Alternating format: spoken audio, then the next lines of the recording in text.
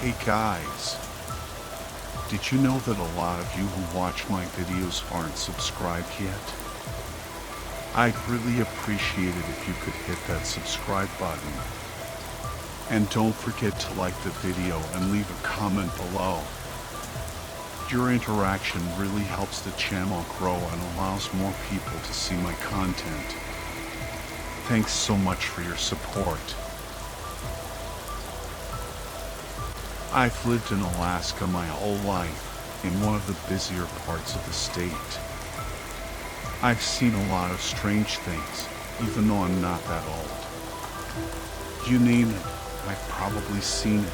Sasquatch, otter people, dogmen, giant serpents, wendigos, even skinwalkers. And I've been unlucky enough to be hunted by 2 of them. It started one night at my friend's house. We were hanging out on the edge of their property, near a trail and a light pole. It was around 11 p.m., but with the Alaskan winter, it was already pitch black. We were chatting under the yellow light when I heard a branch snap and the crunch of snow. I figured it was a moose, so I told my friend to keep an eye out. Then it happened again, the sound of crunching snow, closer this time. My heart froze.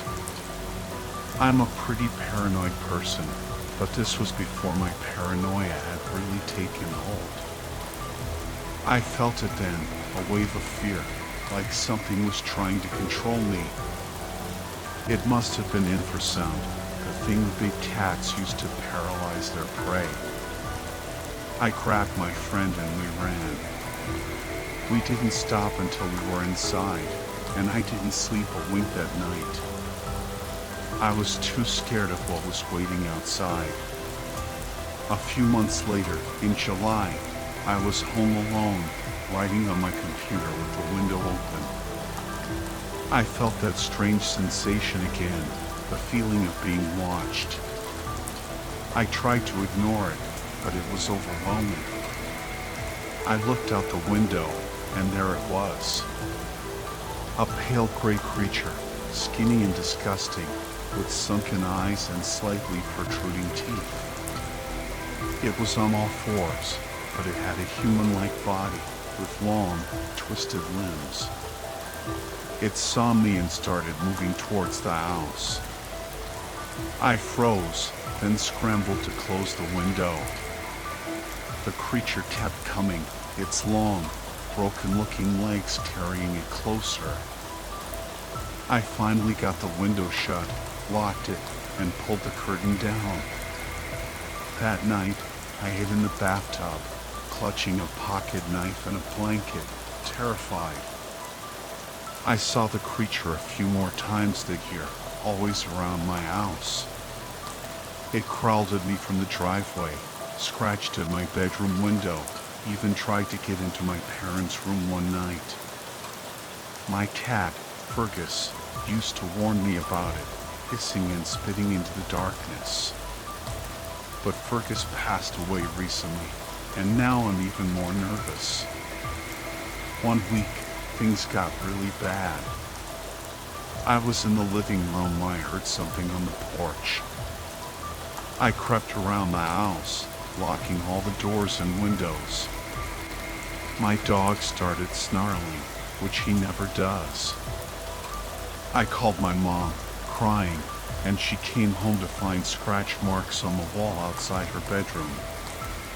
Another time, I was in the living room again when I heard something in the carport. I panicked, ran to the bathroom, and locked myself inside. I heard it moving around the backyard, trying to get in. I was terrified. The last time I saw it was the worst. I was on a Discord call with my friends, hanging out in the kitchen. I felt that familiar feeling of being watched, and I looked down at the back door. There it was, staring at me through the window, its sunken eyes and gray skin barely visible in the dim light. I ran to the bathroom again, but this time it followed me, I heard it scratching at my bedroom window, then at my parents' room.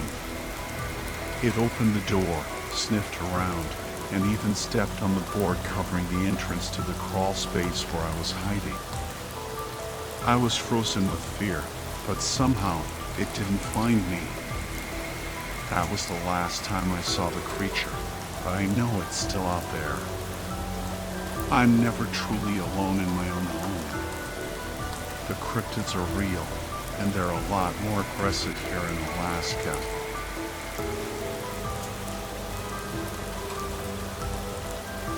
The phone's shrill ring pierced the quiet warning.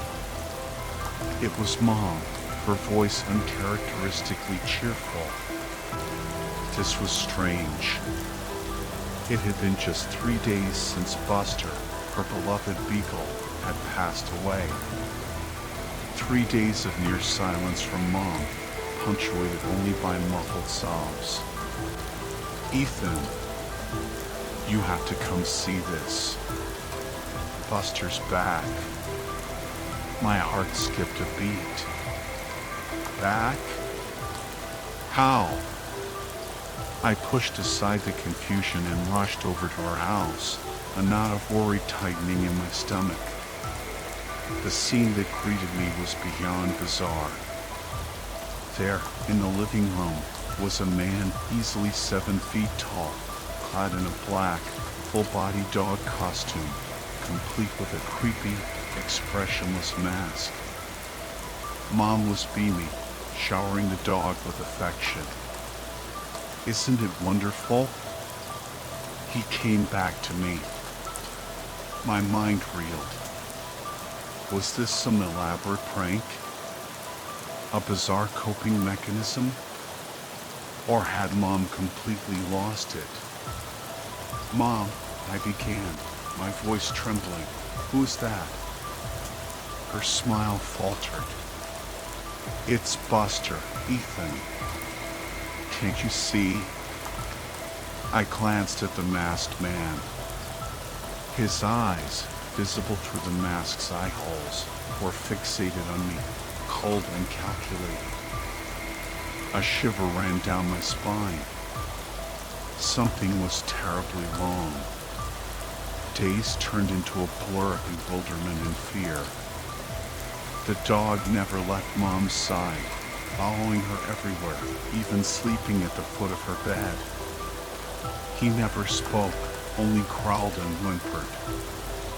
His presence was suffocating, a constant reminder of the absurdity of the situation. One evening, I found Mom sobbing, the dog nuzzling her. He's not my Buster, she cried, but he's all I have left. My heart ached for her. This thing had taken advantage of her grief, her loneliness. I had to do something. The next morning, I called the police, reporting a suspicious individual at my mother's house. They arrived, skeptical but cautious. The dog remained eerily calm, his masked face betraying no emotion. The officers questioned Mom, but she insisted it was Buster, her beloved pet. They exchanged uneasy glances. Clearly, they thought she was delusional. Just as they were about to leave, the dog lunged at one of the officers, growling and snapping. Chaos erupted. In the ensuing struggle, the mask was ripped off, revealing a face contorted with rage, eyes filled with a chilling, animalistic intensity. He fled, disappearing into the woods. The police gave chase, but he was gone, vanished without a trace. Mom was devastated. The dog, her strange comfort, was gone. I brought her to my apartment, determined to help her heal. It's been months since the incident. Mom is slowly recovering, though the memory of the dog still haunts her. And me? I can't shake the feeling that something sinister was at play, something beyond our understanding. The incident has left an indelible mark, a chilling reminder of the darkness that can lurk beneath the surface of the ordinary.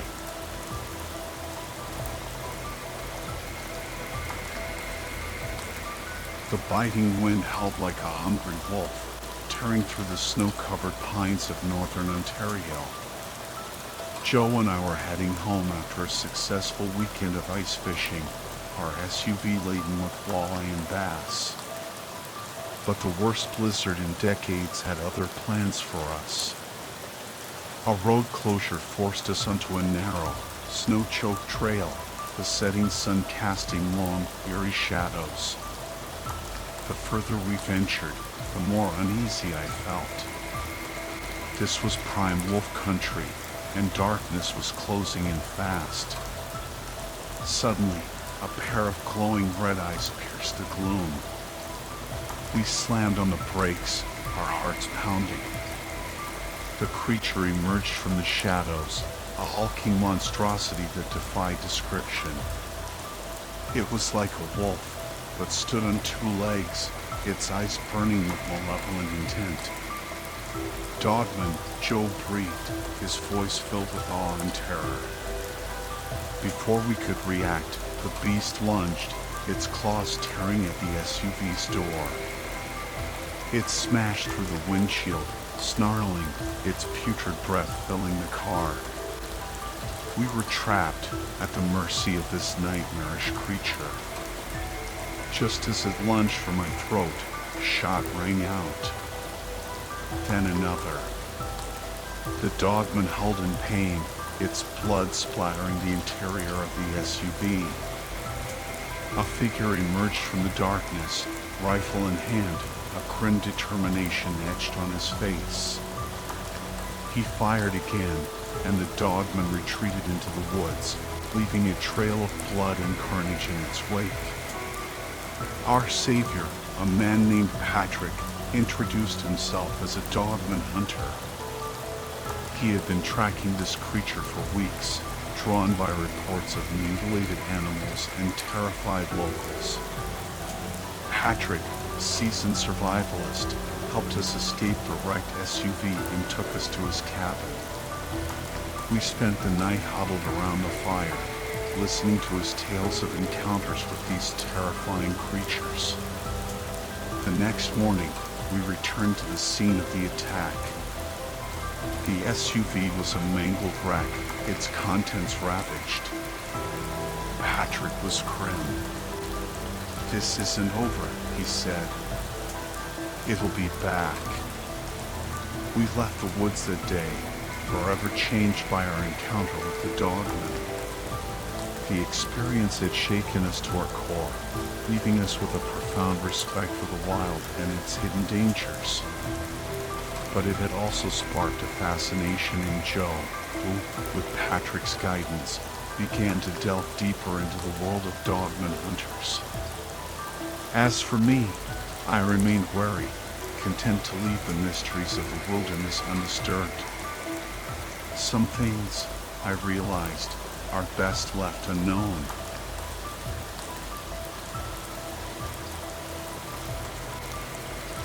The campfire crackled, casting long shadows that danced with the flames.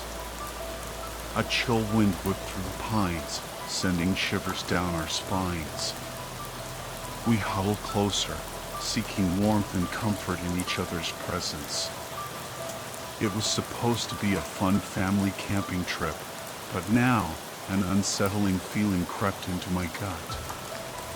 We, my wife Sarah, our daughter Lily, and I had always loved the outdoors. The whispering trees, the rustling leaves, the symphony of nature's orchestra. It was our escape, our sanctuary. But this time, something felt different. We'd set up camp in the heart of the Redwood National Park, eager to explore its majestic beauty. The first day was idyllic, hiking through towering trees, marveling at the ancient giants, and roasting marshmallows over the campfire. But as the sun dipped below the horizon, a sense of unease settled over us. It started with a rustling in the underbrush, a sound too heavy for a squirrel, too deliberate for a deer. Then, a twig snapped, closer this time, followed by the distinct sound of footsteps approaching our campsite. We exchanged nervous glances, our laughter dying in our throats. "Hello?" I called out, my voice echoing in the stillness. No response. The footsteps stopped, but the feeling of being watched intensified. We strained our ears, listening for any sign of the intruder, but the forest remained eerily silent. As the night wore on, the tension grew thicker. Every creak of a branch, every rustle of leaves, sent our hearts racing. We huddled closer to the fire, its flames our only source of comfort in the encroaching darkness. Then, a blood-curdling scream pierced the night. It was a sound of pure terror, a sound that sent shivers down our spines and made our blood run cold. We froze, our eyes wide with fear, our breaths caught in our throats. The scream was followed by an eerie silence, a silence that was more terrifying than any sound. We waited, our ears straining for any sign of life, but the forest remained silent, holding its breath. Finally, unable to bear the suspense any longer, I grabbed my flashlight and cautiously ventured into the darkness. The beam of light danced across the trees, illuminating the path ahead. My heart pounded in my chest, each step filled with trepidation. Then, I saw it. A figure, tall and shadowy, lurking in the distance. It was too large to be human, its shape distorted and grotesque. It stood motionless, its eyes glowing in the darkness, watching me. Fear gripped me, paralyzing me in its icy embrace. I stumbled back, my flashlight slipping from my grasp. The figure remained motionless, its eyes burning into me. I turned and ran, my heart pounding in my chest, the creature's eyes following me. I didn't stop running until I reached the safety of our campsite, where Sarah and Lily were huddled together, their faces pale with fear. We didn't waste a second. We threw our belongings into the car and sped away, leaving behind the campfire, the tent, and the terrifying memory of the creature in the woods. As we drove through the night, the image of the creature haunted me.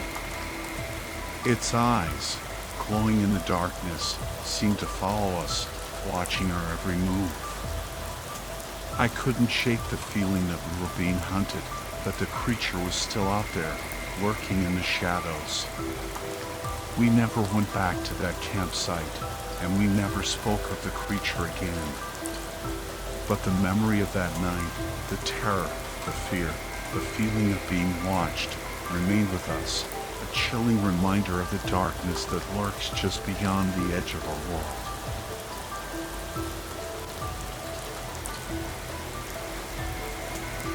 I grew up in a small town bordering a vast national forest.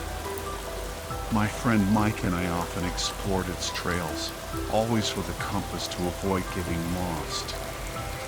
The day after my 18th birthday, we set out on a hike, aiming for a remote campsite deep within the woods.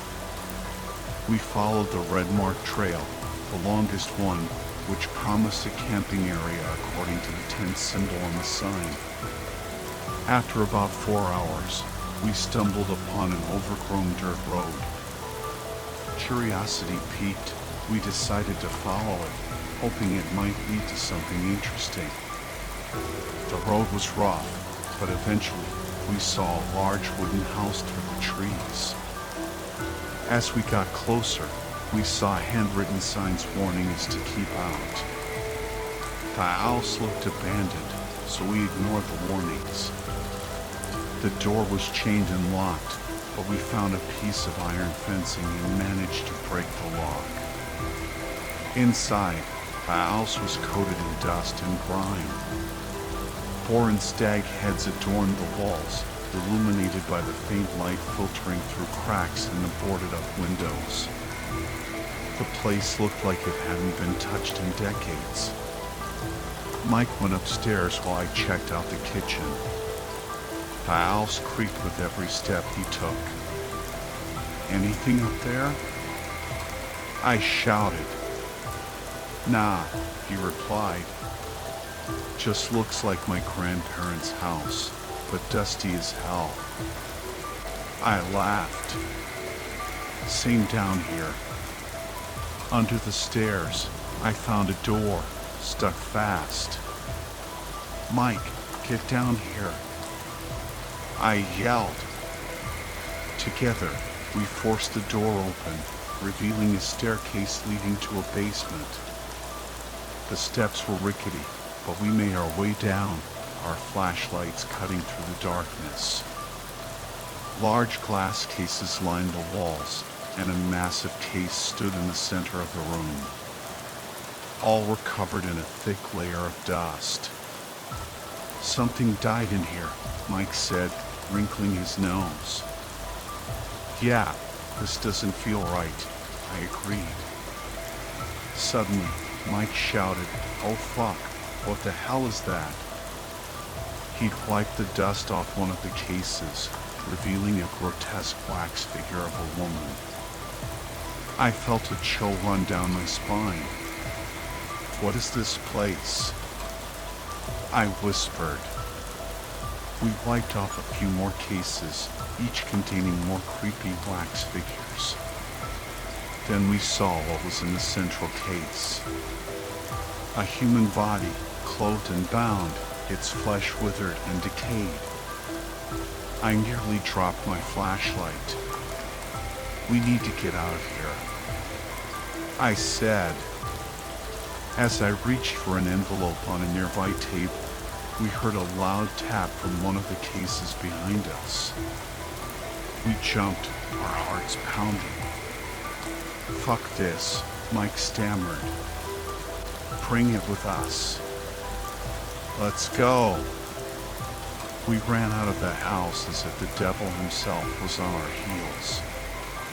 We didn't stop until we reached the trail, then hurried back to my car. Shaken and exhausted, we sat in the car, and I pulled out the envelope. Inside was a handwritten note. It was a confession from a self-proclaimed collector who had turned his taxidermy skills to preserving humans. He described his collection of over 43 bodies, all accidents that he had orchestrated. The note ended with him stating he was about to take his own life, leaving his gruesome collection for others to find. I felt sick to my stomach. We reported the note and the house to the police, but they never found any trace of it. They searched for weeks, but the forest had swallowed it all. We never went back to that forest. We never even spoke about it again. But I still remember the house, those wax figures, and the chilling words of the collector. Sometimes, I wonder if anyone else has stumbled upon his horrifying collection.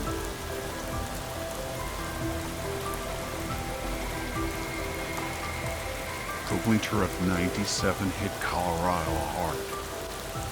Snow piled high, burying the town of Aspen under a thick white blanket. I was with my friend, Mark, heading back from a weekend of ice fishing in the mountains. Our truck was packed with trout, and we were eager to get home, but the blizzard had other plans. As we descended Black Bear Pass, the narrow, winding road that snaked through the Rockies, we saw flashing lights ahead. 2 police helicopters hovered over a section of the highway, bringing traffic to a standstill. A chill ran down my spine. this wasn't a good sign. We later learned that a couple had skidded off the icy road and plunged into the ravine. With the highway closed, we had no choice but to turn around and seek an alternate route. We found ourselves navigating a narrow, snow-covered track barely wide enough for our truck. The snowbanks on either side towered over us like frozen waves, threatening to engulf us. Mark, ever the optimist, assured me we'd be fine, but I couldn't shake the feeling of unease. The sun was setting, casting long shadows across the snow, and the temperature was dropping rapidly. Suddenly, Mark slammed on the brakes. "Did you see that?" he whispered, pointing towards the trees. I squinted, trying to make out what he was pointing at. A flicker of light danced among the trees, like a campfire. And then we heard it, a chilling howl that echoed through the forest. It sounded like a wolf, but deeper, more guttural. Before I could process what was happening, a pair of glowing red eyes emerged from the darkness. A large, canine-like creature stepped onto the road, its silhouette illuminated by the headlights. It stood on its hind legs, its body covered in dark fur. It was unlike anything I had ever seen. Mark grabbed his rifle from the back seat. "Get down," he yelled. The creature lunged at our truck, its claws raking across the hood. Mark fired a shot, and the creature yelped, retreating into the shadows. We were both shaken, our hearts pounding in our chests.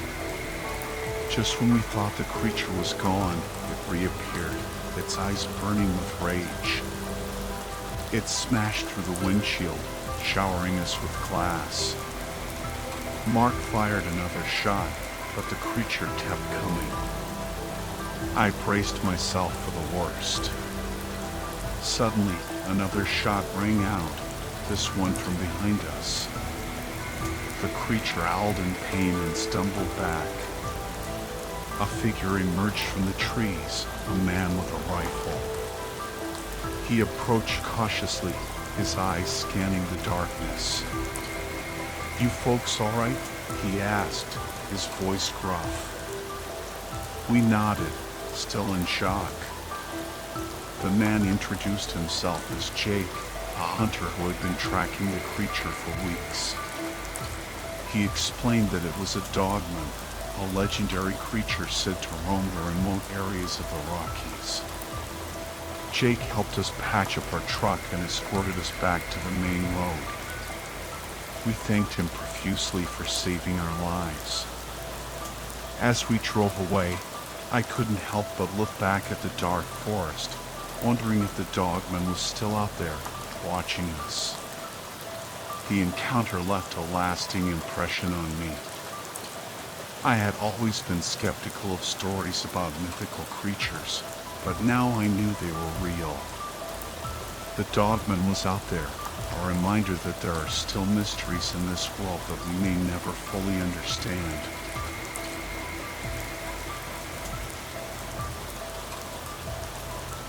The snow was falling hard that night in the Colorado Rockies, the kind of blizzard that makes you glad to be indoors. But I wasn't indoors. I was with my buddy, Mark, driving back from a fishing trip up near Leadville. Our truck was loaded down with trout, and we were both looking forward to a hot meal and a warm bed. But the storm had other plans for us. We were on Lost Creek Road, a narrow, winding track that cut through the mountains, when we came across a roadblock. 2 police cars, their lights flashing, blocked the road. A couple of officers were directing traffic, their faces grim. We soon learned that a rock slide had made the road impassable. Mark, never one to back down from a challenge, decided to try an alternate route. I know a shortcut, he said, a mischievous glint in his eye. It'll take us a bit longer, but we'll get there. I wasn't so sure, but I trusted Mark. He'd grown up in these mountains, and he knew them like the back of his hand. So we turned off onto a dirt road, barely visible under the thick layer of snow. The road was narrow and treacherous, with steep drop-offs on either side. The snow was coming down harder now, and the wind was howling like a hungry wolf. I was starting to get nervous. Are you sure this is the right way? I asked, my voice barely a whisper. Relax, Mark said, his eyes fixed on the road ahead. You'll be fine. But I couldn't relax. The road was getting worse, and the darkness was closing in. Then I saw it. A pair of glowing red eyes, watching us from the trees. Did you see that? I whispered, my heart pounding in my chest. Mark nodded. Yeah, I saw it. He reached for his rifle, which was lying on the seat between us. The creature stepped out of the shadows. It was tall and muscular, with a dog-like head and a human-like body. Its fur was dark, almost black, and its eyes glowed like embers. What is that thing? I asked, my voice trembling. I don't know, Mark said, his voice low and steady. But it doesn't look friendly. The creature let out a growl, a deep, guttural sound that sent shivers down my spine. Mark raised his rifle and fired a shot. The creature yelped and disappeared back into the trees. That should scare it off, Mark said. But it didn't. A few minutes later, the creature reappeared, this time closer. It was angry, and it was hungry. Mark fired another shot, but the creature kept coming. It lunged at our truck, its claws raking across the hood. I ducked down, covering my head with my arms. Suddenly, another shot rang out, this one from behind us. The creature howled in pain and fell to the ground. A figure emerged from the trees, a man with a rifle. He approached cautiously, his eyes scanning the darkness. You folks all right? He asked, his voice calm and reassuring. We nodded, still shaken. The man introduced himself as Jake, a local hunter who had been tracking the creature for weeks. He explained that it was a dogman, a legendary creature said to roam the remote areas of the Rockies. Jake helped us get our truck back on the road, and we followed him to his cabin, where we spent the night. He told us stories about the dogman, and we listened in awe. The next morning, we thanked Jake for his help and headed back to town. We were both shaken by our encounter with the dogman, but we were also grateful to be alive. We knew that we had been lucky, and we would never forget the night we met the dogman of Lost Creek Road.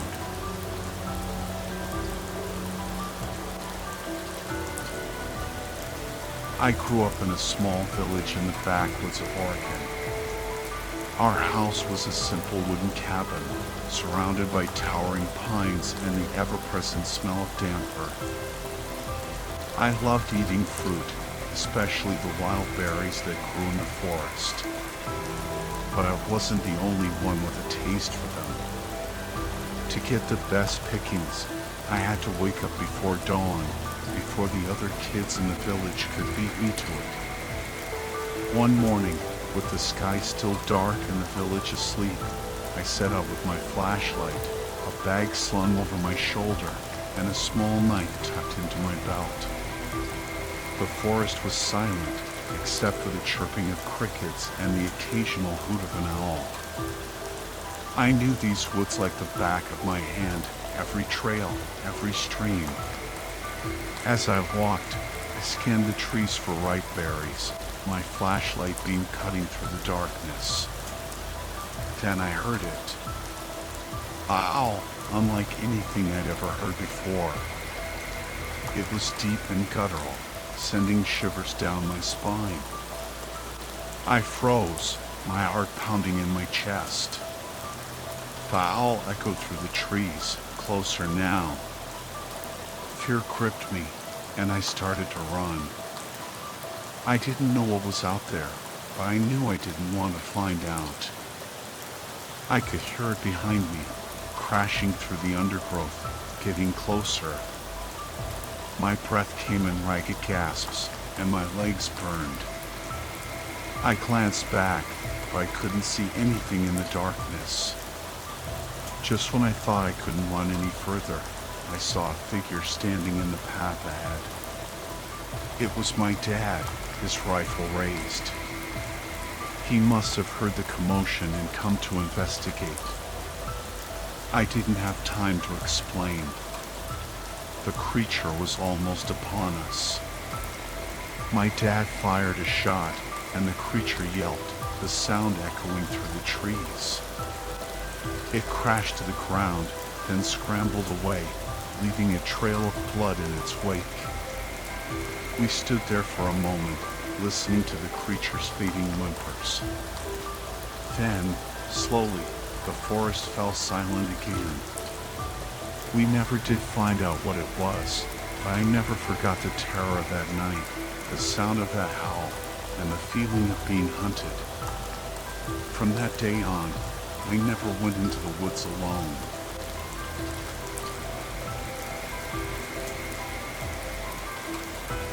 I knew what I was getting into when I moved to rural Vermont. Everyone knows about the strange things that happen in these old New England towns, the stories whispered around campfires and passed down through generations. But hey, a good salary and a fresh start were worth a little risk, right? At least that's what I told my 7-year-old Emily. Kids these days, with their tablets and internet access, sometimes I think it would have been easier raising her in the 1600s. No online predators to worry about back then, just the occasional witch hunt. Speaking of Emily, she wasn't thrilled about the move. We had a pretty sweet setup back in Connecticut, small town, good schools, everything within biking distance. But IT jobs were scarce, and when this opportunity in Vermont popped up, I couldn't say no. Emily hadn't taken the news well. 20 minutes after I told her, she stormed into the living room, demanding we stay put.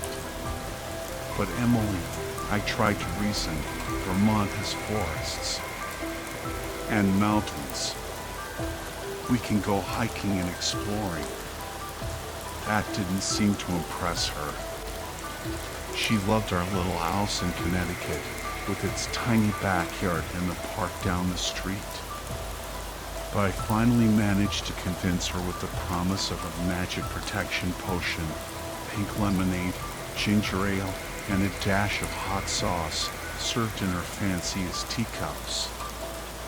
It worked like a charm. Kids are so easy sometimes. We moved at the end of June, giving Emily the whole summer to adjust before starting school. Our new place was a cozy 2-bedroom cottage with a big backyard that bordered on a sprawling forest. Emily, who dreamed of becoming a soccer star, was thrilled with all the space to run around.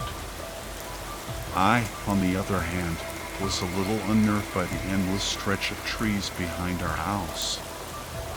But hey, a dad's gotta do what dad's gotta do. My new job at the local community college was a dream. Better pay, better benefits, and a surprisingly good daycare program which was a lifesaver since we were hours away from any family or friends. For a few weeks, everything was perfect. Emily loved her new friends at daycare, and I was settling into my new routine. Maybe this move was a good idea after all.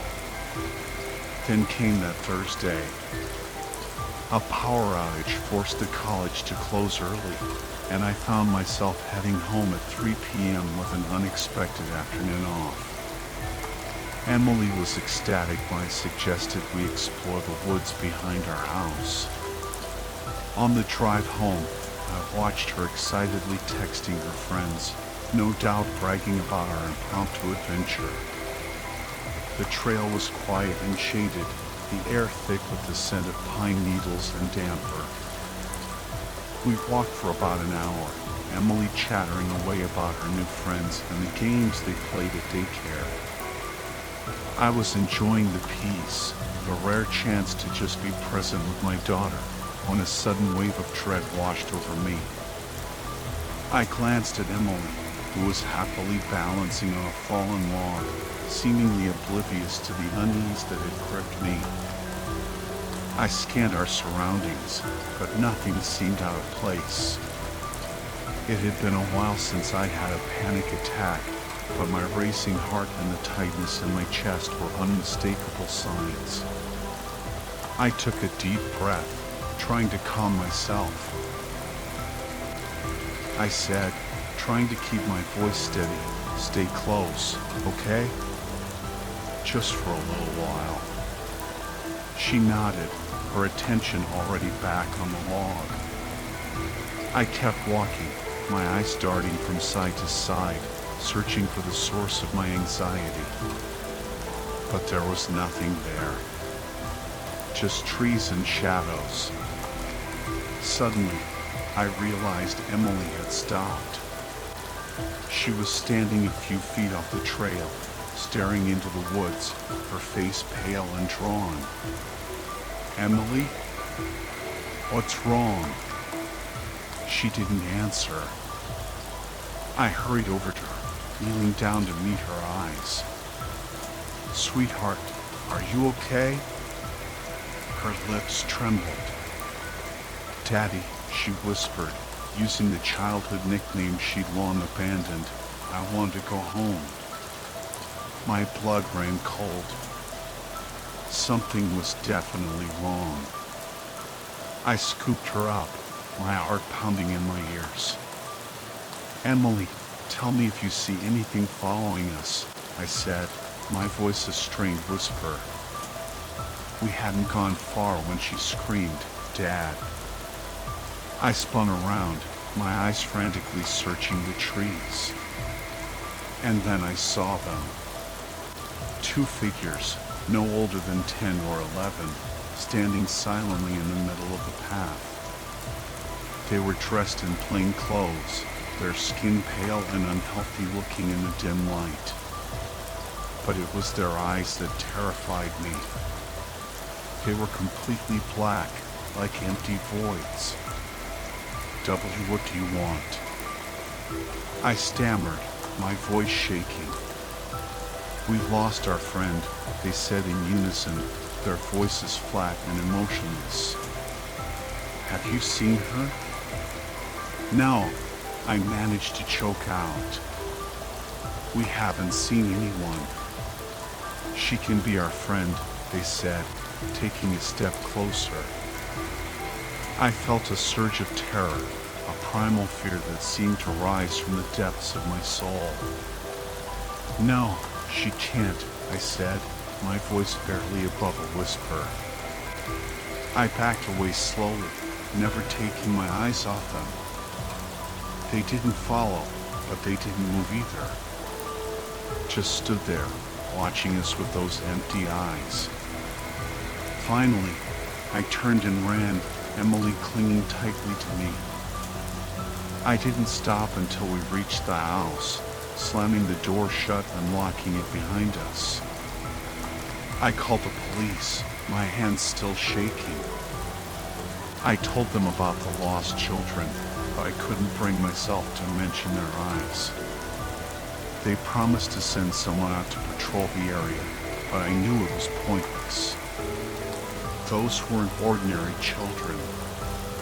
The rest of the day was a blur of anxiety and fear. I couldn't shake the feeling that we were being watched, that those black-eyed children were still out there, waiting for us. Night fell, and I found myself unable to sleep. I lay on the couch, listening to every creak and groan of the old house, my mind replaying the events of the day. Around 1 a.m., I heard it. A faint tapping sound coming from the window. I froze, my heart pounding in my chest. The tapping continued, slow and deliberate. I crept towards the window, peering through the blinds. There was nothing there. Just the empty streetlit street. I let out a shaky breath, telling myself it was just my imagination. But then I heard it again. This time it was coming from Emily's room. I rushed to her door, flinging it open. Emily was kneeling on her bed, her back to me, the window wide open. And standing outside, framed in the moonlight, was a tall, shadowy figure. I screamed and lunged for the window, but the figure was already gone. Emily burst into tears, and I pulled her close, my body trembling with fear and rage. Over the next few days, the pieces of the puzzle fell into place. Emily had made a new friend at the daycare, a man named Jay who claimed to be the college groundskeeper. He had been grooming her for weeks, gaining her trust with small gifts and friendly conversations. He had even been sending her messages on her phone, telling her how special she was, how much he cared for her. The police identified Jay as Thomas, a drifter with a history of predatory behavior. They raided his home, but he was gone. All they found were traces of other missing children, evidence of a horrifying pattern of abduction and abuse. I shuddered to think how close I had come to losing Emily. If it hadn't been for those black-eyed children warning us, she would have been another victim, another name on a missing persons poster. We left Vermont soon after, moving back to Connecticut to be closer to family. Emily's phone was confiscated, and she received a stern lecture about the dangers of online strangers. But the fear remained, a constant shadow lurking in the back of my mind. I knew that the world was a dangerous place, that monsters lurked in the shadows, waiting to snatch away the innocent. And I knew that I would never truly feel safe again.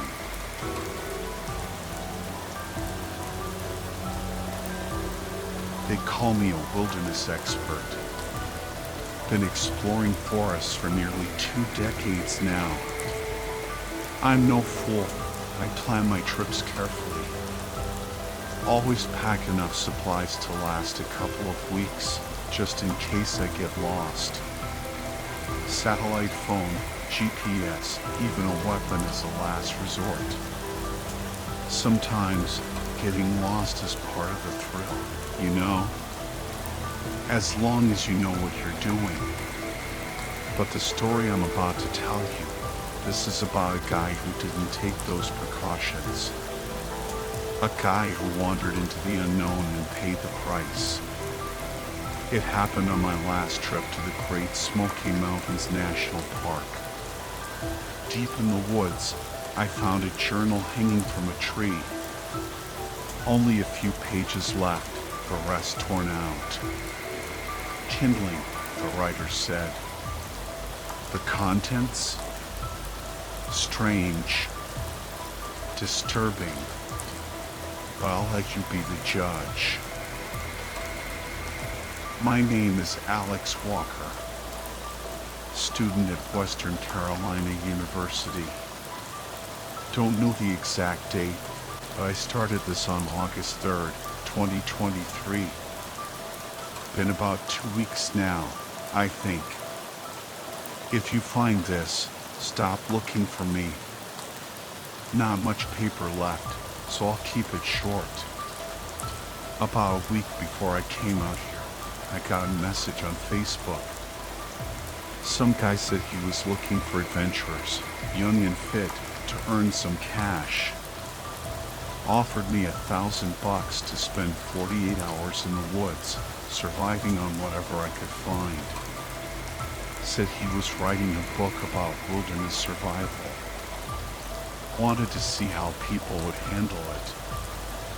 He provided a backpack with some supplies, a GoPro to record everything. I used to be an Eagle Scout, so I figured, why not? 2 days in the woods is nothing. And with that kind of money, I could upgrade my gaming rig and have enough left over for pizza for the rest of the semester. We set up a meeting. He told me to just bring some sturdy clothes. He'd provide the rest. When I met him, he seemed normal enough. Rich, though.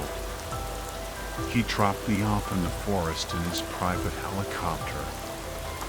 On the flight over, he explained that the backpack had a GPS tracker so he could find me after the 48 hours. I trusted him. He seemed to know what he was doing. He dropped me off and flew away. I checked out the backpack.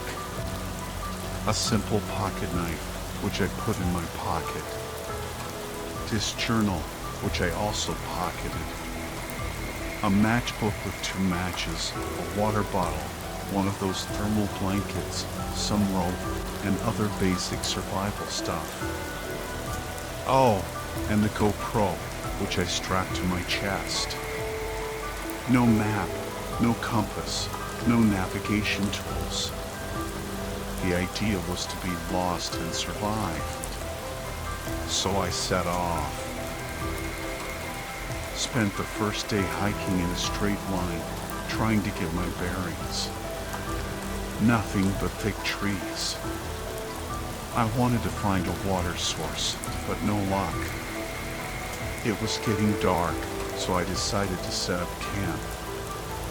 Gathered some branches and brush, found a small clearing. Used the pocket knife to cut some smaller branches for firewood.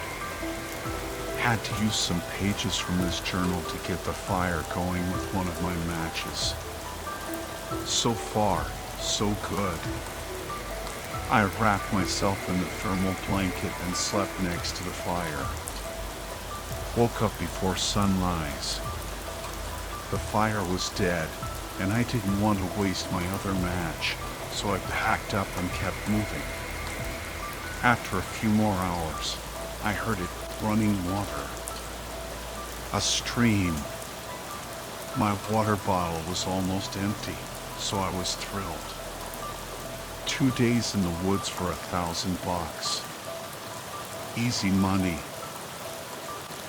I followed the stream, hoping to find a lake. I was getting hungry. A nice lake with some fish would be perfect. But even if I didn't find any food, I could last 2 days without eating. It got dark again, and the stream was getting wider, but still no lake. I should have stopped to make camp while there was still light, but I was determined to find that lake. Finally, it was too dark to see. There was some moonlight, but not enough. I gathered somewhat in the dark and set up camp. Used more pages from the journal to start the fire with my last match. Then I crashed, hoping to find that lake in the morning. A loud cracking woke me up in the night. Branches snapping all around me. I jumped up, heart pounding. Bears. Wolves. I had to do something. I couldn't just stand there and be eaten. I decided to climb a tree, The fire was dying down. I had enough light to see. I climbed up about 6 feet when the noises stopped. I listened, but all I could hear was my own heartbeat. I waited, gripping the branches. Silence. Maybe whatever it was had gone. I shifted my weight, and the branch I was standing on snapped. I lost my grip and fell, hitting my head on the ground. Everything went black. When I woke up, it was still dark, pitch black, and I wasn't on the ground. I was on something hard and flat, like a table. I tried to sit up, but I couldn't move. My hands and feet were tied down. Panic set in. I thrashed against the restraints, yelling, "What the fuck?" over and over. I heard voices all around me, but I couldn't understand what they were saying. Who was out here? Who would tie someone up in the middle of the woods? I kept struggling, and the ropes loosened a little. Then things got really weird. A loud thumping sound. Branches breaking. No, trees, whole trees snapping in half. Something was coming closer. The voices got louder, chanting. I realized I was some kind of sacrifice. It was so crazy, so unreal, I almost couldn't believe it was happening. The thumping and the chanting grew louder. I could see a shape against the moonlight. It was huge. Impossibly huge. I screamed and struggled against the ropes. The forest was being torn apart in front of me. The creature was maybe 100 yards away when I got one hand free. Tears and snot were running down my face. I wiped my eyes and quickly untied the other hand. The creature roared, and the chanting stopped. I fumbled with the ropes on my feet, and a few seconds later, I was free. I jumped up and ran, stumbling and falling. I was dizzy, disoriented. They must have drugged me. I kept running. I could hear the creature behind me, but I didn't look back. It was slow, or maybe it just didn't care. After a few minutes, I couldn't hear it anymore. But I didn't stop. I couldn't. Even if the creature wasn't following me, those chanting voices, they wouldn't let me get away that easily. Finally, the sun started to rise. I'd been running all night. I stopped, leaned against a tree, and slid to the ground. I was terrified, exhausted, and in pain. I put my head between my legs and sobbed. When I finally calmed down, I wiped my face and took stock. The backpack and the GoPro were gone. All I had was the pocket knife and this journal, and no way for that guy to find me. I had no idea where I was. The stream was gone. I was lost. Really lost. They say you should stay put if you get lost, but I couldn't. Not with that creature and those cultists out there. I had to keep moving. I had to get that backpack back. I walked for hours. Nothing looked familiar. The sun was high in the sky, but still no sign of a helicopter. I kept walking all day. When it got dark again, I was still lost. No supplies. Just the knife and the journal. I remembered how to start a fire with sticks. It took forever, but I finally got one going. Used more pages from the journal for kindling. I didn't sleep. Too risky. Just sat by the fire all night, trying to stay warm. Morning came, 3 days I'd been out here, I was starving and thirsty. I had to find that stream again. I tried to remember which way I'd been walking, based on the sun. I thought I figured it out and started walking. All day. Nothing. So I made camp and actually managed to get some sleep.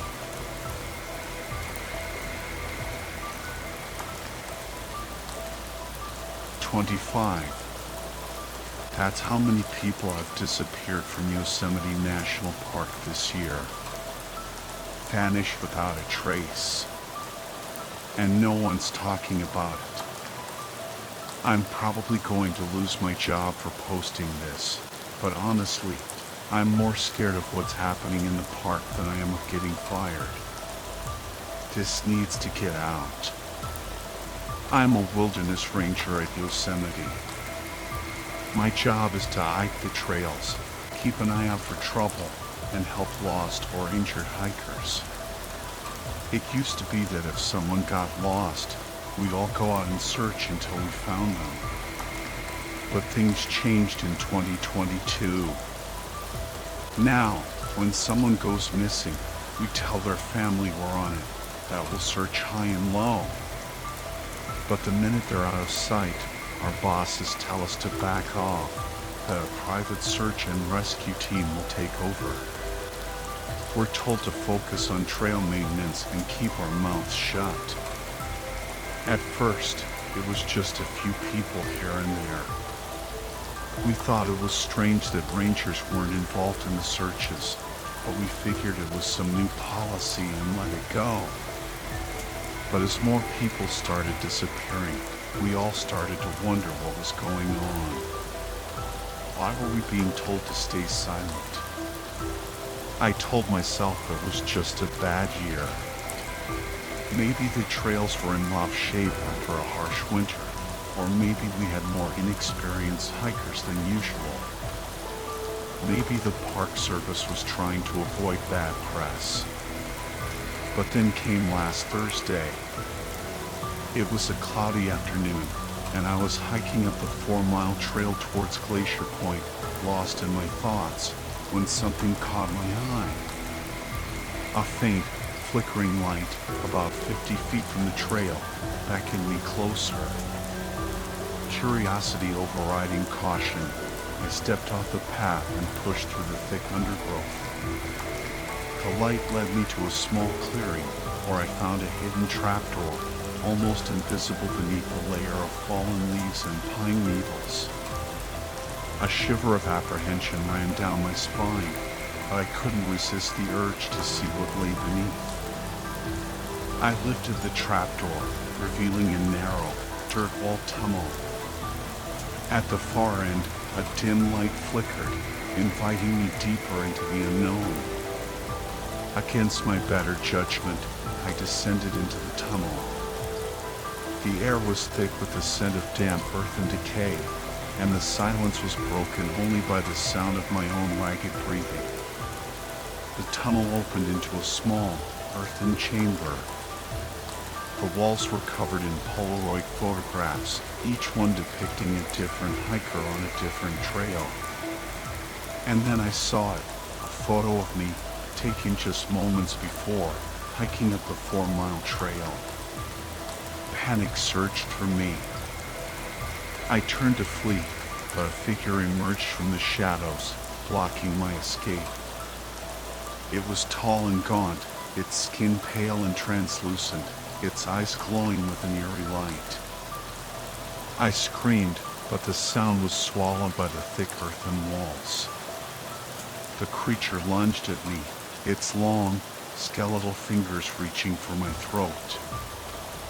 I thrashed and kicked, but it was too strong. Its grip tightened, and I felt my consciousness fading. Then, just as suddenly as it had appeared, it vanished. I collapsed to the ground, gasping for air, my body trembling with fear. I scrambled back through the tunnel, desperate to escape the suffocating confines of the chamber.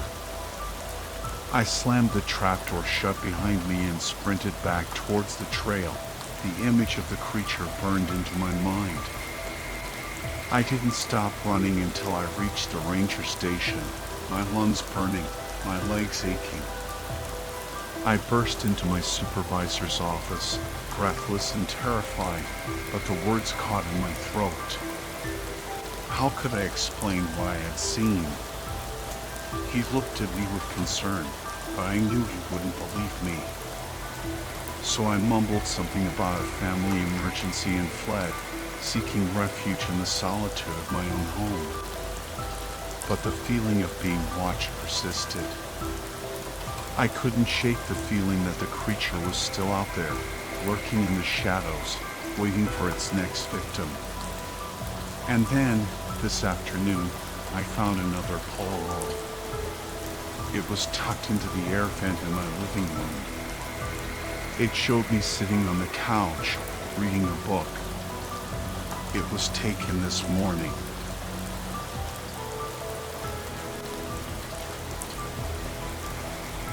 I'm a huge fan of the outdoors. Whenever I get the chance, I'm out there hiking, biking, kayaking, anything to explore. Growing up in the Northeast, I covered a lot of ground, from the Green Mountains of Vermont to the White Mountains of New Hampshire. But Acadia National Park, with its rugged coastline and mysterious forests, has always held a special allure. So, last August, with the summer sun shining bright and a week of clear skies ahead, I set off on a solo biking trip to Acadia. I arrived in Bar Harbor, Maine, the charming coastal town that serves as a gateway to the park, and immediately felt the pull of the wild. The next morning, I loaded up my trusty old Cannondale mountain bike, a bike that had been my faithful companion on countless adventures, and hit the trails. My first destination was Cadillac Mountain, the highest point on the eastern seaboard. The ride was exhilarating, with breathtaking views of the rocky coastline, the vast expanse of the Atlantic Ocean, and the forested islands scattered along the horizon. I even spotted a bald eagle soaring overhead, its majestic wingspan casting a shadow on the sun-drenched landscape. As I coasted down the mountain, the wind whipping through my hair, I felt a sense of freedom and exhilaration that only comes from being completely immersed in nature. This was what I lived for. I set up camp in a secluded spot near Sand Beach, eager to explore the park's more remote corners. After a simple dinner cooked over a crackling campfire, I settled into my tent with a good book, the sound of the waves crashing against the shore lulling me to sleep. The next morning, I packed up and headed towards the Scudic Peninsula, a less visited section of the park known for its dramatic cliffs and secluded coves. I found an overgrown trail, barely visible beneath a carpet of moss and fallen leaves, and decided to see where it led.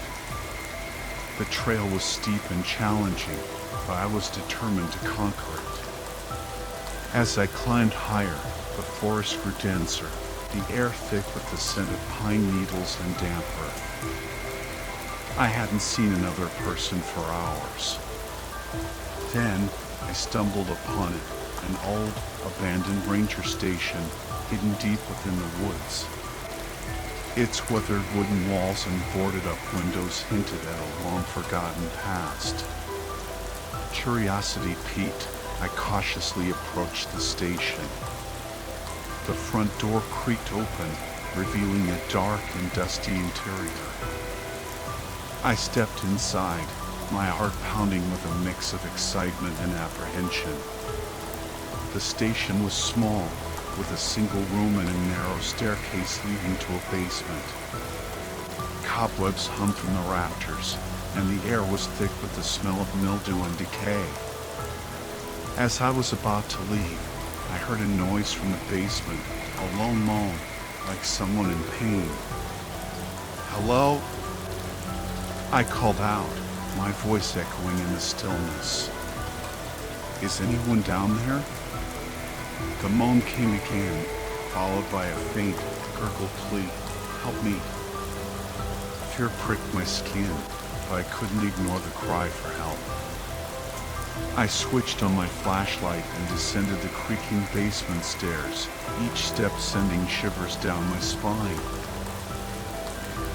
The basement was a dimly lit, dirt-floored room. In the flickering beam of my flashlight, I saw a horrifying sight. A woman was chained to the wall, her body covered in cuts and bruises, her clothes ragged and blood-stained. Her eyes were white with terror, and her lips moved in a silent plea for help. I rushed towards her, but a figure emerged from the shadows, blocking my path. It was tall and gaunt, its skin pale and translucent, its eyes glowing with an eerie light. I screamed, but the sound was trapped within the thick stone walls. The creature lunged at me, its long, skeletal fingers reaching for my throat. I struggled, but it was too strong. Its grip tightened, and I felt my consciousness slipping away. Then, as quickly as it appeared, it vanished. I collapsed to the ground, gasping for air, my body trembling. Driven by pure terror, I scrambled back up the stairs and out of the ranger station. I didn't stop running until I reached the main road, where I collapsed, exhausted and terrified. A kind elderly woman driving by stopped to help me. She took me to the nearest hospital, where I was treated for my injuries. The police interviewed me, but when they searched the area I described, they found nothing. No ranger station, no woman, no creature. They dismissed my story as a hallucination, a product of my injuries and the trauma I had endured. But I know what I saw. I know those creatures are out there, lurking in the uncharted territories of Acadia National Park. And I fear they won't stop until they've claimed another victim.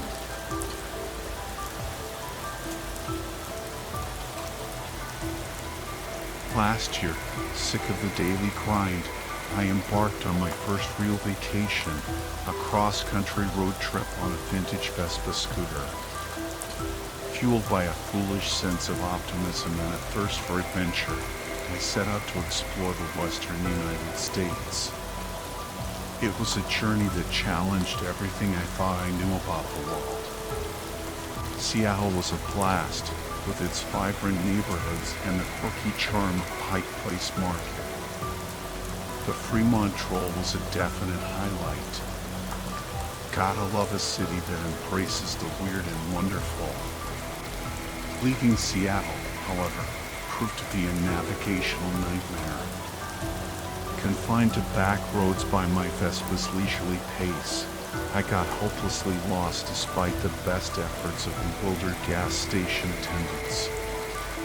"Honey," one kind lady drawled, "you're gonna be riding that thing till next Christmas if you keep heading that way."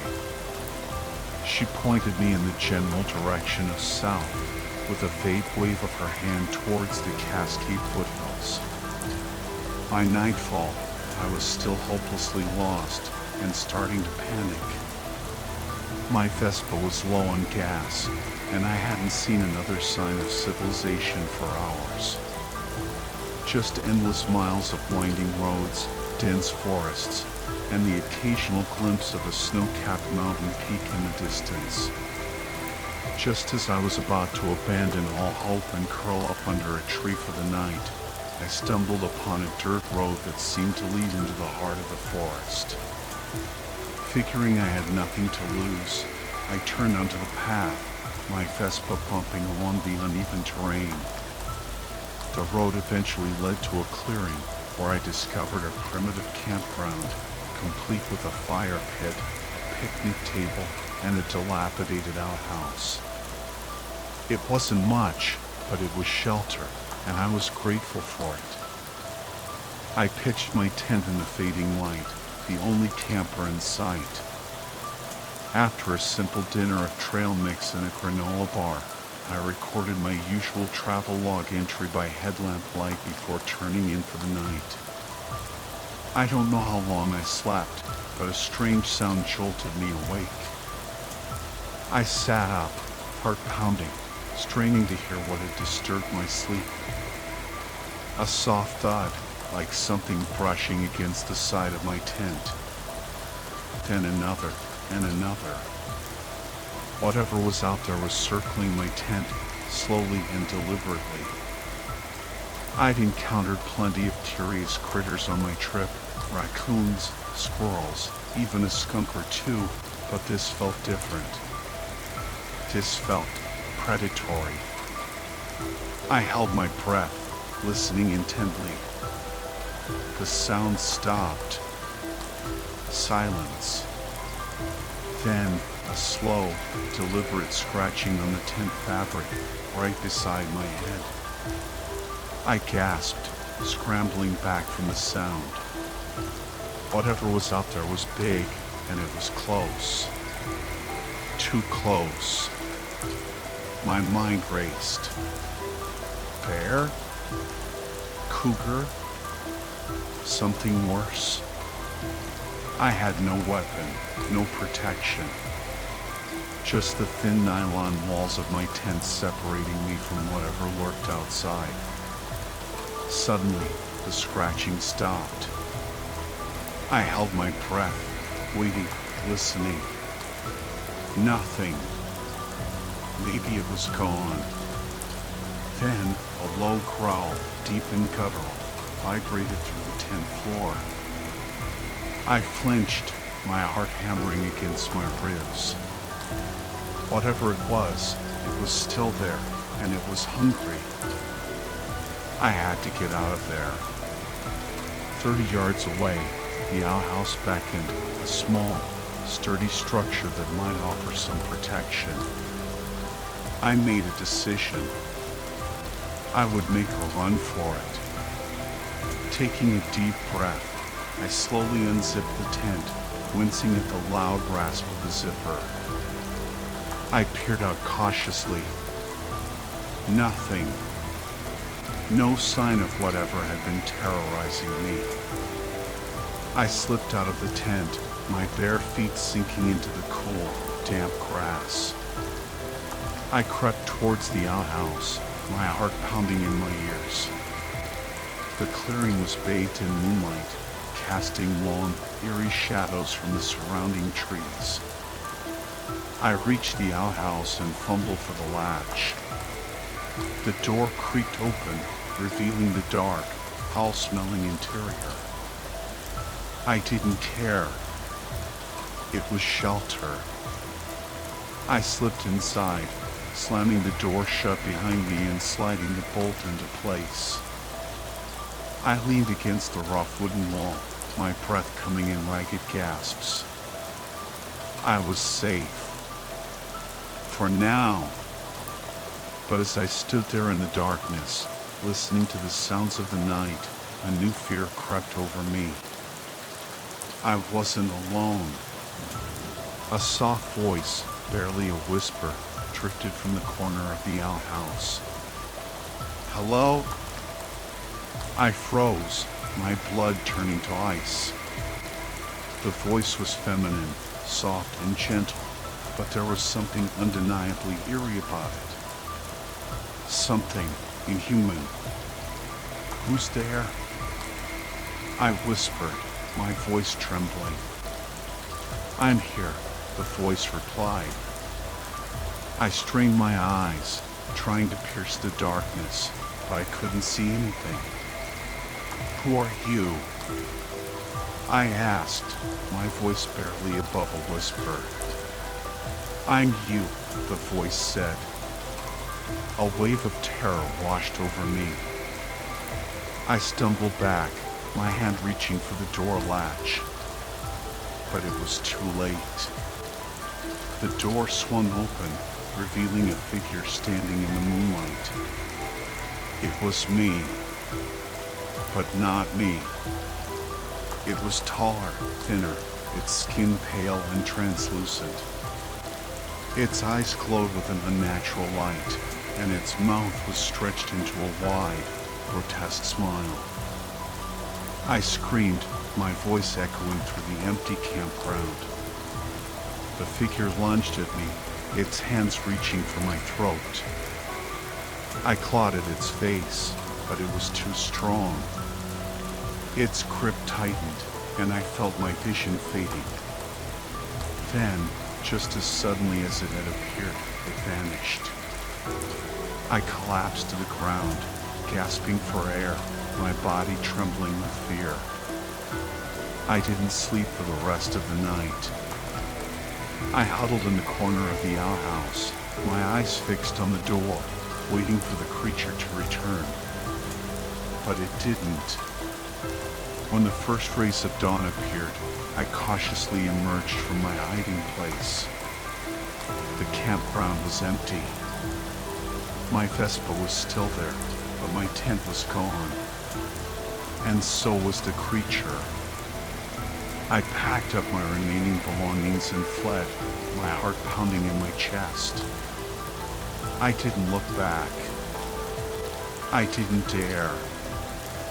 I never went back to that campground. I never even went camping again.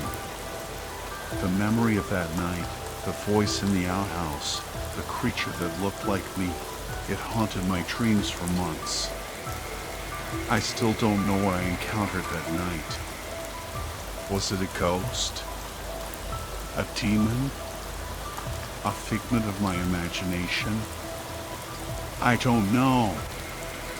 And I don't want to know. All I know is that there's something inhuman south of Seattle, something that lurks in the shadows, waiting for unsuspecting travelers. Something that can mimic your voice, your appearance, your very essence. So if you're ever in that part of the country, be careful. And whatever you do, don't go camping alone.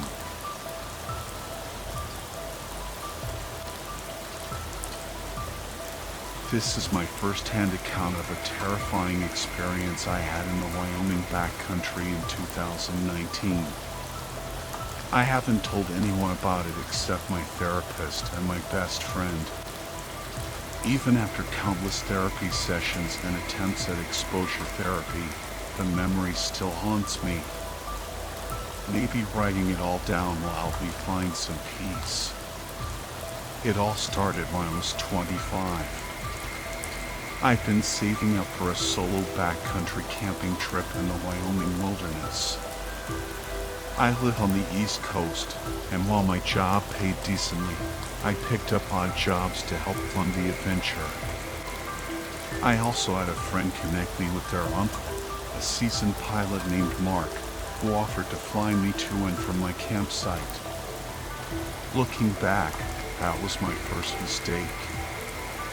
I had minimal camping experience, mostly just weekend trips to state parks and a few Boy Scout excursions. But Mark assured me he knew some remote yet accessible spots, perfect for a beginner like me. He emphasized that these spots were still backcountry and that reaching civilization on foot would be a challenging multi-day trek. My parents helped me gather emergency supplies, food, water, a first aid kit, bear spray, the works. Mark even lent me a rifle, just in case. I'd done some hunting as a teenager, so I knew my way around firearms. The plan was simple. Mark would drop me off at my campsite. I'd spend 5 days exploring the wilderness, and he'd pick me up on day 6. I didn't want to use up all my vacation time, so I kept the trip short and sweet. Mark helped me choose a campsite based on my experience level. He usually flew in hunters and anglers to more rugged areas, but he knew a spot that was relatively flat, with a small lake and stunning mountain views. It sounded idyllic. I won't disclose the exact location. Mark refuses to take anyone there anymore, and as far as I know, it doesn't even have an official name. Besides, the memories associated with that place are so disturbing that I'd rather not revisit them, even in my mind. After Mark dropped me off and helped unload my gear, I spent the first day setting up camp. I found a perfect spot near the lake with a dry log for firewood. A short distance away, I found a grove of trees where I could hang my food to keep it safe from bears. The next couple of days were uneventful, filled with the peaceful solitude of the wilderness. I watched a moose wade into the lake, hiked to a hilltop to observe a herd of elk, and even found an old, rusted boat that I dragged back to my campsite for a potential photo op. But on day 4, things took a sinister turn. An unsettling silence fell over the wilderness. The birds stopped singing, and the only sounds were the gentle lapping of the lake against the shore and the incessant buzzing of mosquitoes. I retreated to my tent, trying to ignore the growing sense of unease. As darkness descended, my anxiety intensified. I built a larger campfire than usual, hoping the extra light would ward off whatever was lurking in the shadows. I kept my bear spray and rifle close at hand, but sleep wouldn't come. The silence was unnerving, and every creak and rustle of the forest sent shivers down my spine. Just as I was drifting off, a sharp crack echoed through the stillness. I jolted awake, my heart pounding. Something was moving through my campsite. I grabbed the bear spray, my knuckles white around the canister. Slowly, I turned my head and saw a shadow cast on the tent wall, illuminated by the moonlight. It was an animal, large and imposing, about the size of a grizzly bear. But the shape seemed off. The creature emitted a series of huffing sounds, like a bear, but with a strange, guttural undertone. It was getting closer. I held my breath, my thumb hovering over the safety catch of the bear spray. Suddenly, the creature ripped through the tent, its jaws clamping down on my sleeping bag. I was thrown to the ground, my head spinning. For a fleeting moment, I saw its face. It was bear-like, but with an uncanny distortion, a subtle rawness that I couldn't quite place. As the creature dragged me from the tent, I fumbled with the bear spray, finally managing to unleash a cloud of burning pepper spray into its face. It roared in pain, a sound that sent chills down my spine, and retreated into the darkness. I scrambled to my feet, my heart pounding, and ran towards the lake.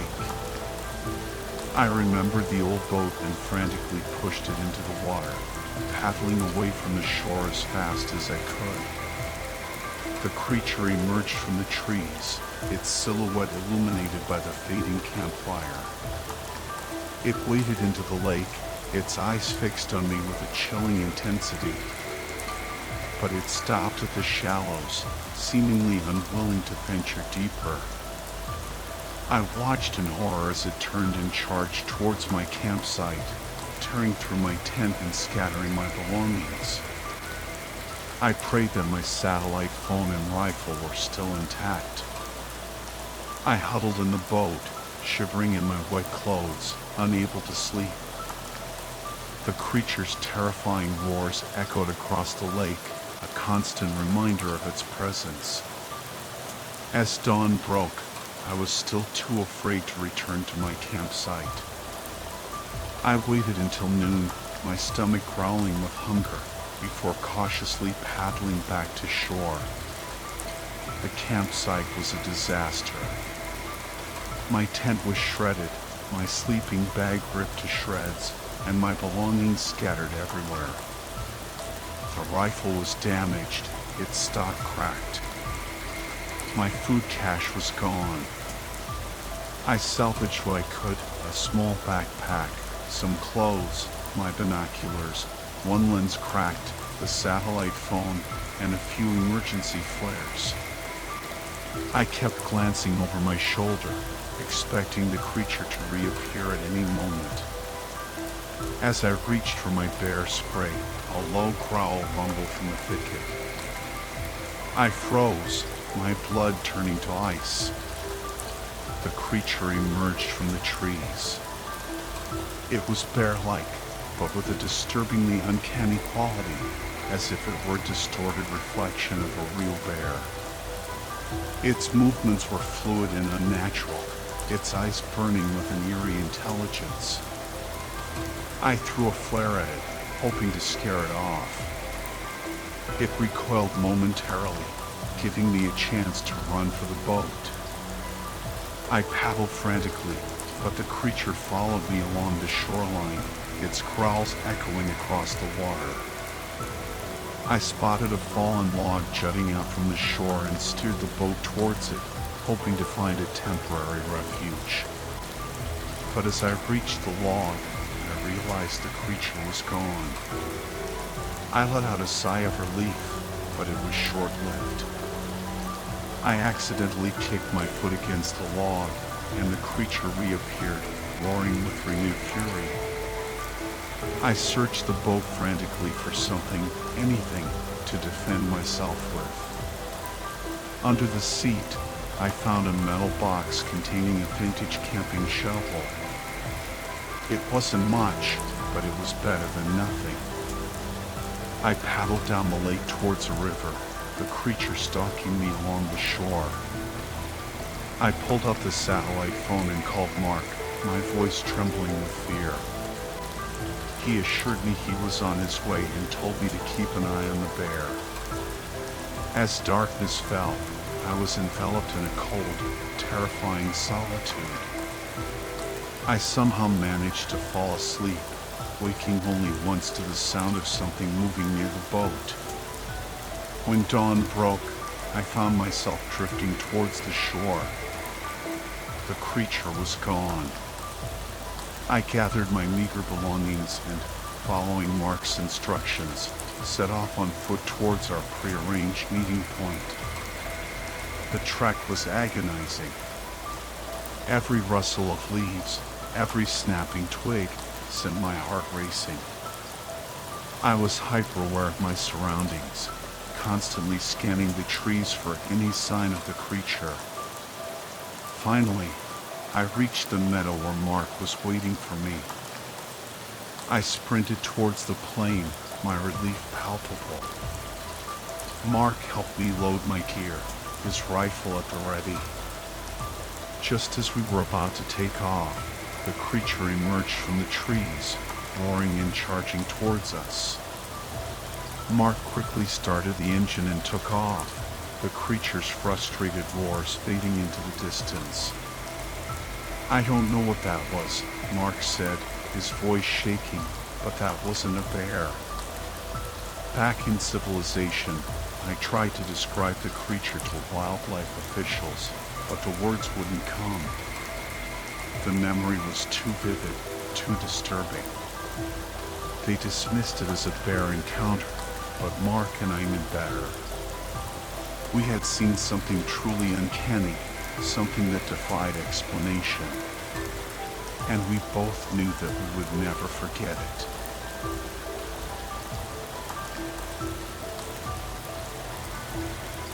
This is the first in a series of unsettling events I experienced one summer in Montana.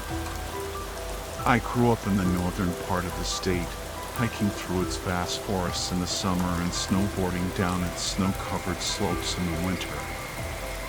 Montana, in my opinion, is one of the most beautiful states in the U.S., with its diverse landscapes, abundant wildlife, historic towns, and friendly locals. Everyone has a story to tell, and those stories, whether good or bad, always held a certain charm. But lately, something strange has been happening. It started subtly, with odd occurrences that, at first, didn't seem out of the ordinary. Every now and then, you'd encounter a peculiar character, usually someone who had fallen victim to the ever-growing drug problem that plagued our small communities. Or maybe you'd spot a strange-looking animal lurking by the roadside late at night, its form shifting in the shadows, making you question whether it was a dog, a coyote, or something else entirely. But this man was different. He was unsettling. It was an ordinary afternoon in early June. I was working at a small shop that sold touristy trinkets, bored out of my mind as I watched the clock tick by. We were unusually slow for a summer day. Around 2 p.m., he walked in. He was accompanied by 2 people, a couple who seemed vaguely familiar. Judging by their conversations, I doubted he knew them very well. Maybe he was a tour guide. The couple wandered off to browse our merchandise, while he lingered near the community board, his gaze fixed on the various flyers and announcements. I didn't pay much attention to him at first. He seemed utterly ordinary, forgettable even. Painfully normal, I thought to myself, glancing in his direction. That was my first mistake. His head snapped up, his eyes meeting mine as if he had heard my thoughts. It was as if he hadn't encountered another human being in ages. He approached the cash register with an unnatural, almost robotic gait. And then I saw him clearly. He was no longer ordinary. Something about him was distinctly off. His face was stretched into an unsettling smile, a little too wide, a little too eager. His eyes were vacant, devoid of any discernible emotion or thought. Staring into them was like peering into an abyss, a void of pure malice.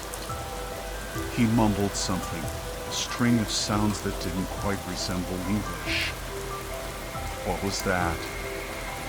I asked, forcing a cheerful customer service tone, though his presence was suffocating me. His unsettling smile vanished in an instant, replaced by a chilling blankness. I had somehow angered him. Nothing, he muttered, turning away. I felt a wave of relief wash over me as he retreated, but the unsettling feeling remained. I never saw him leave. The couple exited about 30 minutes later, but he wasn't with them. Even when I closed up that night, he was nowhere to be found. A week later, a foul odor began to permeate the shop, emanating from the small crawl space above our tea towel section. Something had been stewing in the oppressive June heat. My manager, assuming it was a dead bird or squirrel that had found its way into the attic, grabbed a flashlight and told me to go up and investigate. I half expected to find the man or creature from the other day, but the attic was empty. The only things I found were blood and an old pocket knife that looked like it had been dropped by a maintenance worker. The stench dissipated in the following days, and the incident was soon forgotten by the rest of the staff. But I couldn't shake the memory of the man who never left, the blood in the attic, the feeling of unease that clung to me like a shroud. That encounter instilled a fear in me I had never known before. Growing up on horror movies, I thought I was immune to fear. But this was different. This man, this thing, truly terrified me. I had looked into the face of evil, and the memory would haunt me forever.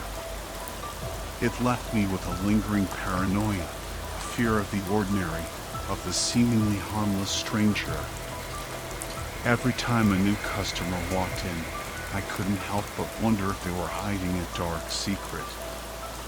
Days later, I found myself drawn back to the attic. Something compelled me to return, though I couldn't explain why. My ascent up the creaking ladder was agonizingly slow, each step feeling heavy, as if I were wading through thick molasses.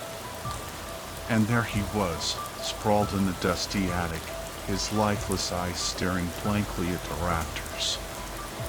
Dead. The police attributed his death to a drug overdose, a convenient explanation that everyone readily accepted. But I knew better. Something more sinister was at play, something I didn't want to understand.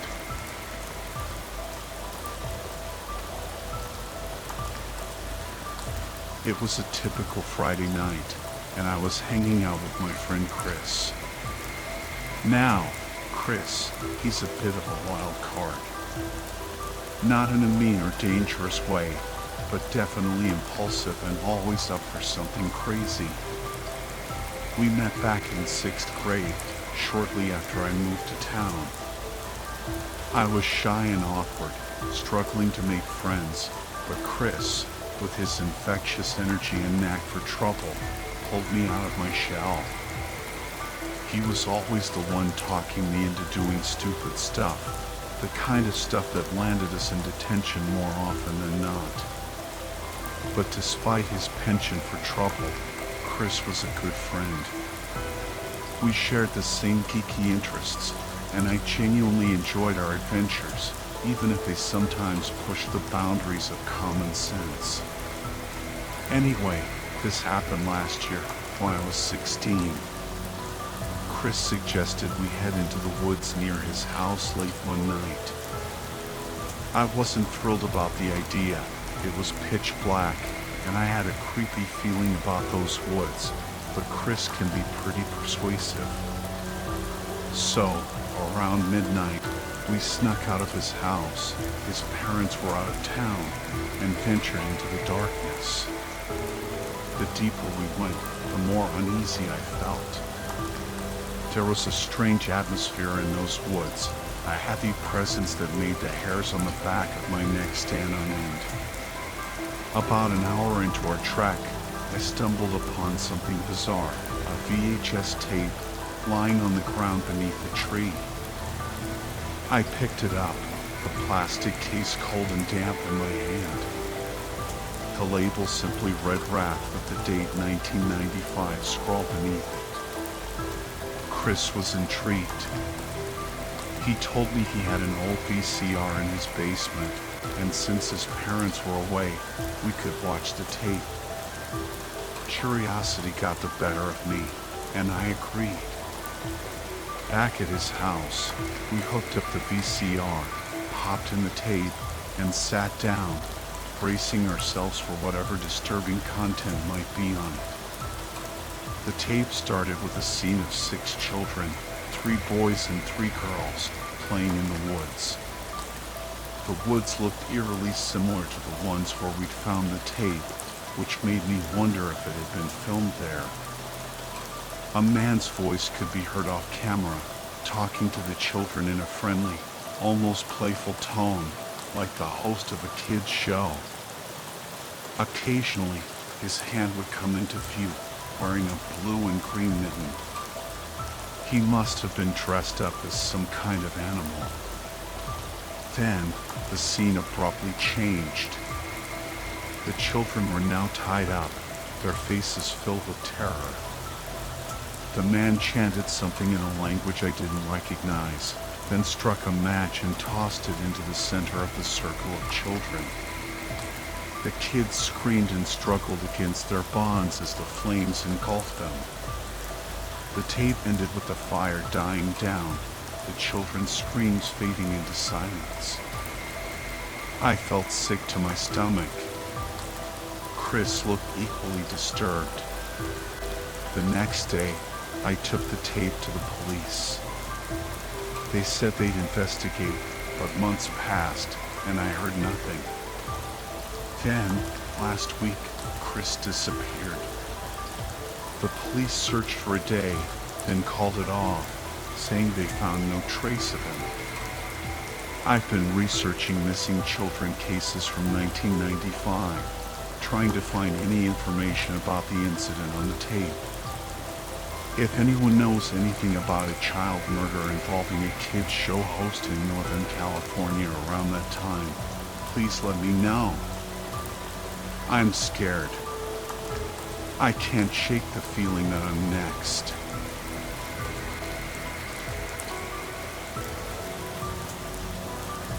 The air hung heavy with the scent of damp earth and decaying leaves, a thick, earthy perfume that clung to the back of Rachel's throat.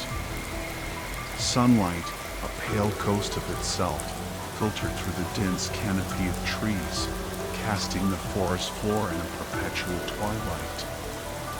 Rachel, or Panda as her friends knew her, shivered, pulling her worn denim jacket tighter around her.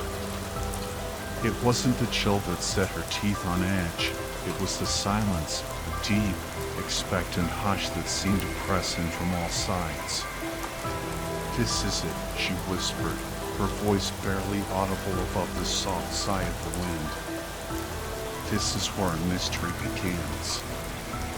Beside her, Ben, his lanky frame swallowed by an oversized hoodie, shuffled his feet, kicking up a cloud of dust. "Mystery?" he scoffed, his voice tinged with nervous bravado. "More like a recipe for getting lost."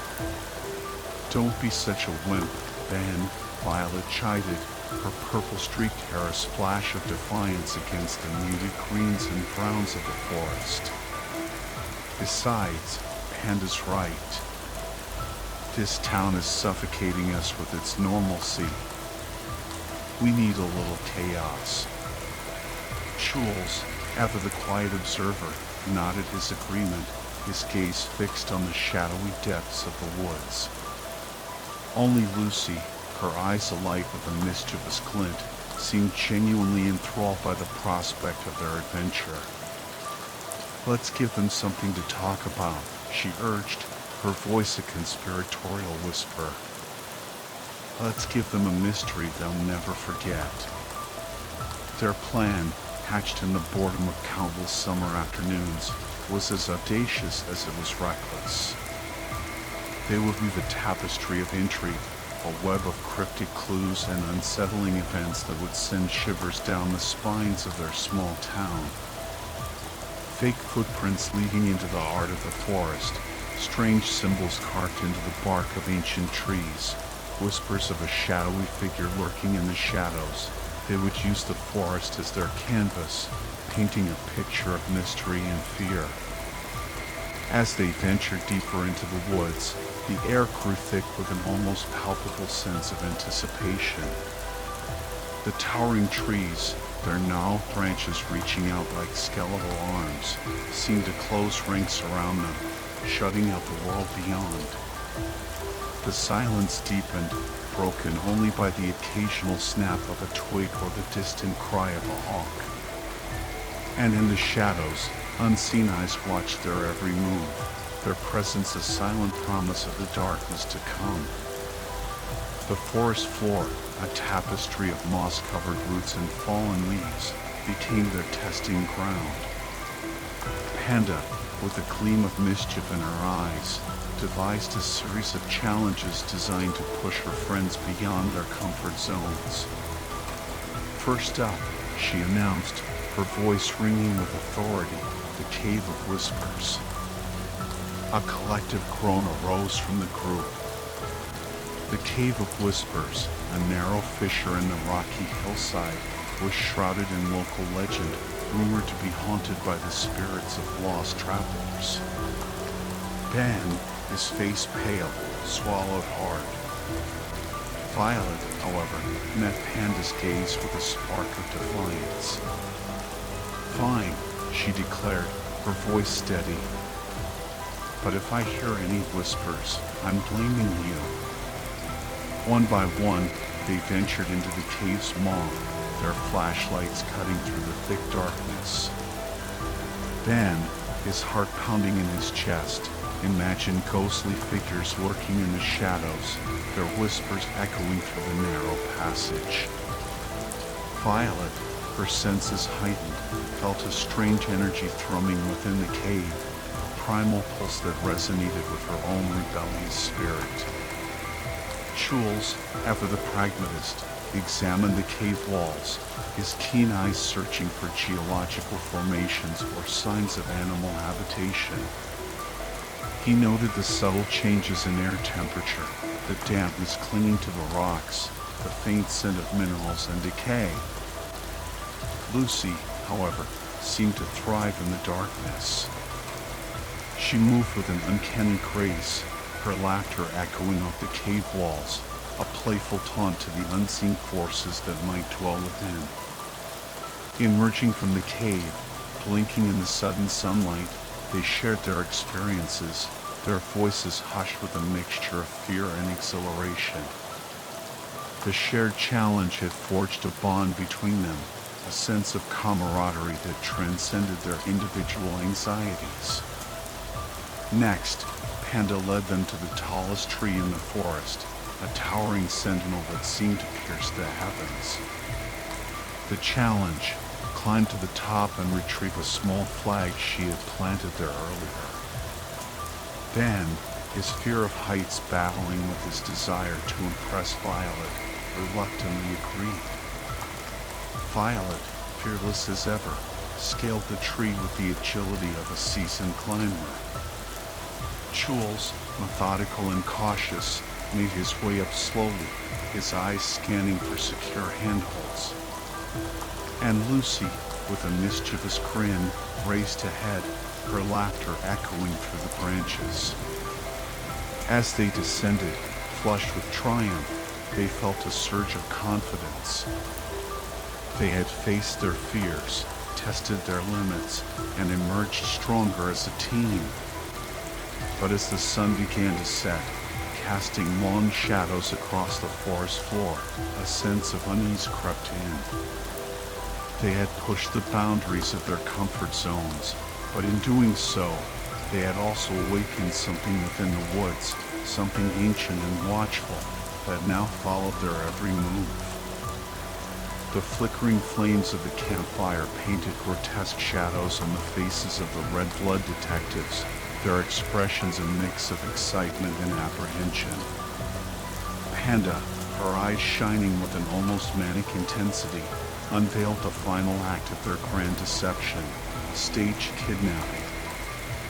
"We'll leave a trail of misleading clues," she explained, her voice charged with a thrill that bordered on dangerous. A struggle, signs of forced entry, maybe even a few drops of fake blood. Then, ever the voice of reason, shifted uneasily. "Isn't this a bit much, Panda? What if someone actually believes we've been kidnapped?" "That's the whole point, Benny boy," Violet interjected, a sly grin curving her lips.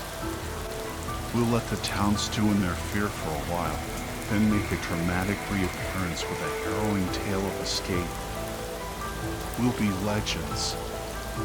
Jules, his brow furrowed in thought, voiced a practical concern. "Where will we hide? We can't just disappear without a trace." "Leave that to me," Lucy chirped, her voice laced with a chilling confidence that sent shivers down Ben's spine. "I know a place, an old abandoned mine shaft deep in the woods. Nobody ever goes there." A wave of unease washed over the group. The mine shaft, shrouded in local lore and whispered tales of tragedy, was a place of darkness and dread. Even Violet, with her usual fearlessness, felt a tremor of apprehension. "Are you sure about this, Lucy?" she asked, her voice barely a whisper. Lucy's smile widened, a predator's glint in her eyes. "Trust me, Vi. It'll be perfect." As they planned the details of their disappearance, a sense of foreboding settled over the group. The playful excitement of their earlier escapades had evaporated, replaced by a nervous tension that crackled in the air. Ben, his apprehension growing, tried to voice his concerns, but Panda, fueled by a desperate need for recognition, brushed them aside. She was determined to see their plan through, no matter the cost. But as the night wore on and the fire dwindled to embers, a chilling realization dawned on them. Lucy was gone. She had vanished without a trace, leaving behind only a lingering sense of unease and the faint echo of her laughter, hanging heavy in the still night air. Panic gnawed at the edges of their bravado. Lucy's disappearance, so sudden and inexplicable, cast a pall over the group. The playful game had taken a sinister turn, the forest no longer a playground but a hunting ground. Lucy. Panda's voice, sharp with fear, cut through the oppressive silence. Lucy, where are you? Her calls echoed unanswered, swallowed by the dense undergrowth. The remaining members of the Red Blood detectives exchanged anxious glances, their eyes wide with a growing sense of dread. We need to find her, Ben urged, his voice trembling slightly. Something's not right. They fanned out, their flashlights cutting through the darkness, searching for any sign of their missing friend. The forest, once familiar, now seemed alien and hostile, its shadows teeming with unseen threats.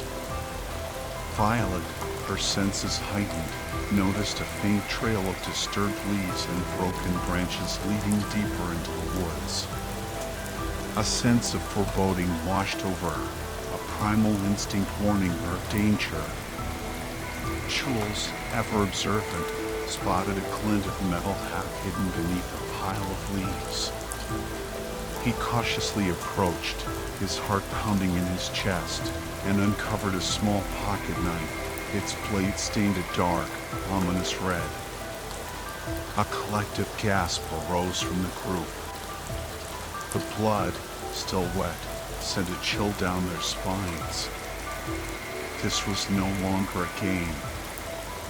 This was real.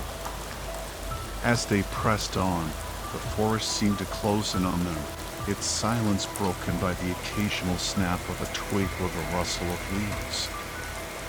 They imagined us watching them from the shadows, unseen figures lurking just beyond the reach of their flashlights. Then, a sound pierced the oppressive quiet, a scream, muffled but undeniably human.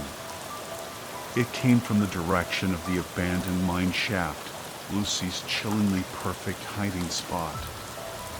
They raced towards the source of the sound, their hearts pounding in their chests, fear fueling their every step. As they approached the mine shaft, a figure emerged from the darkness, silhouetted against the pale moonlight. It was Lucy. But something was different.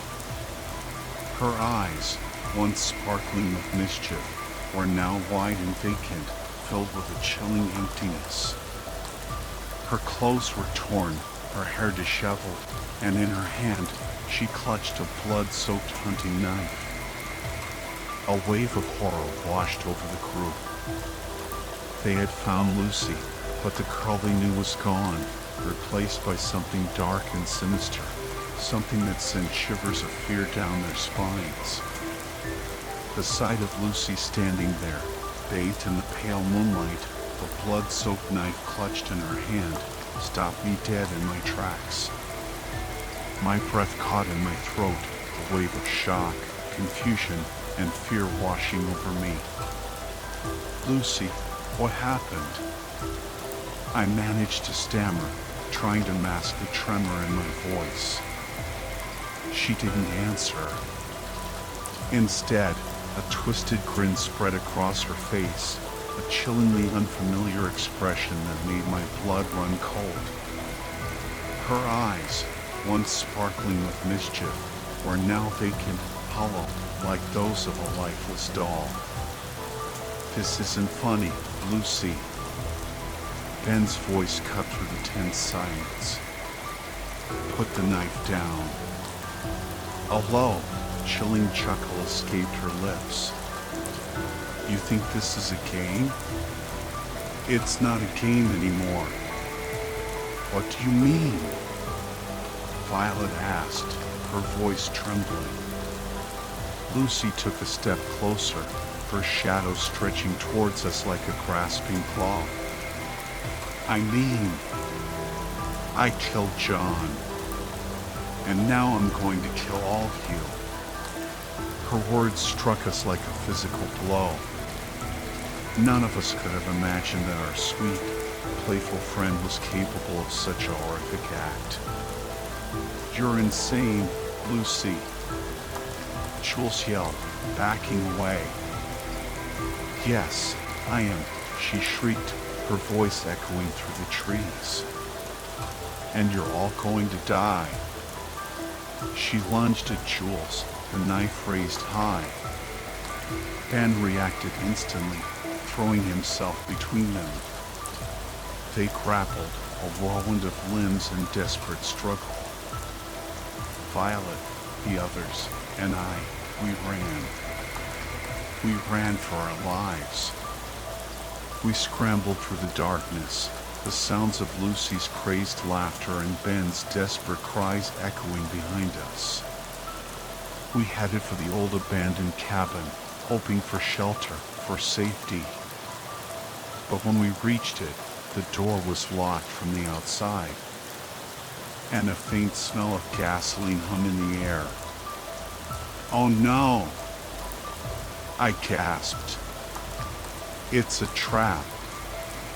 Suddenly, flames erupted, engulfing the cabin in a fiery embrace. We were trapped with nowhere to go. Help! Our screams for help were swallowed by the roaring flames. No one could hear us. The fire raged, the heat unbearable, the smoke choking. One by one, we succumbed, our consciousness fading into the suffocating darkness. The flames roared, consuming the old wooden cabin, reducing it to nothing but ash and cinders. No cries for help, no struggling figures, only the crackling of fire and the ominous plume of black smoke rising against the dark sky. It felt like the end, not just of the cabin, but of everything. The next morning, they came. Police cars, flashing lights cutting through the early morning mist, and the grim faces of firefighters sifting through the debris. They found us, or what was left of us. Our lifeless bodies lay scattered amongst the charred remains, a grim tableau of a night gone horribly wrong. The news of our deaths spread like wildfire through our small town. Shock, disbelief, and grief hung heavy in the air. Families shattered, friends devastated, a community forever scarred. No one ever truly understood what happened that night. Some whispered of a tragic accident, others of a sinister plot. But the truth, the real horror of it, remained buried beneath the ashes, a chilling secret that would linger in the shadows. Our story, the story of the blood-red detectives, became a local legend, a cautionary tale whispered around campfires. Some say our spirits still haunt the woods, forever searching for answers, forever trapped in the nightmare that claimed our lives. And I, or what's left of me, I'm still here. A silent observer, a ghost trapped in the echoes of that terrible night. A chilling reminder of the darkness that lurks within us all, the darkness that can consume, destroy, and leave nothing but ashes and unanswered questions.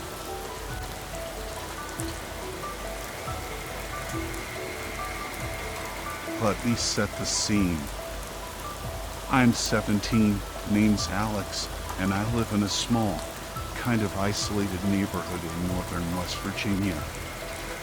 It's called Black Creek, and it used to be a bustling mining community back in the late 1800s.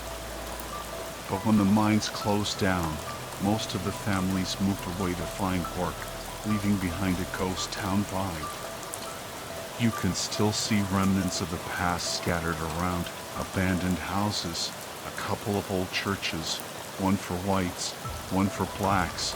Yeah, it was that kind of place back then, and even some old mine shafts that run beneath the neighborhood. I haven't actually found any of the entrances, though. They were all sealed up decades ago after a few too many kids got lost or hurt exploring them. Anyway, I thought I knew Black Creek like the back of my hand. I'd explored every nook and cranny, every abandoned building, every overgrown trail. Or so I thought. About a week ago, just before school was about to start, I decided to go for a hike.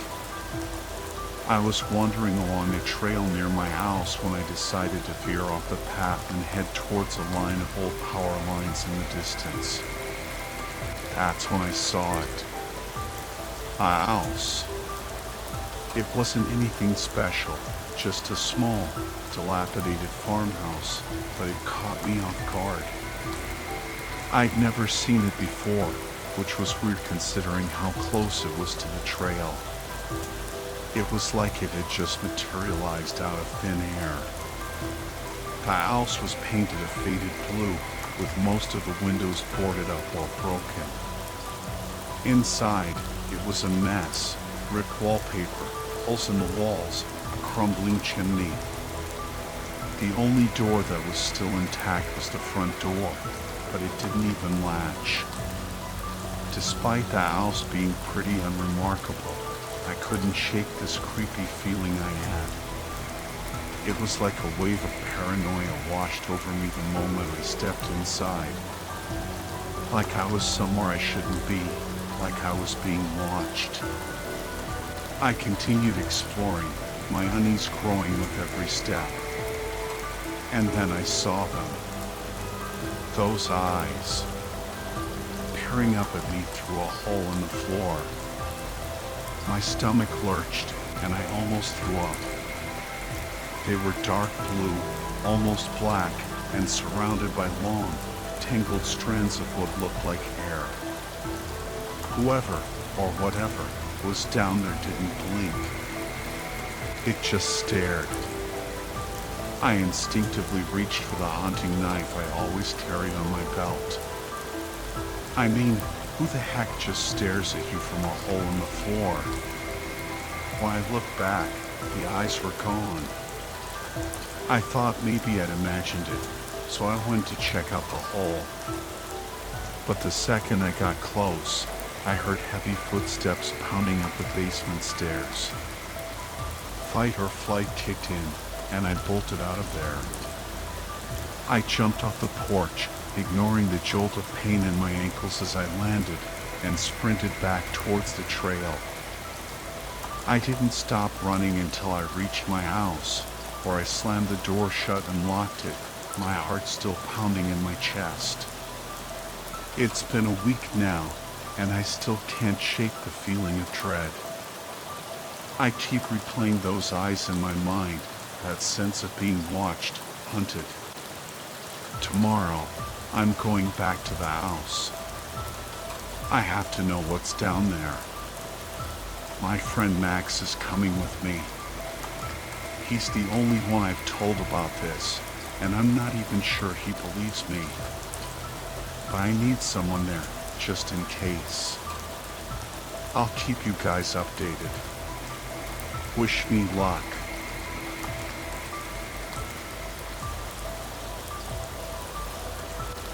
My buddies and I are all about exploring the great outdoors. We crave it, we thrive in it. Whether it's the forests of Oregon, the Rocky Mountains, or the deserts of Nevada, we're always up for a good adventure.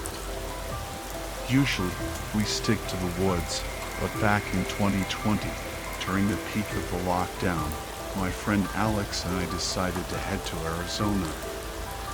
We were going stir-crazy cooped up inside, and escaping to the wilderness seemed like the perfect antidote to the pandemic blues. Since we were already living together, hitting the road and venturing into the Arizona desert posed no extra risk to anyone. In fact, it felt like the most responsible thing we could do at the time. Now, whenever we go on these trips, we have this tradition of finding some local legend or spooky story to spice things up. We turn it into a running gag, pretending to hunt for Bigfoot or search for lost treasure. It just makes the whole experience more fun. Hiking for miles can get boring, but if you're on a quest to uncover some hidden mystery, the downtime becomes way more entertaining. I know it sounds silly, but it's our thing. So, when we started looking into Arizona lore, we stumbled upon the Superstition Mountains and their infamous legend of the Lost Dutchman's gold mine. Naturally, we had to check it out. For those unfamiliar, the story goes that in the late 1800s, a German explorer named Jacob Waltz, aka the Dutchman, discovered a massive gold mine in the Superstitions, a mine so rich it could make a man wealthy beyond imagination. Waltz supposedly knew the exact location, but died before he could reveal it or claim any of the gold for himself. Before his death, he hinted that the mine was hidden somewhere near Weaver's Needle, a towering rock formation visible for miles around. So, being the adventurous nerds that we are, we decided to hike the Weaver's Needle Trail, a 13-mile trek that we planned to stretch out over 3 days. It's not the toughest hike in the world, but you need to pack plenty of water, especially in the scorching Arizona summer. We were pumped. It was our first real escape from lockdown, and we had this awesome treasure hunting game to keep us entertained. We even found some goofy hand-drawn maps and riddles online to add to the fun. We loaded up Alex's Jeep with enough food and water to last a week, a giant tent, and all the essential gear, flashlights, binoculars, first aid kit, the works. This trip felt different, like a real escape from the craziness of the world. For a weekend, at least, things would feel normal again. When we arrived at the trailhead, I was surprised by how empty it was. We had expected to see other hikers, but it seemed like everyone was still hesitant to venture out. There was only one other car in the parking lot. As we unloaded our gear, a park ranger approached us and introduced himself. He was a friendly guy, maybe a few years older than us, and seemed genuinely excited to see some actual visitors. We got to chatting, and it turned out we had a lot in common.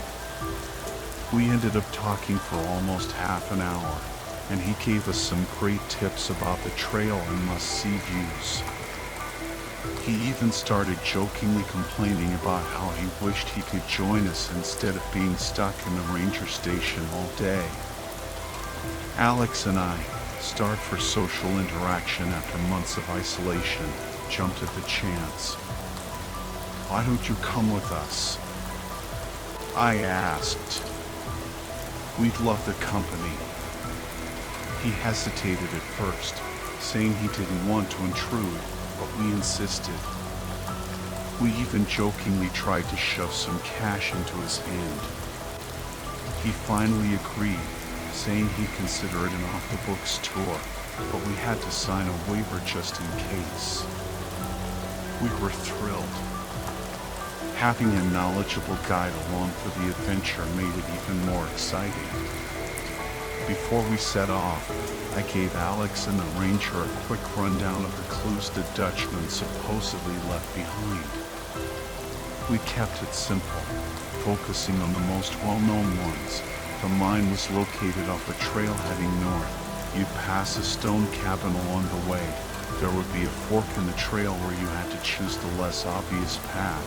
You'd see a stone wall with Apache carvings. Two prominent rock formations would be visible from the mine entrance, and finally, there was a stone arch that looked like an eye, from which you could see both the mine and Weaver's Needle. We hadn't been hiking for 10 minutes when Alex started joking about keeping an eye out for that stone cabin. The ranger laughed and said, "Please don't tell me you guys are serious about finding the lost Dutchman's mine." I was really starting to like you. We assured him it was all just a bit of fun, and he launched into some fascinating stories about the mine and the Superstition Mountains. He told us about how people had been finding gold in the area since the early 1800s, and how the mountains were shrouded in mystery and danger. Some said the mine was guarded by Apache spirits, others that it was cursed. There were countless stories of people who had vanished in the superstitions, their bodies never found. We were hooked. The ranger stories brought the legend to life, and the hike felt like a journey through a real-life mystery. As we continued, the conversation died down a bit as the desert heat started to take its toll. After about 2 hours, we entered a narrow passageway between two towering stone walls. It was a welcome respite from the sun, and we lingered for a moment, enjoying the cool shade. On the right side of the trail, nestled against one of the walls, was a crumbling structure that looked like it could have once been a small stone cabin. Alex and I immediately started celebrating, pretending we had found the first clue. We danced around the ruins, pointing at the pile of rocks and acting like we were on the verge of striking it rich. But as we tried to get the ranger to join in our excitement, I noticed he was staring intently at something above us. I followed his gaze, but the sun was directly in my eyes. Just as I shielded my face with my hand, a shadow fell over us, and a massive boulder, shaped like a giant egg, came crashing down from the ledge above. We scattered just in time, narrowly avoiding being crushed. The boulder slammed into the wall, splitting in two and taking a chunk of the wall with it. As the dust settled, I noticed something glinting in the freshly exposed section of the wall. Cold. Not a lot, but definitely cold. Before I could say anything, the ranger drew his pistol and aimed it at the ledge above. It dawned on me that he must have seen someone up there, someone who had deliberately tried to crush us with that boulder. The atmosphere instantly shifted from playful to terrifying. We huddled behind the ranger, our hearts pounding. After what felt like an eternity, he holstered his weapon and motioned for us to follow him out of the passageway. As we hurried away, I couldn't help but glance back at the glimmering gold embedded in the wall. Once we were a safe distance away, Alex blurted out, "Should we go back?" "Absolutely not," the ranger said sharply. "Dude, did you not see the gold in that wall?" I asked, incredulous. "That's fool's gold," he replied dismissively. "Pyrite. Worthless." My gut screamed that he was lying, trying to downplay the discovery so we'd move on and he could return for the gold himself. He must have seen the suspicion in my eyes because he added, "You don't really think that's a sign of the lost Dutchman's mine, do you?" "No, there wasn't much there," Alex said, "but it has to mean we're close, right?" At that moment, our playful treasure hunt turned deadly serious. The ranger's face was etched with concern, but I still wasn't sure if it was genuine. "Listen," he said, holding up his hands. That boulder wasn't a coincidence. Someone or something pushed that rock, and they wanted you to see what was in that wall. Did you see someone up there? I asked, my voice tight. He shook his head, a strange look in his eyes. No, but we need to keep moving. There's a rest stop about a mile ahead. I'll explain everything there. We followed him, the playful mood shattered, replaced by a tense silence. The ranger's words echoed in my mind. Who would want us to find the gold? And why try to kill us? The rest stop was a small, shaded area with a trickling stream. We sat down, exhausted and on edge. The ranger offered to refill our canteens, and as soon as he was out of earshot, Alex whispered, "I have a plan." We agreed to play along with whatever the ranger said, pretending to believe his explanation while secretly continuing our search for the gold. We'd keep up the treasure hunting charade, but use it as a way to get him to lead us to potential clues. When the ranger returned, he warned us to conserve our water, as the stream was running low. He then launched into a somber speech about the dangers of the superstitions, emphasizing the many people who had disappeared or died in the mountains. He insisted that the gold we had seen was fool's gold, a worthless mineral meant to lure unsuspecting treasure hunters to their doom. He described gruesome discoveries, skeletons with missing skulls, bodies riddled with gunshot wounds. He spoke of a strange, malevolent energy in the mountains, a force that punished those who sought to claim its riches. He begged us to forget about the gold and focus on enjoying the hike. Alex and I nodded solemnly, feigning agreement. We knew he was lying, but we played our parts perfectly. We can still joke about the treasure, though, right? I asked, trying to gauge his reaction. Of course, he said with a forced smile. We can keep up the game. He slapped his thigh and stood up. Now, let's get moving. We need to reach Weaver's Needle before sunset. We followed him, our eyes scanning the landscape for any sign of the clues we had memorized. The trail became steeper, and the heat was relentless. I was starting to lose interest in the gold, focused solely on putting one foot in front of the other. With about an hour of daylight left, we stopped for a brief rest in a patch of shade. As I finally looked up from the trail, I noticed two distinct rock formations jutting out from a nearby hilltop. They looked exactly like the two prominent columns mentioned in the Dutchman's clues. I tried to contain my excitement, but I couldn't help but bounce on the balls of my feet and gesture wildly at the formations. "Hey, look!" I exclaimed, feigning childish enthusiasm. "Those rocks look like giant forks. Can we go up there and take a picture?" The ranger, amused by my antics, agreed to the detour. As we followed him towards the hill, I nudged Alex and subtly pointed at the ground. A faint trail branched off from the main path, heading directly towards the rock formations.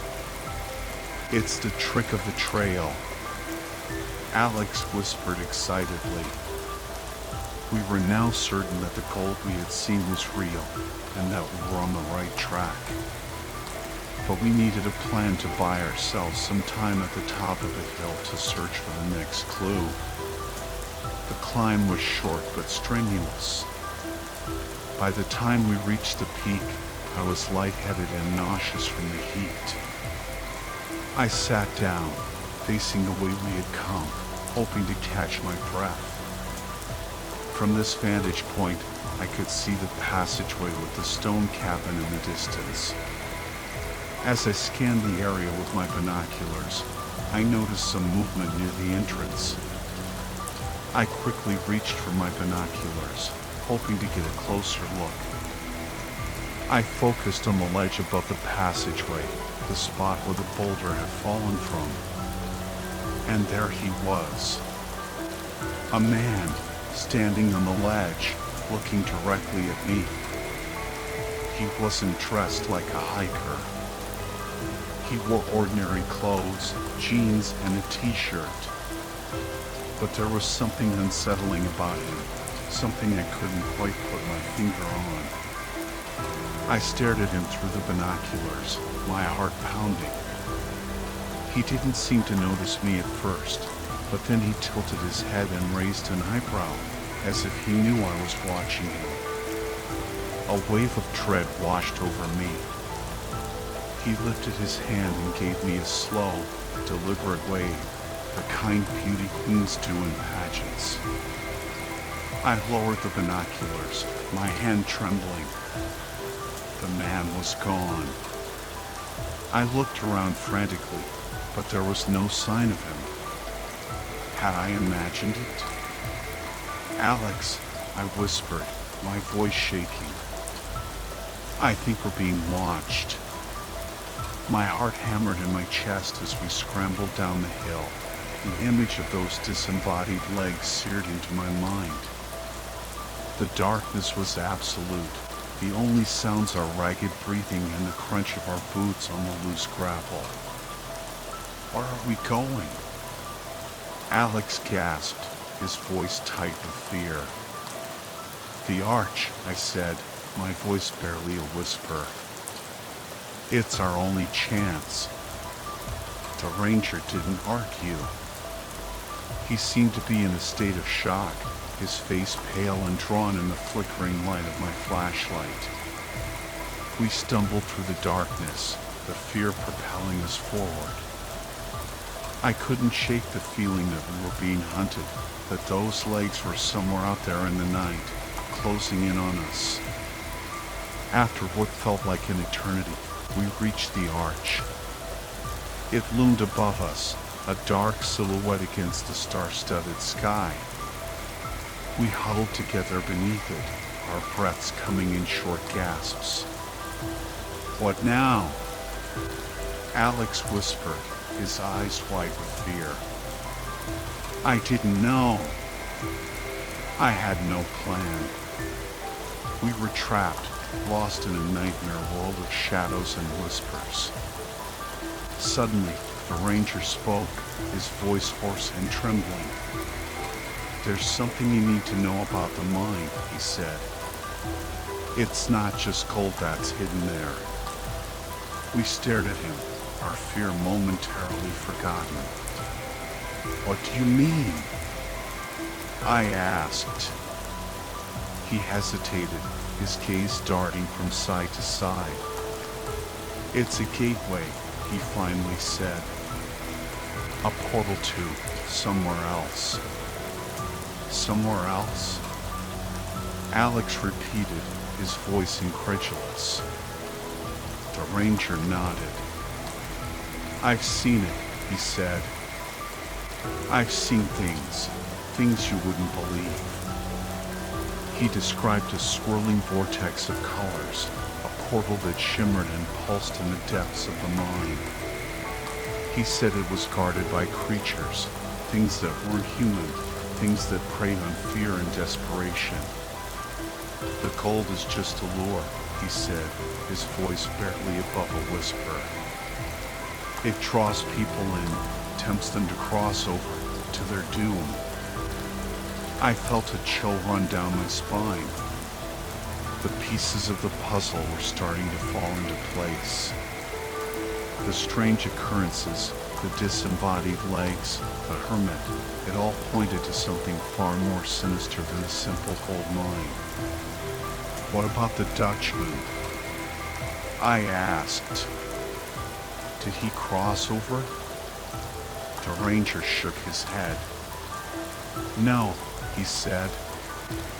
He escaped, but he was never the same. He spent the rest of his life trying to warn people to keep them away from the mine, but no one believed him. He looked at us, his eyes filled with a desperate plea. "You have to leave," he said. "You have to get out of these mountains before it's too late." But it was already too late. As he spoke, a low growl echoed through the archway, a sound that seemed to vibrate in the very air around us. We turned to see a figure emerging from the shadows, a tall, skeletal creature with glowing red eyes. It lunged at us, its claws outstretched. We screamed and scrambled back, but it was too fast. It grabbed the ranger, its claws sinking into his flesh. He screamed in agony as the creature dragged him into the darkness. Alex and I were paralyzed with fear, our bodies frozen in place. We watched helplessly as the creature disappeared into the depths of the archway, the ranger's screams echoing in our ears. Then, silence. We stood there for a long moment, our hearts pounding in our chests. Finally, Alex spoke, his voice trembling. "We have to go," he said. "Now!" We didn't need any further urging. We turned and fled, our legs carrying us as fast as they could through the darkness. We didn't stop running until we reached the jeep, our lungs burning, our bodies soaked in sweat. We didn't look back. We didn't dare. We just drove, the headlights cutting through the darkness, the engine roaring like a caged beast. We didn't stop until we were miles away from the Superstition Mountains, the terrifying memory of that night forever etched in our minds. We never spoke of what we saw that night. We never went back to the superstitions. We knew that some secrets are best left buried, some places best left undisturbed. And we knew that the lost Dutchman's gold mine was not just a legend, but a gateway to a terrifying reality, a reality we were lucky to escape.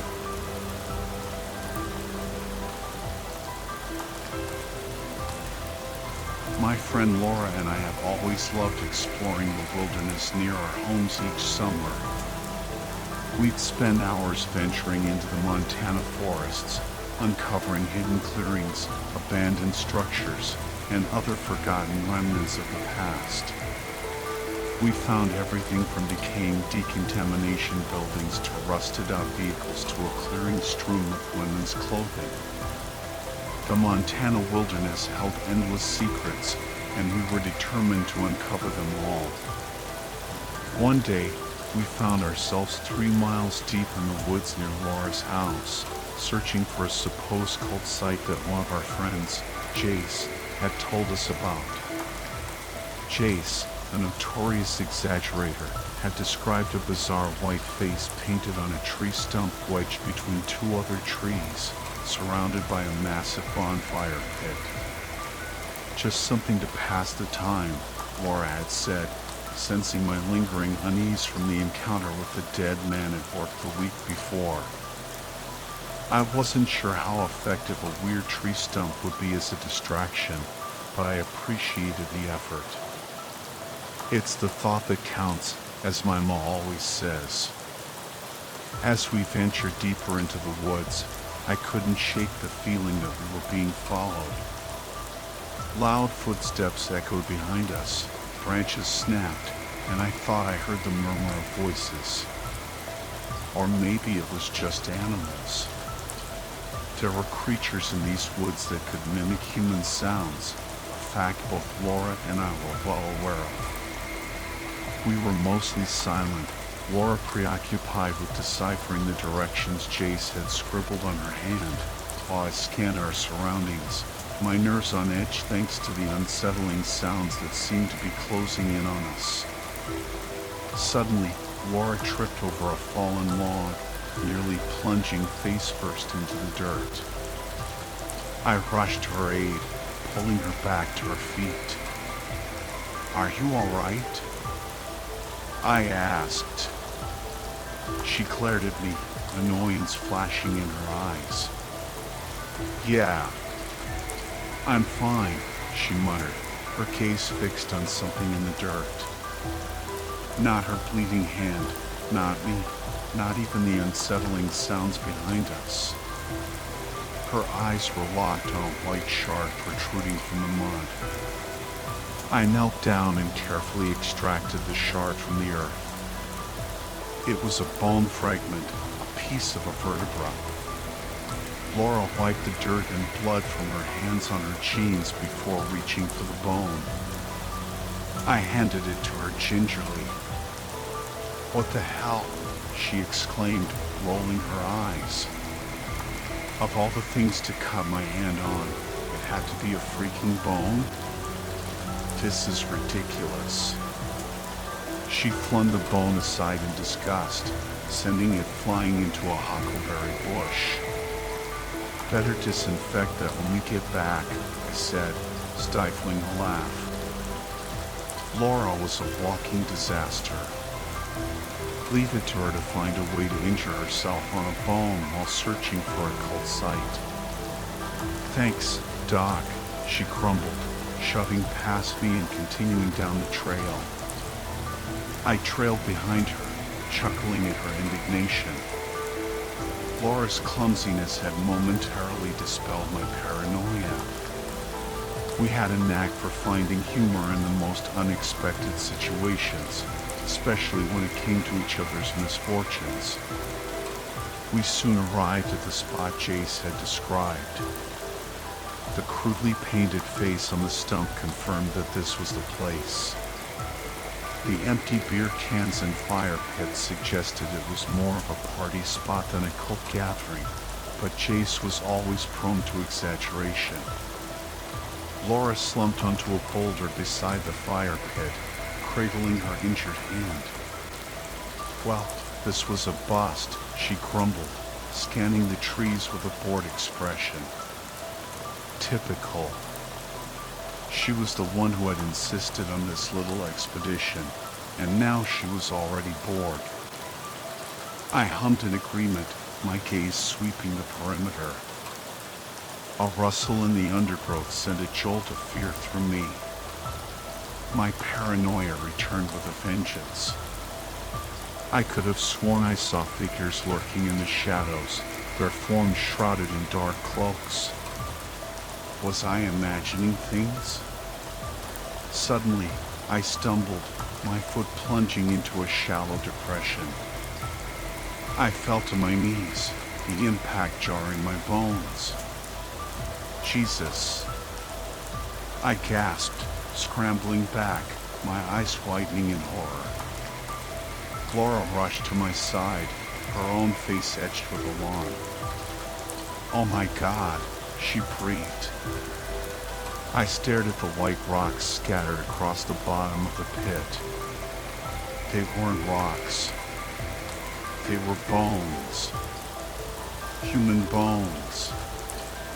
Vertebrae, femurs, jawbones, ribs, a jumbled mass of skeletal remains. Laura reacted instantly, grabbing my hood and hauling me out of the pit.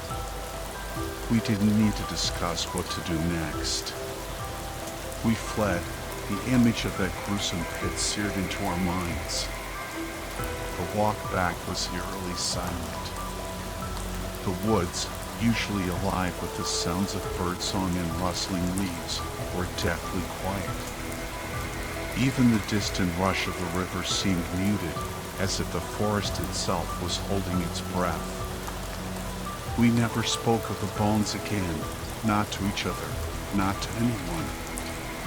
The shadowy figures, the bone-filled pit, the oppressive silence of the woods, it was a shared secret, a chilling experience we both silently agreed to bury deep within our memories.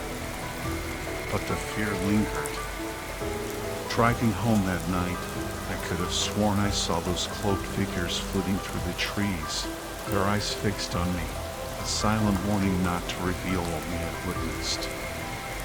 Even in the supposed safety of my own home, I couldn't shake the feeling of being watched.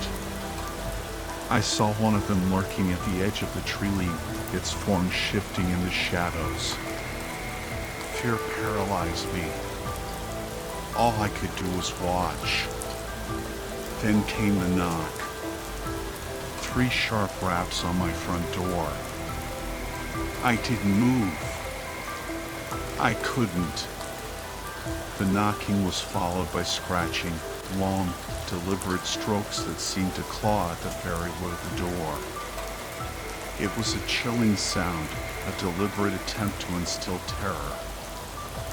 I stood frozen in my kitchen, my eyes fixed on the window, my breath caught in my throat. The scratching continued, an eternity of agonizing suspense. Finally, it stopped.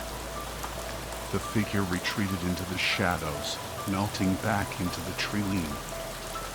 The next morning, I found deep, indecipherable scratches etched into the mahogany of my front door. A chilling reminder of the night before, a silent threat that sent shivers down my spine.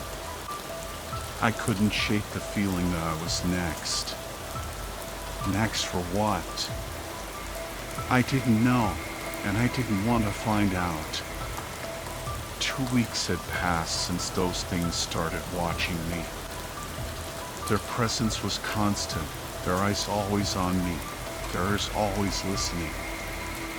Bones started appearing on my property, a vertebra on the porch, a rib cage in the garden, a skull on the hood of my car. They were everywhere I went, a constant, macabre reminder of the pit in the woods.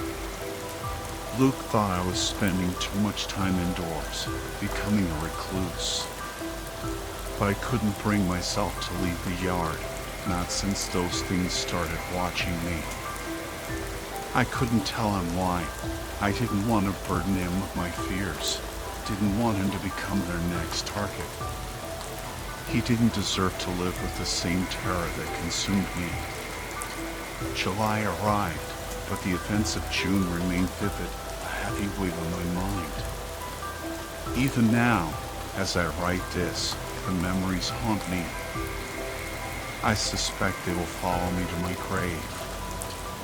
That night, Luke insisted on taking me for a drive. It was something we used to do a lot when we first started dating, cruising down dark back roads at 60 miles an hour, sharing stories and dreams under the cover of night. Now, as we drove in silence, I couldn't help but wonder if those things had been watching us back then, silent observers in the darkness. 30 minutes crawled by, the silence in the truck thick with unspoken tension. "Just tell me what's wrong, Jessa," Luke pleaded, his gaze fixed on the road ahead.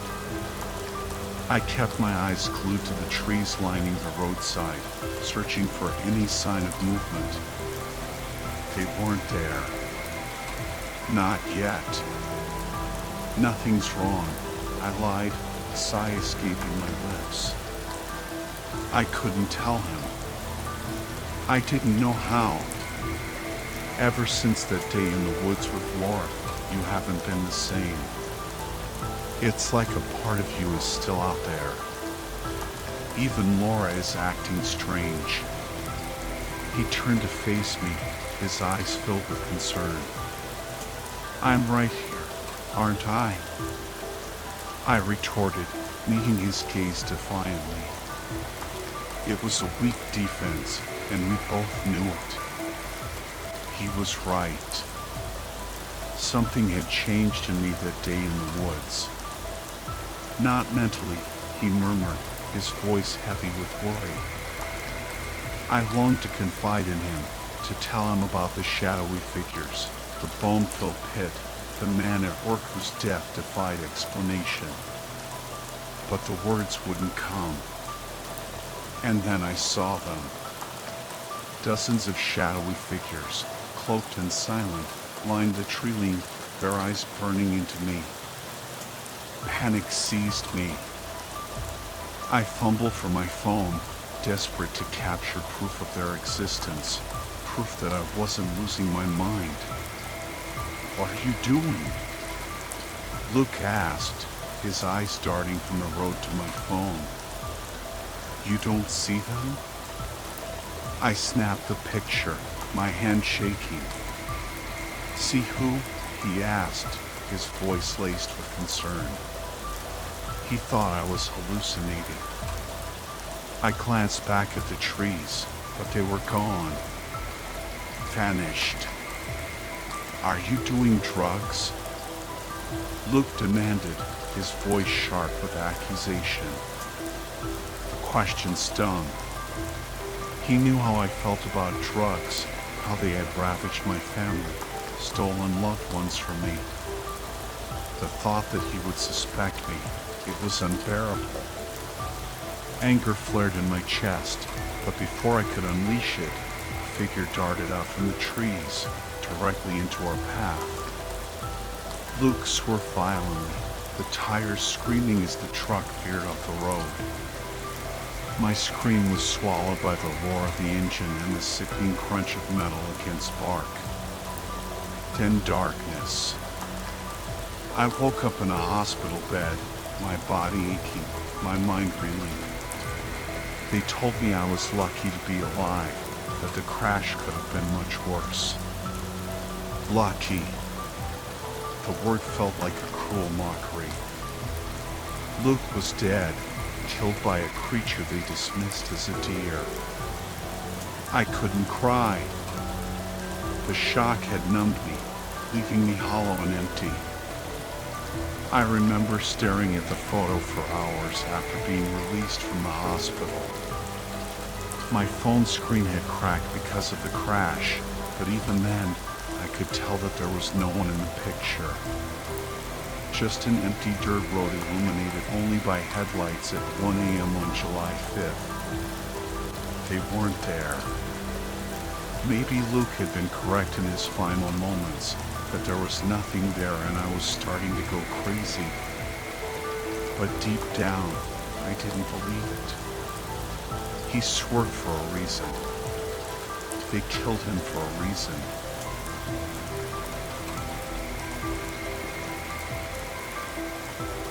"3 weeks ago, my friend Michael asked me if I wanted to go camping.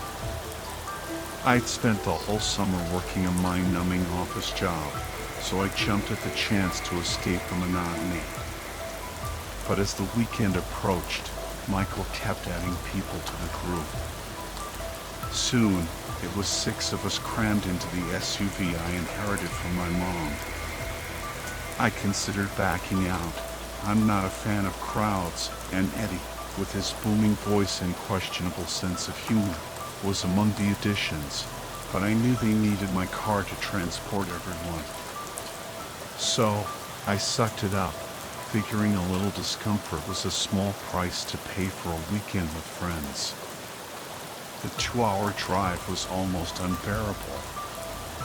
Eddie ignored my no-smoking rule, filling the car with a haze of stale cigarette smoke, and his relentless, often offensive jokes made me fantasize about veering into oncoming traffic.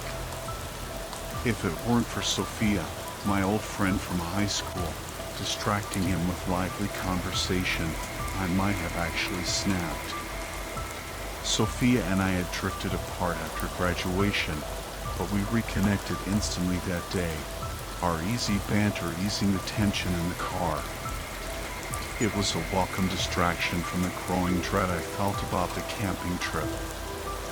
We finally arrived at the trailhead, a deserted parking lot near the edge of the forest in the Appalachian Mountains. Michael had promised a secluded campsite by a lake, but it was a 2-hour hike in. I groaned inwardly. We'd left after lunch, and now, with our group's tendency to dawdle, we wouldn't reach the site until well after dark. Sure enough, it took us a good 10 minutes just to gather our gear and hit the trail. Jessica realized she'd left something in the car 5 minutes in, adding another frustrating delay. I bit my tongue, reminding myself that a little chaos was good for the soul. We trudged through the woods, the sun sinking lower in the sky. Everyone paired off, and I found myself walking alongside Sophia, catching up on each other's lives. Compared to her exciting summer adventures, my work-filled days sounded incredibly dull. An hour in, we encountered another hiker, the first sign of life we'd seen besides the occasional squirrel or bird. He was a strange guy, dressed in a baggy gray sweater despite the summer heat, his thin frame burdened by an enormous backpack. Michael and Eddie, leading the pack, stopped to chat with the stranger. Camping? The man asked with a friendly smile, his voice tinged with a southern drawl. Michael nodded, gesturing down the trail. Heading to the big bear tree, he said, naming a landmark near the end of the trail, a massive tree with a crudely carved bear face. Good spot, the man replied, but folks say it's bad luck. I'm just foraging for mushrooms. He held up a mesh bag filled with various fungi. Heading to the ranger station on my way out. You all checked in yet? Do we need to? I asked, surprised. The others shot me annoyed glances. I guess they were hoping to avoid any fees. Park runs on donations, the man explained. Even if you can't afford one, it's good to let the rangers know you're here, just in case. You got a GPS? Yeah, we're good, Michael said dismissively. Not our first rodeo. The man chuckled, seemingly unfazed by Michael's rudeness. Got whistles? He asked, gesturing to a collection of brightly colored plastic whistles hanging from his pack. We all shook our heads, except for Michael, who pulled out a whistle with a smug grin. The man gracefully lowered his pack and began handing out whistles, explaining that he bought them in bulk and liked to share them with fellow hikers. As he bent over, his sweater revealed a glimpse of his surprisingly muscular chest, causing Sophia and Jessica to exchange excited glances. He winked at the girls, acknowledging their interest, and they giggled, pretending to swoon. I attached the whistle to my belt loop, ignoring the group's teasing suggestions that the wink had been intended for me. We finally reached our campsite as dusk settled over the forest. Everyone scrambled to set up tents, and I fumbled with the unfamiliar poles and stakes, grateful for Sophia's assistance. Michael, who had disappeared earlier, returned with a bag of foraged mushrooms, chicken of the woods, he called them. He cooked them over the fire, and they were surprisingly delicious. After dinner, the mood shifted. Eddie produced a joint, and soon, everyone except me was passing it around. Then came the booze. I declined a beer, and Michael scowled. Dude, you're not driving, he said, shoving the bottle towards me. Loosen up a little. I reluctantly took the beer, but passed it to Sophia. What? Are you too good for my cheap beer? Michael sneered, his voice laced with hostility. No, man, I just don't really drink, I said, trying to defuse the situation. Come on, live a little, Sophia urged, offering me the bottle again. I was baffled by their insistence. I'd never enjoyed the taste of alcohol, and weed just made me paranoid. I didn't understand why my refusal was such a big deal. I'm good, I said, holding up my hands defensively. Sophia leaned closer, her voice a harsh whisper. I think you need to grow up. Her words stung. I felt a wave of anger and confusion wash over me. I didn't understand why they were being so hostile. Was it because I had a steady job and career aspirations? Did they think I was judging them? I excused myself and retreated to my tent, my mind racing. The cheerful camaraderie of the day had evaporated, replaced by a tense awkwardness. I felt like an outsider, an unwelcome guest at their party. I lay awake, listening to their laughter and chatter around the campfire, feeling a growing sense of isolation. I decided I would just endure the rest of the weekend and then cut ties with this group. They clearly didn't want me there. Exhaustion eventually won out, and I drifted off to sleep, unaware of the horrors that awaited us.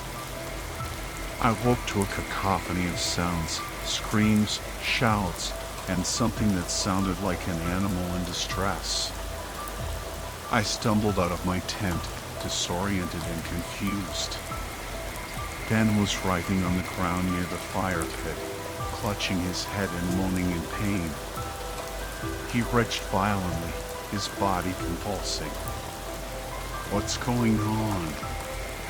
Jessica cried, her flashlight beam illuminating the scene. Gross, she whispered, recoiling from the vomit. I knelt beside Ben, unsure how to help. Don't touch him, Michael snapped. Is everyone else okay? I asked, my voice tight with worry. Are you saying I poisoned us? Michael snarled, stepping towards me menacingly. No, I. Suddenly, a chilling sound cut through the night. Eddie was laughing, but it wasn't a normal laugh. It was a high-pitched, unnatural cackle that sent shivers down my spine. We all froze, our eyes wide with fear. It's too loud, Ben whimpered, clutching his head. Shut up. Shut up. Shut up. He sprang to his feet and grabbed a burning log from the fire pit, his bare hands impervious to the heat. I tackled him before he could reach Eddie, forcing him to drop the smoldering wood. I said, shut up. Ben screamed, his voice distorted and inhuman. Then it happened. A shape emerged from the darkness, charging towards us with a guttural roar. It slammed into Eddie, silencing his laughter, and sent him flying into a tree. The girl screamed, and I stumbled back, my heart pounding. In the moonlight, I saw it clearly, a massive buck, its eyes glowing with an unnatural intensity. Michael, in a panic, threw a bottle at the deer.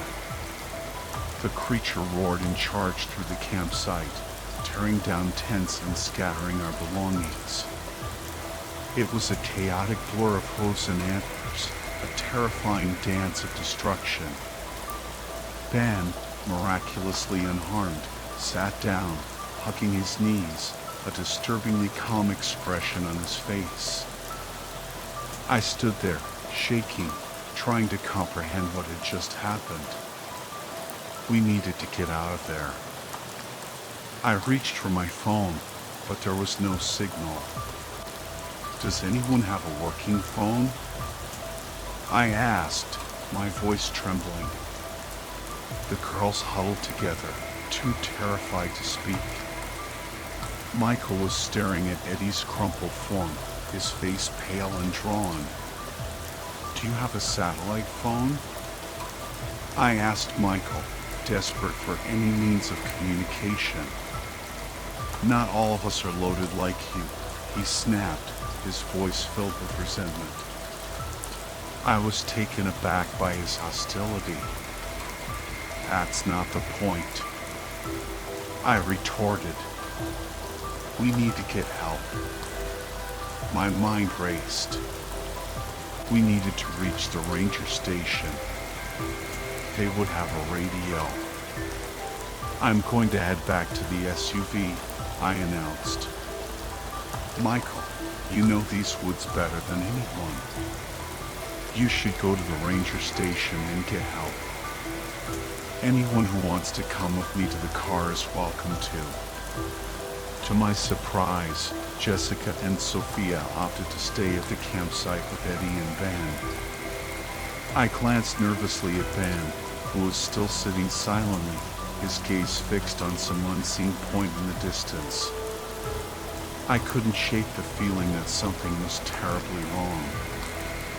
I set off down the trail, the darkness pressing in around me. I had only gone a short distance when I heard screams echoing from the campsite. I turned back, my heart pounding, but a deer darted out from the trees, blocking my path. More screams pierced the night, and I watched helplessly as the deer turned its head towards me, its eyes glowing with an unnatural light. It mirrored my every move, its eerie behavior sending chills down my spine. The deer let out a haunting cry, and I turned and fled, the sounds of the forest growing louder and more distorted with every step. I stumbled through the darkness, my flashlight beam dancing across the uneven terrain. Suddenly, the ground disappeared beneath my feet, and I tumbled down a steep embankment, my body slamming against rocks and tree roots. I landed with a sickening thud, the wind knocked out of me. Through the ringing in my ears, I heard a voice calling down from above. Are you all right? I looked up and saw the silhouette of the stranger we had met earlier on the trail. He was without his backpack, and his sweater was a darker shade now. Hang on, I'll get you, he said, and before I could protest, he was gracefully descending the steep slope. He knelt beside me, examining my injuries. Did you hit your head? Can you move? Yeah, I think so, I mumbled, slowly sitting up. We need to get back to my friends. They're in trouble. Strange things are happening. He helped me to my feet, and to my embarrassment, offered to carry me on his back. I'm not a koala, I protested weakly. It's faster this way, he insisted. I reluctantly agreed, and he effortlessly carried me up the embankment. So, Mr. Koala, he said with a chuckle, what's your name? I'm Arlen. Michael, I muttered, still reeling from the events of the night. Well, Michael, Arlen said, at least you weren't attacked by a rabid squirrel. That's what happened to me. Had to ditch my pack to outrun the little beast. I managed a weak laugh. Arlen's easygoing nature was a welcome contrast to the terror that had gripped me just moments before. What kind of people are your friends? He asked as we made our way back towards the campsite. I hesitated, unsure how to answer. Ben was a rock, I finally said. Always calm and supportive. But around Eddie, he could be pretty goofy. And Eddie? I grimaced, the image of Eddie's twisted form flashing through my mind. Eddie wasn't the sharpest tool in the shed. Kind of annoying, to be honest. But he had a good heart. He was always kind and generous. I stopped walking, my body suddenly heavy with grief and exhaustion. I'm sorry, I whispered, tears welling up in my eyes. Arlen gave me a reassuring nod. Take your time, he said gently. I was amazed by his composure. He had just witnessed the same horrors I had, yet he remained calm and collected. I, on the other hand, was a mess. We continued on, the silence broken only by the occasional snap of a twig or the distant hoot of an owl. As we approached the campsite, the smell of blood grew stronger and my heart sank. The clearing was a scene of carnage. Blood stained the ground, and the fire pit had been overturned, embers scattered across the clearing. Arlen stamped out a few smoldering patches, then noticed something glinting in the moonlight. It was Eddie's lighter. Was I wrong? I whispered, more to myself than to Arlen. What do you mean? He asked gently. I hesitated, unsure whether to confide in him. But something about his calm demeanor made me trust him. My friend got hurt, I explained. I left to get help, but no one would come with me. Should I have forced them? What happened after I left? What is going on? You couldn't have forced them, Arlen said reassuringly. And I don't have any answers for you. But it is strange that you didn't have any cell service. Was it spotty all day? I realized that our phones had been working fine before dinner. A wave of guilt washed over me. I should have checked my phone again. Maybe I could have gotten a signal. I pulled out my phone. Its screen cracked from my fall. For a fleeting moment, a single bar of signal flickered on my screen, then vanished just as quickly. I held my phone aloft, as if that would somehow improve the reception, but it was futile. Arlen, sensing my desperation, took my phone and held it even higher, but to no avail. We were cut off from the outside world. Michael went to the ranger station, I said, my voice tight with worry. Maybe we should go there too. I can lead the way, Arlen offered. Really? I asked, surprised by his willingness to help. Sure, why not? He said with a shrug. You don't even know us, I pointed out. I know you, he said with a playful grin. You're a koala in disguise. I couldn't help but smile. Despite the horrifying circumstances, Arlen's lightheartedness was a welcome distraction. We left the campsite, the gruesome scene illuminated by the flickering flames of the burning tree. I picked up the axe Michael had been using to chop firewood, its weight comforting in my hand. We walked in silence for a while, the darkness pressing in around us. My mind raced, trying to make sense of the night's events. What had caused the animals to become so aggressive?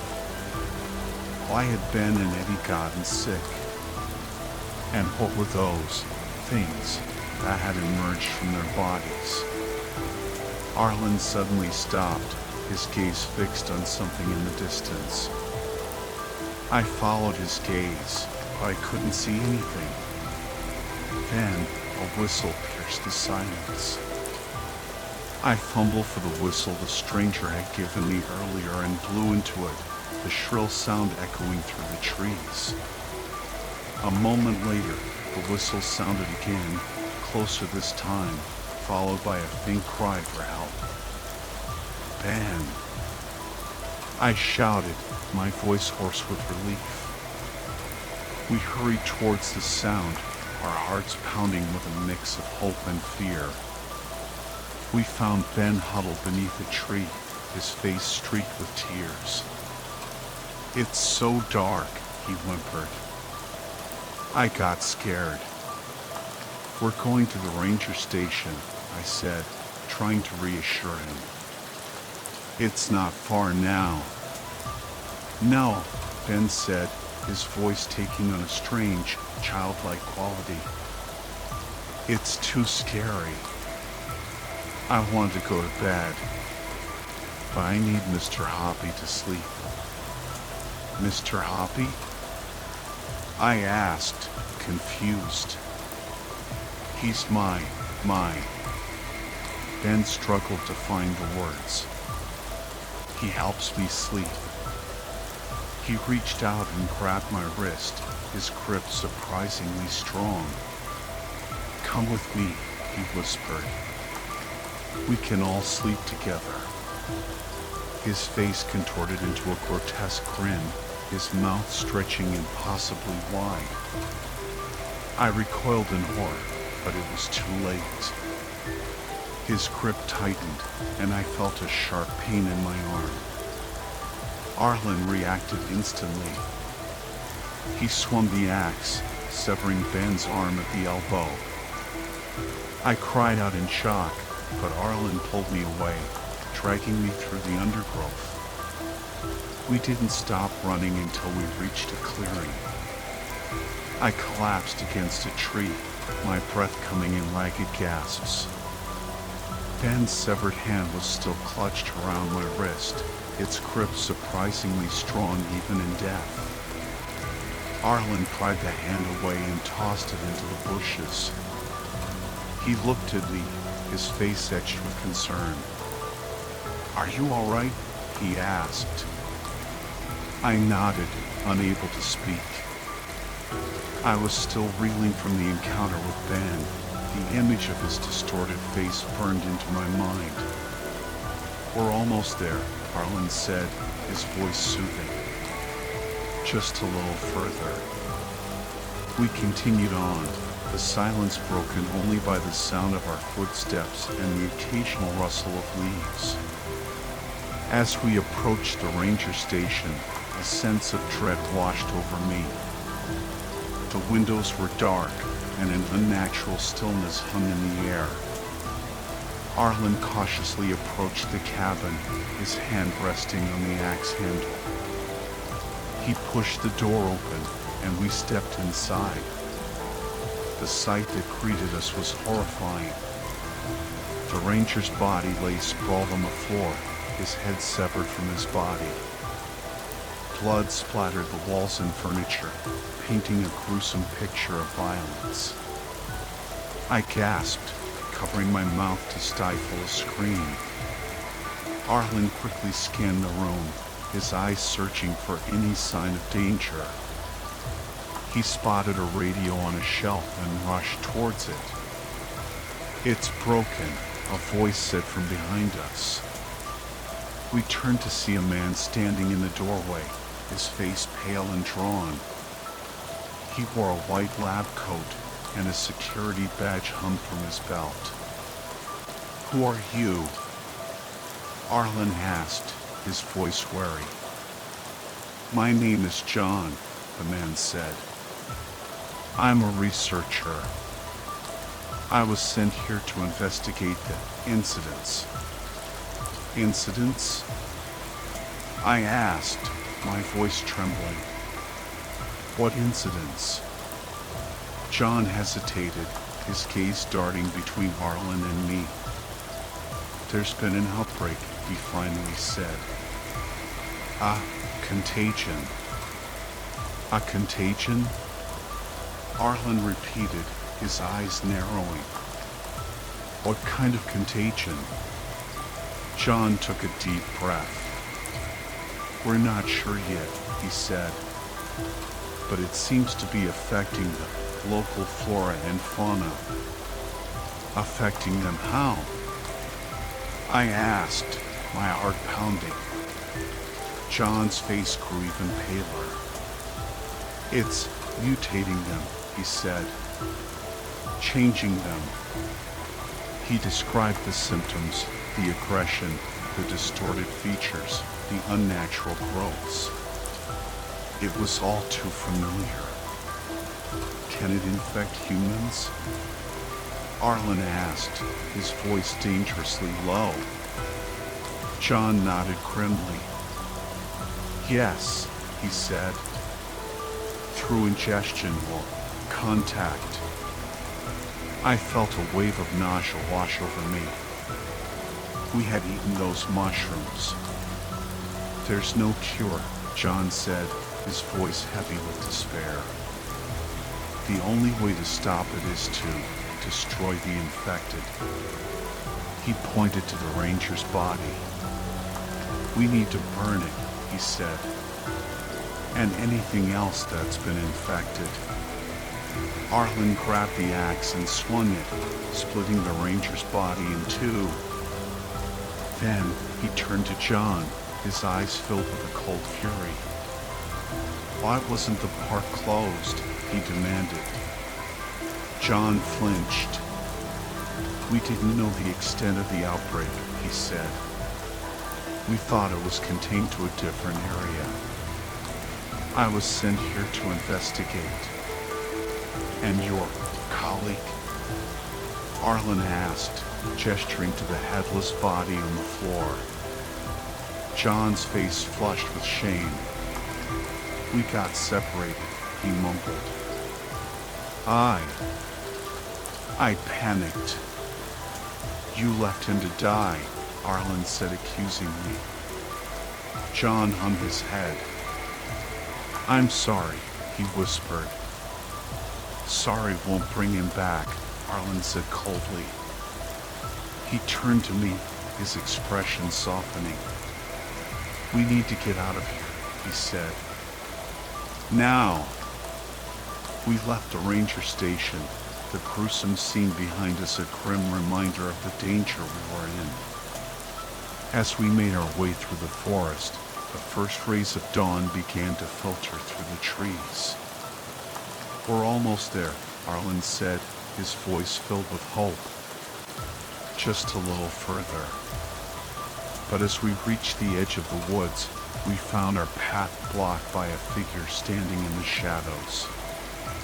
It was Michael. His clothes were stained with blood, and he held a severed deer head in his hand. Why are you here? He asked, his voice flat and emotionless. I thought you went back to the car. I got sidetracked, I said, my voice trembling. I did what I was told, Michael said, his eyes fixed on some distant point in the forest. I came here. I took care of the deer that hurt Eddie. They all told me not to. They want me to join them. But you were my friends first. Where are the girls? I asked, my voice barely a whisper. Sophia is at the big bear tree, Michael said. I can't hear Jessica anymore. Or Ben. My heart sank. They were all gone. Consumed by the contagion. They want me to take you with me, Michael said, his voice growing louder, more insistent. There are so many voices telling me what to do. His face contorted, his features twisting into a grotesque mockery of a human expression. Tendrils of flesh sprouted from his back, reaching towards us like grasping claws. Arlen reacted instantly. He charged at Michael, swinging the axe. But Michael was too quick. He dodged the blow and grabbed Arlen's wrist, twisting it until the axe clattered to the ground. I screamed, but the sound was swallowed by the dense forest. Michael lunged at Arlen, his tendrils wrapping around his throat. Arlen struggled, but he was no match for Michael's monstrous strength. I grabbed a rock and hurled it at Michael's head, but it bounced harmlessly off his thick hide. He was going to kill Arlen. Stop. I screamed, my voice raw with fear. Michael turned his head towards me, his eyes burning with an unnatural intensity. "Join us," he hissed. "Become one with the collective." I shook my head, tears streaming down my face. "No," I whispered. "I won't." Michael roared and lunged at me, his tendrils reaching out like grasping claws. I closed my eyes, bracing for the inevitable. But the blow never came. I opened my eyes to see Arlen standing between Michael and me, his face pale but determined. He held the axe in his hands, its blade glinting in the moonlight. "Get back," he said, his voice low and dangerous. Michael hesitated, his eyes flickering between Arlen and me. Then, with a guttural roar, he charged. Arlen swung the axe, the blade slicing through the air. It connected with Michael's arm, severing it at the elbow. Michael howled in pain, his tendrils recoiling. Arlen pressed his attack, hacking and slashing at Michael's mutated form. The creature roared and thrashed, but it was no match for Arlen's ferocity. Finally, with a final, desperate blow, Arlen buried the axe in Michael's chest. The creature shuddered, its eyes widening in surprise, then collapsed to the ground, its life extinguished. Arlen stood over Michael's body, his chest heaving, his hands covered in blood. He looked at me, his eyes filled with a mixture of sadness and relief. "It's over," he said, his voice hoarse. I nodded, unable to speak. The events of the night had left me numb, my mind struggling to process the horrors I had witnessed. We left the clearing, the gruesome scene behind us a stark reminder of the danger we had faced. As we walked, I couldn't help but wonder what had caused this outbreak, this terrifying transformation of nature. Arlen seemed to sense my thoughts. "It came from the sky," he said quietly. "Some kind of extraterrestrial pathogen." I looked at him, my eyes wide with disbelief. "Extraterrestrial?" I repeated. Arlen nodded. "It's been spreading," he said. "Slowly but surely. We need to find a way to stop it before it's too late." We reached the ranger station, and John emerged, his face etched with worry. He had heard the commotion and feared the worst. He was relieved to see us alive, but horrified by the news of Michael's transformation. "We need to warn the others," John said, his voice urgent. "We need to evacuate the park." But it was too late. As we spoke, a wave of distorted figures emerged from the trees, their eyes glowing with an eerie light, their bodies contorted into monstrous shapes. The creatures charged towards us, their screams echoing through the forest. We were outnumbered, outmatched. Arlen grabbed my hand and pulled me towards the ATV. "We have to go," he said. "Now!" We jumped on the ATV and sped away, the creature's screams fading into the distance. We didn't stop until we reached the edge of the park, where we abandoned the ATV and continued on foot, our hearts pounding with fear. We didn't know where to go, where to hide. The world had become a terrifying place, a place where nature itself had turned against us. We walked for hours, the sun beating down on us mercilessly. We were exhausted, hungry, and terrified. But we couldn't stop. We couldn't rest. We had to keep moving. Finally, As the sun began to set, we stumbled upon a small town. We collapsed on a park bench, our bodies aching, our minds reeling. We were safe. For now. But we knew that the creatures were still out there, lurking in the shadows, waiting for their next victims. And we knew that we would never be the same. Never again. I'm never setting foot in the woods again. It's been years since the disastrous camping trip back in high school, but the memory still haunts me. I wasn't even a real cadet, just a tag-along. My best friend, Jessica, was all about the air cadets, the uniforms, the drills, the whole 9 yards. Me, not so much. But I didn't want to lose touch with Jessica, so I'd hang out with her group after school, helping with fundraisers and cleaning up their meeting hall. Then came the camping trip. They said I could come, even though I wasn't officially in the program. Survival training, first aid, even a chance to ride in a small plane. My parents thought it would be a good experience, and I was just stoked to spend some quality time with Jessica.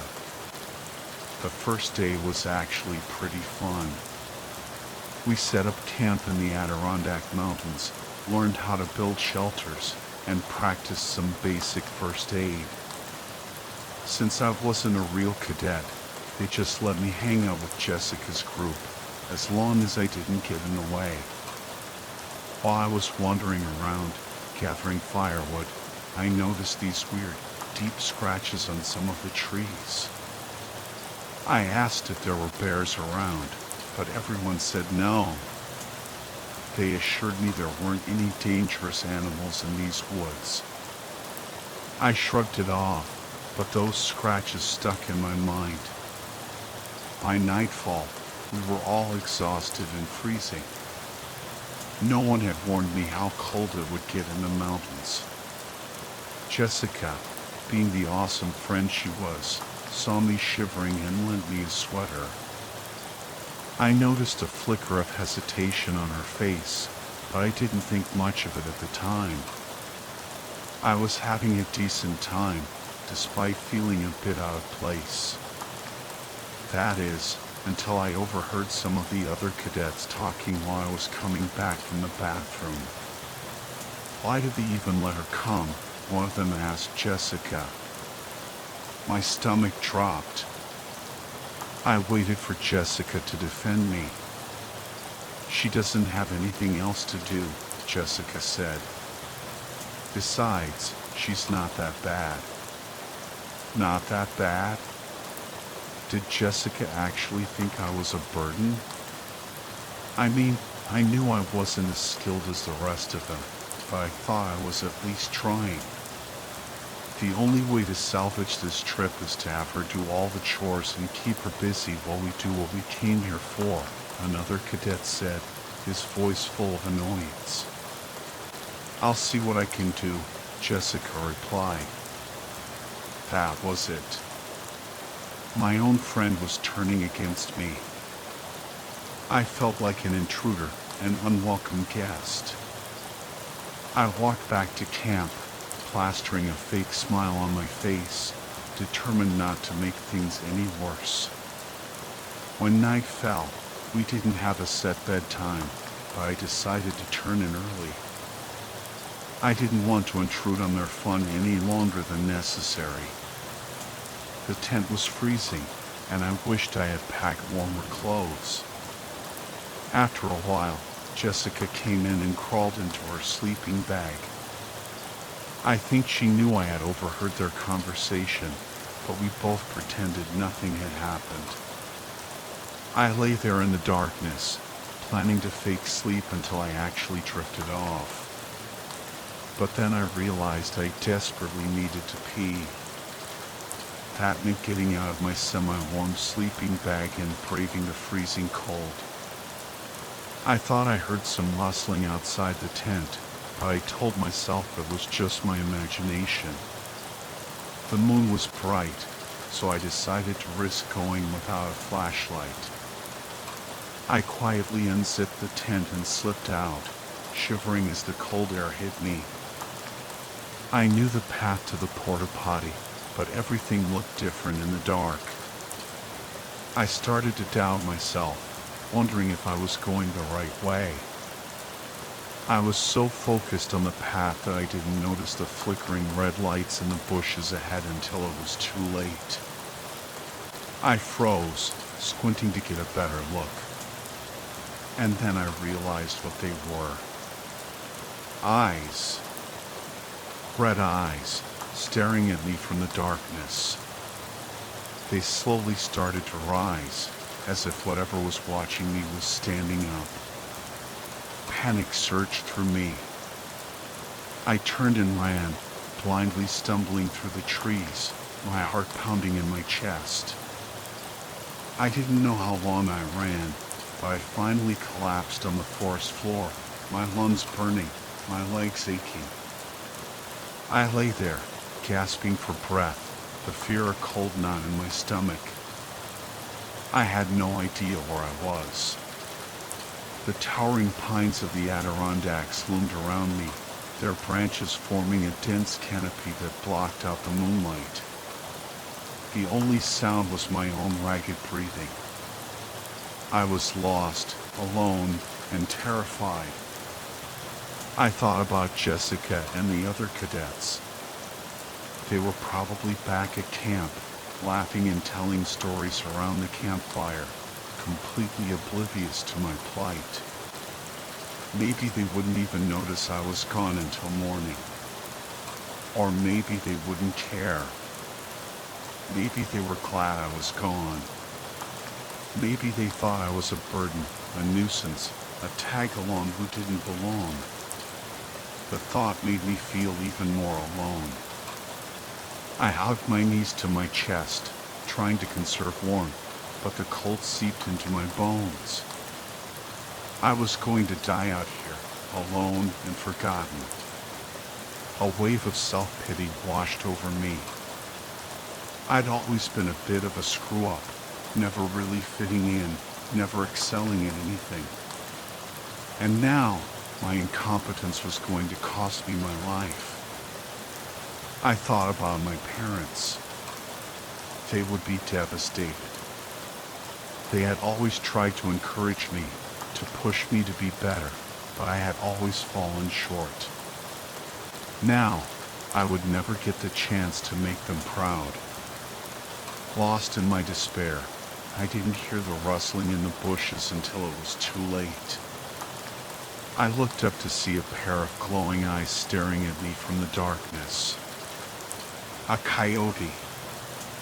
Its lean form emerged from the shadows, its eyes fixed on me with predatory intensity. I could see its sharp teeth glinting in the moonlight. I knew I was no match for a coyote. I was weak, slow, and unarmed. I closed my eyes, bracing for the inevitable. But the attack never came. Instead, I heard a deep growl, followed by a flurry of movement. I opened my eyes to see another creature emerge from the darkness. It was larger than the coyote, with powerful muscles and gleaming fangs. A wolf. A magnificent gray wolf, its fur blending seamlessly with the shadows. The two animals circled each other, growling and snapping. Then they lunged. The fight was a blur of fur and fangs, a dance of primal fury. The coyote yelped in pain as the wolf's teeth sank into its flesh. The wolf snarled, shaking its head violently. The coyote tried to fight back, but it was no match for the larger predator. The wolf quickly overpowered it, pinning it to the ground. I could hear the sickening crunch of bones as the wolf delivered the killing bite. The wolf stood over its fallen prey, panting heavily. Then, it turned its head and looked at me. Its eyes were a deep amber color, filled with an intelligence that sent shivers down my spine. It took a step towards me, and I instinctively flinched back. But the wolf didn't attack. It just stood there, watching me, its gaze intense but not threatening. Then, it did something unexpected. It lowered its head and nudged my hand with its snout. I hesitantly reached out and touched its fur. It was soft and thick, surprisingly warm. The wolf let out a soft whine, and I felt a strange connection to the creature, a sense of understanding that transcended language. It was as if the wolf was trying to tell me something. But what? Suddenly, I heard a shout in the distance. It was Jessica, calling my name. The wolf looked up, its ears twitching. Then, it turned and disappeared into the darkness. I stood there for a moment, my heart still pounding, my mind reeling from the encounter. Then, I ran towards Jessica's voice, my fear replaced by a newfound hope. I had been lost, alone, and terrified. But the wolf had found me, protected me, and led me back to safety. I would never forget that night in the Adirondacks, the night I encountered the wolf, the night I learned that even in the darkest of times, there is always hope.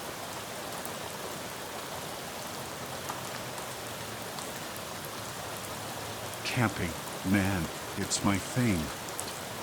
Being alone out in the middle of nowhere, nothing but a thin tent between me and whatever's lurking in the shadows, it's a total rush. I love getting away from the hustle and bustle, disconnecting from the world. But yeah, I'm not gonna lie, it can get creepy. One minute you're all zen, enjoying the peace and quiet, and the next minute you're convinced a serial killer is hiding in the bushes, ready to strike.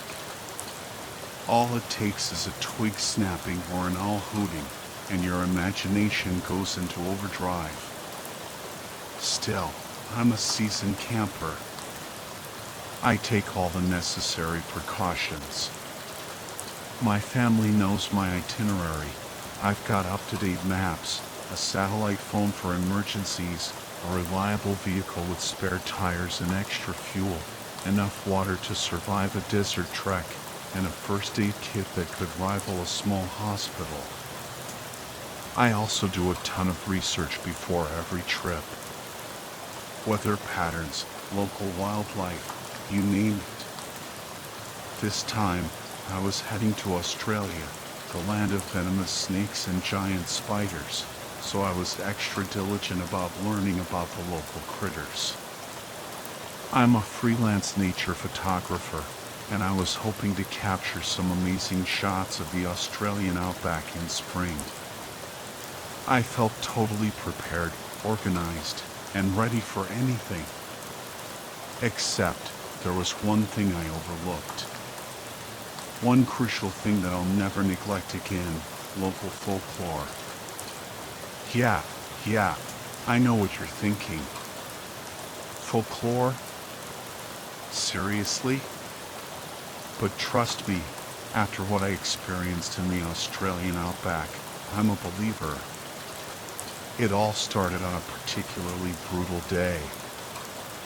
I'd been driving for hours, bouncing along these rough, corrugated tracks in my Land Rover. The sun was beating down mercilessly, and I was covered in sweat, sunburn, and mosquito bites. Even with sunscreen and bug spray, the Australian outback was relentless. But the scenery was incredible. Vast, red-earthed plains stretching as far as the eye could see, dotted with the occasional gnarled tree. In the distance, I spotted a small hill rising from the flat landscape. It wasn't much of a hill, maybe 500 feet high, but it was the only elevation for miles. I decided to head towards it, hoping to get some cell reception and maybe capture some epic sunset photos. By the time I reached the base of the hill, it was late afternoon. I set up camp on the hard-packed soil and grabbed my gear for the climb. It was a tough scramble, even for a seasoned hiker like me. Thorny bushes snagged at my clothes, and loose rocks threatened to send me tumbling. But I finally reached the top, my hands and clothes stained red with the ubiquitous outback dust. No cell reception, but I wasn't worried. I had my satellite phone if I needed it. The view was amazing, though. A 360-degree panorama of endless red dirt and scrubby vegetation. While waiting for the sunset, I explored a bit. I found this small cave hidden behind a cluster of rocks. It was narrow at the entrance, but it opened up into a wider space. I yelled and stomped around to scare off any critters, but there was no response. I crouched down and entered the cave. The air was thick with the stench of rotting meat. My boot knocked against something solid, and I heard a clattering sound, like silverware hitting the ground. I flicked on my headlamp and saw a pile of bones. Animal bones of all shapes and sizes. Some were still fresh, with bits of flesh clinging to them. I gagged and quickly scanned the cave, making sure I was alone. Dingoes, I figured. Wild dogs, probably out hunting for the night. There were bones and carcasses scattered throughout the cave, along with depressions in the dust where the animals must have slept. I didn't stick around long. I knew my scent would freak out the dingoes when they returned. Back outside, I snapped a few photos of a wedge-tailed eagle soaring overhead and then settled in to watch the sunset. It was peaceful, being the only human for miles around. The vastness of the outback made me feel small, insignificant, but also strangely free. As darkness fell, I made my way back to camp. I'd left an electric lantern on my table, and its glow guided me through the inky blackness. But as I walked, I saw the lantern fall from the table. It didn't just fall, though. It arced upwards, as if something had lifted it and then dropped it with force. The lantern hit the ground with a sickening crunch, the light going out.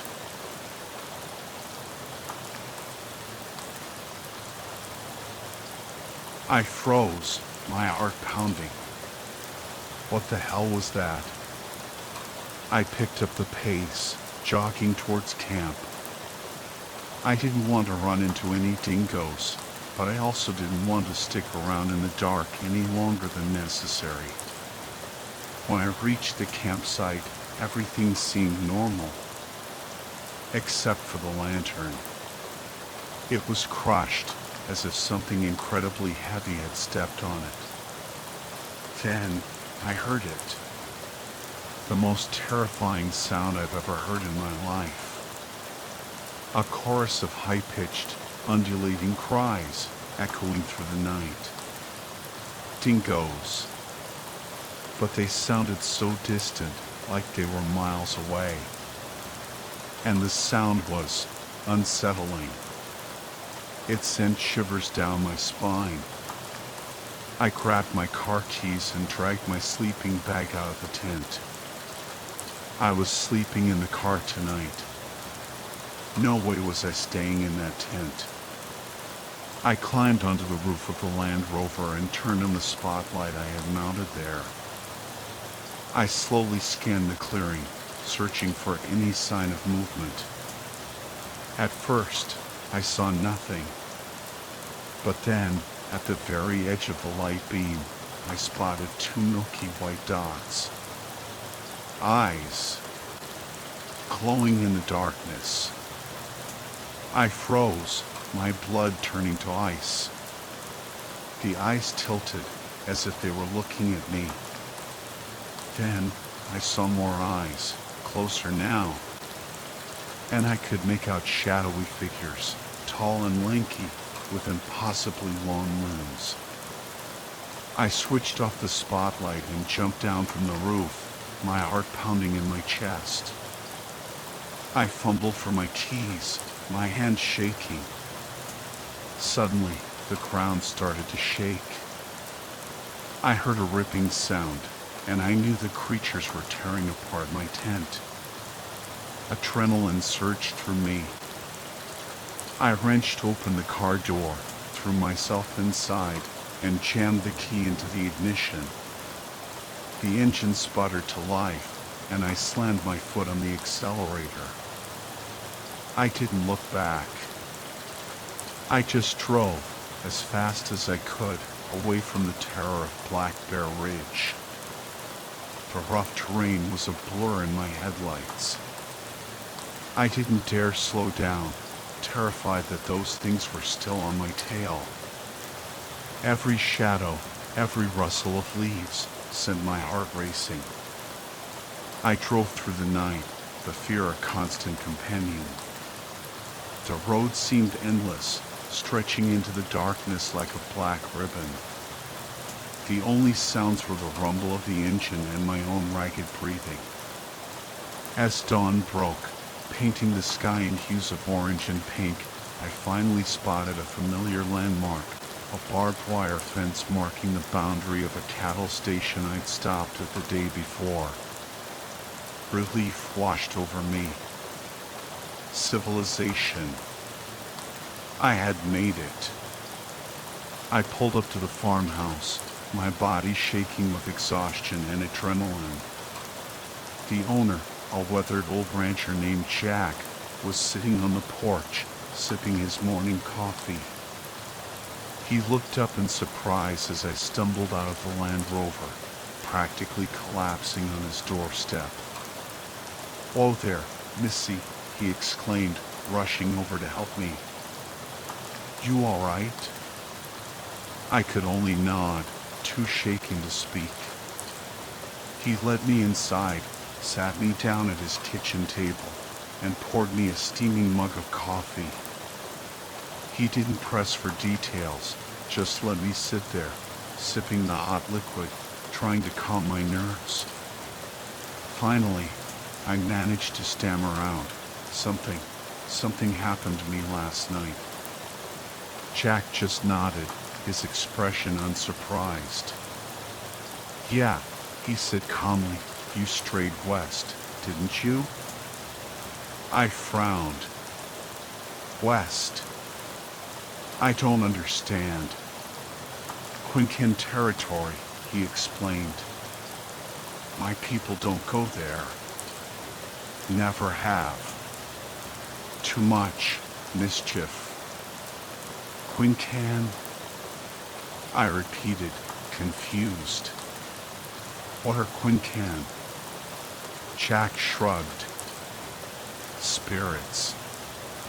Tricksters. They live in those hills." He pulled out a book filled with photos of ancient Aboriginal cave paintings.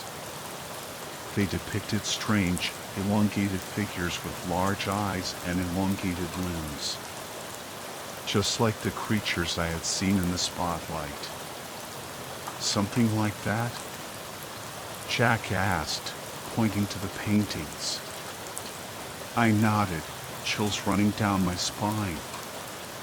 But they were real. I saw them. Jack just nodded again, as if it was the most normal thing in the world. He told me about the Quincan, how they were mischievous spirits who could shapeshift and mimic voices. He said they were mostly harmless, but they could be dangerous if provoked. He also warned me about another creature, the Turamoli, a more malevolent spirit that lurked in the darkest corners of the outback. He said it was incredibly strong and could tear apart metal with its bare hands. That's what got your tent, Jack said, examining the claw marks on my Land Rover. Lucky it didn't get you. I shuddered, remembering the terrifying sound of the tent ripping and the feeling of the ground shaking beneath my feet. You should get going, Jack said, his voice serious. That thing, it might still be looking for you. I didn't need to be told twice. I thanked Jack for his help and quickly packed up the remaining belongings that hadn't been scattered across the desert. I said goodbye and drove away, not stopping until I reached the nearest town.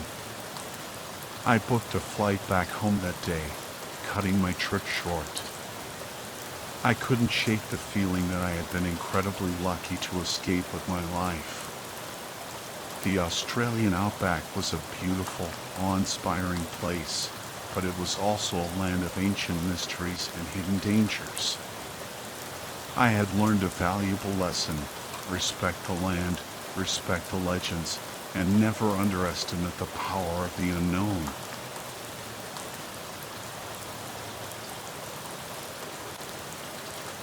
I can never bring myself to go into the woods again.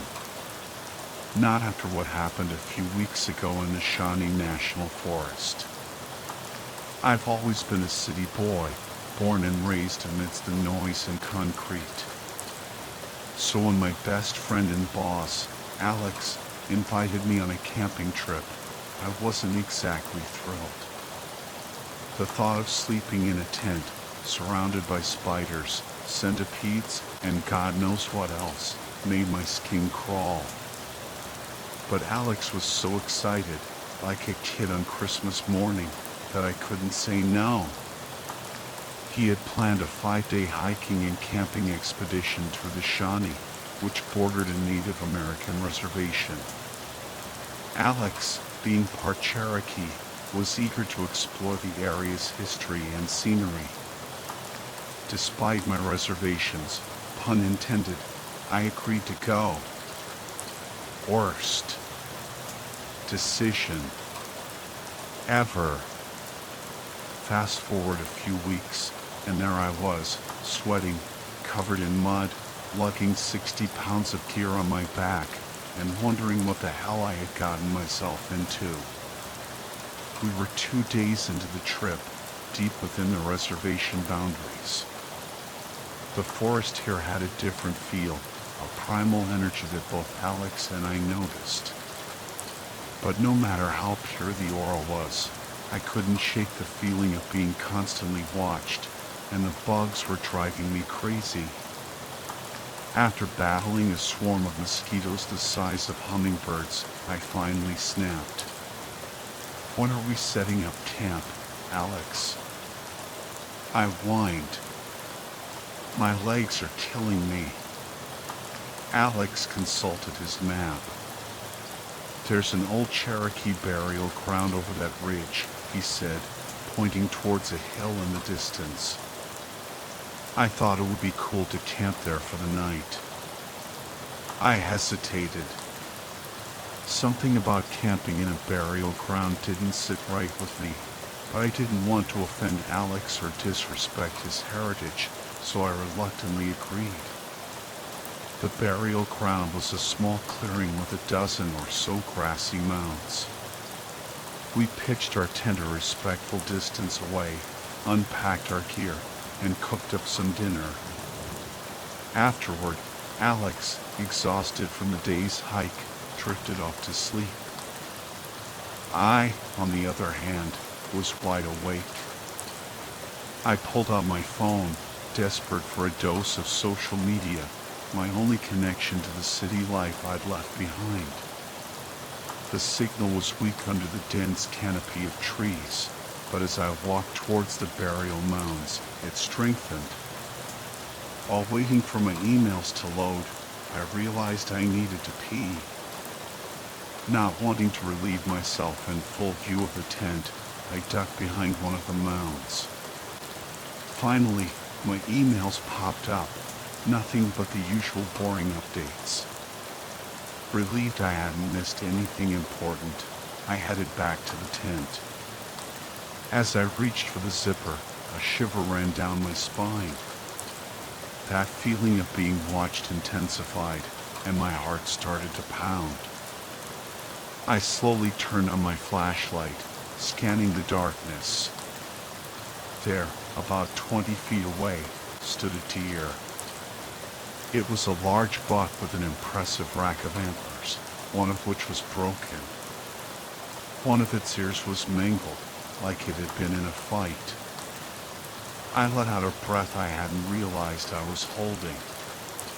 Just a deer. My heart rate slowed, and I crawled into the tent, eager to get some sleep. The next day, we continued our trek through the reservation. Despite my initial apprehension, I had to admit the scenery was breathtaking. Towering trees, cascading waterfalls, vibrant wildflowers. It was like stepping into a postcard. But as dusk approached, I noticed something unsettling. The forest had fallen silent. The birdsong, the rustling leaves, the chirping insects, all gone. It was an eerie, unnatural quiet. Even Alex seemed a bit unnerved. We found a spot to camp, and Alex went to gather firewood while I set up the tent. Usually, I'm a bit clumsy with tents, but tonight, I was struggling more than usual. That feeling of being watched was back, stronger than before. I spun around, and there it was again, the deer with the broken antler and the torn ear, staring at me from the shadows. A wave of fear washed over me. This was more than just a curious deer. Something felt deeply wrong. I tried to shoo it away, but it just stood there, those black eyes boring into me. Logic battled with instinct, and eventually, logic won. It's just a deer, I told myself. I shook off the unease and finished setting up the tent. When Alex returned, I told him about the deer. His face went pale. "Dude, you've got to be kidding me," he whispered, pulling me into the tent. He zipped the door shut and started telling me about the Aquionk, or deer men, creatures from Cherokee folklore. He described them as tall, shadowy figures that could shapeshift into deer or other forest animals.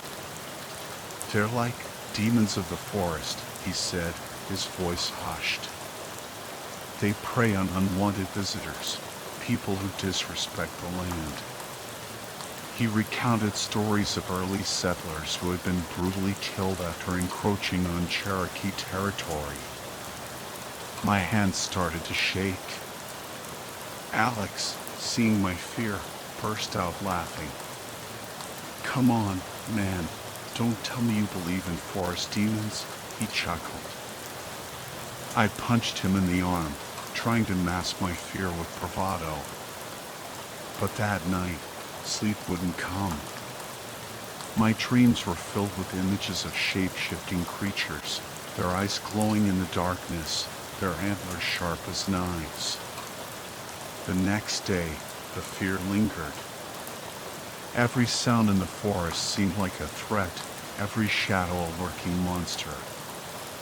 Alex, oblivious to my terror, assigned me the task of gathering firewood for the night. I grabbed the flashlight and headed out, my heart pounding in my chest. About 10 minutes from camp, my flashlight beam landed on something in the undergrowth. It was the deer again, its broken antler and mangled ear unmistakable. But this time, something was different. It was standing on its hind legs, its head nearly 8 feet off the ground. And those eyes, they weren't the eyes of a deer.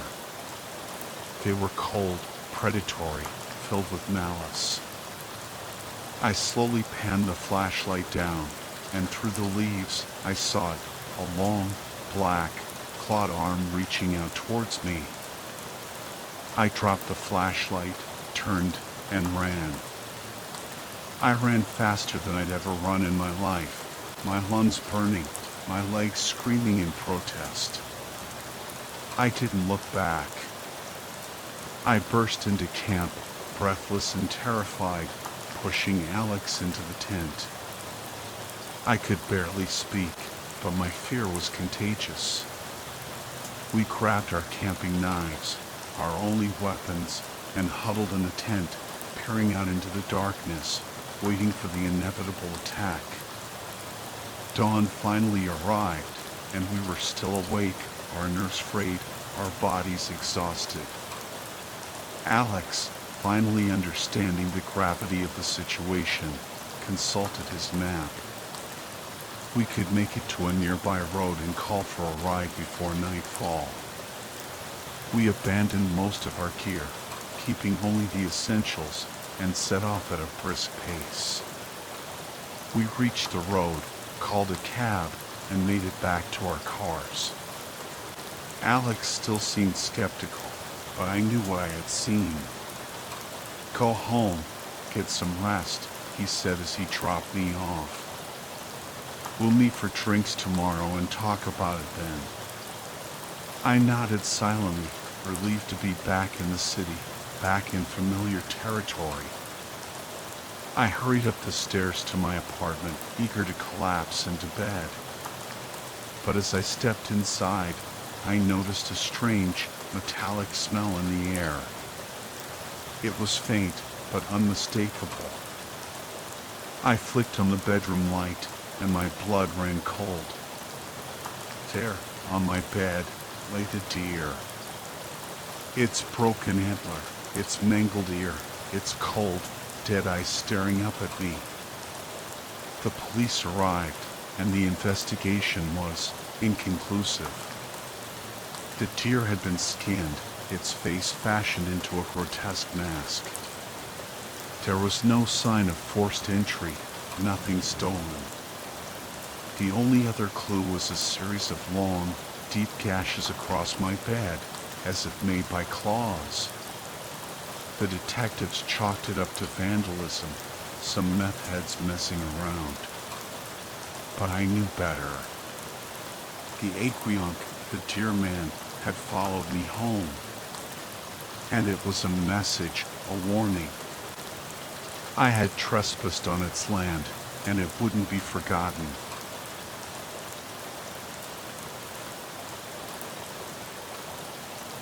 It was supposed to be a typical father-son bonding experience, a weekend of fishing, campfire stories, and quality time with my dad. I was 12, awkward, and more interested in my Game Boy than the great outdoors, but Dad insisted it would be good for me. So, off we went to Lake Willow, a secluded spot nestled deep in the California redwoods. We arrived early afternoon, the sunlight filtering through the towering trees, casting long shadows across the forest floor.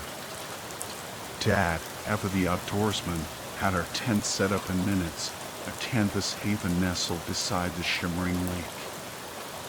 The air was crisp, with the scent of pine needles and damper, a welcome change from the city smog I was used to. As dusk settled, Dad built a campfire, the flames licking at the logs, casting a warm glow against the encroaching darkness. He cooked hot dogs over the crackling fire, their smoky aroma mingling with the scent of pine. We sat on our folding chairs, the silence broken only by the crackling fire and the distant hoot of an owl. Dad, ever the astronomer, pointed out constellations, weaving tales of ancient heroes and mythical beasts. After we ate, Dad told me to turn in for the night. He wanted to stay up and enjoy the peace and quiet, he said. I crawled into the tent, the nylon walls a thin barrier against the sounds of the night. I zipped the flap closed, snuggled into my sleeping bag, and closed my eyes, the symphony of crickets lulling me to sleep. But then I heard it. A whisper, soft and sibilant, just outside the tent. At first, I thought it was just the wind rustling the leaves. But it persisted, growing louder, more insistent. It sounded like someone calling my name. Ethan? A shiver ran down my spine. I sat up, my heart pounding. Ethan, come out. The voice was closer now, right beside the tent. It was a woman's voice, soft and alluring, yet laced with an unsettling urgency. Fear gripped me. I called out for my dad, my voice trembling. Dad? Dad, are you there? Silence. Only the crackling of the campfire and the whispering voice answered me. Ethan, don't be afraid. Come out. I couldn't take it anymore. I unzipped the tent flap and peered out into the darkness. The campfire had died down to embers, casting an eerie glow on the surrounding trees. I couldn't see anyone. Dad? I called out again, my voice barely a whisper. Then I heard him. His voice, faint and distant, echoing across the lake. Ethan. Ethan, come here. He sounded panicked. I hesitated, torn between the urgency in his voice and the unsettling presence lurking just outside my tent. Ethan, come out now, the woman's voice whispered again, closer than before. I made my decision. I had to get to my dad. I scrambled out of the tent and sprinted towards the lake, the whispering voice growing louder, more frantic, behind me. Ethan, wait. Don't go. I glanced back and saw a figure emerge from the shadows. It was tall and slender, its form barely visible in the darkness. But its eyes glowed with an unnatural light, like embers in the night. I screamed and ran faster, my heart pounding in my chest. But the figure was fast, gaining on me with every stride. I didn't know what it was, but I knew I had to reach my dad. He was my only hope.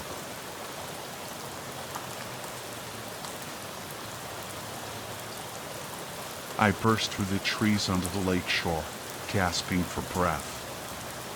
The moon painted a shimmering path across the water, leading straight to my dad, who stood on the opposite bank, his silhouette stark against the moonlit sky. Dad. I screamed, my voice hoarse and ragged.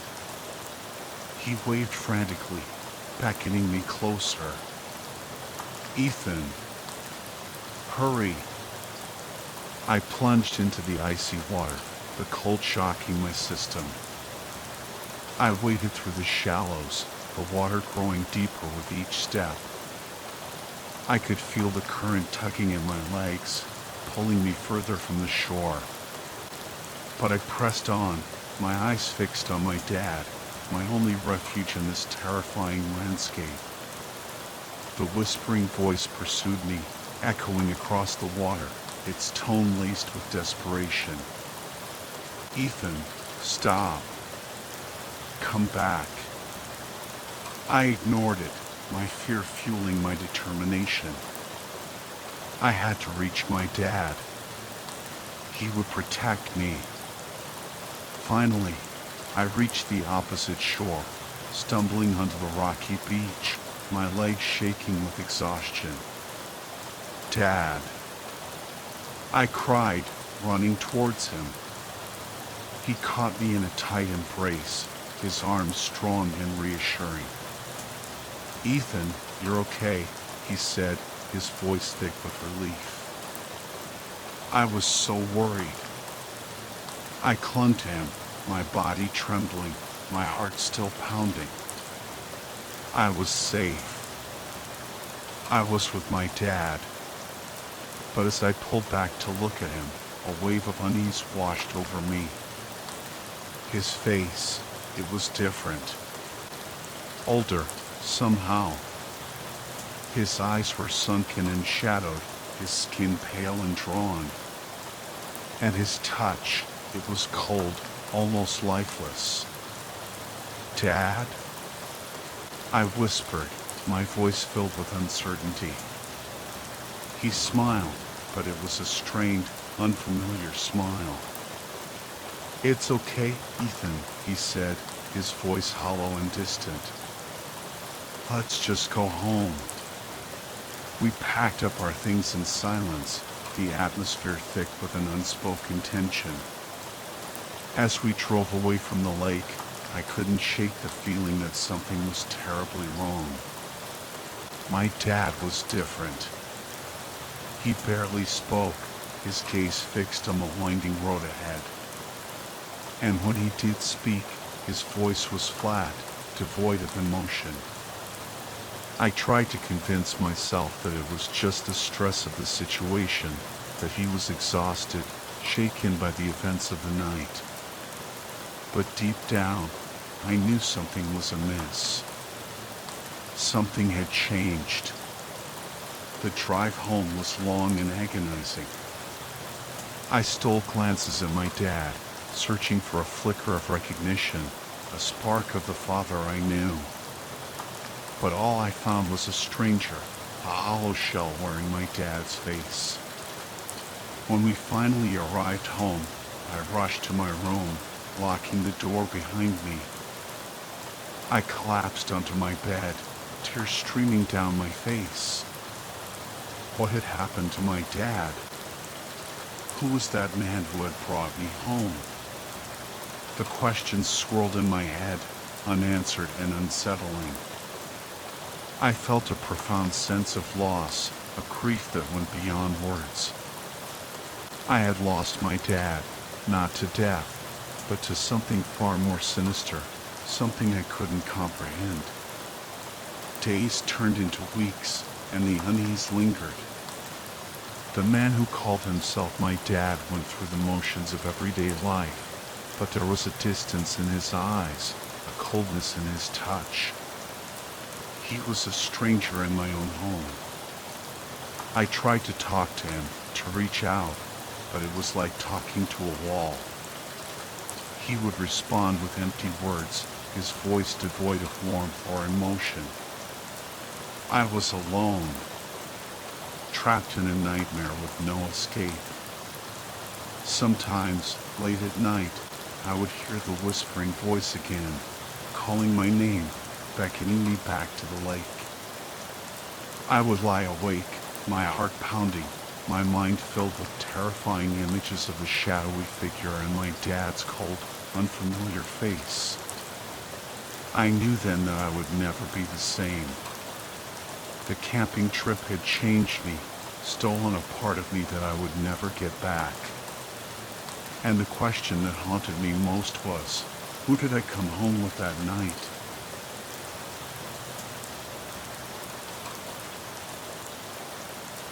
Camping's my thing. Always has been. Growing up in Missoula, Montana, meant having the wilderness practically on my doorstep. But even with all those amazing campsites nearby, the best ones were always the secluded ones, the hidden gems tucked away in the depths of the forest. Those were the places where you could truly escape the crowds and connect with nature. Of course, being a horror fan, I also knew the potential dangers of venturing too far off the beaten path. Every slasher flick, every creepypasta, every campfire story about missing hikers, they all played on the fear of what lurks in the shadows of the wilderness. But those were just stories, right? Well, that's what I used to think. After high school, I ended up at the University of Oregon. My dad had gone there, and they offered a decent scholarship for legacy students.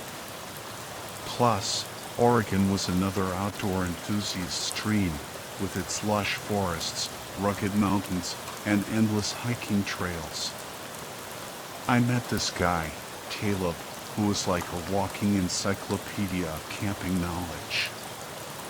He had this tattered old map, covered in handwritten notes and highlighter markings, with directions to all the best hidden campsites in the Pacific Northwest. He was our unofficial leader, always knowing a spot. If it was a good spot, he'd mark it in green. If it sucked, red. There were a few other colors too, but those were rare. Caleb looked the part, too. Long hair, beard, tattoos, the whole outdoorsy vibe. But he wasn't just some poser. He spent every free moment exploring the wilderness, always searching for that perfect secluded spot. So, when he told us about this amazing new campsite his cousin had discovered a few hours south, we were all in. I mean, how often do you find a place that none of your friends have been to before? We met up at Ashley's place to pack her truck. Ashley's parents were loaded, and she had just gotten this badass Jeep Wrangler as a graduation present.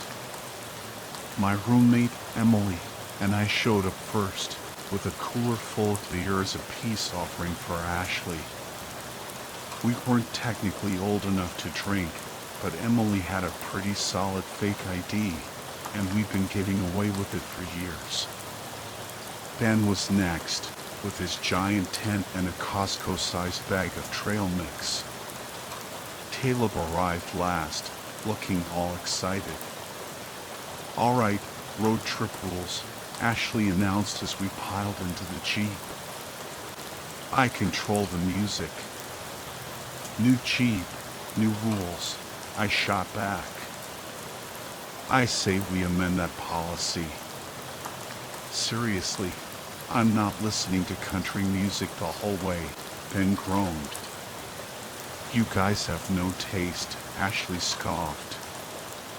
We eventually agreed on a music rotation and set off for Caleb's cousin's spot, Devil's Gulch. Apparently, Devil's Gulch was so off the grid that it wasn't even on the internet. We had to rely on old school directions and landmarks, which felt kinda adventurous, actually. After 3 hours of driving and a surprisingly diverse playlist, we finally turned off the main road onto a gravel track. Another half hour of bumping along, and the trail just ended. "This is it," Caleb said, grinning. "Let's grab our stuff and get set up before it gets dark." We followed him through the woods until we reached this incredible clearing. Towering redwoods all around, a crystal clear stream babbling nearby, a perfect spot for camping. We pitched the tent, built a fire, and settled in for the night. As we were roasting marshmallows and enjoying the sunset, Emily asked the question we were all thinking. "So, how did your cousin find this place?" Caleb shrugged. "He didn't, really. Some guy on this online forum PM'd him the location and some pictures. He wanted to check it out himself, but he was busy this weekend, so he passed it on to us." "Sounds like the start of a horror movie," Emily laughed. "Random stranger gives you directions to a mystery camping spot." "Bring it on," Ben said, flexing his biceps. "I'd like to see some psycho try to mess with us. I've got 6 bullets with his name on them." Caleb rolled his eyes. "Relax, man. The guy was legit. We're good."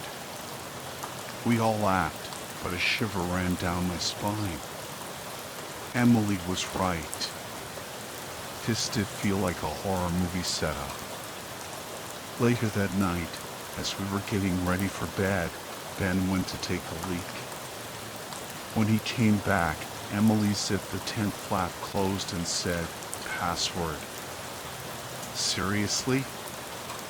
Ben groaned. "Are you in middle school?" "Rules are rules," Emily said, giggling. "Fine," Ben sighed. "The password is..." "You're all a bunch of idiots. Now let me in. I'm freezing my ass off." We all laughed, and I exchanged a knowing glance with Ashley. She and Ben totally had a thing for each other. "Nope, that's not it," Emily said. "Try again." We heard Ben shuffling around outside. "This is so stupid," he grumbled. "Please." "Come on in," Emily said, finally relenting. We always slept together in one big tent when we camped in the fall or winter. It was warmer that way, and it was easier than hauling 5 separate tents. Plus, Ashley was like a human furnace, so it was always nice to have her in the middle, radiating heat. I woke up suddenly with this weird sense of anxiety. I couldn't figure out why I was awake. It was like I just snapped out of sleep. I saw Ben crouch by the tent flap, holding it closed. "Ben?" I whispered. "Shoo," he hissed. "I think there's something outside. Maybe a bear or something. Should we wake the others?" I asked. "Nah," he said. "I'm not worried." "Did the sound wake you up too?" I shook my head. "Oh," he said. It brushed up against the tent by my face, and it sounded pretty big, like... He was interrupted by a shuffling sound outside. It did sound big. We exchanged a nervous glance, and I kicked the others awake. "What the hell?" Ashley groaned. Caleb shushed her, and we all listened. More shuffling. Closer this time. Ben had his hand on his backpack, ready to grab his gun if it was a bear. Ben peered through the mesh. "Guys," he whispered, "I don't think it's a bear." Just then, the thing moved right in front of the tent flap. And it spoke. Its voice was choppy, garbled, and it sounded exactly like Ben. "Please," it stuttered. "Please. Please. Please. Please. Let me in." "Holy shit," Caleb whimpered. Even in the darkness, I could see Ben's face go pale. More shuffling. "I'm freezing. Please. Please let me in. Let me in. Let me in," it rasped in Ben's voice. "Who's out there?" Ben shouted, his voice trembling. "Who's out there?" The thing mimicked Ben's tone for each word, the sentence a jumbled mess.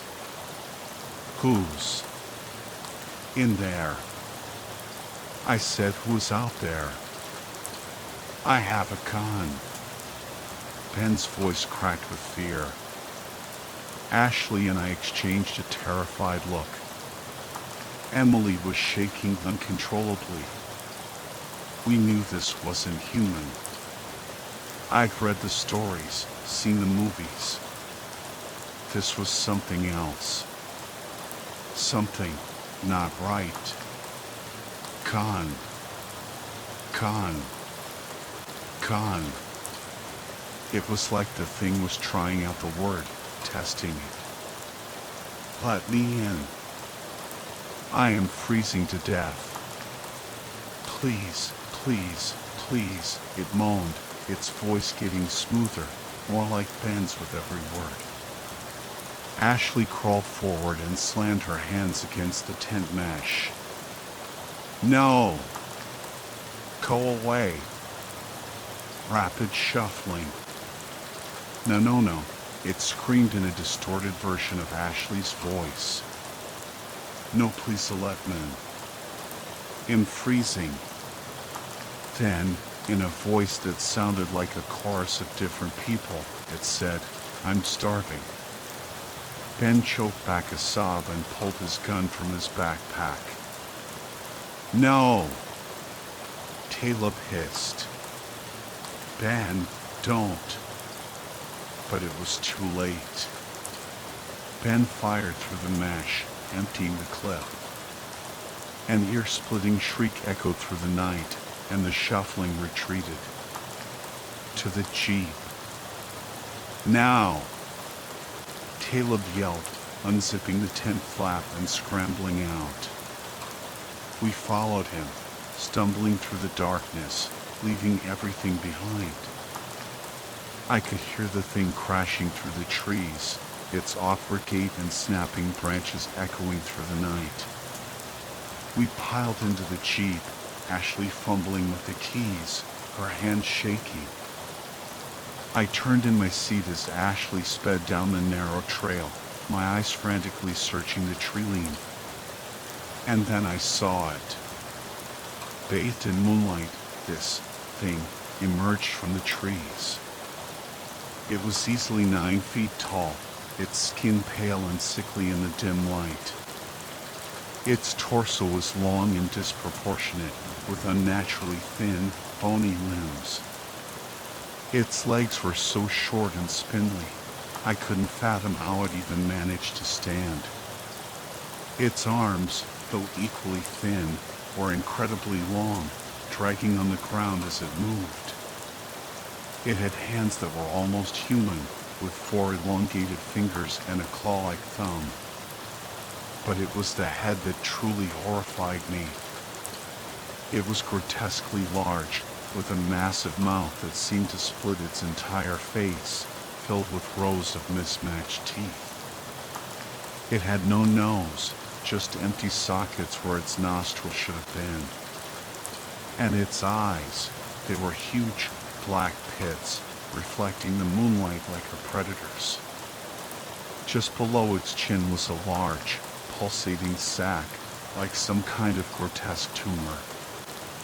Ashley floored it, and we careened down the trail, the jeep bouncing violently over rocks and ruts. I could hear the creature's enraged shrieks echoing behind us, its heavy footsteps pounding the earth. We burst out onto the main road, the creature still in pursuit. Ashley slammed on the brakes, sending the jeep skidding sideways. We all screamed as the creature lunged, its long arms reaching for us.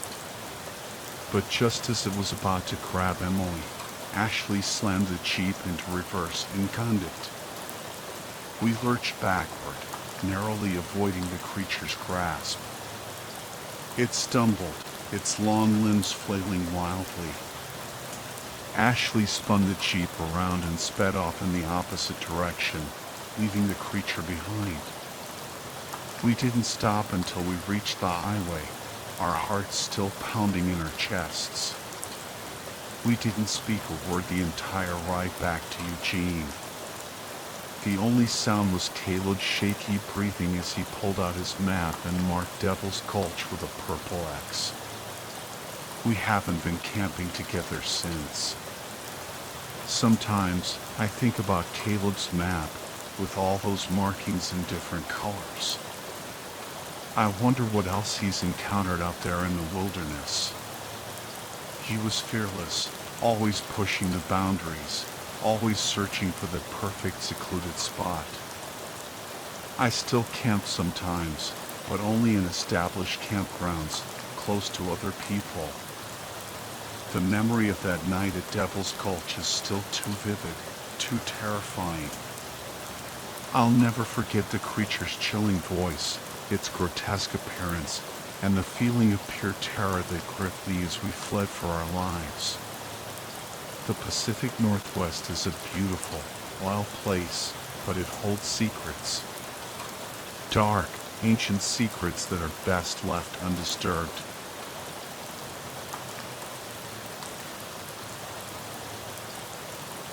My name is Amelia, and I'll never forget the day I first laid eyes on her. It was moving day, boxes piled high, the air thick with the smell of fresh paint and new beginnings.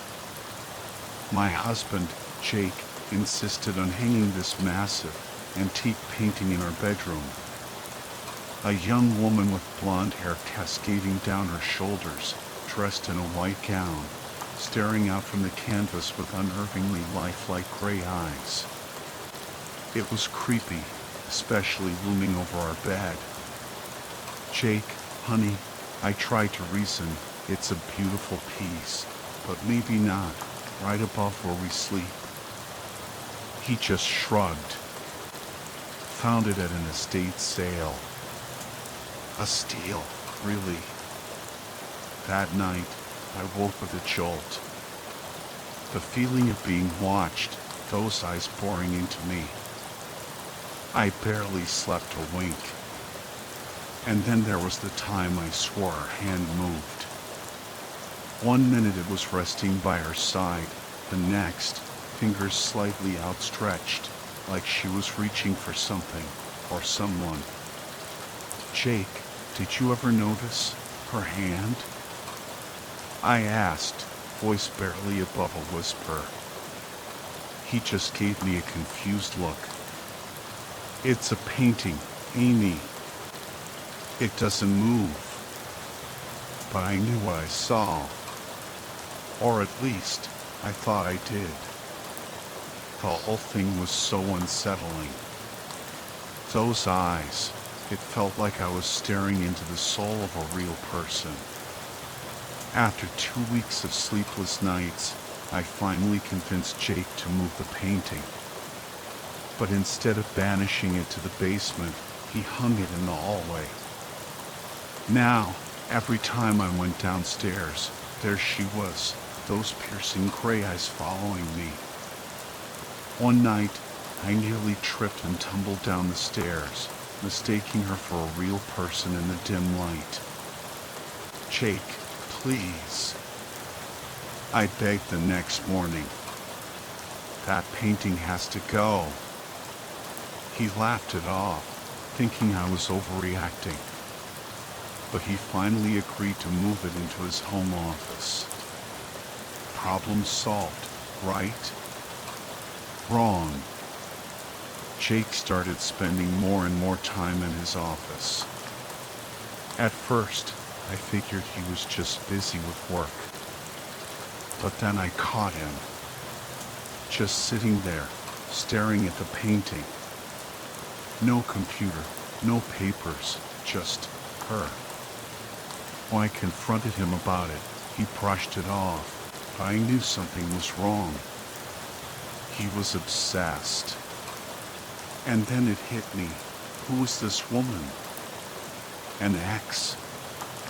Someone he had a secret crush on? One night, curiosity got the better of me. Jake was fast asleep. I crept out of bed, tiptoed to his office, and flicked on the light. There she was, those eyes seeming to follow my every move. I took a deep breath and snapped a picture with my phone. Reverse image search, here we come. The results made my blood run cold. Dozens of articles, all with the same headline: search continues for missing art student.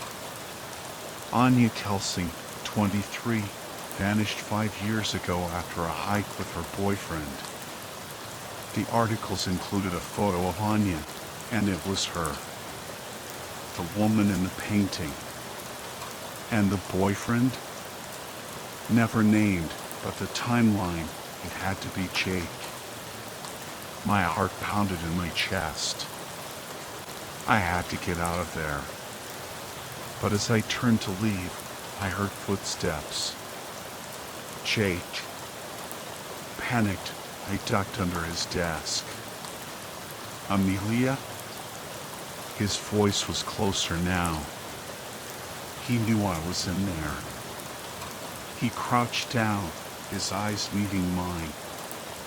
You figured it out, didn't you? What did you do to her, Jake? I whispered, fear gripping me. He gave a chilling laugh. So you think I'm a murderer? I tried to play it cool, to backpedal, but it was too late. He knew I knew. You should have just left it alone, he said, his voice devoid of emotion. I'm sorry you had to find out this way. He lunged.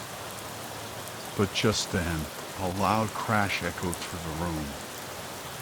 The painting had fallen from a wall, giving me the split second I needed to break free. I scrambled out from under the desk and sprinted for the door, Jake hot on my heels. I burst out of the house and into the night, screaming for help. Neighbors' lights flicked on. Someone called 911. It was over. Jake was arrested. They found Anya's earrings hidden in his office. The evidence was mounting. He was going to pay for what he did. I can't help but think that Anya, through her self-portrait, saved me. That she was watching over me, protecting me from the same fate. The painting now hangs in my foyer. A reminder of Anya, of her strength and resilience. And every time I pass those piercing gray eyes, I know she's with me, ensuring that justice is served.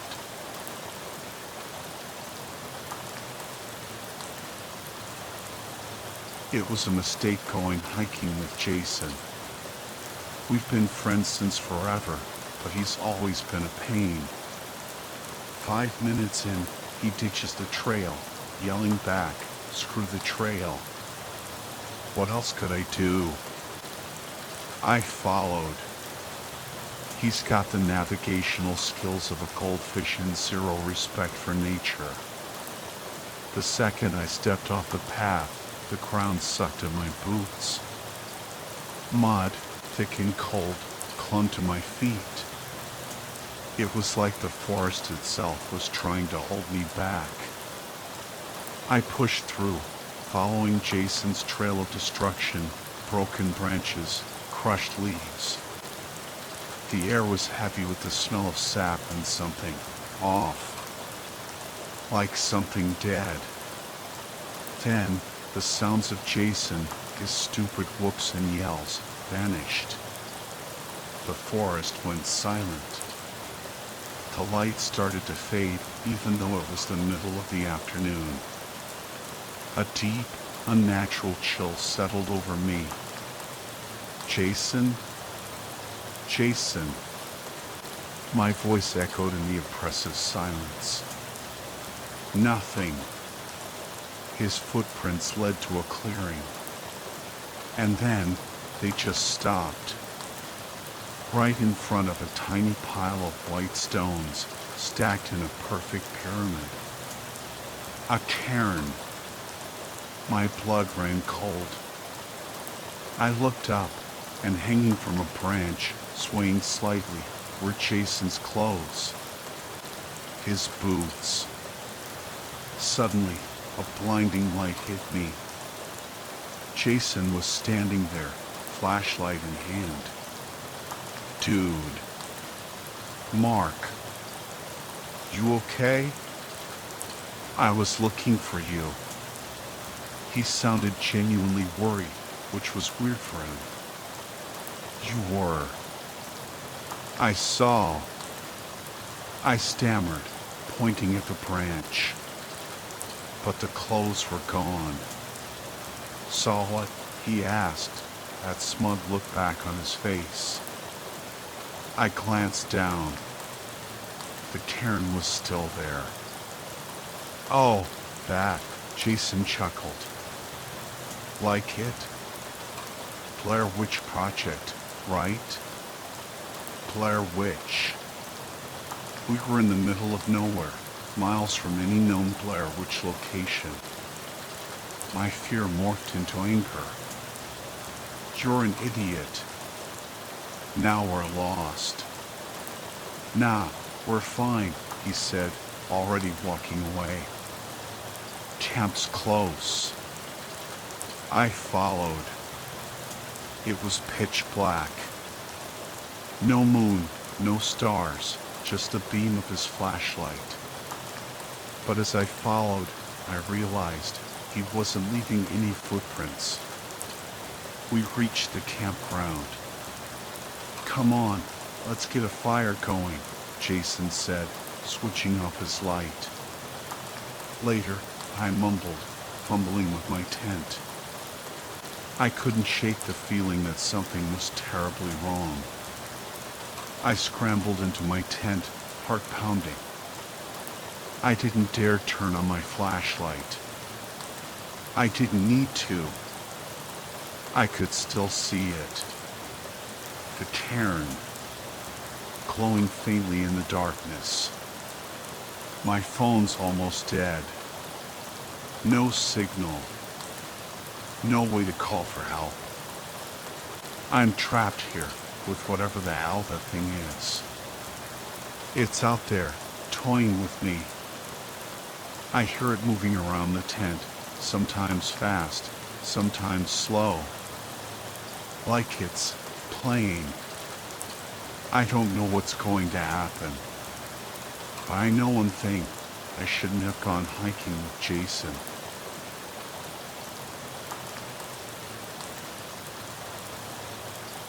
I never thought I'd be the kind of guy who'd get spooked out in the middle of nowhere.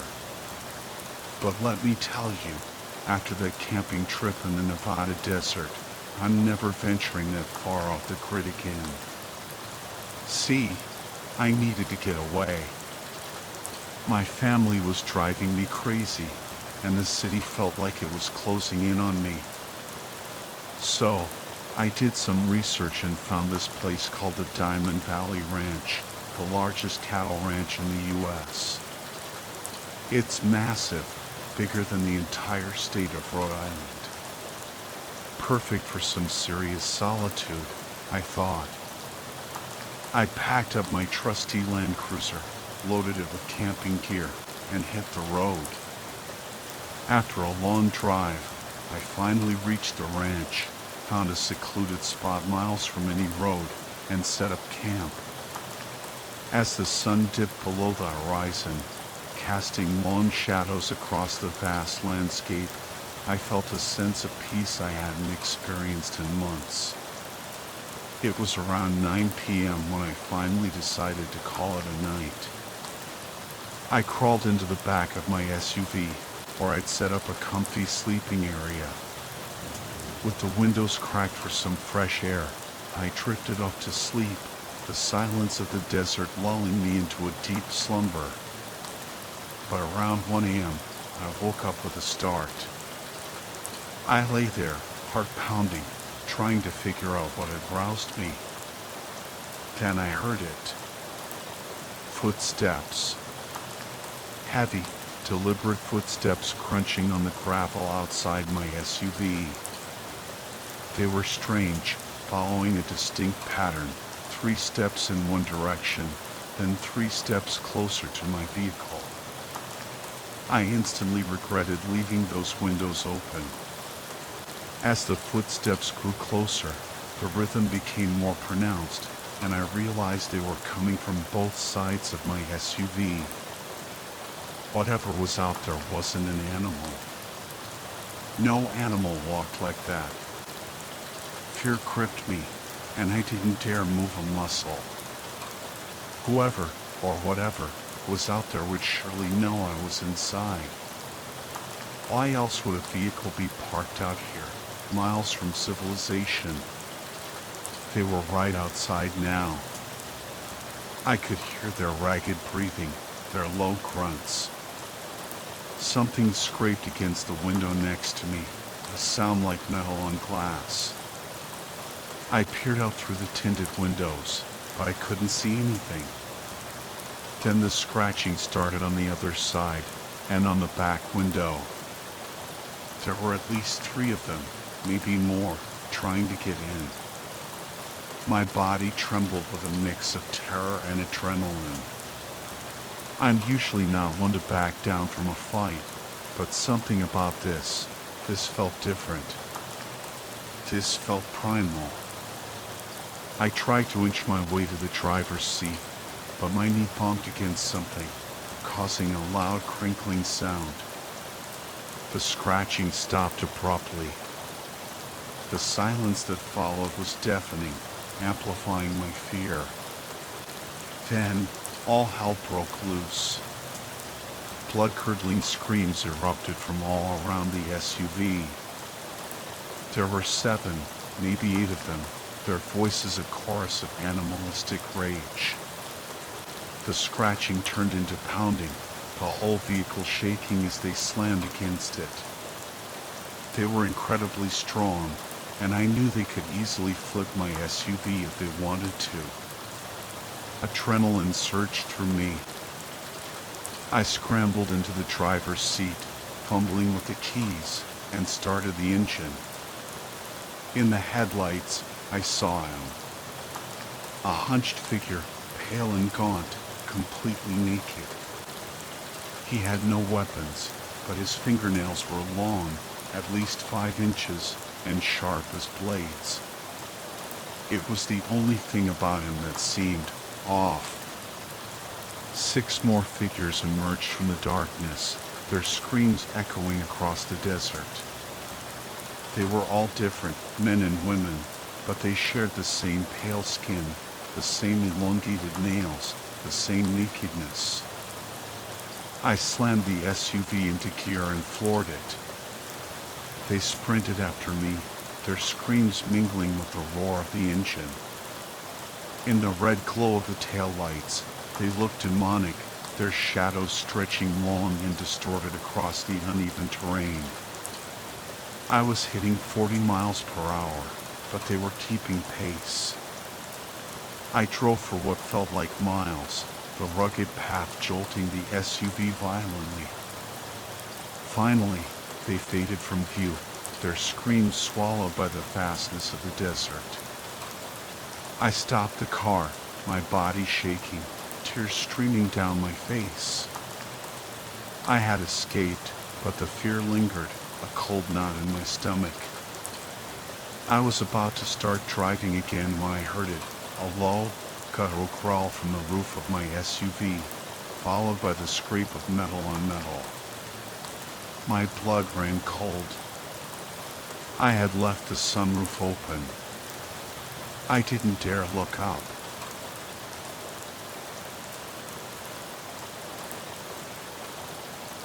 I don't go camping anymore. Not after what happened in the White Mountains.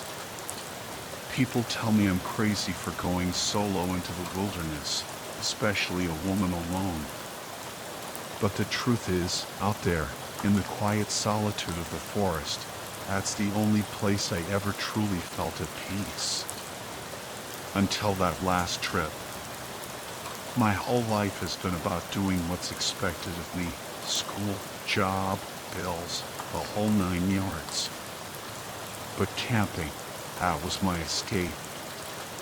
The stillness of the night, the whisper of the wind through the trees, the feeling of being completely alone, yet connected to something bigger than myself. I never felt fear in the woods, only a deep sense of calm. At least, not until that last trip. Of course, I wasn't reckless. I always carried a well-stocked first aid kit, a compass, and my trusty dog, Luna. A girl's got to be prepared, right? But I was prepared for bears, for twisted ankles, for sudden storms. I wasn't prepared for that. It started out like any other trip. I had planned a 3-night loop through a remote section of the White Mountain National Forest, a place I'd never been before. I mapped out a leisurely pace, about 8 miles a day, so I could really soak in the surroundings. I told my folks where I was going, and when I'd be back, packed up my gear and hit the road. The trailhead was deserted, just as I'd hoped. A thrill of anticipation ran through me as I opened the car door and Luna bounded out, eager to explore.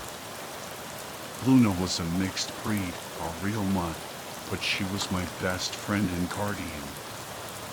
With her by my side, I felt invincible.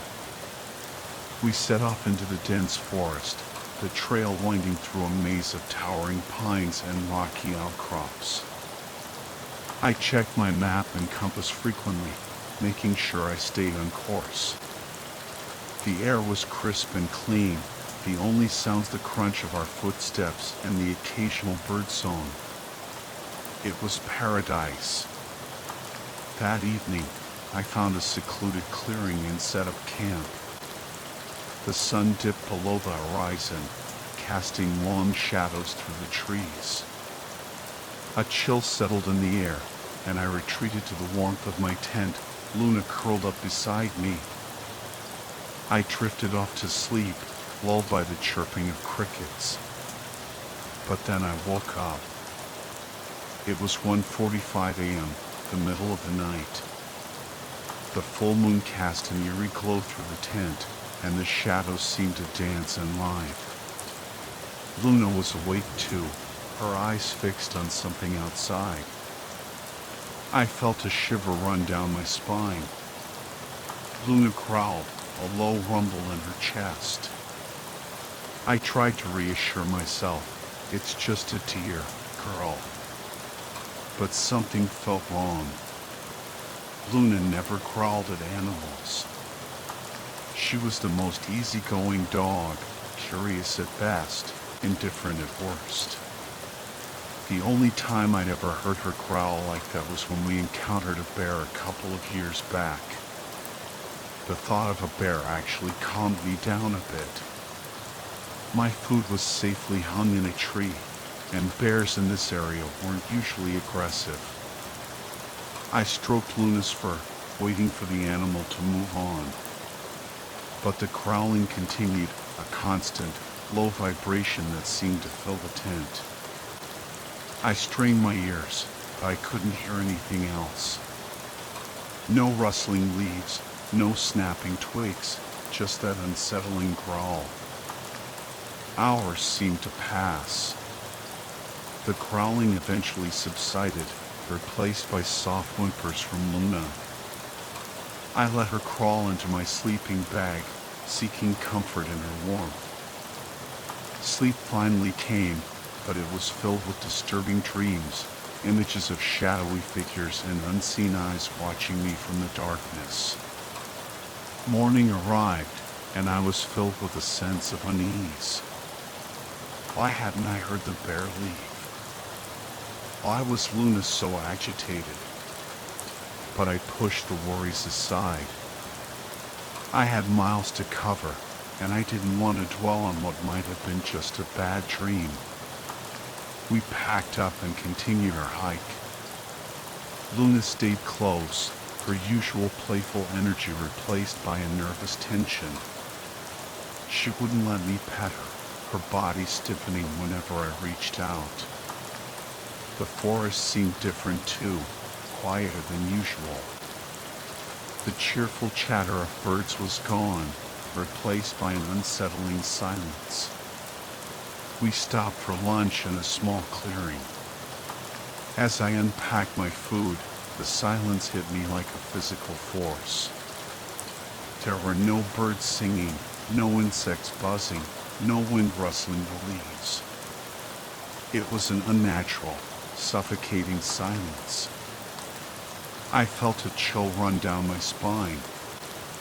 "Let's get out of here, girl," I said to Luna, my voice barely a whisper. She whined in response, her eyes darting nervously around the clearing. We reached the edge of the clearing, and I gasped. The forest floor was littered with dead birds. Their colorful feathers were scattered amongst the fallen leaves, a macabre tapestry of death. I nudged a bluebird with my hiking pole, searching for any sign of injury or disease, but there was nothing. Just death. Luna, usually eager to chase birds, cowered behind me, a low growl rumbling in her throat.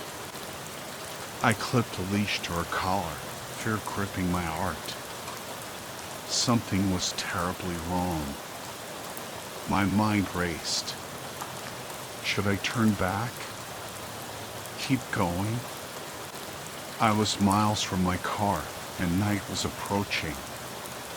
The thought of returning to that silent, bird-filled clearing made my stomach churn. I had to keep moving.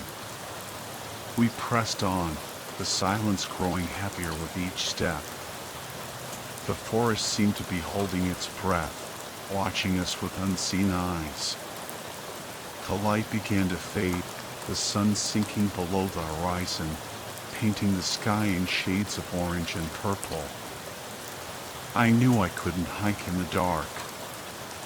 I had to find a place to camp, even if it meant facing whatever lurked in the shadows. I found another clearing, this one mercifully free of dead birds, and set up camp with trembling hands. Luna whimpered, her body pressed against mine.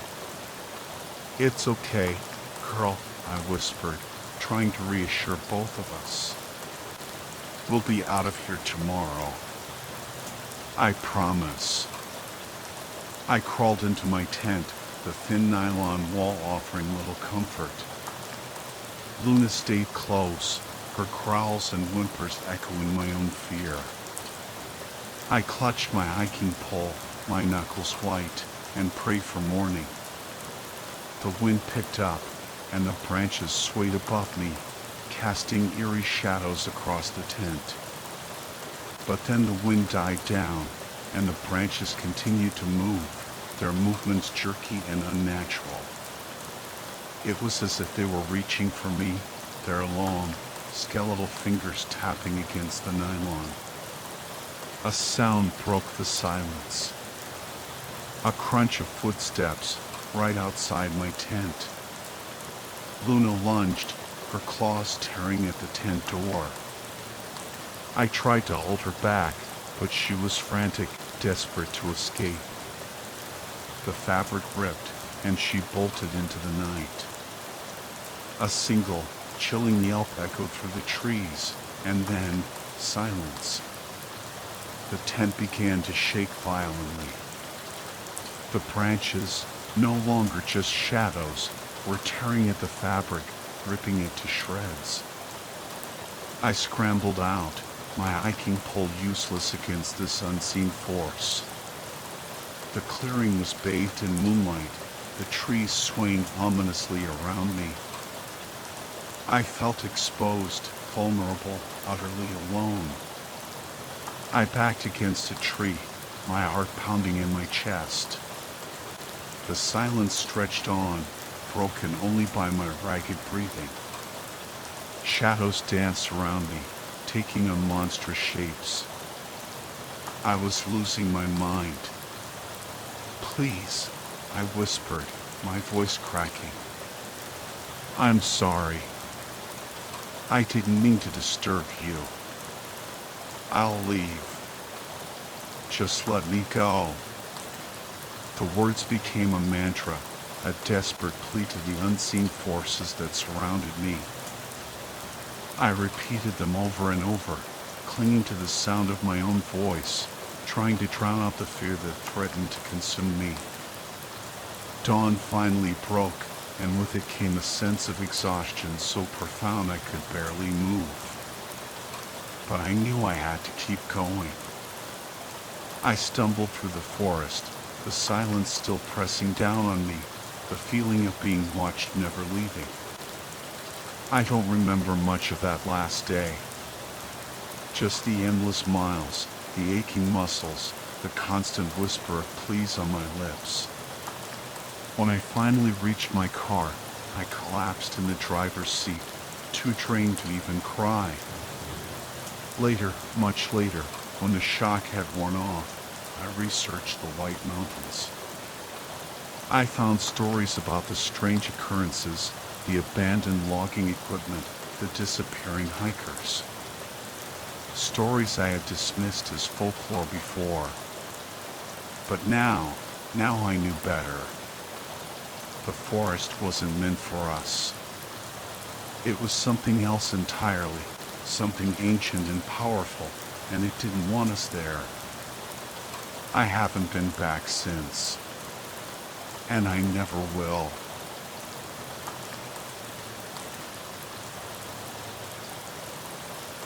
It was supposed to be a relaxing weekend getaway, a chance to escape the city and reconnect with nature. Just me, Sarah, my best friend, and the sprawling wilderness of Yosemite National Park.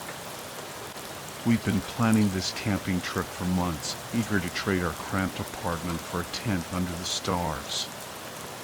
We arrived at our campsite late Friday afternoon, the sun already dipping behind the towering pines. We quickly set up our tent, unrolled our sleeping bags, and built a crackling campfire. As darkness fell, we roasted marshmallows, swapped stories, and laughed until our sides ached. But as the fire died down and the sounds of the forest grew louder, a sense of unease settled over me. The rustling leaves sounded like whispers, the crackling branches like footsteps. I tried to shake off the feeling, telling myself it was just my imagination, but the unsettling sensation persisted.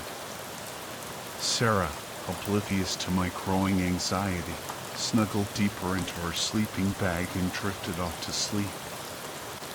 I, however, remained wide awake, my ears straining for any unusual sound. And then I heard it. A soft, rhythmic tapping, coming from just outside our tent. Tap, tap, tap. My heart pounded in my chest. What was it? An animal? A branch brushing against the canvas? Or something else? I held my breath, listening intently. The tapping continued, steady and persistent. It sounded almost like fingers drumming against the nylon. I nudged Sarah awake, my voice a panicked whisper. Sarah, wake up. Do you hear that? Sarah groaned and rolled over, her eyes still closed. Hear what? She mumbled. That tapping. I hissed. Listen. Sarah grumbled something about being tired and tried to go back to sleep. But I couldn't ignore it. The tapping was getting louder now, more insistent. Tap, tap, tap. I sat up, my eyes darting around the darkened tent. I could see nothing, but the tapping continued, relentless and unnerving. Finally, I couldn't take it anymore. I unzipped the tent flap and peered out into the darkness. The campfire had died down to embers, casting an eerie glow on the surrounding trees.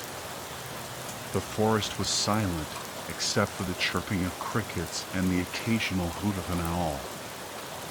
But the tapping was still there. It seemed to be coming from behind a large oak tree, just a few feet from our tent. I squinted, trying to make out what was causing the sound. But the darkness was too thick, the shadows too deep. Then I saw it. A figure, shrouded in shadow, standing behind the tree. It was tall and slender, its form barely visible in the dim light. But I could see its hand raised in the air, its fingers tapping rhythmically against the rough bark of the oak. Tap, tap, tap. My blood ran cold. Who was it? What did they want?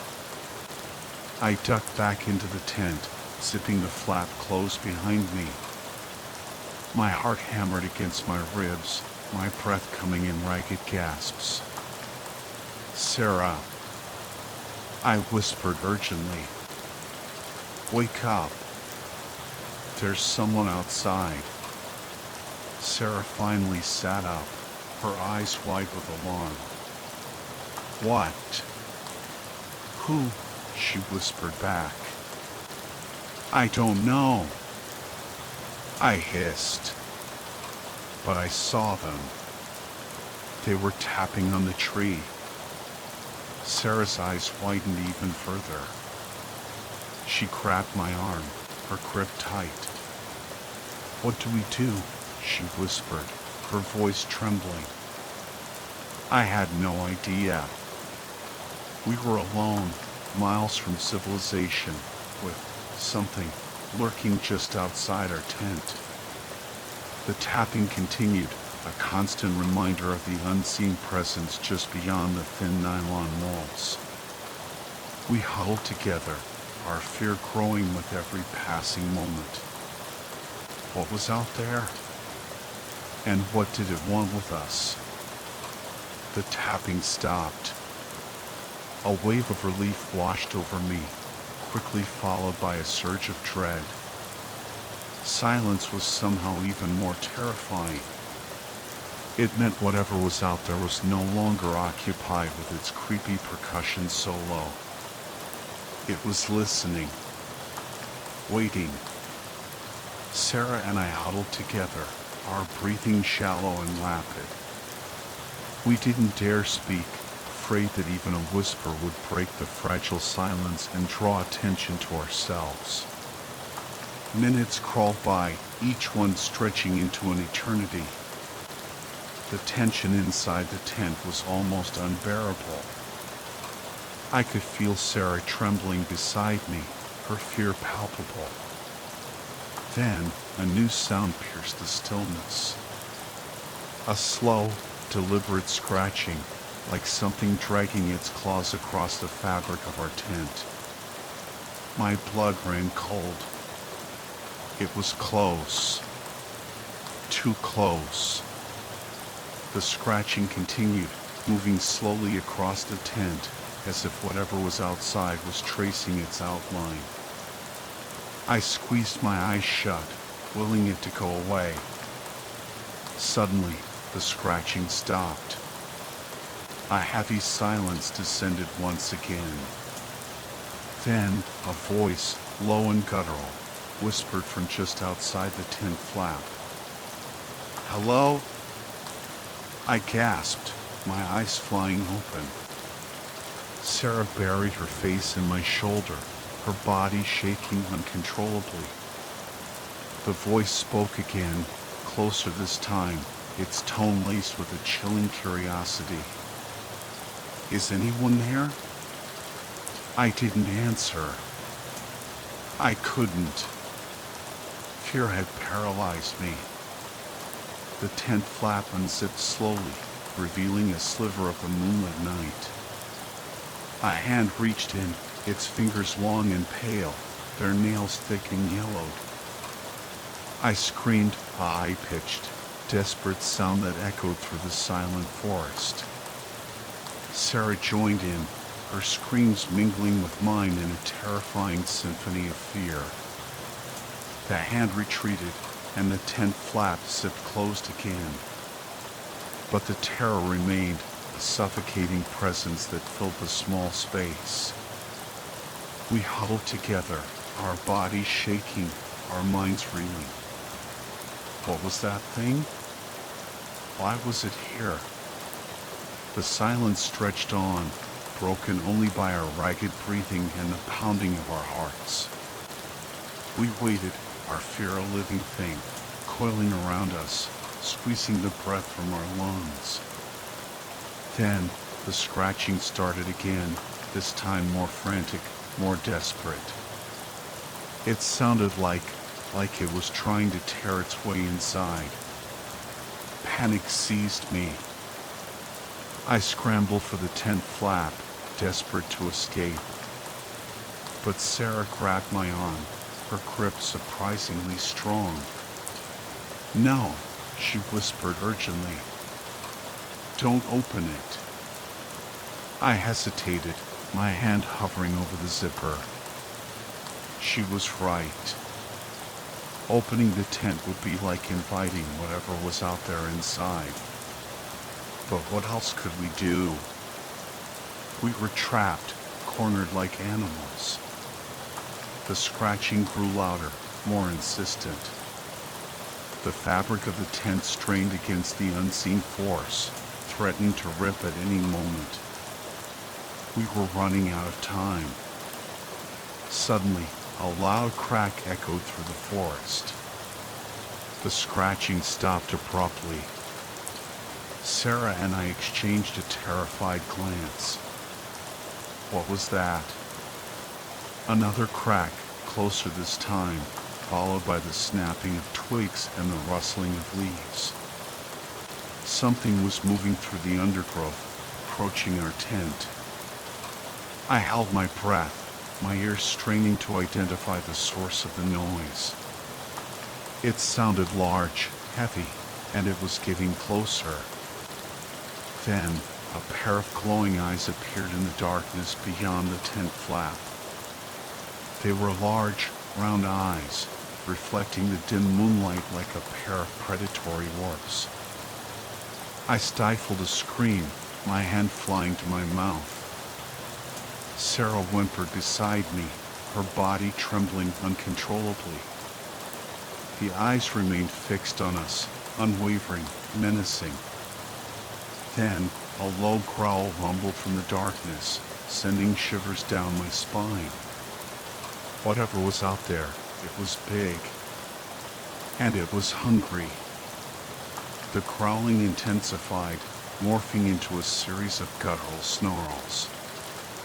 The creature moved closer, its form slowly taking shape in the dim light. It was a bear. A massive grizzly, its fur matted and dirty, its claws long and sharp. Terror gripped me. We were trapped, cornered by a predator. I had no weapon, no means of defense. All I could do was wait, pray, and hope for a miracle. The bear stood just outside the tent, its hot breath ruffling the thin nylon. I could smell its rank odor, a mixture of damp fur and rotting flesh. Its eyes bored into me, filled with a primal hunger that made my blood run cold. Then it lunged. The tent ripped open, claws tearing through the fabric like paper. The bear's massive head filled the opening, its jaws gaping wide, revealing rows of sharp teeth. I screamed, a primal scream of pure terror. Sarah screamed too, her voice high and piercing. The bear swiped at us with its massive paw, its claws raking across my arm, tearing through my flesh. I cried out in pain, falling back against Sarah. The bear lunged again, its jaws snapping shut just inches from my face. I closed my eyes, bracing for the inevitable. But the bite never came. Instead, I heard a series of loud bangs, followed by a pained roar. The bear stumbled back, its body shaking. I opened my eyes to see a figure standing in the torn opening of the tent. It was a park ranger, his face grim, his rifle smoking in his hands. The bear roared again, its eyes filled with rage and pain. It lunged at the ranger, but he was ready. He fired again, and the bear collapsed to the ground, its body convulsing. The ranger stepped into the tent, his eyes scanning us for injuries. He saw the blood on my arm and quickly applied a makeshift bandage. "Are you all right?" he asked, his voice gruff but concerned. I nodded, my voice caught in my throat. Sarah was sobbing uncontrollably, her body shaking with shock. The ranger helped us out of the ruined tent and led us to his truck. He radioed for backup, and soon another ranger arrived. They loaded the bear's carcass onto their truck and drove us back to the ranger station. We were given medical attention and a warm place to stay for the night. The next morning, we were driven back to our car, shaken but alive. As we drove away from Yosemite, I couldn't help but glance back at the towering pines, their dark silhouettes against the rising sun. The forest held a newfound terror for me, a reminder of the fragility of life and the ever-present danger lurking just beyond the edge of civilization. The camping trip had been a nightmare, a brush with death that I would never forget. But it had also taught me a valuable lesson. Nature is beautiful, but it is also wild and unpredictable. And sometimes, the things that go bump in the night are all too real.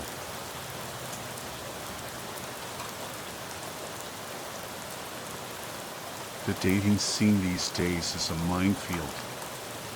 Swipe left, swipe right, it's all a blur of fake profiles and dead-end conversations. And even when you do meet someone real, it's a whole new level of stress.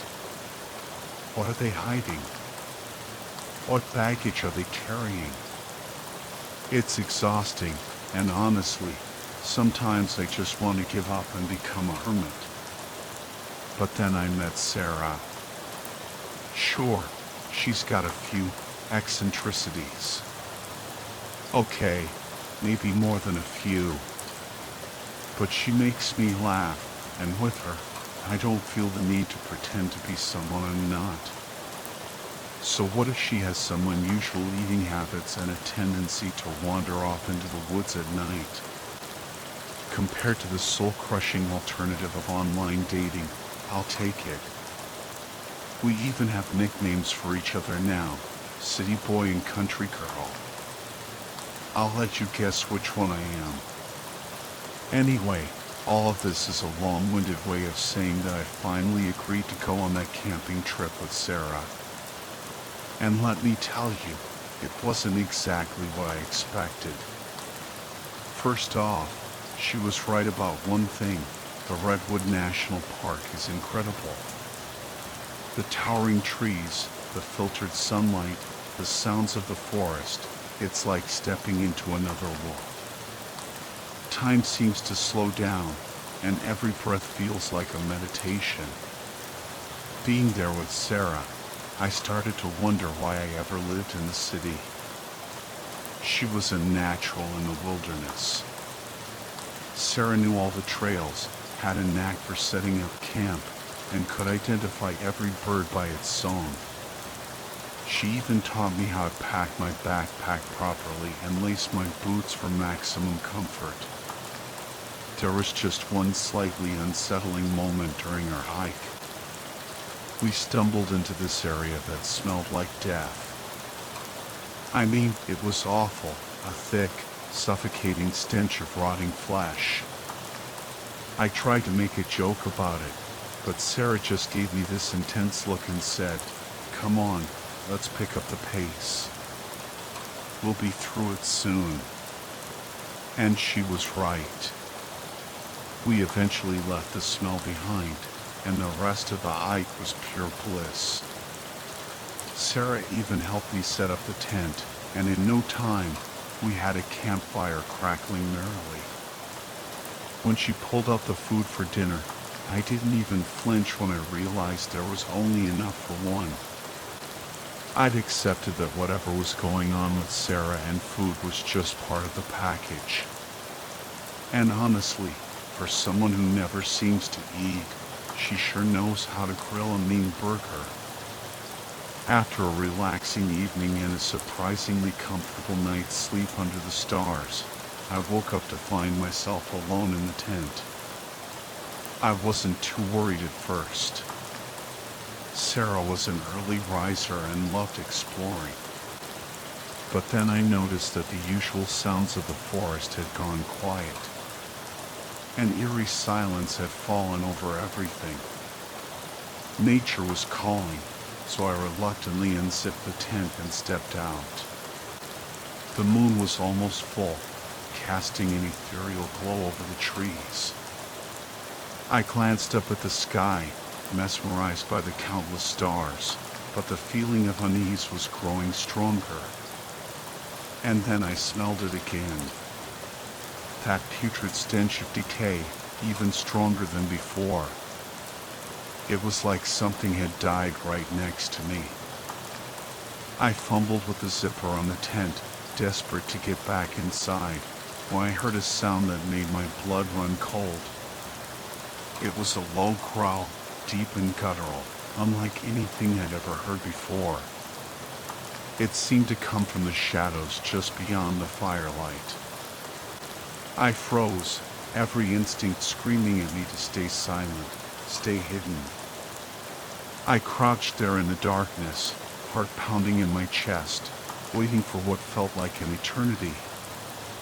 The smell eventually faded, and the growling subsided, but I couldn't shake the feeling that something was watching me, something hungry. I didn't sleep a wink for the rest of the night. The next morning, I woke up to find Sarah curled up beside me, fast asleep. She looked so peaceful, so innocent. For a moment, I almost convinced myself that the terrifying events of the night had been just a bad dream. But when I crawled out of the tent, the reality of the situation hit me like a ton of bricks. Our campsite was a disaster zone. Supplies were scattered everywhere, the cooler was overturned, and there were deep gouges in the ground that looked like they'd been made by giant claws. "Sarah," I called out, my voice trembling, "you might want to see this." She emerged from the tent, her eyes widening in disbelief. "A bear," she muttered, shaking her head. I didn't think they came this far down. I guess I was wrong. A bear. It was a plausible explanation, I suppose. But as we started cleaning up the mess, I noticed something strange. The tracks weren't like any bear tracks I'd ever seen. They were enormous, with long, claw-like marks. And next to them were these other prints, even bigger, that looked like they belonged to some kind of monstrous deer. The rest of the day was a blur. We salvaged what we could of our campsite, ate a quick breakfast, and went for a short hike, trying to pretend that everything was normal. But the fear was still there, lurking beneath the surface. That night, I lay awake in the tent, listening to every rustle and snap in the darkness. I knew it was coming. The stench of decay returned, stronger than ever, filling the tent with its suffocating presence.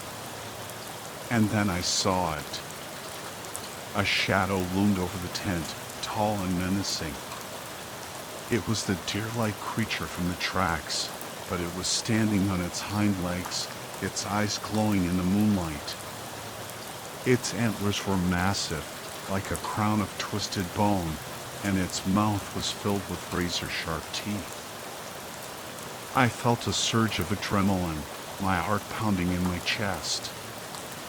Sarah stirred beside me, and I instinctively reached out to grab her arm, wanting to protect her from this terrifying creature. But when I saw her face, I recoiled in horror. Her eyes were glowing just like the creature's, and her teeth had elongated into sharp fangs. She gave me a chilling smile and whispered, "Stay in the tent, city boy." Then she slipped out into the night. I couldn't help myself. I had to see what was happening. I peeked out through the tent flap and gasped.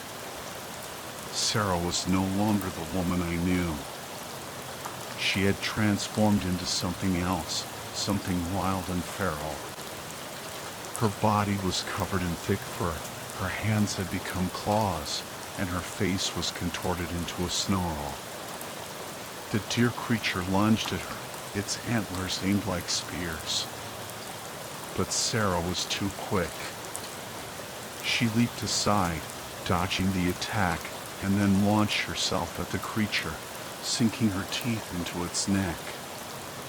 The two monsters grappled, their roars echoing through the forest. It was a terrifying spectacle, a battle between nightmares.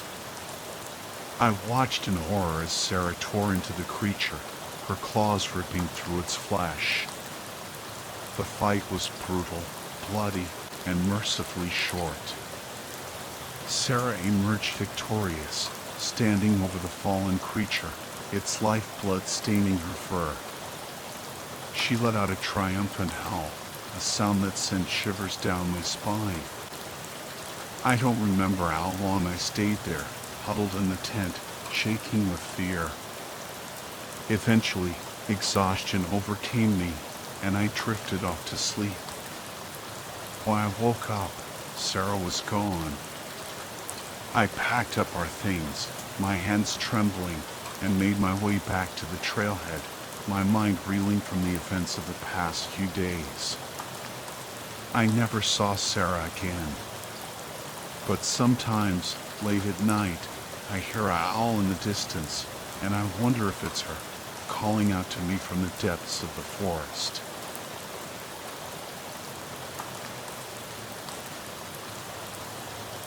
Okay, get ready for a wild ride.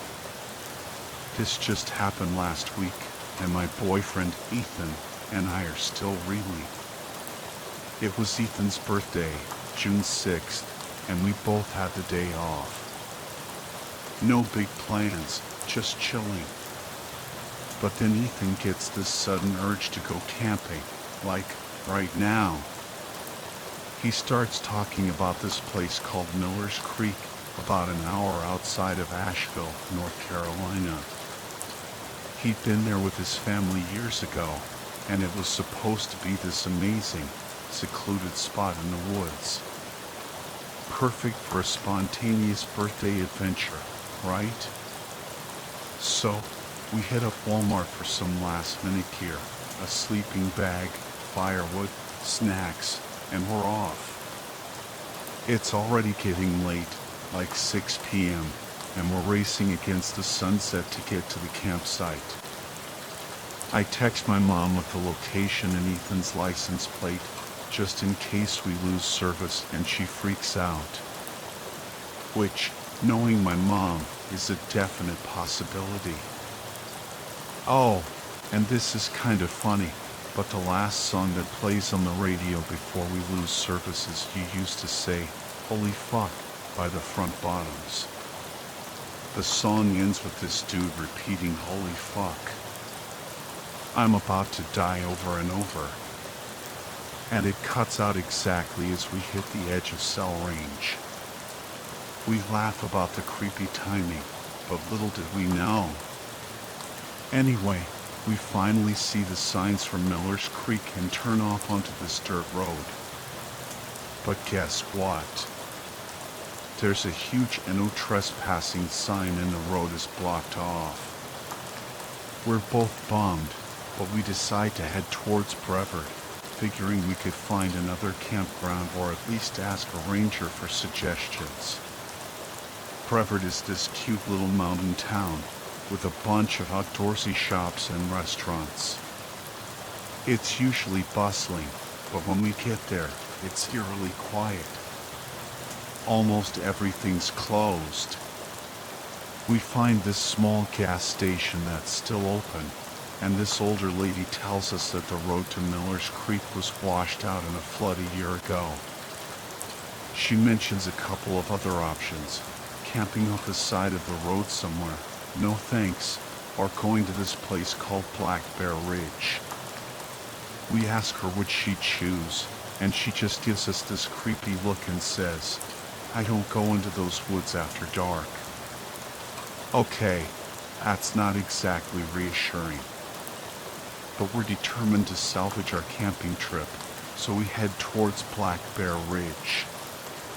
It's a small campground with maybe 6 or 7 campsites, each with a picnic table, a fire pit, and one of those bear poles for hanging your food. As we're going to pay the deposit, we notice that every single campsite has a reserved sign. But it's already 8 p.m. and there's no one else around. We figure, whatever, and pick a spot. I tell Ethan to start unpacking while I hit the porta potty. On my way back, I spot these stairs leading into the woods. They don't seem to go anywhere, just end abruptly after a few feet. I snap a picture, thinking about the creepy stairs in the woods. When I get back to the campsite, Ethan's all freaked out. He points to this weird little structure hidden in the trees, just outside our campsite. It's like a tiny lean-to made of bark, with a narrow tunnel leading into the ground. We figure maybe some kids built it and an animal made it into a den or something. It's creepy, but we decide to stay put. Now, here's where things get interesting. I have this eye condition called lattice degeneration, which basically means I have terrible night blindness. Once it gets dark, I can barely see a thing. So, as the sun starts to set, I'm basically relying on Ethan to be my eyes. We're sitting by the fire, roasting marshmallows, when I notice Ethan staring intently into the woods. I ask him what he's looking at, but he just says nothing without taking his eyes off the trees. Then, we both realize how eerily quiet it is. No crickets, no frogs, no owls, just the faint sound of a nearby stream. It's like the whole forest is holding its breath. I ask Ethan again what he's looking at, and he finally admits he thought he saw something moving near the weird little hovel. He's got his gun on his hip, just in case of bears, but I can tell he's getting nervous. We try to make small talk, but the tension is thick. After a few minutes, Ethan turns to me and asks, "Would you be mad if we left?" I'm like, "Left? Like, right now?" He nods. My heart starts racing. I can't see anything, so I'm completely dependent on him. If he thinks something's wrong, I have to trust him. If you think we need to leave, I say, then we need to leave. He hands me a flashlight, and we start packing up as quickly as we can. He's still scanning the woods, and I'm shining the flashlight wherever he tells me to, trying to avoid looking towards the hovel. We're almost done loading the truck when we hear it, a man's voice, coming from the road. It's deep and guttural, speaking in some language we don't understand. Ethan says it sounds like someone's on the phone, waiting for a response, and then speaking again. But there's no way anyone could have cell service out here. We freak out and throw the last of our stuff in the truck, leaving behind some trash and a few non-essentials. We peel out of there, tires spitting gravel, and don't look back.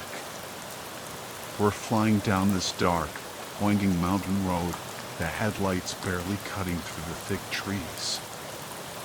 I'm terrified, clutching the dashboard, because with my night blindness, I can't see anything, and I have to trust Ethan to navigate this crazy, pitch-black road. Finally, we reach the highway and start to calm down a bit. Ethan apologizes for making us leave, but he says he had this awful feeling in his gut even before he heard the voice. I tell him it's okay, that I trust his instincts. Then, I'm like, if I believed in that stuff, I'd say we just had a run-in with a skinwalker. Ethan's face goes white. What do you mean? I explain how I've read about skinwalkers online, these creepy creatures that live in the wilderness and mimic voices to lure people away from safety. The halt so they can eat them or whatever thing. And that's when Ethan drops the bombshell. That makes sense, he says, his voice barely a whisper. Because it sounded just like my grandfather. He tells me how he remembers camping in that area with his grandparents when he was a kid. They even stayed at Black Bear Ridge once, but his dad had such terrible nightmares that they never went back. Okay, so now I'm really freaked out. We drive the rest of the way home in silence, both of us lost in our own thoughts. When we get back to the apartment, it's like 3 a.m. We're exhausted, but too wired to sleep. We end up staying up all night, talking about what happened, trying to make sense of it all. We decide to do some research online, and we find all these stories about skinwalkers in the Pisgah National Forest, where Black Bear Ridge is located. People have reported seeing strange creatures, hearing voices, and even disappearing altogether. The more we read, the more convinced we become that we had a close encounter with something truly terrifying. We start to question everything we thought we knew about the world. The next day, I call my dad. He's a park ranger, so I figure he might know something about this stuff. I tell him about the weird hovel we found and the voice we heard. He listens patiently, and then he says something that sends chills down my spine. He says, there have been reports of strange activity in that area for years.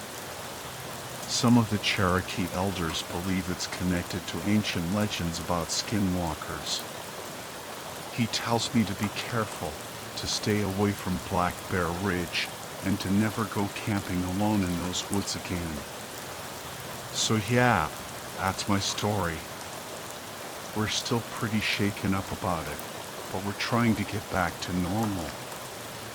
We've been sharing our experience with friends and family, and most people think we're crazy. But we know what we saw and heard. And we'll never forget the night we encountered the skinwalker of Black Bear Ridge.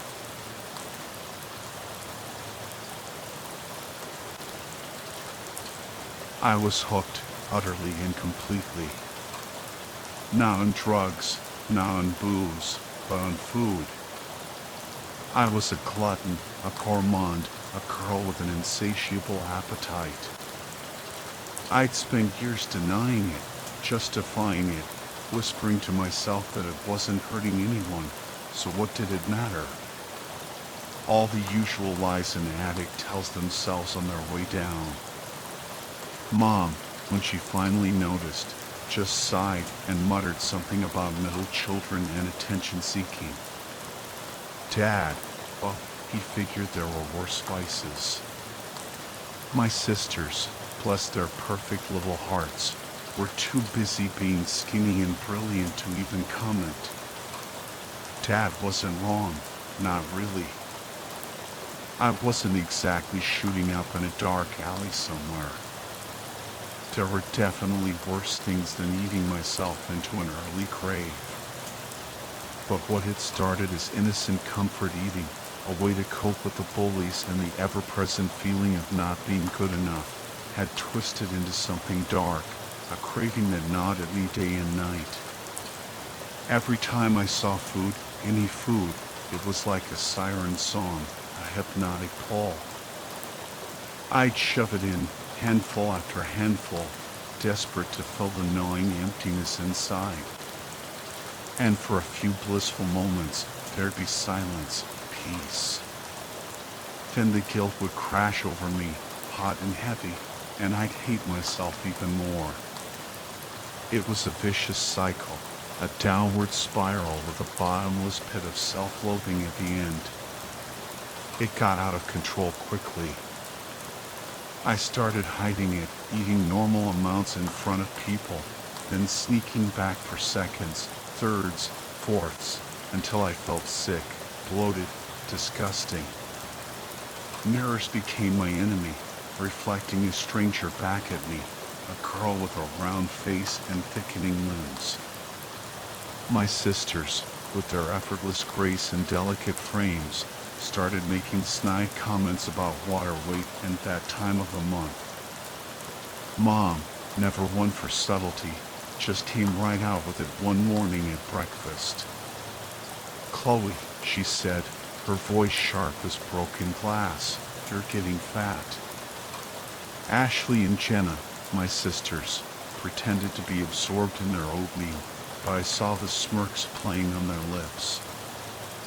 I choked back tears and shrugged, a familiar ache settling in my chest. I'd never been thin, never been the willowy, ethereal beauty Mom so clearly valued. It was a constant source of friction between us, a battle I could never win. "It's repulsive," Mom continued, her voice rising. "It's lazy. It's sloppy. Is that how you want people to see you? To see our family? You're almost 17, for God's sake." "No," I mumbled, pushing the scrambled eggs around my plate.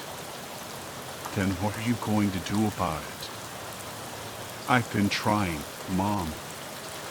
"Trying to embarrass me?" "Because you're doing a fantastic job of that. Mrs. Henderson saw you at the pool last week, and you know what she said? She said it looked like you were enjoying your summer vacation. The snide. I wanted to die, Chloe. Sorry. If you're so sorry, then put down the fork and go for a run." I did run. Straight up to my room, where I locked the door and dug out the stash of candy bars and chips I kept hidden in my closet. I sat on the floor, the wrappers crinkling in the silence, trying to drown out Mom's words with the crunch of chips and the sweetness of chocolate. But it was no use. Her voice echoed in my head, a constant refrain of disappointment and disgust. I caught a glimpse of myself in the mirror on the back of my door, and my stomach twisted. Maybe she was right. Maybe I was just a pig, a greedy, unlovable pig. So when she came to me a few days later with a solution, a twisted part of me felt almost relieved. "If you won't fix it," she said, tossing a glossy pamphlet onto my bed, "then I will." I picked it up, the words blurring before my eyes. "Fat camp?" I choked out, a cold dread creeping up my spine. "It's one of the best in the country," Mom said, her voice brisk and efficient, "for girls like you. I'll go to the gym. I'll work out every day, I promise." "Yes, you will." At fat camp. That night, I sobbed on Dad's shoulder, pleading with him to intervene. He knew about the strained relationship with Mom, the constant pressure to be someone I wasn't. But Dad was a gentle soul, a peacemaker, and Mom was a force of nature. "Maybe it will be good for you, sweetheart," he said softly, stroking my hair.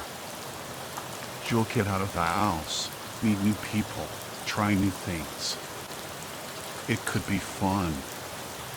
She hates me, I whispered, the words tasting like poison. I'd always known it, deep down, but this was confirmation. No, she doesn't. Your mom loves you, Chloe. She just wants you to be healthy. She wants me to be skinny. I pulled away, the conversation over. I'm going to bed, Dad. Good night. The morning I left for camp, Mom was all smiles. She even let me have anything I wanted for breakfast, a last supper of sorts, I guess. Despite the knot of dread in my stomach, I managed to choke down a stack of pancakes, a side of bacon, a bowl of fruit, and a glass of juice. Mom beamed, though I caught a flicker of something in her eyes, a hint of revulsion. She gave me a quick, stiff hug as Dad loaded my suitcase into the car. Your sisters wanted to say goodbye, she said, her voice a little too bright, but they already left for their morning run. We'll see you in 6 weeks. Good luck. Yeah, good luck. The drive to upstate New York was long and silent. Dad tried to make conversation a few times, but I just stared out the window, watching the familiar landscape fade into a blur of trees and telephone poles. All I could think about was the camp, the other girls, the counselors, and the food. Or rather, the lack of it. Camp Hemlock looked like something out of a horror movie. Okay, maybe that's a bit dramatic, but it definitely wasn't the cheerful summer camp paradise I'd been expecting. The main building was a rambling, Victorian mansion, all dark wood and gloomy windows. The surrounding cabins were small and cramped, with peeling paint and overgrown weeds. And the lake, well, let's just say it didn't exactly invite a refreshing dip. The water was murky and still, with an oily sheen that made my skin crawl. As soon as we pulled up, a woman with a disturbingly cheerful smile materialized at our side. Welcome to Camp Hemlock, she chirped, her voice like nails on a chalkboard. I'm Mississippi Perkins, one of the counselors.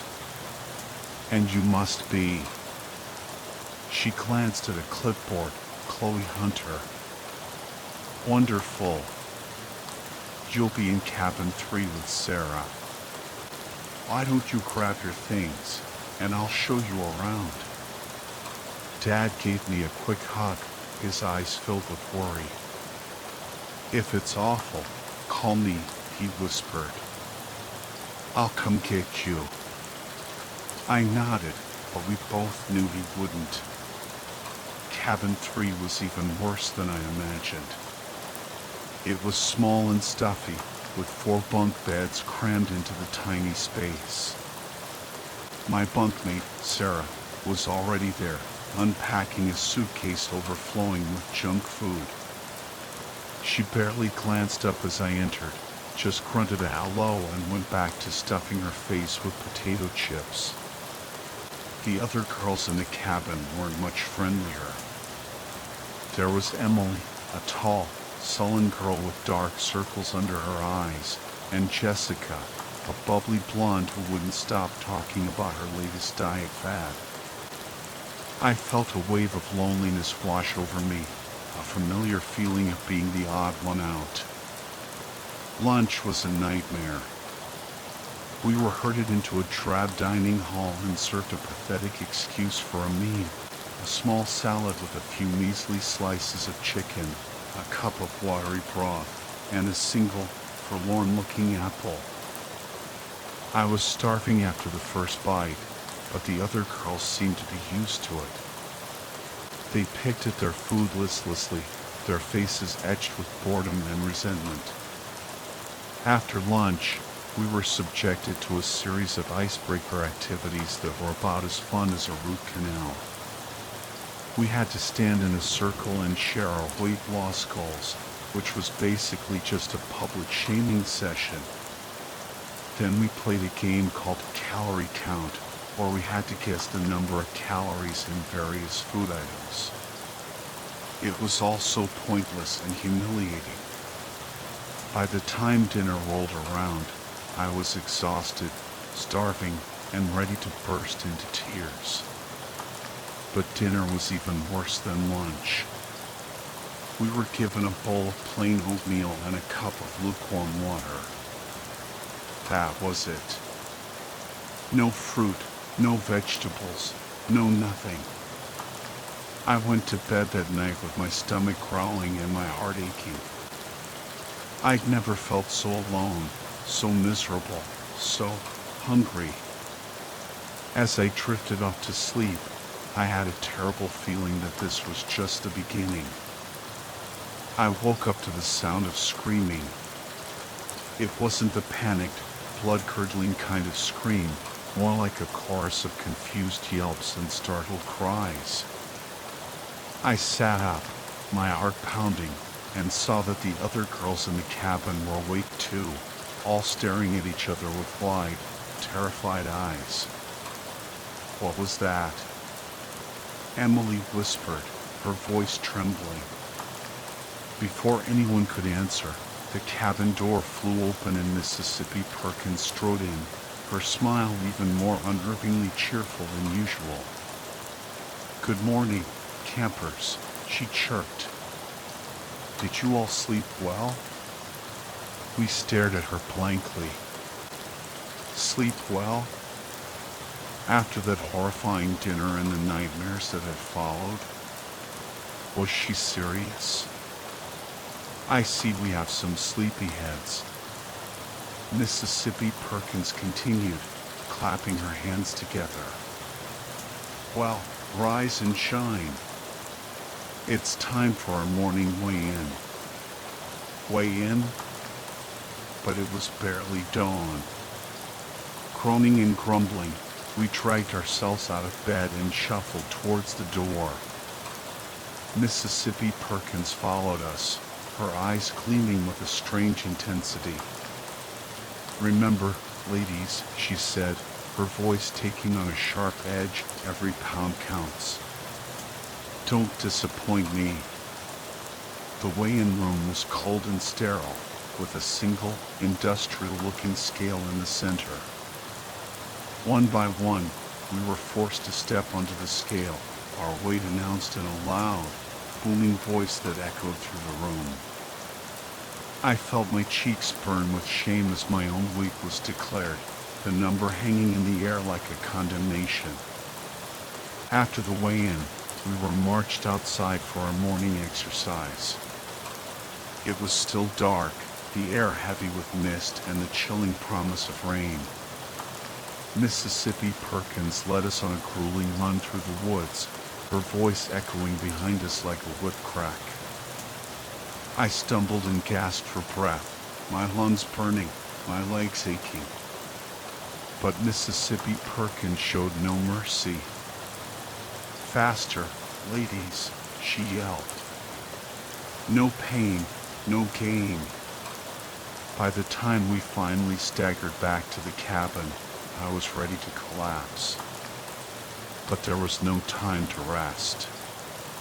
Mississippi Perkins informed us that we had exactly 5 minutes to shower and change before breakfast. Breakfast, if you could call it that, was another bowl of plain oatmeal and a cup of water. I choked it down, my stomach churning with hunger and disgust. The rest of the day was a blur of endless exercise, mind-numbing lectures about nutrition, and public weigh-ins. I felt like a prisoner, trapped in a twisted, weight-obsessed world. As the days passed, the atmosphere at Camp Hemlock grew increasingly strange. The counselors became more and more strict, their smiles more and more strained. The food became even more meager, the exercise even more grueling. And the girls, well, they started to change. Their eyes grew hollow, their faces gaunt. They moved like ghosts, their voices whispers. They spoke of nothing but calories and weight loss, their conversations a constant litany of self-hatred. I tried to stay positive, to remind myself that this was just a temporary situation. But it was hard.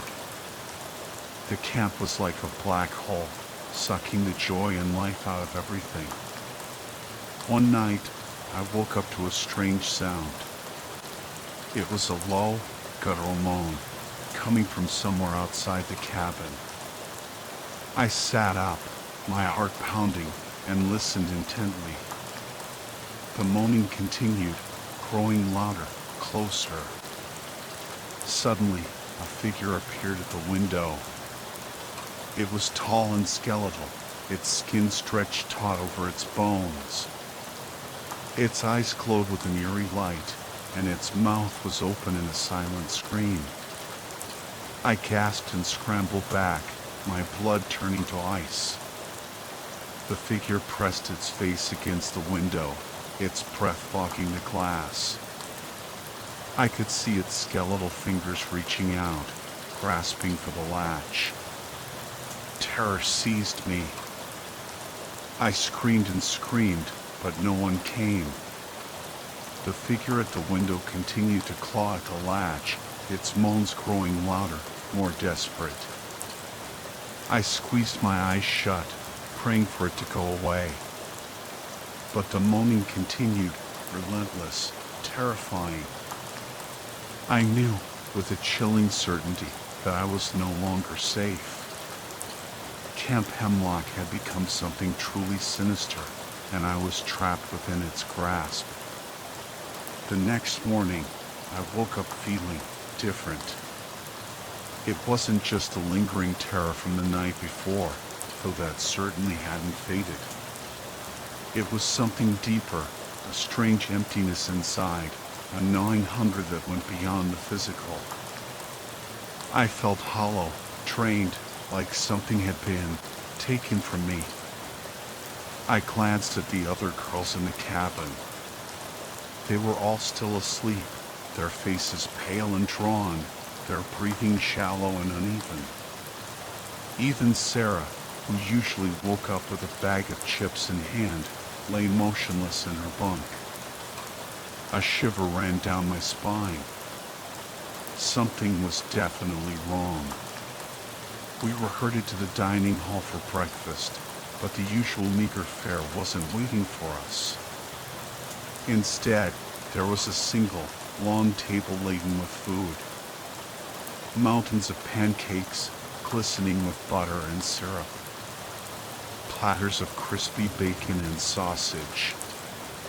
Bowls overflowing with fresh fruit and yogurt.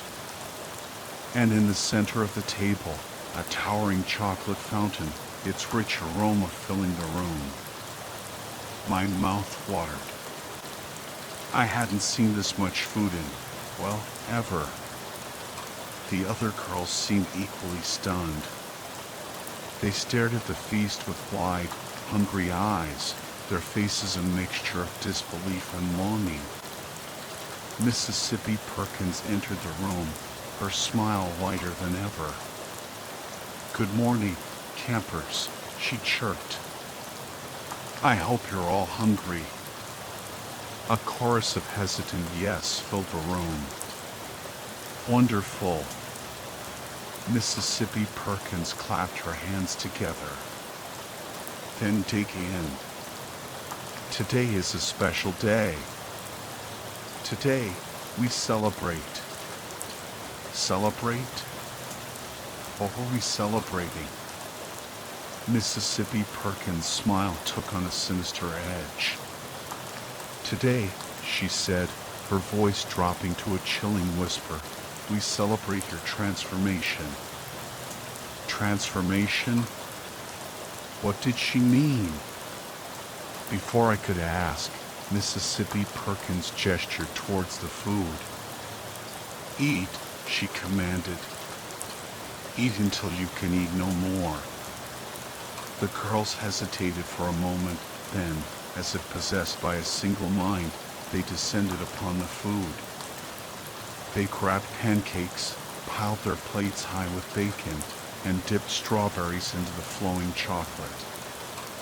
They ate with a ferocity I'd never seen before, their faces contorted in a mixture of ecstasy and desperation. I stood frozen, watching the scene unfold with growing horror. Something was terribly wrong. This wasn't a celebration. It was something else. Suddenly, I felt a hand on my shoulder. I turned to see Mississippi Perkins standing behind me, her eyes gleaming with an unnatural light. "Eat, Chloe," she whispered, her voice like silken poison. "Join the feast." I shook my head, backing away. "No," I whispered. "Something's not right." Mississippi Perkins' smile vanished. Her face twisted into a mask of rage, her eyes burning with fury. "Eat," she shrieked, "or suffer the consequences." I turned and ran, pushing past the feasting girls, out of the dining hall and into the cold, misty morning. I didn't know where I was going, but I knew I had to get away from that place, from that food, from Mississippi Perkins and her terrifying smile. As I ran, I heard a chorus of screams erupt from the dining hall. I didn't look back. I just kept running, my heart pounding, my breath coming in ragged gasps. I had to escape Camp Hemlock. I had to escape before it was too late. I ran until I couldn't run anymore. My lungs burned, my legs ached, and my head spun. But I didn't dare stop. I could still hear the screams echoing from the camp, a chilling reminder of what awaited me if I was caught. The woods were dark and dense, the trees looming over me like skeletal fingers. The mist clung to the ground, swirling around my feet like ghostly apparitions. I stumbled over roots and rocks, my clothes catching on branches, my skin scratched by thorns. But I didn't care. All that mattered was escape. Finally, I collapsed on the forest floor, gasping for breath. I lay there for a long moment, my chest heaving, my mind racing. What was happening at Camp Hemlock? What had Mississippi Perkins done to the other girls? And what was that thing I had seen at the window? The questions swirled in my head, unanswered. I felt a wave of despair wash over me. I was alone, lost, and terrified. Suddenly, I heard a twig snap. I froze, my heart pounding. Someone was out there. I held my breath, listening intently. The sound came again, closer this time. Then I saw it. A figure emerged from the mist. It was tall and slender, with long, flowing hair. It wore a white dress that billowed in the breeze. A ghost? I gasped and scrambled back, my fear returning with a vengeance. But the figure didn't move. It just stood there, watching me with sad, sorrowful eyes. Then it spoke. "Chloe," it whispered, its voice soft and ethereal. "You must leave this place." I stared at the figure, my mind reeling. How did it know my name? "Who are you?" I whispered back. The figure smiled sadly. I am one of them, it said. One of the lost ones. The lost ones? What did that mean? They are trapped here, the figure continued, its voice barely audible. Trapped by their hunger, by their despair. But the food. I stammered. They were eating. The figure shook its head. It is not real food, it said. It is a trick, an illusion. It feeds their hunger, but it does not nourish them. It only makes them hungrier. I felt a chill run down my spine. The figure's words confirmed my worst fears. Camp Hemlock was not what it seemed. It was a place of darkness, a place of twisted desires and insatiable hunger. You must leave, the figure repeated, its voice growing urgent. Before it is too late. I nodded, my fear giving way to a newfound determination.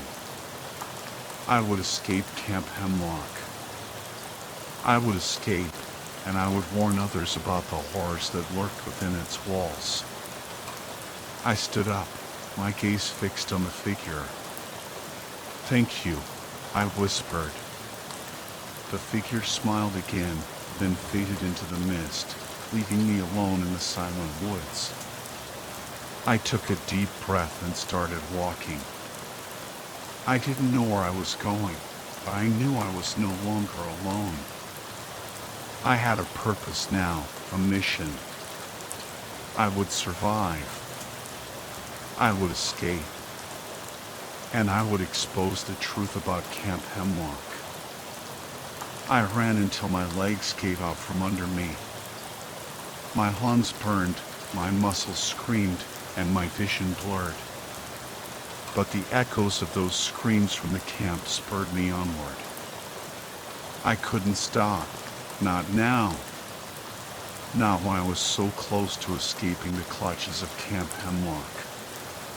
The woods were a labyrinth of shadows and gnarled branches, the air thick with mist and the scent of damp earth. I stumbled blindly, my clothes snagging on thorns, my skin scratched by unseen brambles.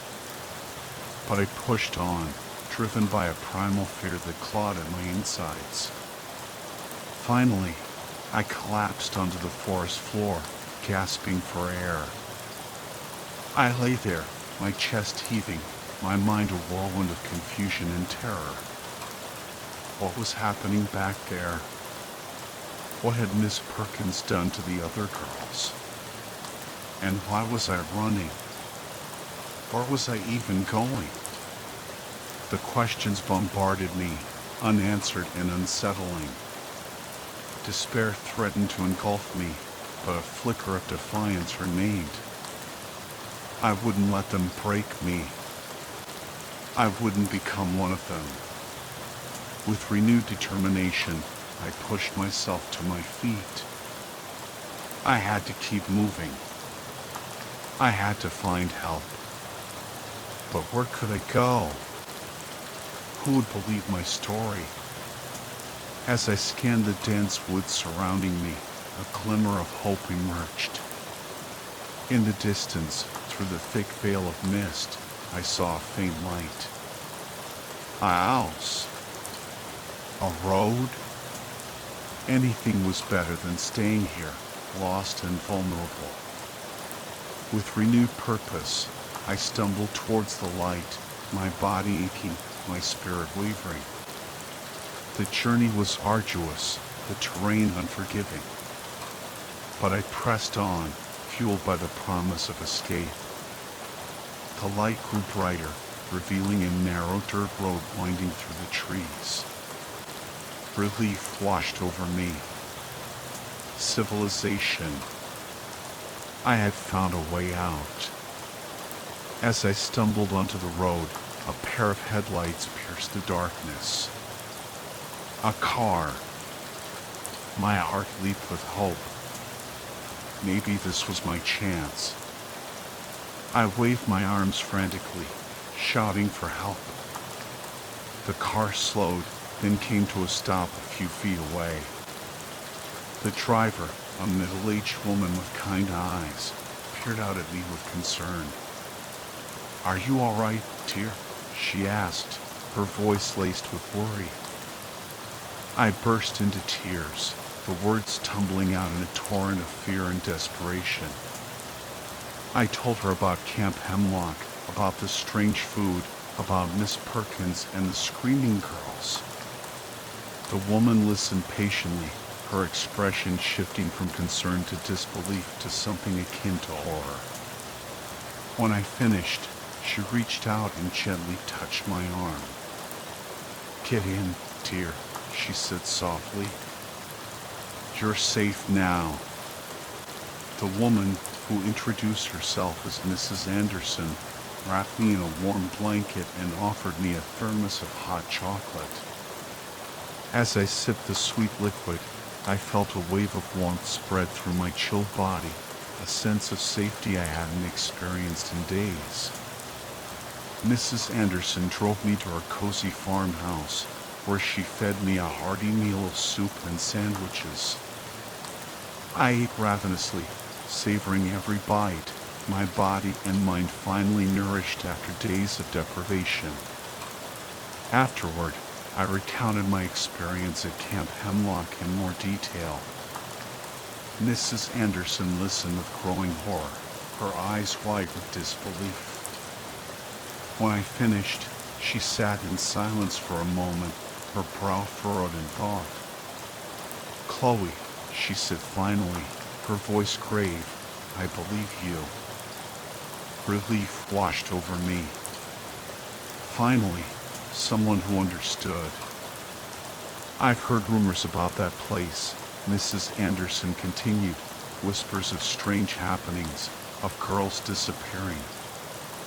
But I never believed them. I thought they were just stories.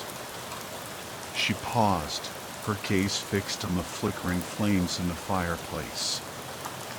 "But now," she said, her voice trailing off. "Now, I'm not so sure." Mrs. Anderson promised to help me contact the authorities and expose the truth about Camp Hemlock. She also offered me a safe haven, a place to stay until the nightmare was over. I accepted gratefully, my heart filled with a newfound hope. I was no longer alone. I had found an ally, a protector. And together, we would bring justice to the lost ones of Camp Hemlock. The next few days were a blur of police interviews, medical examinations, and phone calls with my parents. My escape from Camp Hemlock had made headlines, and the story quickly spread across the nation. The authorities launched an investigation into the camp, and soon the truth began to emerge. The special food served at Camp Hemlock was laced with a potent cocktail of drugs and chemicals designed to suppress appetite and induce a state of euphoria. The girls were essentially brainwashed, their minds warped by the constant deprivation and manipulation. Miss Perkins and the other counselors were arrested, charged with kidnapping, child endangerment, and a host of other crimes. The camp was shut down, its dark secrets exposed to the light of day. The other girls were rescued, though many of them were traumatized by their experience. They were given medical treatment and psychological counseling, and slowly they began to heal. As for me, I returned home a changed person. The ordeal at Camp Hemlock had left its mark, but it had also made me stronger, more resilient. I had faced my fears, confronted my demons, and emerged victorious. I was no longer the scared, insecure girl who had entered that place. I was a survivor, and I would never forget the lessons I had learned at Camp Hemlock.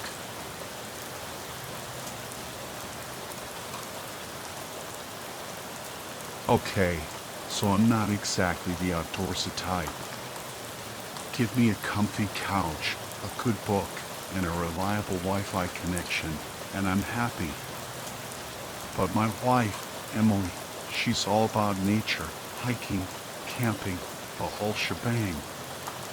So, when she begged me to go camping last week, I caved.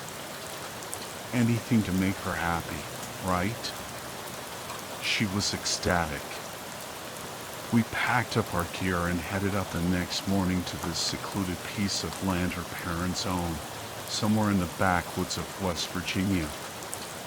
We spent a couple of hours setting up camp, pitching the tent, building a fire pit, the whole 9 yards. By then, it was midday, so we decided to hit the trails. Emily was in her element, practically skipping through the woods, while I was swatting away mosquitoes and trying not to trip over tree roots. Don't get me wrong, the scenery was beautiful, dense forests, rolling hills, the whole Appalachian vibe. But those damn bugs were driving me crazy. After a while, it started to drizzle, so we headed back to camp. By the time we got there, it was getting dark. We built a fire, cooked some hot dogs, roasted marshmallows, and told spooky stories. It was actually pretty fun, but eventually, Emily started to yawn, so we decided to call it a night. We crawled into the tent, unrolled our sleeping bag, and snuggled up. But after a while, I noticed Emily shivering. "You okay?" I asked. "Yeah, I'm fine," she said, her voice a little shaky. But she kept shivering and finally admitted she wasn't feeling well. She didn't want to ruin the trip, though. Honestly, I was kinda relieved. As much as I loved Emily, I wasn't exactly loving the whole roughing it thing. I felt her forehead, and she was burning up. "You've got a fever," I said. "We should probably head home." She looked disappointed, but agreed. I helped her to the car, and she curled up in the passenger seat while I packed up our stuff. I was halfway through taking down the tent when I heard Emily honk the horn. I ran over to the car, my heart pounding. "What's wrong?" I asked. "I saw someone in the trees," she said, her voice trembling. I wasn't sure at first, but then they moved, and I honked the horn, and they ducked down and crawled away. She was clearly freaked out, but I didn't really believe her. "It was probably just an animal," I said. "Relax, I'm almost done packing." I went back to the campsite and started gathering our things. I stepped into the tent to roll up the sleeping bag, and that's when I heard it. Emily's voice, calling my name from the woods. "What the hell?" I muttered.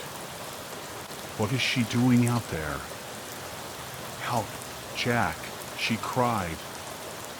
"My leg is bleeding." I rushed out of the tent and scanned the trees. But Emily was still in the car, fast asleep. A wave of fear washed over me. I stood there, frozen, my heart pounding in my chest. Then I heard the voice again, closer this time. "Help me, Jack. Please." It sounded like Emily, but different. Raspy, deeper, almost inhuman. Terror gripped me. I grabbed our stuff, threw it in the car, and sped away from the place as fast as I could. I didn't even bother taking down the tent. I just wanted to get the hell out of there. When we finally got home, I asked Emily to describe what she had seen. She said it was pale, almost white, and it was crawling on all fours. Then it stood up, leaning against a tree, and that's when she honked the horn. I didn't say anything, but I knew what she had seen. Something not human. Something that could mimic voices. That's why I hate nature. It's full of dark secrets, things that go bump in the night, things that make you question your sanity. I'll stick to the city. Thank you very much. The drive back was tense. Emily slept most of the way, thankfully, but I couldn't shake the image of that pale figure crawling through the trees, or the chilling echo of Emily's voice calling for help. When we got home, I poured myself a stiff drink and tried to process what had happened. Emily woke up, groggy and still feeling a bit feverish, but I didn't tell her about the voice in the woods. I didn't want to scare her any more than she already was. Instead, I just held her close and told her we were safe now. But I couldn't help but wonder, what was that thing? And why did it sound like Emily? The next day, I called my brother-in-law, Mark. He's a park ranger, and I figured he might know something about the local wildlife. I described the creature Emily had seen and the voice I had heard. Mark was silent for a moment, then he said, "You know, there have been some strange reports coming out of those woods lately. People have seen things that shouldn't be there." He told me about some old Native American legends about creatures that could shapeshift and mimic human voices. He said they were called skinwalkers, and they were said to be incredibly dangerous. I felt a chill run down my spine. Could that be what we encountered? A skinwalker? Mark told me to be careful, to stay away from those woods, and to never go camping alone again. I haven't been back to that campsite since, and I don't think I ever will. The memory of that night is still too vivid, too unsettling. I used to think camping was just about getting away from it all, enjoying the peace and quiet of nature. But now I know that nature has a dark side, a hidden world of strange creatures and unsettling mysteries. And sometimes, the whispers in the wilderness are not the wind, but something far more sinister.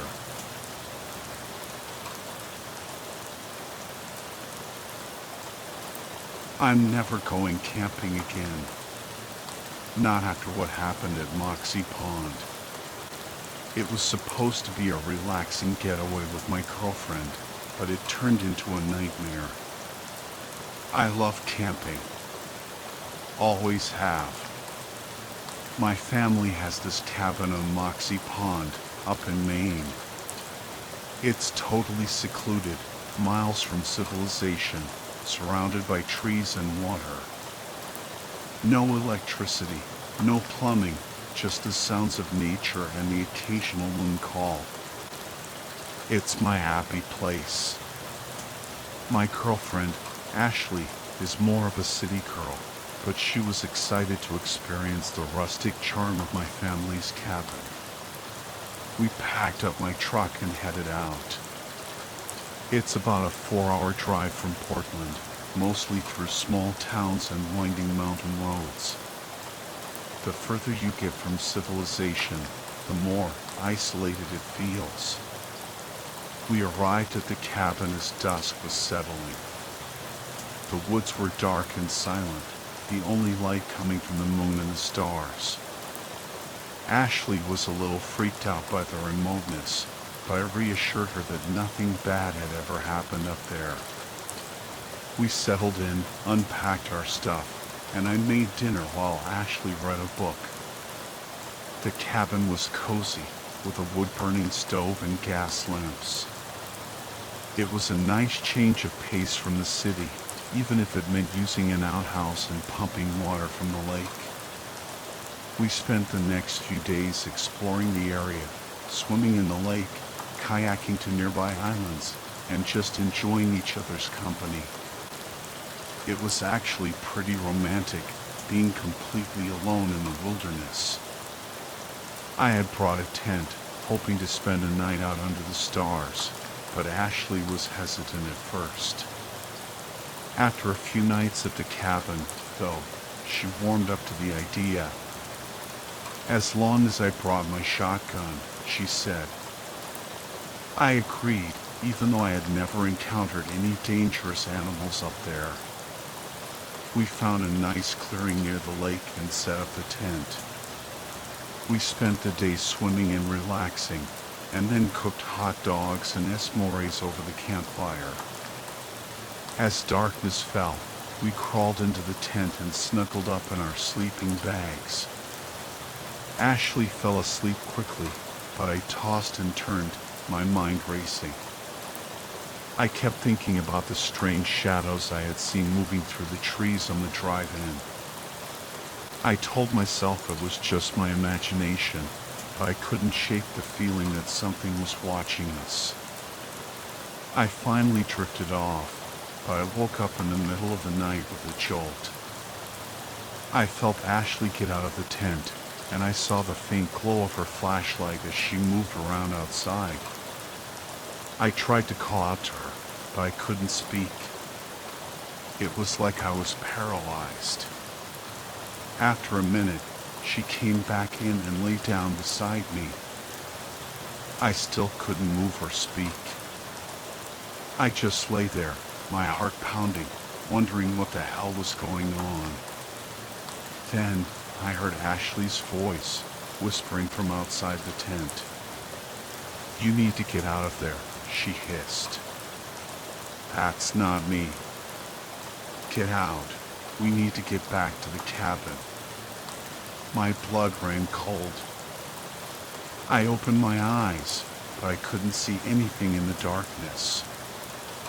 I sat up and reached for my shotgun, but Ashley's hands grabbed my arms and pulled me back down.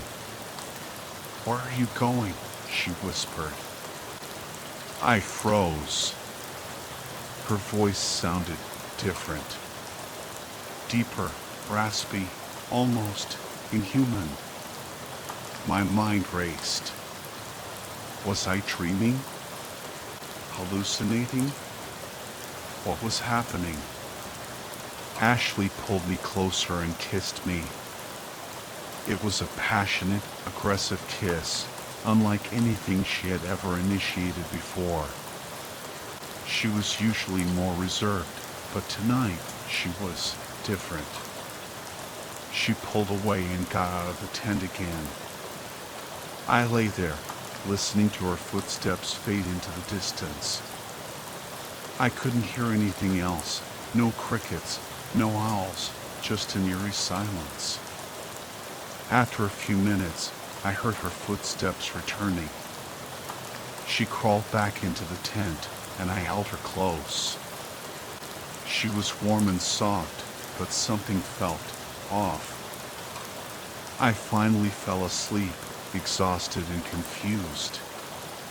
The next morning, I made pancakes and bacon over the campfire. I mentioned the strange events of the night before, but Ashley just looked at me blankly. She didn't remember any of it. I chalked it up to a weird dream, but I couldn't shake the feeling that something wasn't right. After breakfast, I started packing up the tent. I sent Ashley back to the cabin with some of our gear, and I watched her disappear into the trees. As I was struggling to get the tent back into its bag, I realized I wasn't alone. I turned around, and there was Ashley, standing in the clearing, completely naked. She giggled at my shocked expression and walked towards me. She knelt down in front of me, and, well, let's just say she was a lot more enthusiastic than usual. Afterward, she got up and walked back to the cabin. I finished packing up the tent and followed her, feeling exhausted but also strangely energized.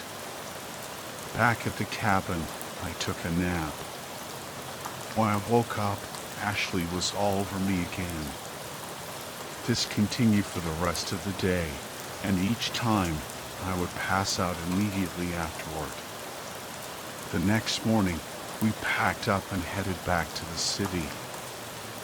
Ashley seemed to have a hazy memory of the past few days, but she was still more adventurous than usual. I was starting to get concerned.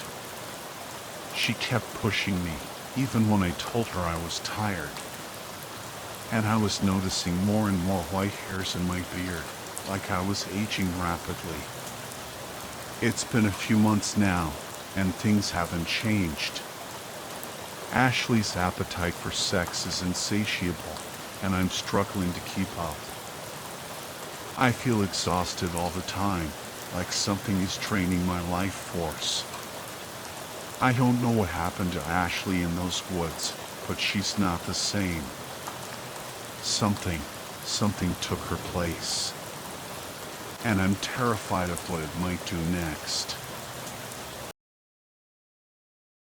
The fall colors were peaking in Baxter State Park, a fiery explosion of reds and golds against the deep green pines.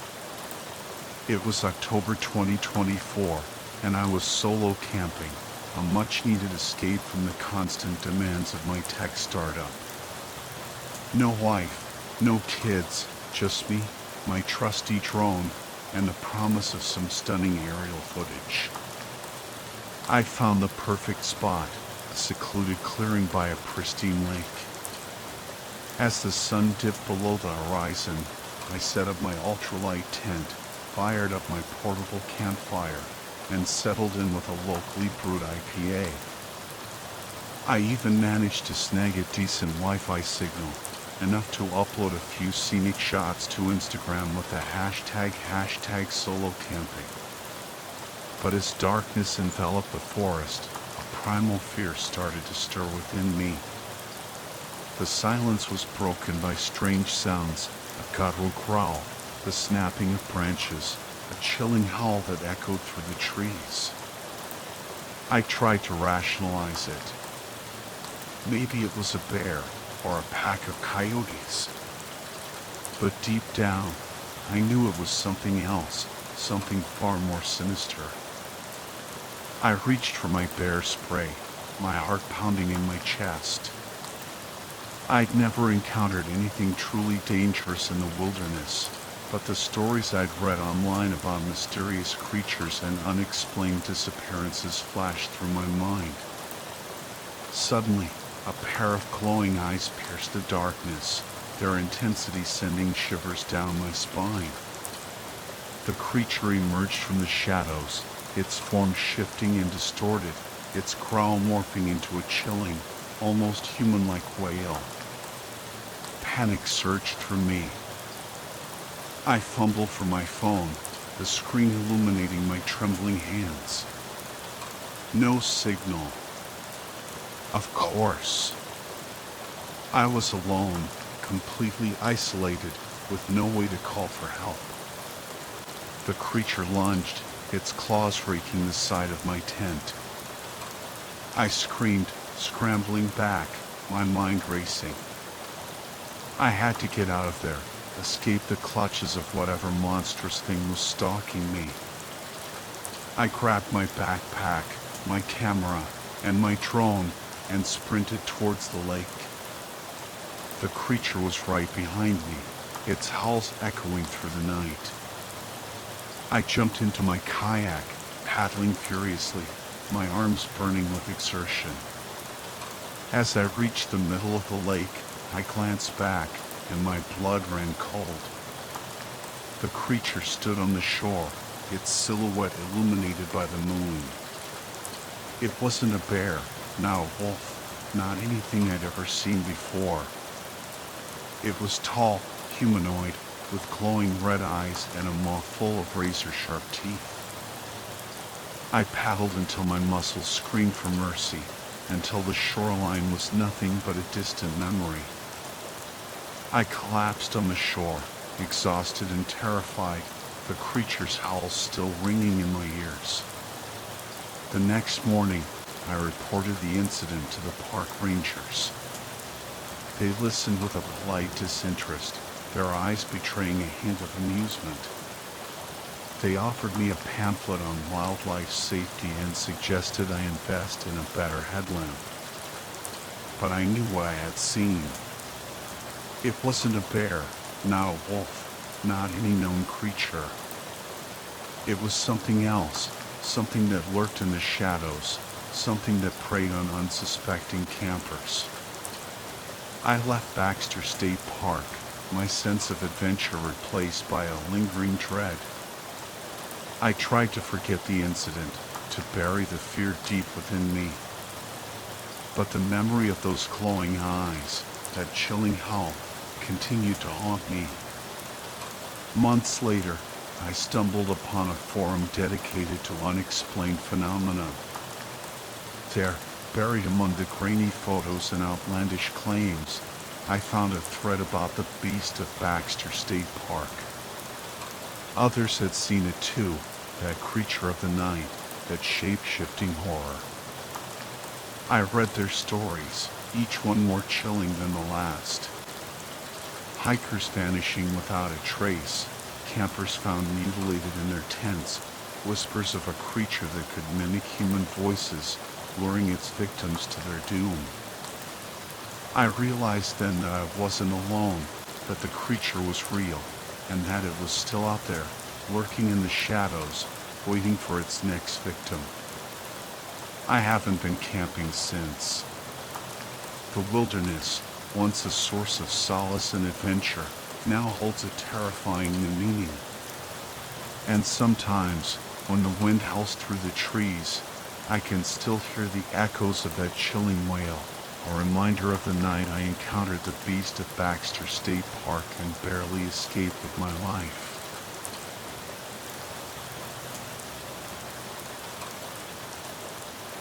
My best friend, Jason, was a devout man. He believed in God, the afterlife, the whole 9 yards. We talked about it countless times, usually fueled by a couple of bottles of cheap wine. Faith had been ingrained in him since he was a kid. Church every Sunday, knew the Latin Mass backwards, just like his old man, David. He even dreamed of becoming a priest one day, or a deacon, whichever one would still let him settle down with a wife and have a family. Jason always preached about a merciful God, an understanding God, a God who would welcome everyone, including our openly gay best friend. Little did he know he'd be drawn and quartered for his so-called sins. The shock hit me like a punch to the gut. That initial wave of nausea and bile soon gave way to pure, unadulterated panic. I couldn't tell you when it happened, but my thoughts were a blur, my vision hazy. The shadows from the trees seemed to writhe and twist in the darkness, mocking me. I must have stared at Jason's severed arm for an hour, trying to comprehend what kind of monster could have done this to him. And then it clicked. The four limbs, the cryptic letter, the animalistic sounds echoing through the woods, it all added up. I'd read about this in history class. Drawn and quartered. Each limb tied to a separate horse, then a horrific climax.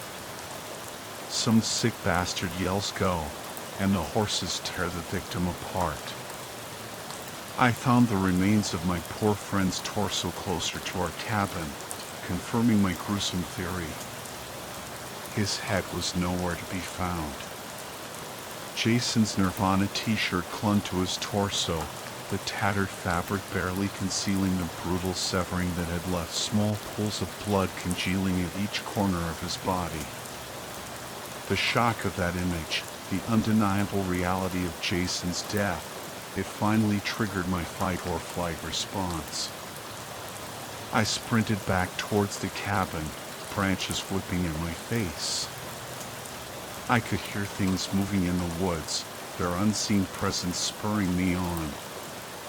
All I could think about was Emily, my wife.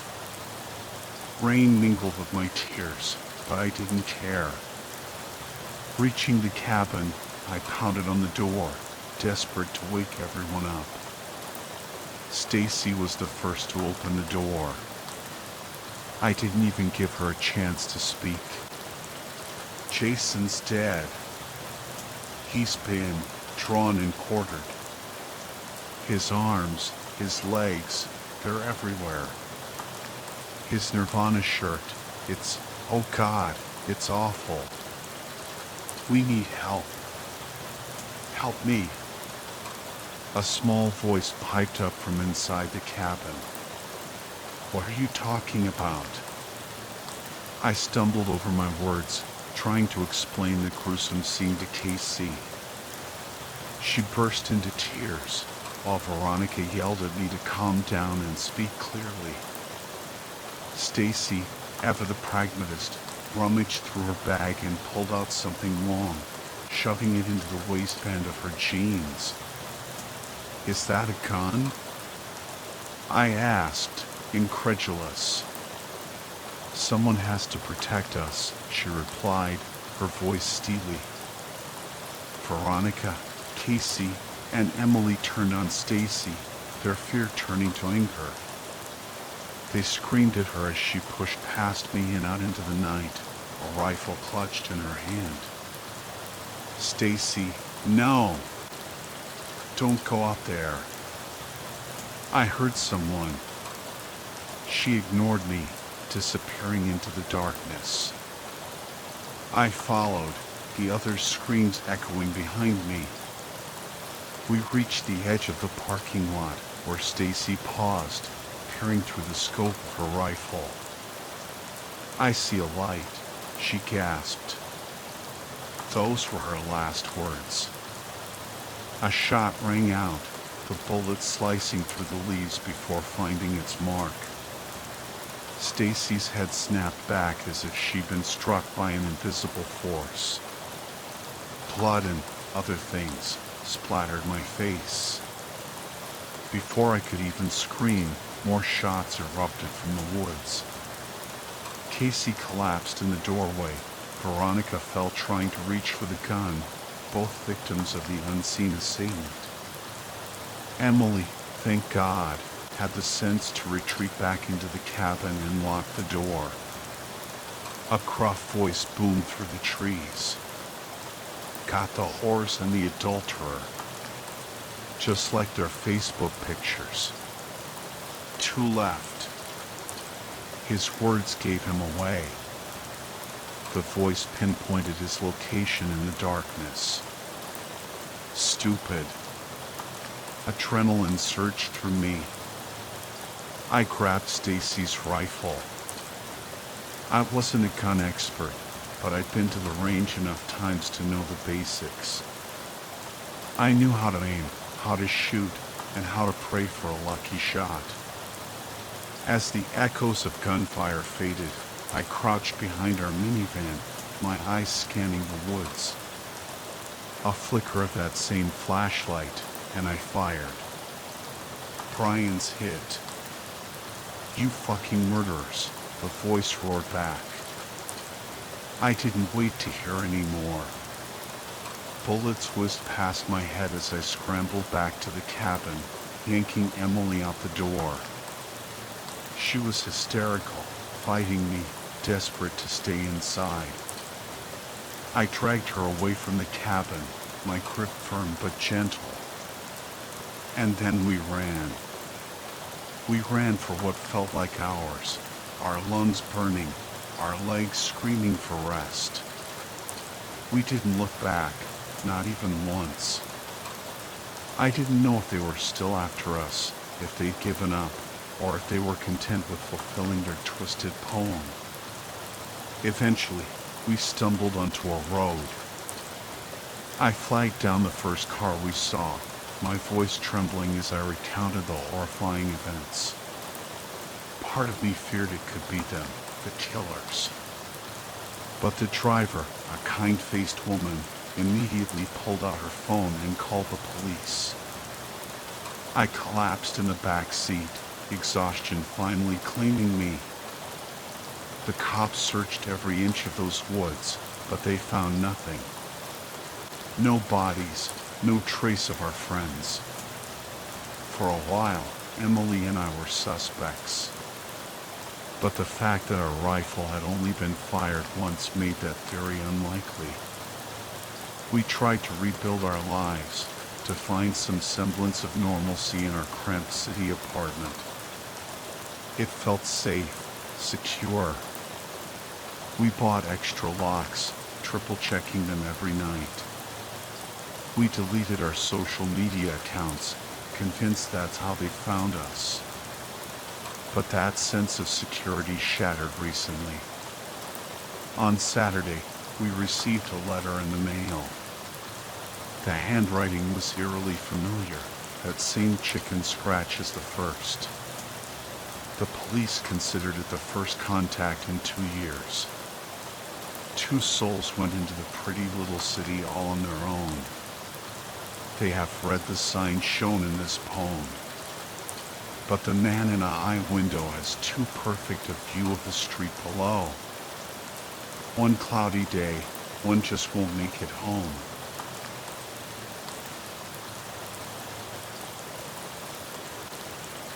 Forests really are strange, aren't they? Miles and miles of trees, stretching into the distance like an endless green sea. Sometimes they're so secluded that you feel like the only person on earth, swallowed by the silence and the shadows. It's easy to get lost in their depths, both physically and mentally. Forests creep a lot of people out, myself included. However, about a week ago, I stumbled upon something I never could have imagined, hidden deep in the woods behind my house. Something that chilled me to the bone and still haunts my dreams. I live on a 7.5-acre plot of land in northern Michigan, my backyard bordering a massive forest that seems to go on forever. It's a common sight in these parts, the transition from civilization to wilderness swift and stark. Though I've lived here a while, I've rarely ventured far into those woods. As someone who grew up in a bustling city, the dense, shadowy woods have always unsettled me. My property is only a few miles from the nearest town, but it's a small town, easily swallowed by the vastness of the Michigan wilderness. The forest behind my house is a mix of evergreen and hardwood trees, the air thick with the scent of pine needles and damp earth. Close to my house, the woods are manageable, even inviting. But beyond my property line, marked by a line of crackling power lines, the forest deepens, darkens, and becomes a place where the familiar rules of the world seem to fade. One crisp autumn morning, curiosity got the better of me. I decided to push further into the woods than I ever had before, hoping to shake off the unease and maybe even discover something interesting. It was a dreary day, the sky overcast with a bleak grayish hue that mirrored my apprehension. The wind howled through the trees, their branches swaying like ghostly arms beckoning me forward. Great weather for a hike, I muttered sarcastically, already feeling a prickle of unease. I knew I was being overly paranoid, but a nagging feeling in the back of my mind whispered that something was amiss. I trudged through a maze of trees, bushes, fallen logs, and ferns, the forest floor soft and damp beneath my feet. After about 10 minutes, I reached the power lines, a stark reminder of the civilization I was leaving behind. I paused, lighting a cigarette and taking a deep drag, trying to calm my nerves. On either side of me, The power line stretched into the distance, offering a brief glimpse of the road beyond. Behind me lay my property, familiar and safe. In front of me, the forest loomed, dark and impenetrable. With a sigh, I pressed on, venturing deeper into the unknown. An hour and a half passed, the forest growing denser with every step. The sunlight struggled to penetrate the thick canopy of leaves, casting long, eerie shadows that danced and twisted around me. Just as I was about to turn back, I spotted something utterly unexpected. There, in the heart of the ancient woods, stood a house. A very old house. I froze, my breath catching in my throat. "Oh, come on!" I yelled, my voice echoing through the silent trees. The sight of the house filled me with a sense of dread I couldn't explain. It was a small, dilapidated structure, its paint peeling, its windows boarded up, and its roof sagging under the weight of years of neglect. Despite my fear, curiosity gnawed at me. I had to see what was inside. Gripping my flashlight tightly, I approached the house cautiously. The front door hung open, creaking ominously in the wind. I took a deep breath and stepped inside. The interior of the house was shrouded in darkness, the air thick with the smell of damp earth, decaying wood, and something else. Something faintly sweet and nauseating. My flashlight beam cut through the gloom, revealing a scene of utter decay. Dust motes danced in the stagnant air, and cobwebs hung like macabre decorations from the crumbling ceiling. The house appeared to be from the early 1950s, a single-story structure with a basement lurking below. I found myself in what was once a living room. A mold-ridden couch sagged against one wall, its upholstery ripped and stained. A coffee table lay overturned, its legs splintered. In the corner, a vintage television set, its screen cracked and covered in grime, stood like a silent sentinel. The sight sent a shiver down my spine.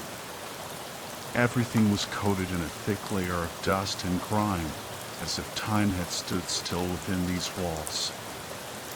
I moved cautiously into the next room, the kitchen. Here, the decay was even more pronounced. Dirty dishes were piled high on the counter, remnants of long-forgotten meals clinging to their surfaces. The fridge, a rounded, yellowing relic from the 50s, was caked in dust. A broken window offered a sliver of light, illuminating the scene with an eerie glow. My heart pounded in my chest as I approached the kitchen table. Plates with the petrified remains of half-century-old food were scattered across its surface, as if the residents had simply vanished mid-meal. A wave of nausea washed over me, and I had to fight the urge to vomit. I peered into the cupboards, finding faded cans of non-perishable food in jars filled with unidentifiable, blackened substances. With trembling hands, I opened the fridge. The sight that greeted me made my stomach churn. Maggot-ridden food and ancient, congealed beer filled the shelves. I slammed the door shut, the flimsy plastic handle snapping off in my hand. Despite the growing sense of dread, I couldn't shake the morbid fascination that compelled me forward. I moved past the kitchen into a narrow hallway. 3 doors lined the walls, one of them leading down to the basement. The basement door was reinforced with multiple locks, a sight that sent a fresh wave of fear through me. There was no way I was going down there. The first door I opened led to a bathroom.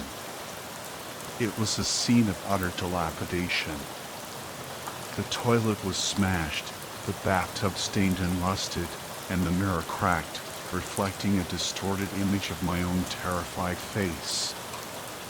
A roll of ancient, yellow toilet paper lay on the floor, disintegrating into dust. The next room was a bedroom, equally decrepit. Two small beds with rusted frames stood against one wall, a pile of moldy stuffed animals huddled in the corner. A beat-up dresser occupied the space between the beds, its drawers hanging open, revealing rotted clothes and decaying toys. A small, broken window cast an eerie light on the scene. I approached the closet, my heart pounding in my chest. Inside, I found more rotted boxes and decaying clothes, the stench of mildew heavy in the air. The final room was the master bedroom. As I pushed the door open, it fell from its hinges, crashing to the floor with a loud bang that echoed through the silent house. My flashlight beam swept across the room, revealing a vanity with a broken mirror and a bed. And on that bed, a human skeleton. A scream tore from my lungs. The skeleton lay sprawled across the mattress, its clothes tattered and decayed, its skull shattered into fragments. A rusty gun lay on the floor nearby. My eyes darted to the closet, drawn by an inexplicable force. In front of the closet, two smaller skeletons lay huddled together, their bones brittle with age, their skulls sharing the same gruesome fate as the first. Frozen with terror, I couldn't tear my gaze away. I had to see what was in the closet. With trembling legs, I approached, shining my flashlight into the dark depths. Another skeleton. This one hung from the ceiling, its bones broken and disjointed, the tattered remains of a rope dangling from its neck. The sight was too much. I stumbled back, my stomach churning, bile rising in my throat. As I turned to flee, a loud banging erupted from the basement door. I froze, my blood turning to ice. Then, a man's voice, filled with rage and despair, screamed in my ear, "Get the fuck out now! Get out! Get out! Get out!" I didn't need to be told twice. I sprinted out of the house, my heart pounding like a drum, my lungs burning. I didn't stop running until I reached the safety of my own home, slamming the door shut and collapsing against it, gasping for breath.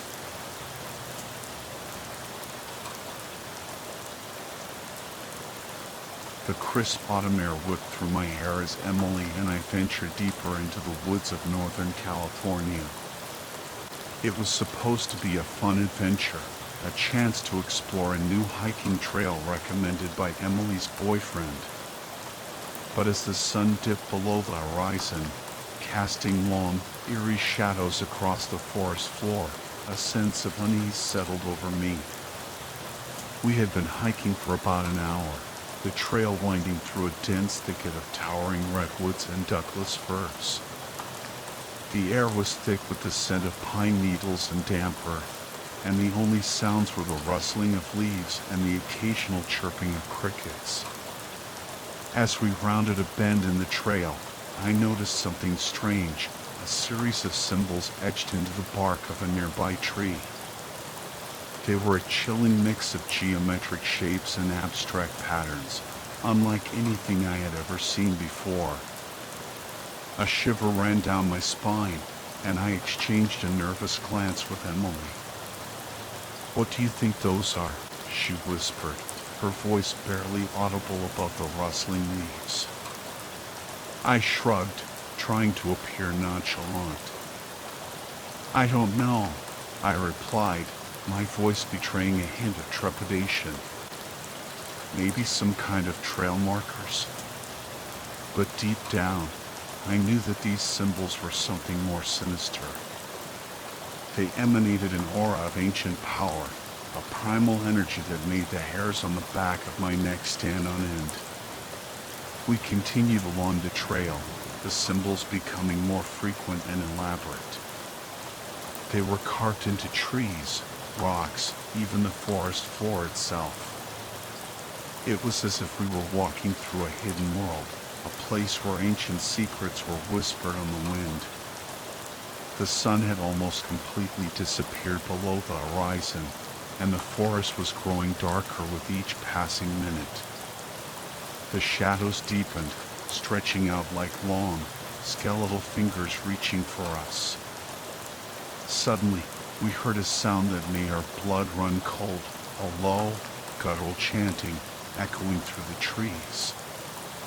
It was a sound that seemed to come from the depths of the earth, a primal rhythm that vibrated through our very bones. Fear gripped us, and we exchanged a terrified look. We knew we had stumbled upon something dangerous, something we were not meant to see. "We need to get out of here," Emily whispered, her voice trembling. I nodded in agreement, and we turned to retrace our steps. But it was too late. A group of figures emerged from the shadows, their faces obscured by dark hoods and grotesque masks. They moved with an eerie grace, their black robes billowing in the wind like the wings of nocturnal birds. We froze, our hearts pounding in our chests. The chanting grew louder, the figures closing in on us like predators stalking their prey. "Run!" I shouted, grabbing Emily's hand and pulling her along the trail. We sprinted through the trees, branches whipping at our faces and thorns tearing at our clothes. The chanting grew louder, the figures gaining on us. We stumbled and fell, scrambling to our feet again, adrenaline coursing through our veins. We had to escape, to get away from this nightmare. Ahead, we saw a faint light flickering through the trees. A cabin, its windows glowing with a warm, inviting light. We raced towards it, our lungs burning, our legs aching. We burst through the cabin door, slamming it shut behind us and bolting it. We collapsed on the floor, gasping for breath, our bodies trembling with fear. We had escaped, for now. But we knew that the cultists were still out there, lurking in the shadows, waiting for us to make our next move. The cabin was small and cramped, with a single room that served as both living area and bedroom. A fireplace crackled in the corner, casting a flickering light that danced across the rough-hewn walls. Dust motes swirled in the air, illuminated by the firelight, and a thick layer of grime coated every surface. Emily and I huddled together on a threadbare couch, our bodies trembling with fear. We listened intently for any sound from outside, any indication that the cultists had found us. But the only sounds were the crackling of the fire and the pounding of our own hearts. After what felt like an eternity, we finally dared to peek through a crack in the boarded-up window. The clearing was empty. The cultists had vanished, swallowed by the oppressive darkness as if they had never been there at all. Relief washed over us, but it was quickly replaced by a gnawing fear. We were still trapped in the woods, miles from civilization, with no way to contact the outside world. We decided to wait until dawn before attempting to make our escape. We huddled together for warmth, our eyes darting nervously around the dimly lit cabin. Every creak of the floorboards, every rustle of leaves outside, sent a jolt of fear through us. As the first rays of dawn filtered through the gaps in the boarded-up windows, we finally dared to venture outside. The forest was still and silent, the only sound the gentle chirping of birds. We followed the trail back the way we had come, our eyes scanning the trees for any sign of the cultists. But there was nothing. It was as if the entire terrifying encounter had been a figment of our imaginations. We finally reached the clearing where we had parked our car, relief flooding through us. We climbed inside, eager to escape the woods and return to the safety of civilization. As we drove away, I glanced back at the forest, its dark silhouette looming against the rising sun. A shiver ran down my spine, and I couldn't shake the feeling that we were being watched, that the cultists were still out there, lurking in the shadows, waiting for their next victims. The incident left an indelible mark on both Emily and me. We never went hiking in those woods again, and the memory of that night continued to haunt us for years to come. The letter we received months later only served to amplify our fear. The chilling message, scrawled in a messy, almost illegible hand, sent shivers down our spines. We knew that we were not safe, that the cultists were still out there, watching us, waiting for their opportunity to strike. We took precautions, installing security cameras and taking self-defense classes. But the fear never truly left us. It lingered in the shadows, a constant reminder of the darkness that lurked just beyond the edge of our perception. Years passed, and we eventually moved away from the area, hoping to leave the terrifying memories behind. But the incident continued to haunt us, a chilling reminder of the hidden dangers that lurked in the shadows of the world, waiting to be unleashed. The encounter with the cult had changed us, forever altering our perception of the world and our place in it. We had glimpsed the darkness that lay hidden beneath the surface of reality, and we knew that we would never be the same again.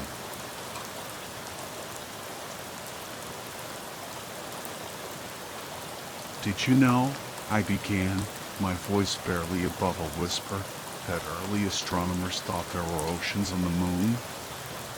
I glanced up from the worn leather-bound book in my lap, its pages filled with cryptic symbols and faded script. My mother shifted in her bed, a rustle of starched hospital sheets and the clinking of 4 tubes accompanying her movement. "Of course, dear," she replied, her voice thin and raspy. "The moon, with its silvery glow and mysterious shadows, seems like the perfect place to hold an ocean, doesn't it?" "It does," I agreed, a shiver running down my spine despite the warmth of the hospital room. "Those false seas, astronomers call them Maria." A faint smile flickered across Mom's pale lips. "How sweet of them," she murmured, her eyes twinkling with a touch of mischief, "to name the moon's oceans after me." "Well, they didn't find any oceans, did they?" I reminded her gently. "Maybe they just didn't look hard enough," she countered, a soft chuckle escaping her lips. Even in her weakened state, her laughter held a spark of defiance, a refusal to surrender to the darkness that encroached upon her. For all the pain she was in, all the fear that must have gnawed at her, my mother always had the kind of laugh that could light a candle. A laugh that could chase away the shadows that gathered in the corners of the room, the shadows that seemed to deepen with each passing day. We were in her hospital room, the same sterile, white-walled room we'd been in and out of for the past year and a half. A room that smelled of antiseptic and stale air, a room where the only sounds were the rhythmic beeping of machines and the hushed whispers of nurses. Cancer. It was such a mundane word for something so insidious, so relentlessly cruel. I'd noticed that medicine often did that, cloaking horror in clinical language, like a shroud over a corpse. Malignant, inoperable, metastasized, terminal. The words echoed in my mind, each one a hammer blow to my dwindling hope.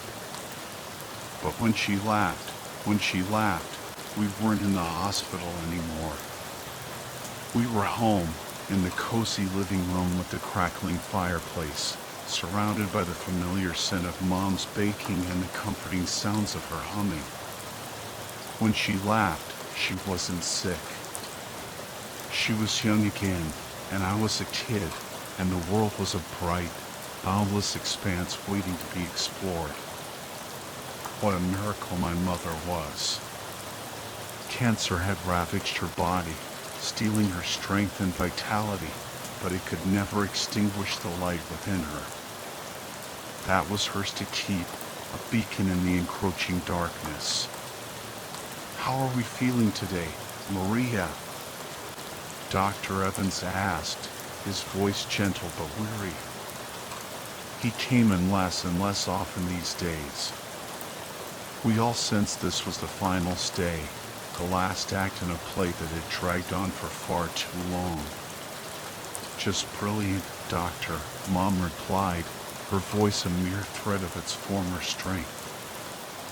She struggled to sit up a little straighter, her thin frame almost swallowed by the white pillows. "We can still go dancing later if you'd like. Though I'll have to ask for my son's blessing. Ever since his father died, Alex has been very protective of me." I forced a stern expression onto my face, attempting to lighten the mood. "I'll need to know your intentions are pure, Dr. Evans," I said, my voice cracking slightly. As the driven snow, he played along, a sad smile touching his lips. "But I might need a rain check on that dance, Mrs. Walker. I'm not as young as I used to be." He emphasized his age, running a hand through his thinning gray hair. Mom tapped her bare scalp, a mischievous glint in her eyes. "Right there with you, Tiger," she said, her voice barely a whisper. Dr. Evans chuckled, but I could see the burden in his eyes, the weight of knowing that he could do no more. I saw him glance at the small idol I'd placed on my mother's nightstand. The talisman was a miniature oak tree carved from gray soapstone, its branches gnarled and twisted. 4 faces were etched into the trunk, each one contorted in a different expression of anguish. The face closest to my mother's bed wore a serene smile, while the one facing the door snarled menacingly, as if warding off evil spirits. The other 2 faces wept openly, their tears frozen in stone. The talisman was unsettling, even to me. It emanated an aura of ancient power, a primal energy that made the hairs on the back of my neck stand on end. But I clung to the hope that it might offer some protection, some respite from the relentless advance of the disease. Dr. Evans sighed, his shoulders slumping slightly. "It's the stone tree, isn't it?" he said, his voice barely above a whisper. "I've seen things like that before, in families with histories." He trailed off, unable to articulate the unspoken, the unsettling truth that lingered in the air. I nodded slowly. My grandmother, she was different. There were stories, whispers of strange happenings, unexplained events. I hesitated, unsure how much to reveal to the doctor, a man of science and reason. "There's a box of her things in the attic." I thought, maybe there was something in there that could help. Dr. Evans looked at me with a mixture of pity and concern. "Alex," he began, his voice gentle, "I understand your desperation, but sometimes Sometimes we have to accept that there are things beyond our control, forces beyond our understanding. I met his gaze, my own eyes filled with a stubborn defiance. "I can't just give up," I said, my voice hoarse. "I won't." Dr. Evans nodded slowly. "I know you won't," he said softly. "But please, Alex, be careful. Don't lose yourself in the darkness." He left then, leaving me alone with my thoughts, my fears, and the unsettling presence of the soapstone idol. I turned back to my mother, her frail form barely visible beneath the white sheets. Her breathing was shallow, her skin pale and translucent. She looked like a porcelain doll, fragile and easily broken. "Mom?" I whispered, my voice thick with emotion. "Can you hear me?" Her eyelids fluttered open, revealing eyes that were cloudy and distant. "Alex," she murmured, her voice a faint echo. "Is that you?" "It's me, Mom," I said, taking her hand in mine. It felt cold and papery, like a dried leaf. "I'm here." A faint smile touched her lips. "I saw the moon, Alex," she whispered, her voice barely audible. "It was so beautiful, so close." "You were dreaming, Mom," I said, my voice cracking. "Just dreaming." She shook her head weakly. "No," she insisted. "It was real. I was there, on the moon, with the Maria." A shiver ran down my spine. The Maria. The lunar seas that didn't exist. "Mom," I began, my voice trembling, "there's no water on the moon." She looked at me, her eyes filled with a strange clarity. "There is now," she whispered. I saw it. An ocean made of tears. Her grip tightened on my hand, and then her eyes fluttered closed. Her breathing grew shallow, then ceased altogether. The heart monitor emitted a long, unbroken tone. My mother was gone. The sterile scent of the hospital room seemed to cling to me, a ghostly reminder of the life that had just slipped away. I stumbled out of the room, the hallway stretching before me like an endless tunnel. The fluorescent lights hummed overhead, casting a harsh, cold light that seemed to amplify the emptiness inside me. Numbness enveloped me, a protective barrier against the crushing weight of grief. I moved through the motions of notifying the hospital staff, arranging for the release of my mother's body, making the necessary phone calls. Each task felt like a monumental effort, each word a struggle to form. Back at the house, the silence was deafening. The rooms that had once been filled with my mother's presence now echoed with emptiness. I wandered through the house, touching her belongings, inhaling the faint scent of her perfume that lingered on her clothes. Each object, each scent, was a sharp reminder of her absence. The attic beckoned, a repository of forgotten memories and hidden secrets. I climbed the creaking stairs, dust motes dancing in the shafts of sunlight that filtered through the grimy windows. The old wooden box sat in the corner, its contents a jumble of strange objects and cryptic writings. I opened the box, my fingers tracing the worn leather cover of the red book. Its pages were filled with handwritten notes, diagrams, and spells, a testament to my grandmother's eccentric beliefs. I flipped through the pages, searching for answers, for a way to make sense of the events that had transpired.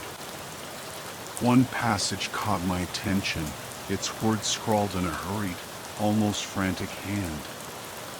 The veil thins on the eve of All Hallows Eve, a time when the boundaries between worlds blur, a time of heightened power, a time of great risk. All Hallows Eve. Halloween. The night when the dead were said to walk among the living. A chilling thought took root in my mind. What if my mother's death wasn't a natural end, but a passage to another realm? What if her spirit was trapped, unable to find its way? The soapstone idol sat on the attic floor, its four faces seeming to mock my grief. I picked it up, its cold, smooth surface sending a shiver down my spine. The weeping faces seemed to stare back at me, their tears a reflection of my own sorrow.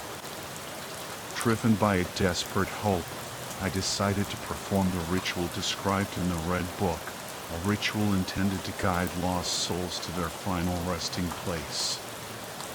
It was a long shot, a desperate gamble, but I had nothing left to lose. On Halloween night, I gathered the necessary items: candles, incense, herbs, and the soapstone idol. The air crackled with anticipation, a sense of unseen forces gathering around me. I followed the instructions in the book, my voice trembling as I recited the ancient words. The candles flickered, casting dancing shadows on the walls. The incense smoke curled upwards, filling the room with a cloying sweetness. And then, a cold wind swept through the attic, extinguishing the candles and sending a chill down my spine.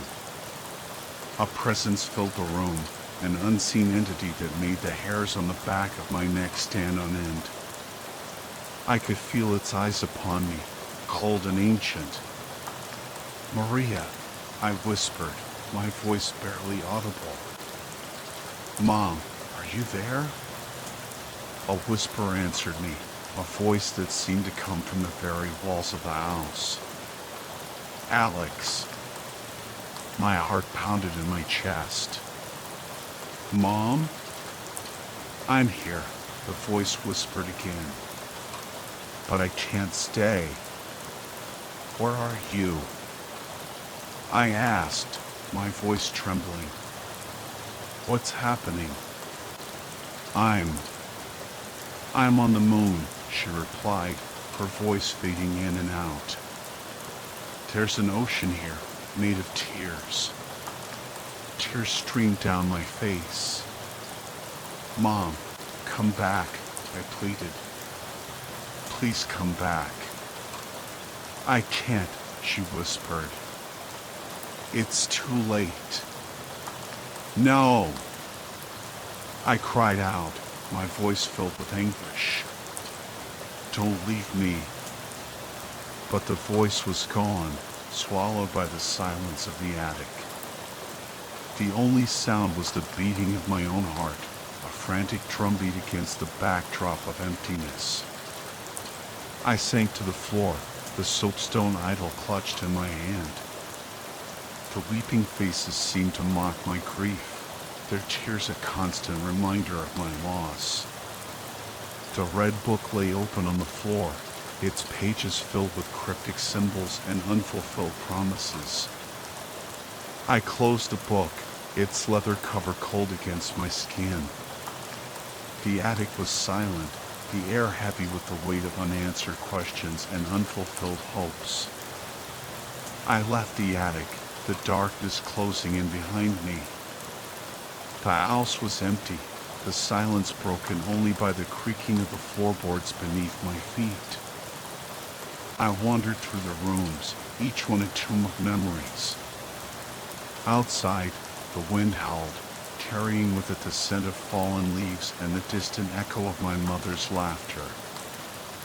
I looked up at the moon, its pale light casting long shadows across the yard.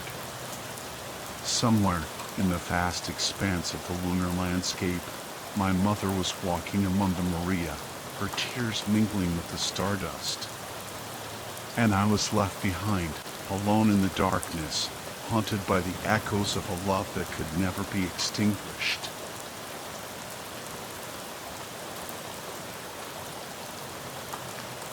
The crisp autumn air whipped through the trees, sending a shiver down my spine.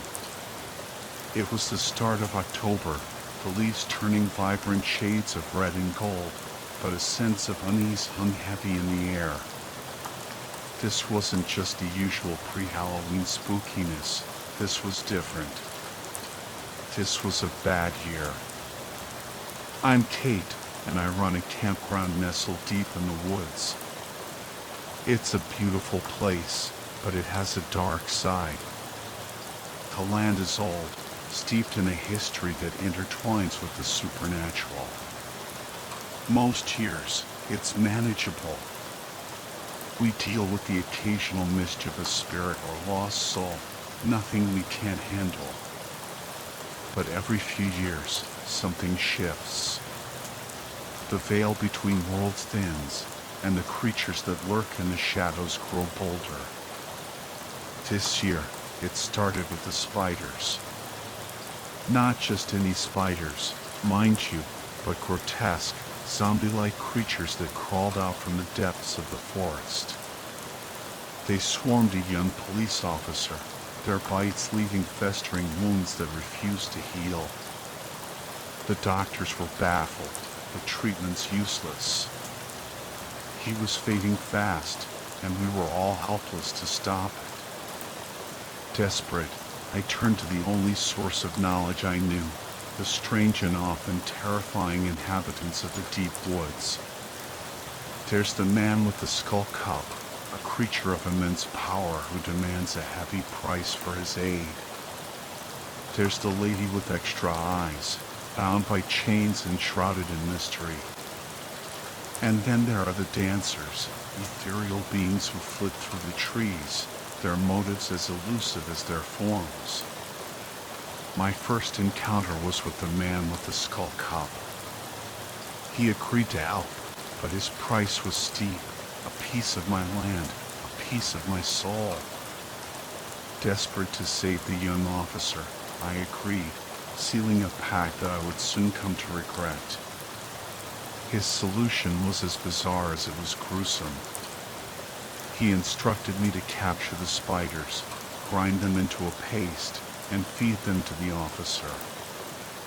It was a revolting task, but I carried it out, my stomach churning with every bite I forced down the poor man's throat.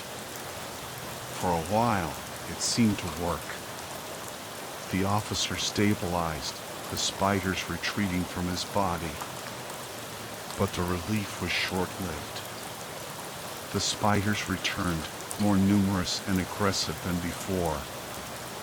The man with the skull cup had tricked me, his solution a temporary reprieve at best. Now, I was left with a broken promise, a dying officer, and a growing sense of dread. The spiders were just the beginning. I knew, deep in my gut, that something far worse was coming, and I was running out of time to stop it. The spider situation was getting worse. They weren't just crawling out of the woods anymore. They were appearing in the cabins, in the showers, even in the campers' food. Panic was spreading through the campground faster than a wildfire. I needed a new plan, and fast. The man with the skull cup was out of the question. He'd already taken his payment, and I doubted he'd be interested in further negotiations. That left the lady with extra eyes and the dancers. But the lady was bound by those strange chains, her power seemingly limited. And the dancers, well, they were unpredictable, their motives shrouded in mystery. I decided to seek out the lady with extra eyes. Her cabin was hidden deep within the woods, a place of twisted trees and unsettling silence. As I approached, I noticed something strange. The chains that had once bound her were gone. She stood before me, her eyes, all 12 of them, fixed on me with an intensity that made my skin crawl. She spoke, her voice a low, raspy whisper that seemed to echo through the trees. "You seek my help," she stated, her tone devoid of emotion. I explained the situation, the escalating spider infestation, the fear gripping the campground. She listened patiently, her numerous eyes blinking in unison. "The spiders are a symptom," she finally said, "not the cause." She explained that the land itself was out of balance, the natural order disrupted. Something was stirring in the depths of the woods, something ancient and malevolent. The spiders were merely its harbingers. To restore balance, she said, the source of the disturbance had to be found and neutralized. But she couldn't do it alone.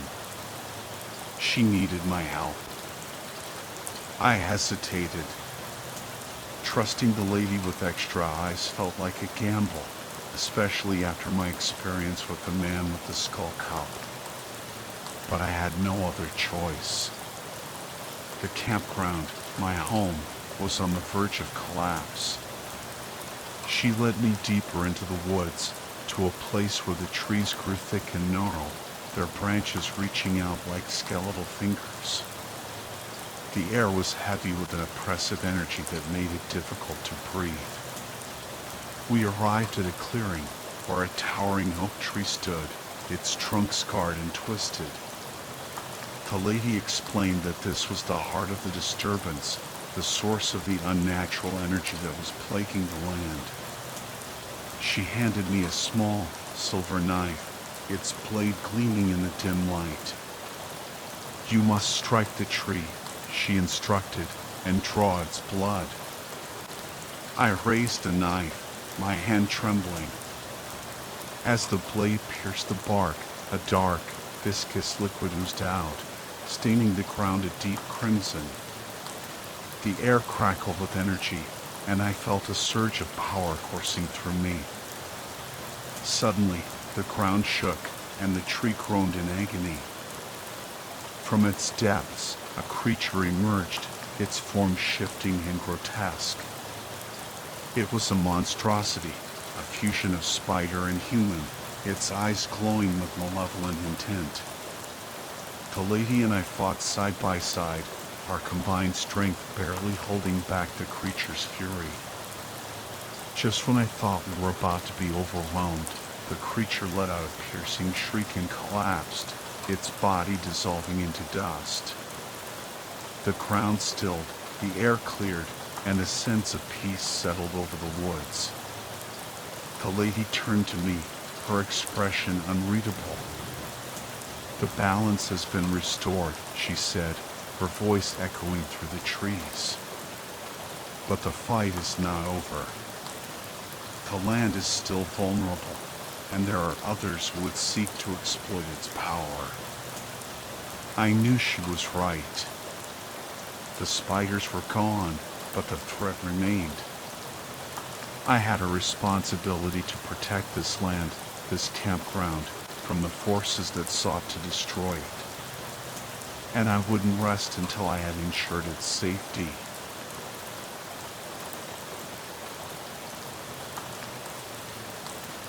It was a cold December night.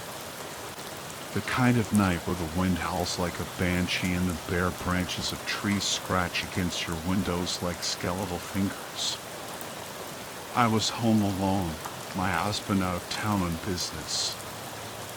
I had just let my dog, Sparky, in from the backyard when I heard a loud bang on the back door. I jumped, my heart pounding in my chest.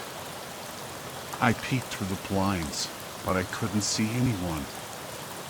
I tried to shake it off, but then I heard the doorknob jiggling.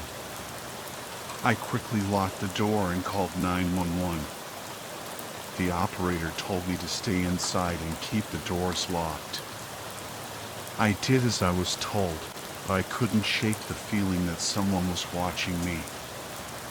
A few hours later, I was lying in bed, trying to sleep, when Sparky started growling.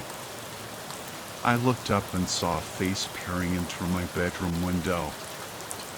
It was a pale, white face with no eyelids and a wide, grotesque smile. I screamed and Sparky barked, and the face disappeared. I called 911 again, my voice trembling. The operator told me to stay calm and that the police were on their way. I locked myself in my bedroom and waited. The police arrived a few minutes later, but they couldn't find any sign of the intruder. They told me to keep my doors locked and to call back if I saw anything else. I tried to go back to sleep, but I was too terrified. I kept imagining that face at my window, that smile that seemed to stretch from ear to ear. I felt like I was being watched, hunted.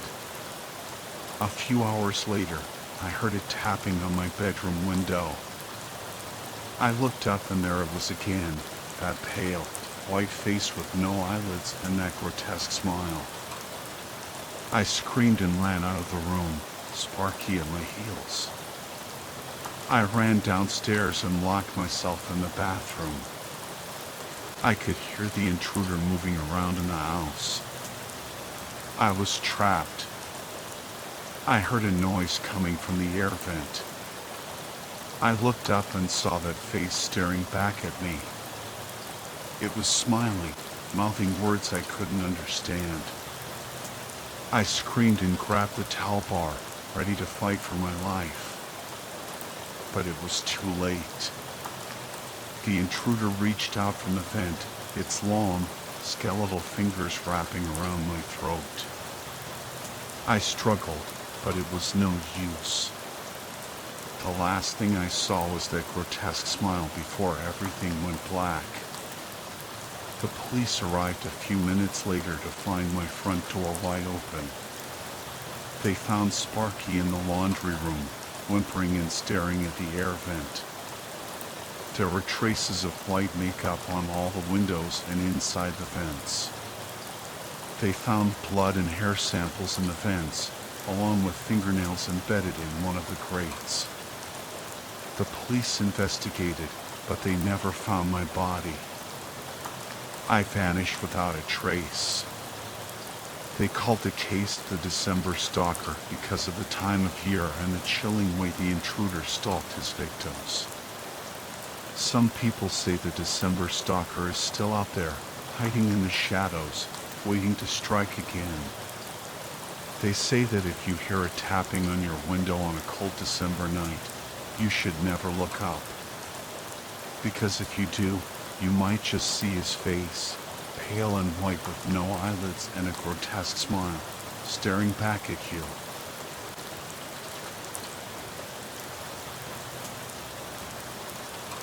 My buddy, Mark, and I headed up to Letchworth State Park in western New York one July weekend. We heard all about this Grand Canyon of the East with its massive, gorgeous, and stunning waterfalls, and we were eager to check it out for ourselves. We spent the day hiking and exploring the park's 17-mile expanse, and it definitely lived up to the hype. Too bad we only lasted one night in our cabin. We booked one of the D cabins, these small, one-room lodges tucked away in a secluded corner of the park. Most of the tourists stuck to the western side of the Genesee River Gorge, so we practically had the whole cluster of cabins to ourselves. As we were unpacking our car, a couple from a neighboring cabin was loading up theirs, and they were kind enough to offer us a parting gift, a watermelon. They seemed to be in a hurry, though, so we didn't chat for long. Once they left, there were only 2 other occupied cabins, but they were far enough away that we barely saw those folks during our stay. Eager to explore, we hit the trails as soon as we unloaded the car. On our way to the trailhead, We stumbled across a deserted Civil War parade field with a lone cannon and a weathered memorial. It was strange to see such an empty, desolate area in a popular state park, especially in July. I joked that the place must be haunted by Civil War ghosts. Mark, always up for a spooky adventure, suggested we come back at night to see for ourselves. The hike itself was a blast. We made our way down to the river canyon and eventually crossed over to the western side to check out one of the waterfalls. By the time we got back to our cabin that evening, twilight was setting in. We played some card games, scarfed down some sandwiches, and then set up our cots. The cabin was basically the size of a kitchen, a small stove and fridge, a tiny table with 2 chairs, and those 2 rollaway cots. Once they were unfolded, there was barely any room to move around. Scratched into the log walls were tons of names and dates from past occupants. Friends, lovers, vandals, they'd all left their mark, some going as far back as the 70s. Mark and I weren't the type to carve our names into the place, though. "Whoa, check that out, a pentagram," Mark said, pointing at the wall. I went over to take a closer look. There were some symbols around it I didn't recognize. It definitely stood out, since all the other carvings seemed to be either lovey-dovey stuff or just people marking their visit. "Great, we're staying in the Devil's Cabin," I said with a grin. Mark just shrugged it off, and we went back to our card game and a few drinks. "Hey, how about we crack open that watermelon?" Mark suggested. "With what?" I asked. There wasn't a single knife or utensil in the whole cabin. "Good point," Mark said. "I think I've got my pocket knife in my bag." He pulled out his Swiss Army knife, and we spent the next 15 minutes wrestling with that tiny blade, trying to cut through the thick rind. Finally, we managed to pry the melon in half. "Gross," Mark exclaimed. The inside was a black, gooey mess. The rotten inside started oozing out onto the floor. It was like it liquefied the second it hit the air. "Quick, toss it," I yelled. We both heaved our halves of the stinking, dripping mess out the cabin door. It was a uniquely disgusting rot, this sweet, sickly stench of decay. We cleaned up the floor, laughing at the gift our neighbors had left us. Then we got back to our game, but it wasn't long before we were both nodding off. We decided to call it a night. It was still pretty early, but it was dark, and we were exhausted from all the hiking. I fell asleep right away and slept soundly for hours until I was jolted awake by a pounding on the cabin door. Honestly, it was more like someone was trying to shake the whole cabin, not just knock. It was pitch black inside and out, and with the small fan whirring in the window right next to my head, I could barely hear anything else. I got up, glanced over at Mark, who was still out cold, and checked my phone. 2:30 a.m. A shiver ran down my spine. Who would be knocking at this hour? I was tense, but not exactly scared yet. I've been camping enough times to know that sometimes park rangers or attendants would make late night rounds. Maybe someone was lost, or maybe, and this was the annoying kind, we'd somehow pitched our tents too close together, even though we'd booked adjoining campsites so we could be near each other. I flipped on the outside light, unlocked the door, and slowly cracked it open. I was only in my boxers and a t-shirt, so I felt a bit awkward when I saw it was an old woman standing there. "Can I help you?" I asked, trying to get a good look at her face, but it was mostly hidden in the shadows. She had a hunchback and long, scraggly gray hair tucked into a green army jacket. She held something up, and I realized she was offering it to me. "I have an extra cantaloupe. Would you like it?" I was speechless. Was she serious? Waking me up at this ungodly hour to offer me a cantaloupe? I figured she must be a bit off her rocker. Wanting to just get back to sleep, I mumbled that I'd take it and opened the door just enough to grab the fruit. "Enjoy," she said. I thanked her, shut the door, and peeked out the window to make sure she was leaving. Once she disappeared into the night, I turned out the light, tossed the cantaloupe onto the stove, and crawled back into bed. But sleep wouldn't come. I kept picturing the old woman lurking just outside, watching the cabin. I tossed and turned, my mind replaying the strange encounter with the old woman. The Ketty murders kept flashing through my head, that gruesome unsolved case where a family was brutally murdered in a California cabin while their neighbors slept, oblivious to the horror unfolding next door.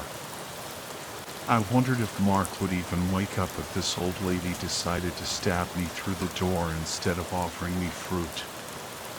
A few mosquitoes and moths had gotten into the cabin, and I swatted at them in the darkness, both real and imagined. I couldn't stretch out fully without my feet hitting the wall, and the thought of creepy crawlies getting easy access to me in my sleep made my skin crawl. But exhaustion eventually won out, and I drifted back off. I don't know how long I slept, but it was still pitch black when I woke up again. This time, it was a man's voice that roused me. At first, I couldn't make out what he was saying. It sounded like he was far away. But as I got up to peek out the window, I realized with a jolt that he was standing right outside the door.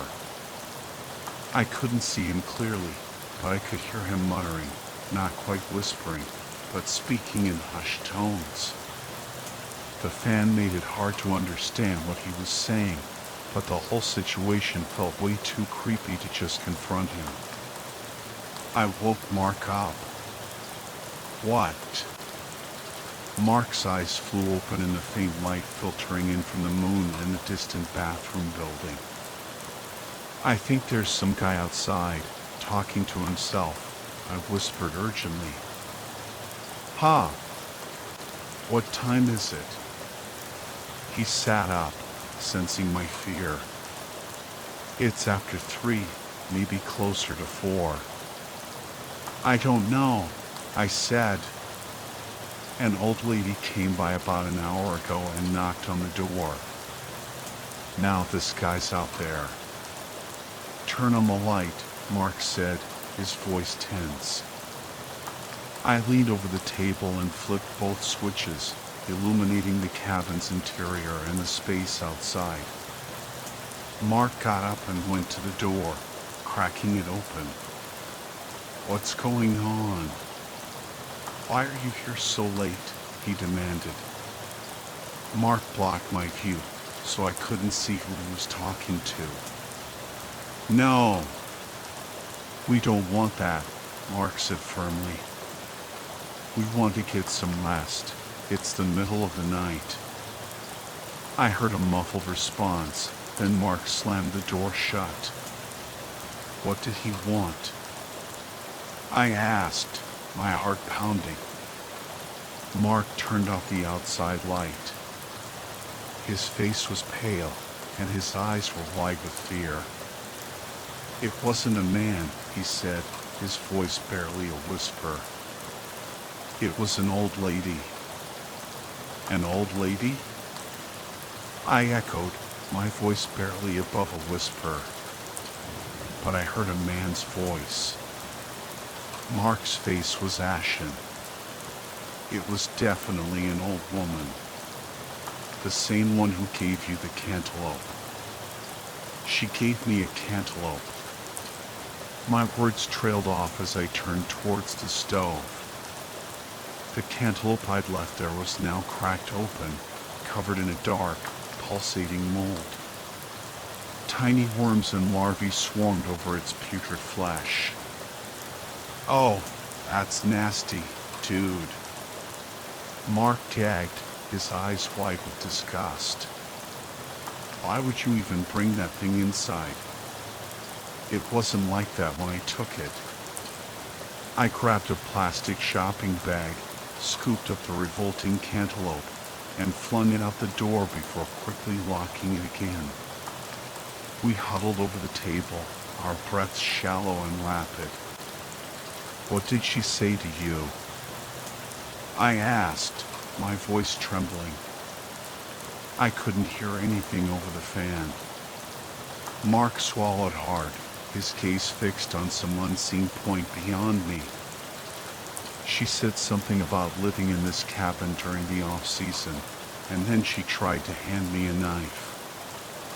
A knife? I gasped. What for? She wanted me to take it, Mark said, his voice barely a whisper. She said I didn't have one big enough to cut my friend's melon. A cold dread washed over me. The cryptic words, the rotten fruit, the late night visits, it all felt connected, part of some sinister ritual. We stayed awake the rest of the night, huddled together, every creak and groan of the cabin sending shivers down our spines. As soon as dawn broke, we packed up our things and fled the devil's cabin, never looking back. We haven't been camping since.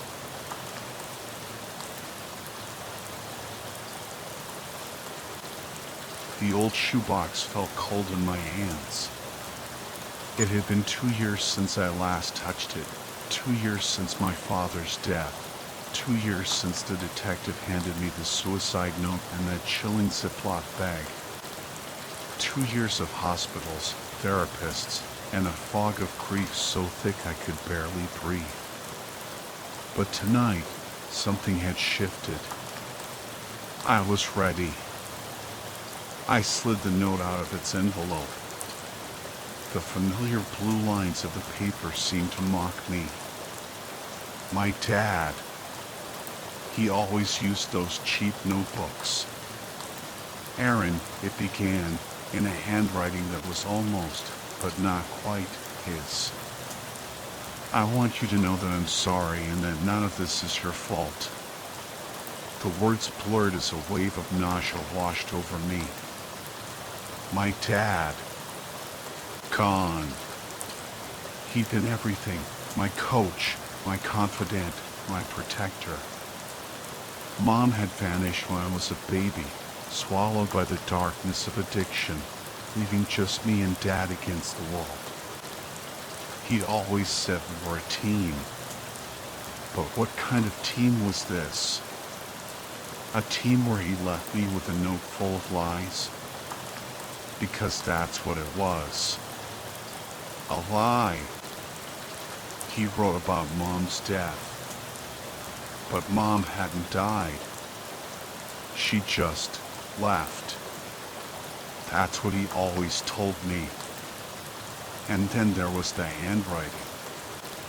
It was close, so close, but off.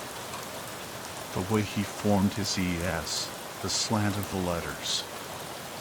It was like looking at a ghost of his writing, a twisted imitation. Panic clawed at my throat. Who wrote this? Why? Was it possible? Was it possible Dad hadn't written it at all? I flew to the closet, pulling out old birthday cards, notes he'd left on the fridge. Each one was in his bold, familiar hand, each E sharp and precise. None of them matched the wavering script of the suicide note. My blood ran cold. Had my dad been murdered? I had to tell someone. Uncle Dan. He'd always been there, a steady presence in the chaos after Dad's death. But when I showed him the note, his face tightened. "Aaron," he said, his voice strained. "I thought we were past this. Have you been taking your medication?" Medication. Therapy. They'd been trying to convince me I was crazy, that my grief was warping my reality. But I wasn't crazy. I knew what I saw. I retreated to my room, locking the door. My eyes fell on a discarded post-it note on Dan's desk. "Pick up prescription for Aaron." The E was curved, just like in the note. Dan. Hours crawled by. Every creak of the old house sounded like a footstep, every whisper of the wind a voice. I was trapped in a nightmare, the walls closing in. Finally, I couldn't take it anymore. I had to know the truth. I dialed the number on the detective's card, the one I kept tucked away for 2 years. "Detective Tilly," a voice answered. "I think my uncle killed my dad," I blurted out, the words tumbling over each other. There was a silence. Then, "Where are you, Aaron?" She believed me. Relief washed over me, so intense it almost brought me to my knees. But before I could answer, a voice cut through the quiet. "Going somewhere, Aaron?" Dan. He was standing in the doorway, his face a mask of fury. He lunged, and I scrambled away, the phone clattering to the floor. He grabbed my backpack, the one I'd packed with the note and the evidence. We wrestled, the strap tearing under his grip. Then I remembered Dad's voice, years ago, teaching me how to defend myself. "Aim for the groin, Aaron. It'll give you time to run." I kicked out with all my might. Dan howled, collapsing. I sprinted for the window, flinging it open and tumbling into the darkness. He was right behind me. I ran, but a sharp pain exploded in my head, and the world went black. When I woke up, I was in the hospital. Dan was in jail. Detective Tilly told me the whole story. Mom's overdose. The cover-up. Dad's guilt. Dan's desperation. It was a horror story, a Halloween tale come to life. But I had survived. And as I finally drifted off to sleep, I knew Dad was with me. We were a team again, and even the shadows couldn't touch us now.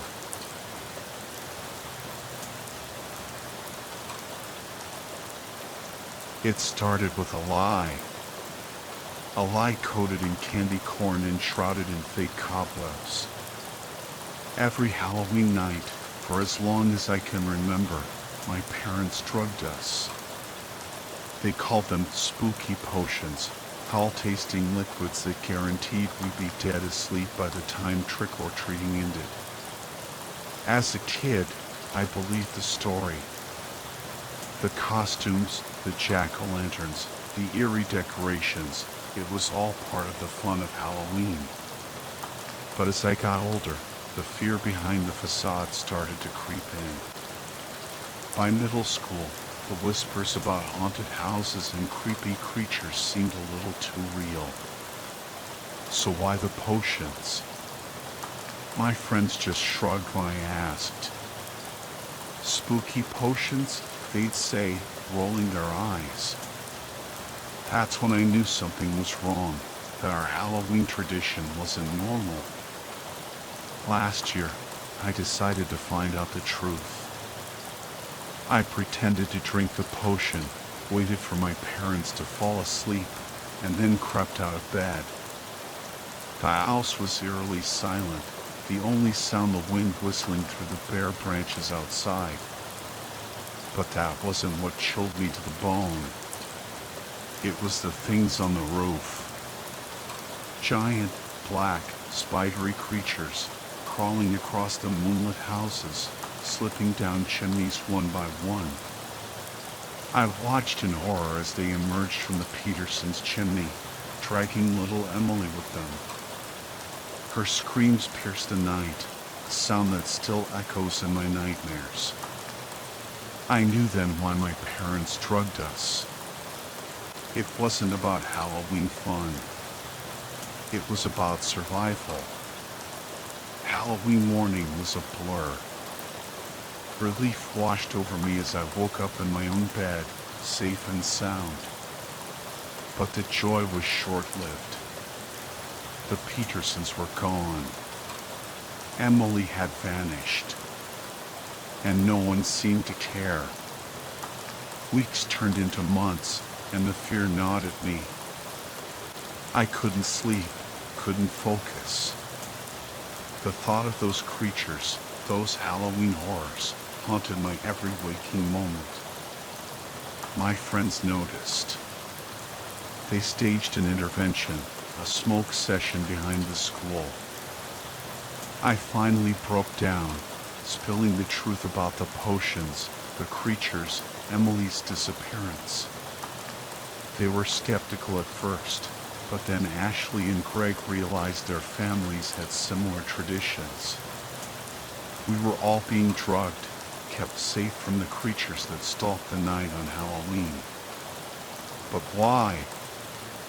Why our town? Why the silence? And what happened to the people we took? We started digging, searching for answers. Obituaries with scant details, families that vanished without a trace, a town shrouded in secrecy. It was like a collective amnesia had fallen over everyone, a deliberate forgetting of the horrors that lurked in the shadows.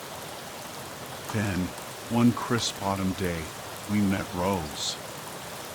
An old woman, her house a fortress against the night, her eyes filled with the pain of a lost brother. She confirmed our fears, shared her own story of witnessing the creatures, of the empty graves and the missing loved ones. She gave us a glimpse into the history of our town, a dark legacy of sacrifices and silence. The creatures, she explained, always came in threes, one for each house. They took the first person they found awake, a grim offering to ensure the town's survival. Rose's words echoed in my mind as Halloween approached. The fear was back, stronger than ever. But this time, I wasn't alone. My friends, Ashley, Craig, and Michael, we were in this together. We wouldn't let another innocent life be taken. We would fight back. We spent weeks planning, researching, gathering supplies. We boarded up windows, reinforced doors, and set traps.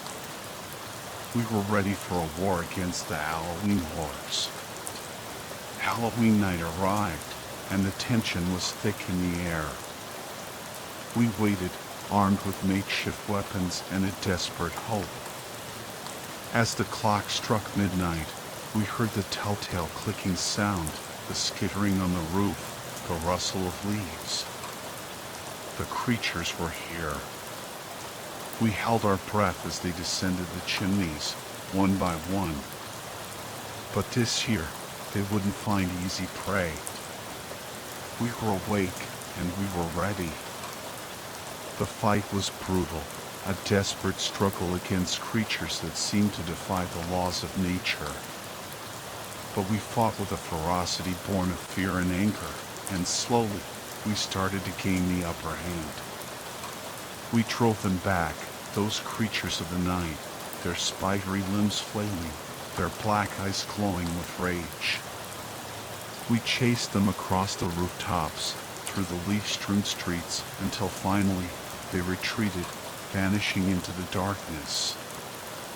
We had won. We had saved our town, broken the cycle of fear and sacrifice.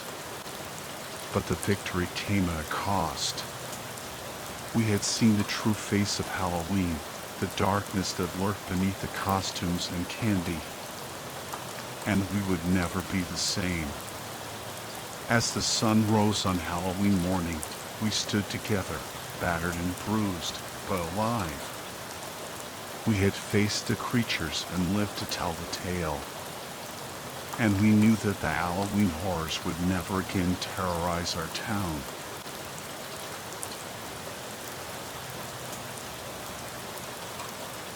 The oppressive humidity hung heavy in the air, the aftermath of a brutal derecho that had ripped through West Virginia, leaving a trail of devastation in its wake.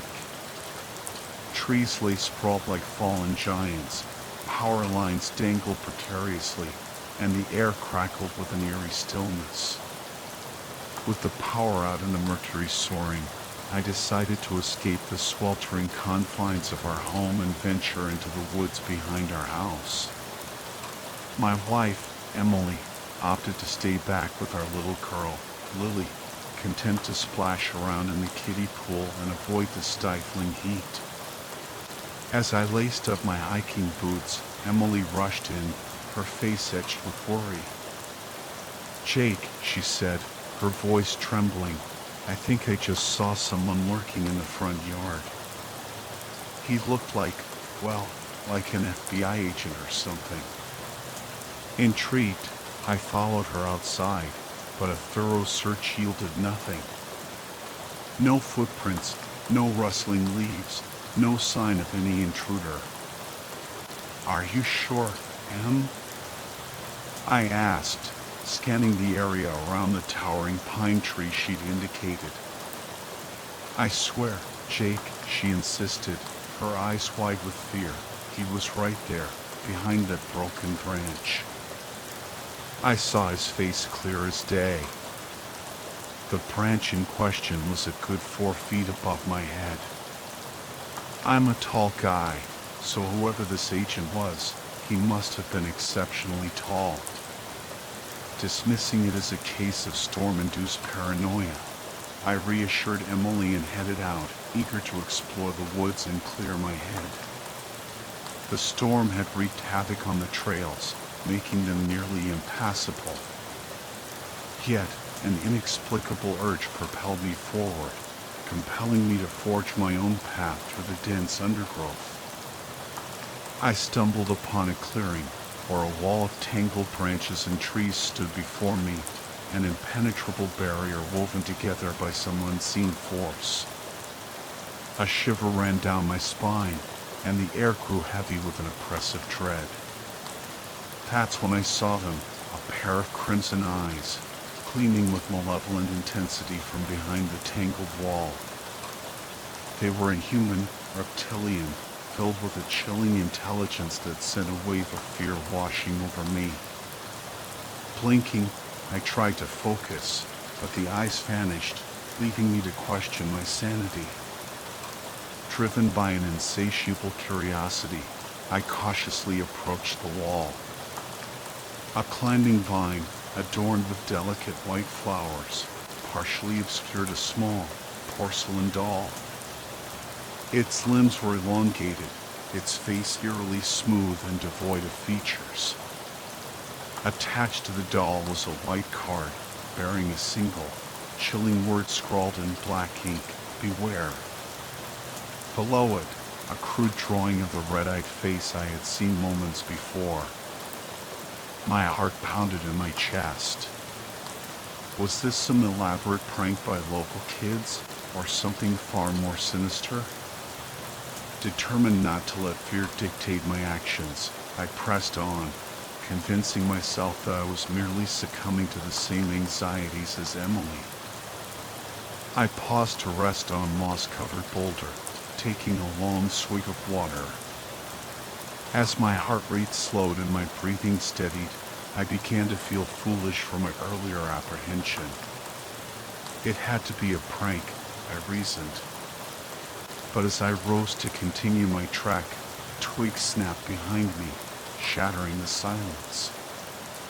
Whirling around, I came face to face with the FBI agent Emily had described. He stood at least 9 feet tall, his form shrouded in what appeared to be a dark suit. His face was a smooth, featureless mask, yet I felt the intensity of his gaze boring into me.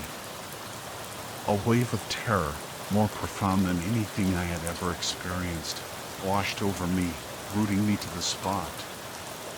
My eyes were drawn to the grotesque sight at his feet, a mass of blood and what looked like human entrails. Time seemed to stand still as I stood frozen, paralyzed by fear. Then, as suddenly as it had come, the paralysis lifted. Thinking fast, I fumbled for my phone, hoping to capture this horrifying apparition on camera. But as I raised the phone, the screen flickered with static and the figure vanished into thin air. Relieved but shaken, I scrambled to my feet, only to realize I was completely lost. The wall of branches, the boulder, the trail, all gone.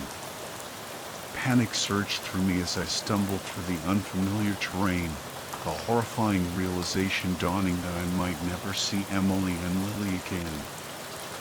Just in case, I typed a message on my phone, describing the monstrous being I had encountered and expressing my love for my family.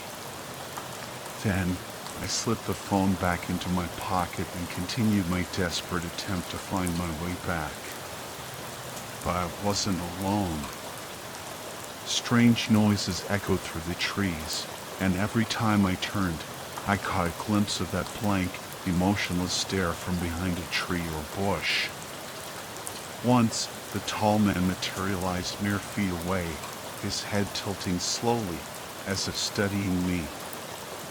Tentacles, long and writhing, sprouted from his back, their tips dripping with an unknown viscous fluid. I screamed, my voice raw with terror. The next thing I knew, I was sitting against a tree, sobbing uncontrollably. My arms were covered in black ink, the word run scrawled repeatedly across my skin. And run I did. I ran with a primal fear I had never known, my lungs burning, my legs aching, but the terror fueling me onward. I burst into a clearing, stumbling and falling, only to find myself face to face with another creature, a porcelain white being with enormous moth-like wings and glowing red eyes. Before I could react, it lunged at me, throwing me behind it. I landed hard, scrambling to turn and face my attacker, but it wasn't me it was facing. The tall man stood behind me, tentacles writhing menacingly. The winged creature roared, a sound that seemed to shake the very ground beneath my feet. It was the same face I had seen earlier, the one that had warned me. It spread its wings, deflecting the tentacles with incredible speed and agility. Then, with a blinding flash of light, it grappled with the tall man, enveloping him in its wings. They ascended into the sky, vanishing into the swirling clouds. I collapsed, unconscious. When I awoke, I was just a few feet from my house, the sun setting on the horizon. The ink was gone from my arms, but my clothes were caked in mud, a testament to the horrors I had witnessed. Emily greeted me with a warm smile, oblivious to the ordeal I had endured. "Did you have fun in the woods, honey?" she asked. I forced a smile, determined to shield her from the terror that still clung to me. "The woods aren't for me," I replied, my voice barely a whisper.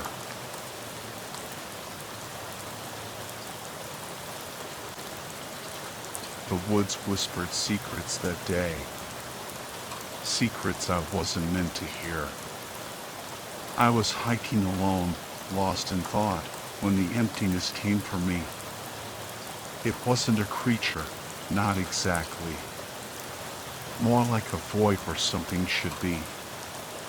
Where it moved, the leaves stopped rustling, the birds stopped singing. It was an absence of life, a chilling nothingness.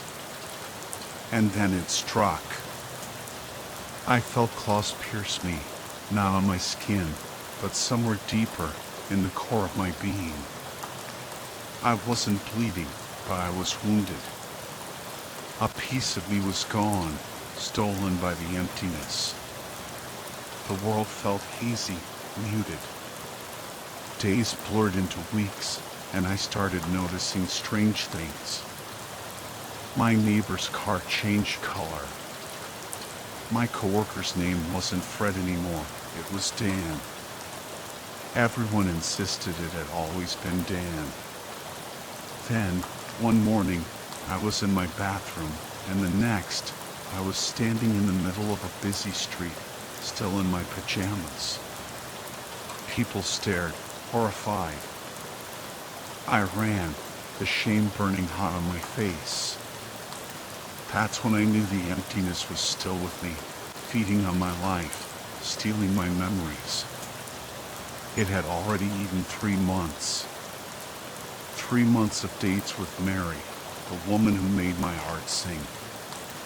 3 months gone, vanished as if they never happened. I fought back. I clung to routine, to caffeine, to anything that kept me grounded in the present. But the emptiness was patient. It waited for me to slip, to let my guard down. And I did. One evening, lost in my favorite TV show, a little boy walked up to me and called me Daddy. My son. 2 years old. 2 years I'd lost. 2 years of firsts, of laughter, of love. Gone. Desperation clawed at me. I tried everything. Priests, doctors, even psychics. No one believed me. They said I was stressed, delusional. But I knew the truth. The emptiness was real, and it was consuming me. One day, Mary came over. She was dressed up, excited for our second date. Our second date. It was happening again. The emptiness had reset time, stolen another chunk of my life. But this time, something was different. I wasn't absent from those missing months. I was there, but out of order. Like a puzzle with pieces scattered through time. I was living my life in fragments, a jumbled mess of memories. Years passed. I learned to navigate the chaos, to embrace the fragmented reality. I met my grandson, a bright young man who dreamed of becoming a writer. I even saw Mary grow old, her beauty fading, but her love for me burning bright. But the emptiness was growing stronger, the fragments of my life becoming smaller, the jumps more frequent. I was losing myself, piece by piece. One day, my grandson found me staring out the window, lost in the swirling snow. He showed me a box filled with papers, my papers. Pages and pages of notes, documenting my fragmented existence.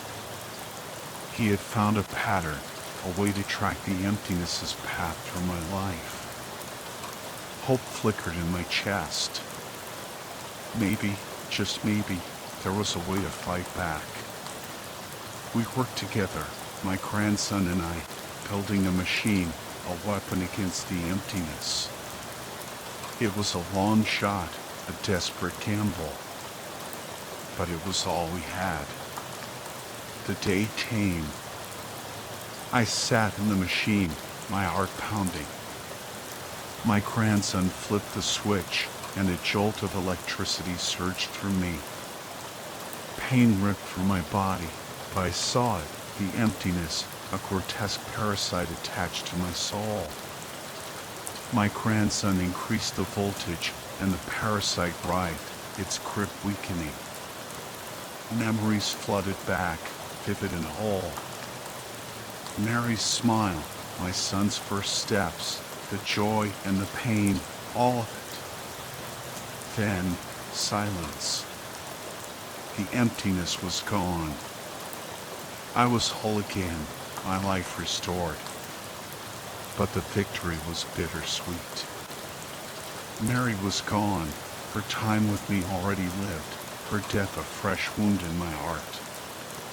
The emptiness had taken her, but it had also given me a gift, the memories of a life lived out of order, a love that transcended time. And as I sat by the window, watching the snow fall, I knew that even though the emptiness had tried to steal my life, it had ultimately failed.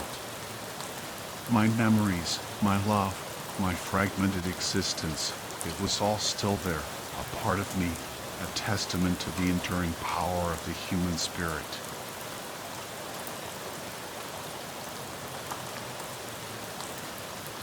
The late October chill clung to the air as I ventured into the depths of Whispering Pines, my family's private campground. It was one of those bad years, when the veil between the natural and the supernatural seemed to thin, unleashing horrors I couldn't have imagined in my wildest nightmares. This time, it was spider zombies. It all started with Officer Miller, a regular at our campground. He'd been bitten by something in the woods, something that turned him into a living incubator for monstrous arachnids. The spiders were spreading, slowly but surely, and no one knew how to stop them. Desperate, I delved into our family archives, hoping to find some clue, some ancient remedy for this terrifying affliction. My brother, Ben, had unearthed a cryptic reference to a witch in the woods, buried beneath a tree by our ancestors. Was this some vengeful spirit, her power now manifesting in this spider plague? I had to find answers, and fast.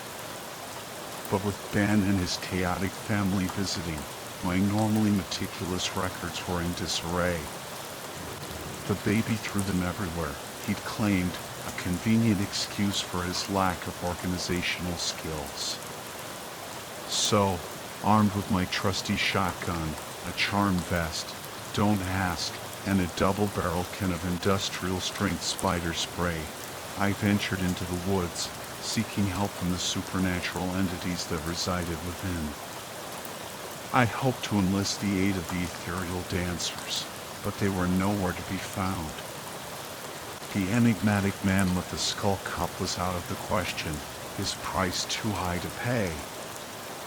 That left the lady with extra eyes, a powerful being I'd once clashed with. As twilight painted the forest in hues of purple and orange, I stumbled upon a clearing bathed in an eerie glow. Bloodroot flowers, a beacon to the lady's dwelling, carpeted the ground. Her house, a quaint cabin with boarded-up windows, stood silent and ominous. I approached cautiously, my heart pounding in my chest. The last time I'd seen her, she'd been bound in chains, a victim of a curse. Now, she was free, and I wasn't sure what to expect. I knocked, and the door creaked open. The lady stood before me, her face pale and drawn, her multitude of eyes filled with a weariness that mirrored my own. She wore the clothes I'd given her to break the curse, a stark reminder of our last encounter. "We can help you with the tree," I offered, gesturing to the fallen remains of the once human tree in her backyard. Bury it, burn it, whatever you prefer. She remained silent, her gaze unwavering. I stepped inside, leaving my shotgun by the door as a gesture of goodwill. Or maybe it was just foolish optimism. "I'll take care of the tree," she said, her voice a low murmur. "You have more pressing matters." She brewed a pot of peppermint tea, the aroma filling the small cabin. We sat in silence, the tension hanging heavy in the air. Finally, I broached the subject of the spider zombies. "It's not my doing," she assured me, her eyes flickering with an unknown emotion. "But I can help." She handed me a cup of tea, its warmth spreading through my chilled fingers. "Drink this," she urged.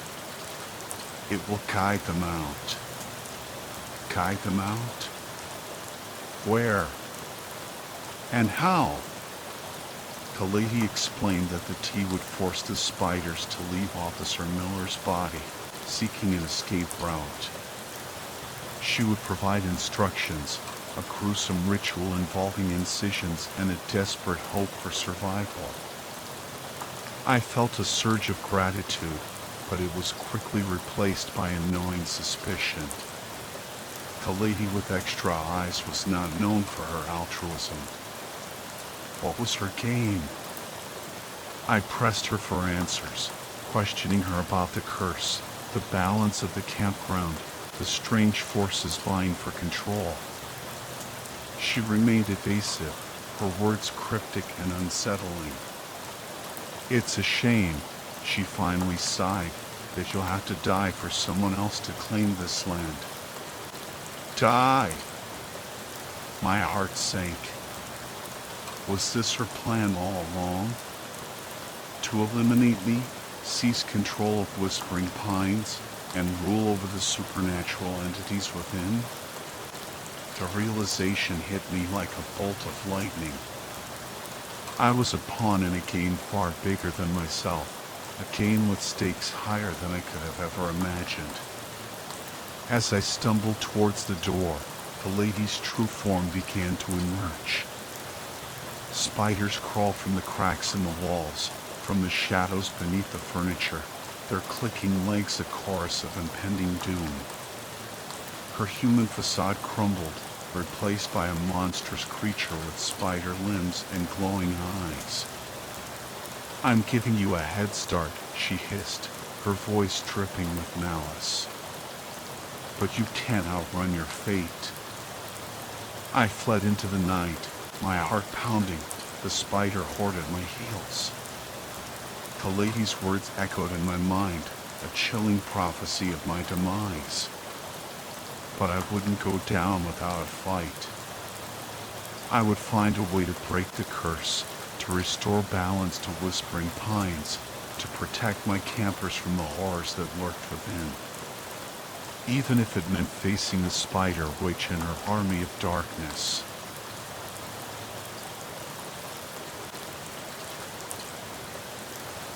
I always thought camping in an RV was the epitome of safety. A cozy haven on wheels, shielding you from the unpredictable elements and creatures of the night. Oh, how wrong I was. It was late June 2019, and my boyfriend, Jake, and I were on a cross-country road trip. We'd been together for a few years, drawn together by our shared love for the great outdoors. We were exploring the western half of the U.S. in our trusty RV, a 20-foot beauty that felt like a home away from home. Our journey took us through New Mexico, a state that, despite its friendly people, gave us an odd sense of unease. Maybe it was the abundance of "stop driving drunk" signs, but something just felt off. One evening, we found ourselves in a desolate RV park on the outskirts of a small town. As the sun dipped below the horizon, casting long shadows across the dusty landscape, we settled into our routine. I set up the awning while Jake took care of the water tanks. A sudden whirring sound caught my attention. I turned to see a man on a quad bike approaching. "Need a hand?" he asked, pulling up beside me. "No thanks, I got it," I replied, trying to appear confident. He dismounted anyway and helped me with the awning. "I'm Mark. I work security here," he said, his eyes darting around nervously. Something about him made my skin crawl. He had a strange intensity, and his eyes seemed to bore right through me. He lingered for a moment, then abruptly turned and sped off into the darkness. "What a creep," I muttered under my breath. Jake, ever the optimist, dismissed my concerns. "He's probably just doing his job," he said. We ate dinner, laughing off the encounter, but a nagging feeling of unease remained. As we drifted off to sleep in our separate bunks, I couldn't shake the feeling that we weren't alone. I awoke to the sound of an engine outside. It was Mark, circling the RV park in the dead of night. I tried to ignore it and go back to sleep, but the sound grew louder, closer. Then it stopped. Silence. Tap. Tap. Tap. Someone was tapping on the window next to my bed. I froze, my heart pounding in my chest. A muffled voice whispered through the glass. "You need to come outside right now." I cautiously peeked through the blinds. It was Mark. "Bring your husband too. It's urgent," he hissed. Fear gripped me. What could possibly be so urgent? I crept towards the door, leaving Jake sleeping soundly in his bunk. I opened the door a crack. "There's someone in the trailer," Mark whispered urgently. "What?" "My boyfriend's in there," I replied, confused. "No, there's someone else in there," he insisted. I stepped outside, my mind still foggy with sleep. Suddenly, the door slammed shut behind me. A loud thud echoed from inside the trailer, followed by a scream. Mark drew his gun and rushed inside. I followed close behind. A man, wild-eyed and disheveled, stood on my bed, clutching a knife. He let out a guttural scream that sent chills down my spine. Jake was awake now, clutching a frying pan in self-defense. The intruder, seeing us, bolted towards the back of the trailer and escaped through the bathroom window. Mark gave chase, disappearing into the darkness. Part 3. The Aftermath. The rest of the night was a blur of police sirens and flashing lights. The intruder was never caught. We learned that he had somehow climbed into the bathroom window while we were asleep. Mark, patrolling on foot, had spotted him and tried to warn us. Shaken and exhausted, we left the RV park at dawn. The idyllic road trip we had envisioned was shattered. We drove straight to my parents' house, eager to put the terrifying experience behind us. The first thing we did upon arrival was sell the RV. Neither of us could bear the thought of setting foot in it again. The memories were too raw, the fear too palpable. As we finalized the sale, I retrieved the title from the glove box. A Polaroid photo slipped out and fell to the floor. I picked it up, my blood running cold. It was a picture of me, asleep in my bunk, taking the night of the intrusion.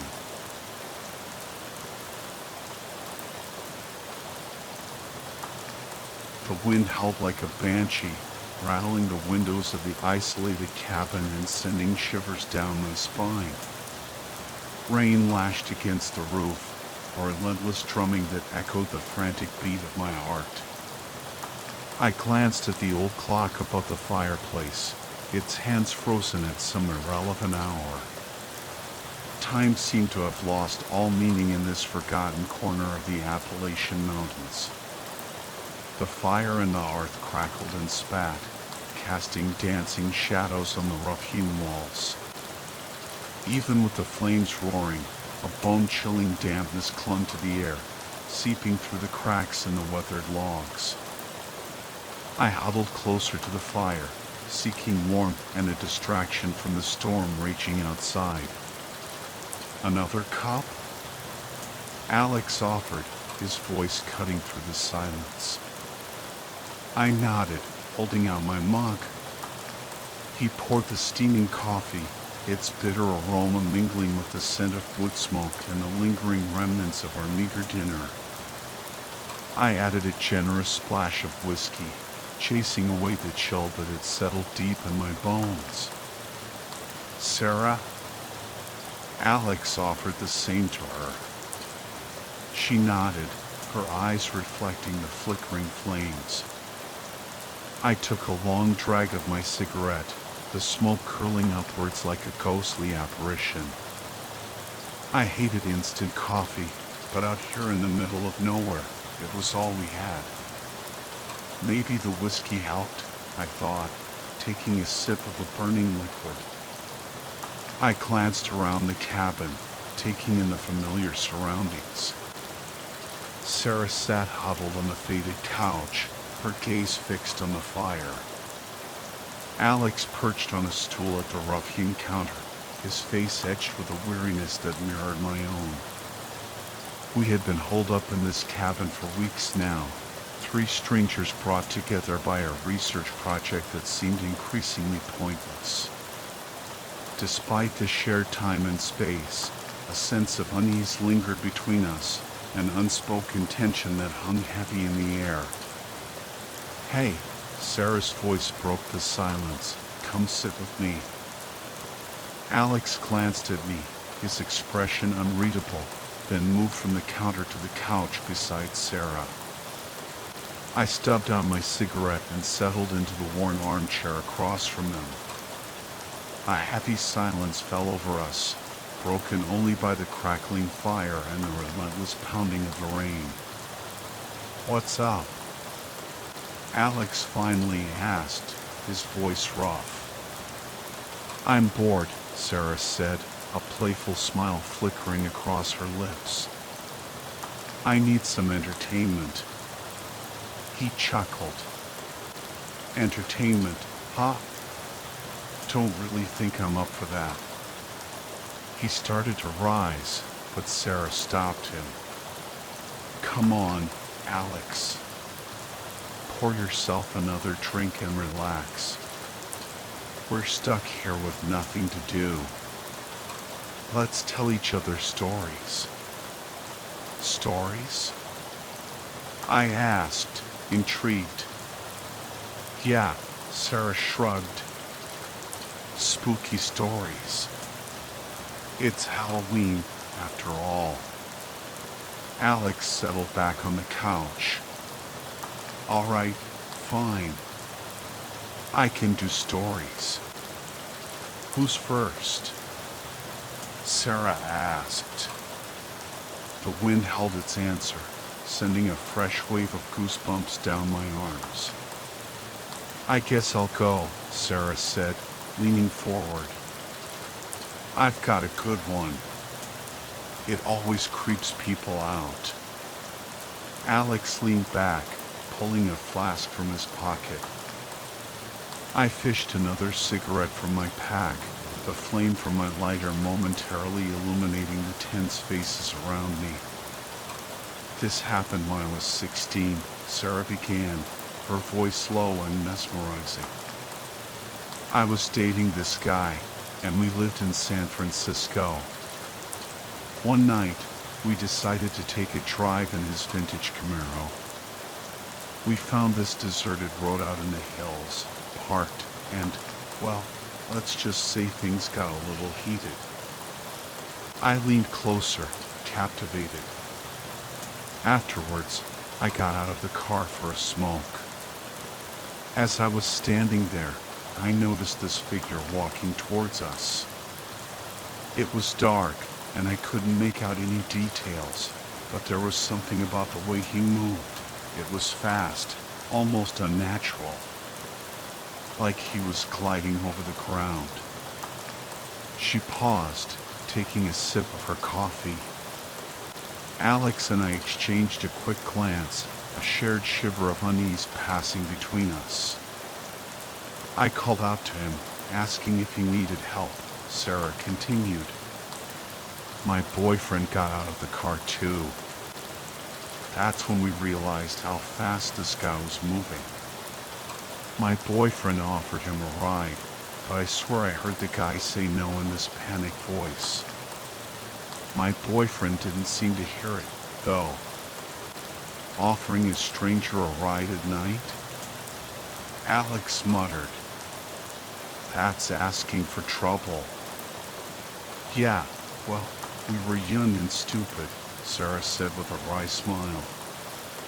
Anyway, the guy kept walking until he was almost past us. That's when my boyfriend said, loud enough for him to hear, let's just leave this freak alone.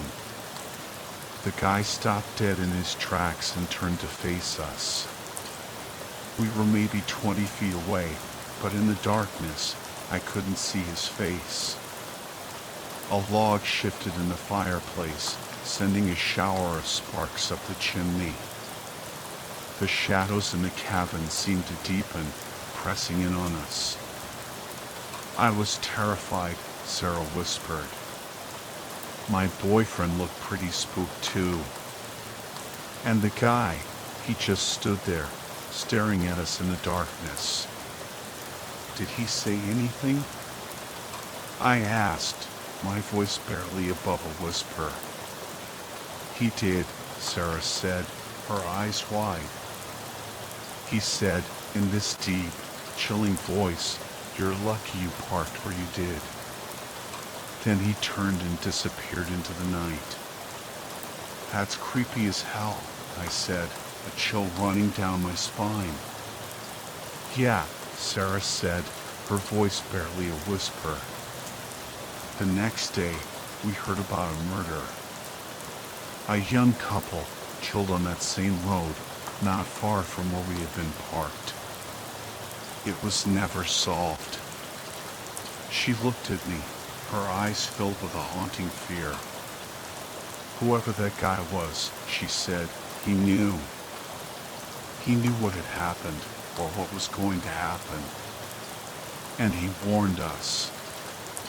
A heavy silence settled over the room, thick with unspoken fear and the weight of Sarah's story. I felt a tremor run through me, not from the cold, but from a deeper, more primal fear. Sarah's story had stirred something within me, a memory I had long suppressed. That. I stammered, my voice catching in my throat. That reminds me of something that happened to me. Alex's head snapped up, his eyes suddenly alert. Even Sarah seemed to lean in, her fear momentarily forgotten in the face of a new mystery. It was years ago, I began, my voice hushed. I was just a kid, maybe 12. My friends and I convinced our parents to send us to the same summer camp, Camp Hideaway, it was called. Nestled deep in the woods, miles from civilization. My voice trailed off, the image of that desolate place vivid in my mind. Sarah's eyes were wide with anticipation, while Alex remained stoic, but I could sense his attention was fully focused on my every word. It was a small camp, I continued, maybe 30 kids and a handful of counselors. We spent our days hiking, swimming, telling stories around the campfire. It was supposed to be a week of fun, but it wasn't. Sarah prompted, her fingers nervously tracing the rim of her mug. It was, I said, until the last night. My friends and I, along with our counselor, snuck out after curfew. We were huddled around a campfire, telling ghost stories, just like we are now. The wind seemed to pick up outside, whistling through the gaps in the window panes like a mournful spirit. The flames in the fireplace danced wildly, casting grotesque shadows that danced across the walls. Why were you scared? Sarah asked, her voice barely a whisper. Our counselor, Shelley, was telling us this terrifying story about the campers from the previous summer, I explained, my voice dropping to a hushed tone. She said they had disappeared into the woods, and their remains were found scattered amongst the trees. Their intestines strung up like macabre decorations. I shuddered, the memory sending a wave of nausea through me. Sarah gasped, her hand flying to her mouth. Did that really happen? She whispered. No, I said, shaking my head. It was just a story, but we were kids, and we believed it. But then, in the middle of her story, Shelley stopped. She just froze, her eyes fixed on something in the darkness behind me. We all asked her what was wrong, but she didn't answer. Then we heard it, footsteps. Rapid, heavy footsteps approaching us from the darkness. I paused, the memory vivid and terrifying. I could almost hear those footsteps echoing in the silence of the cabin. And then? Sarah urged, her voice trembling. The footsteps stopped, I said, my heart pounding in my chest. We were all frozen, terrified. And then a voice, a deep, raspy voice cut through the silence. It said, "Good thing you're all out here telling stories." A chill ran down my spine, and I could see the fear reflected in Sarah's eyes. Alex sat motionless, his gaze fixed on the fire, but I could sense the tension in his rigid posture. What happened next? Sarah whispered, her voice barely audible.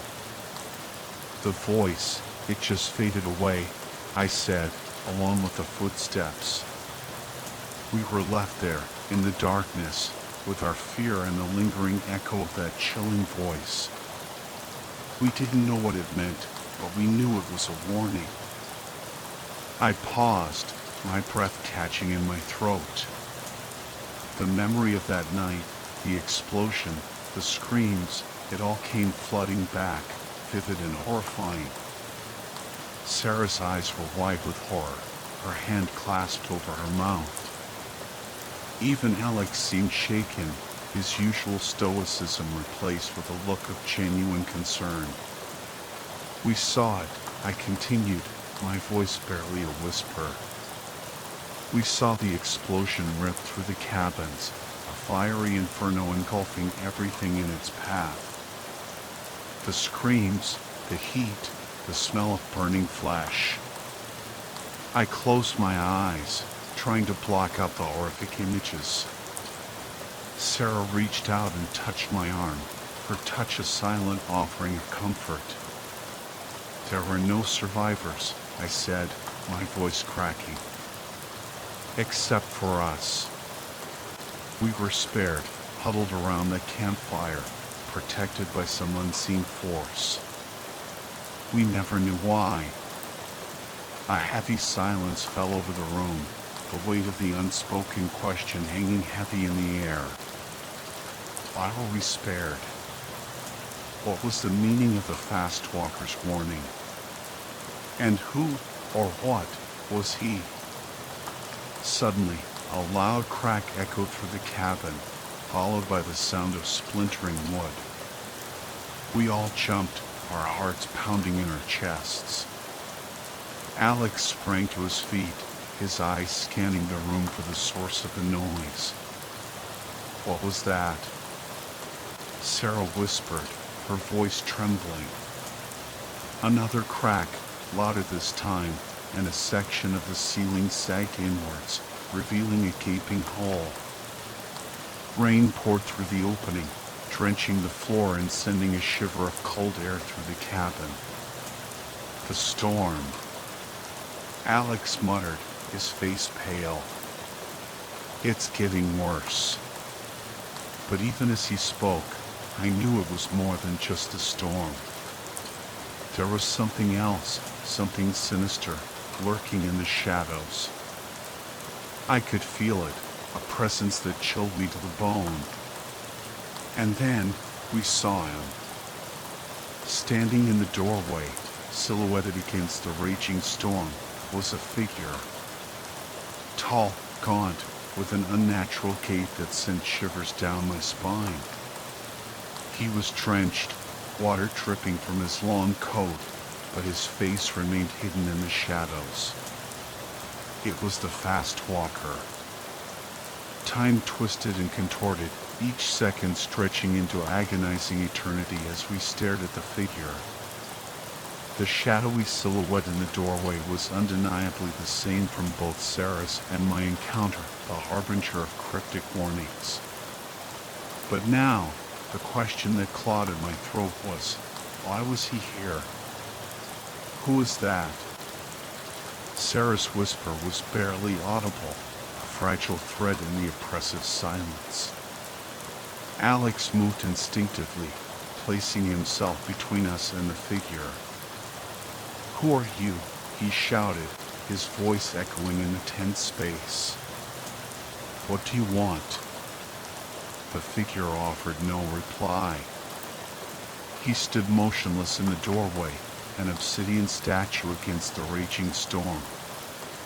Rainwater cascaded from his long coat, his face swallowed by the impenetrable darkness. An unnatural chill, sharp and piercing, radiated from him, and the air crackled with an unseen energy. It felt as though the temperature had plummeted, and my breath hitched in my chest. Then, with a deliberate, almost predatory grace that defied human movement, he glided into the room. The shadows danced around him, twisting and contorting, as if they were extensions of his will. They seemed to consume the remaining light, plunging us further into darkness. We have to go. Alex's voice was a strained whisper, his hand instinctively reaching for the hunting knife at his belt. Now! But before we could make a move, the figure raised a skeletal hand, its long, bony finger pointing towards the ceiling. The gesture was stark and urgent, and our eyes followed his direction. The cracks in the ceiling had widened, and dust rained down on us. A low groan echoed through the cabin, a prelude to imminent collapse. Panic surged through me, cold and sharp. The cabin, it was going to cave in.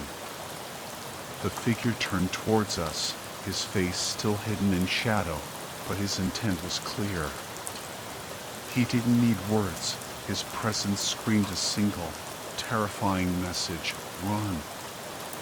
We didn't hesitate. Adrenaline fueled our flight as we scrambled out of the cabin, the storm a minor threat compared to the terror that pursued us. Behind us, the cabin groaned and buckled, then imploded with a deafening roar. We didn't stop running until we were far away from the wreckage, our lungs burning, our bodies soaked and trembling. We collapsed on the rain-soaked ground, gasping for breath. Turning back, we could see the remnants of the cabin, a pile of broken timber and shattered dreams. But the figure, he was gone, vanished as quickly as he had appeared. As we huddled together, catching our breath, a wave of icy dread washed over me. The fast walker had saved us, that much was clear. But his silence, his eerie presence, and his sudden disappearance amplified the unsettling feeling in my gut. Who was he? What did he know? And what exactly were we saved from? The storm raged on, mirroring the turmoil within me. The questions lingered, unanswered, echoing in the silence of the night. We had survived, but the encounter had left an indelible mark, a chilling reminder that some mysteries are best left unsolved.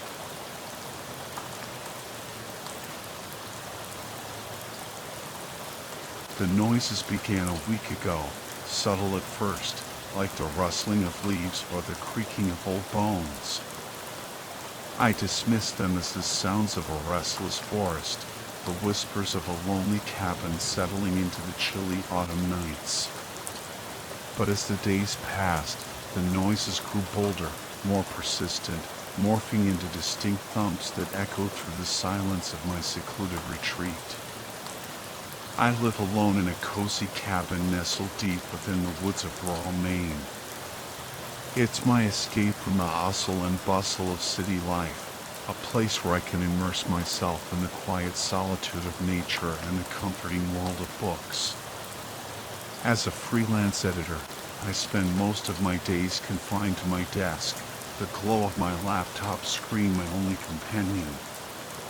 Human contact is limited to the occasional grocery run or a rare visit with my nearest neighbor, Old Man Hemmings, who lives a mile down the dirt road.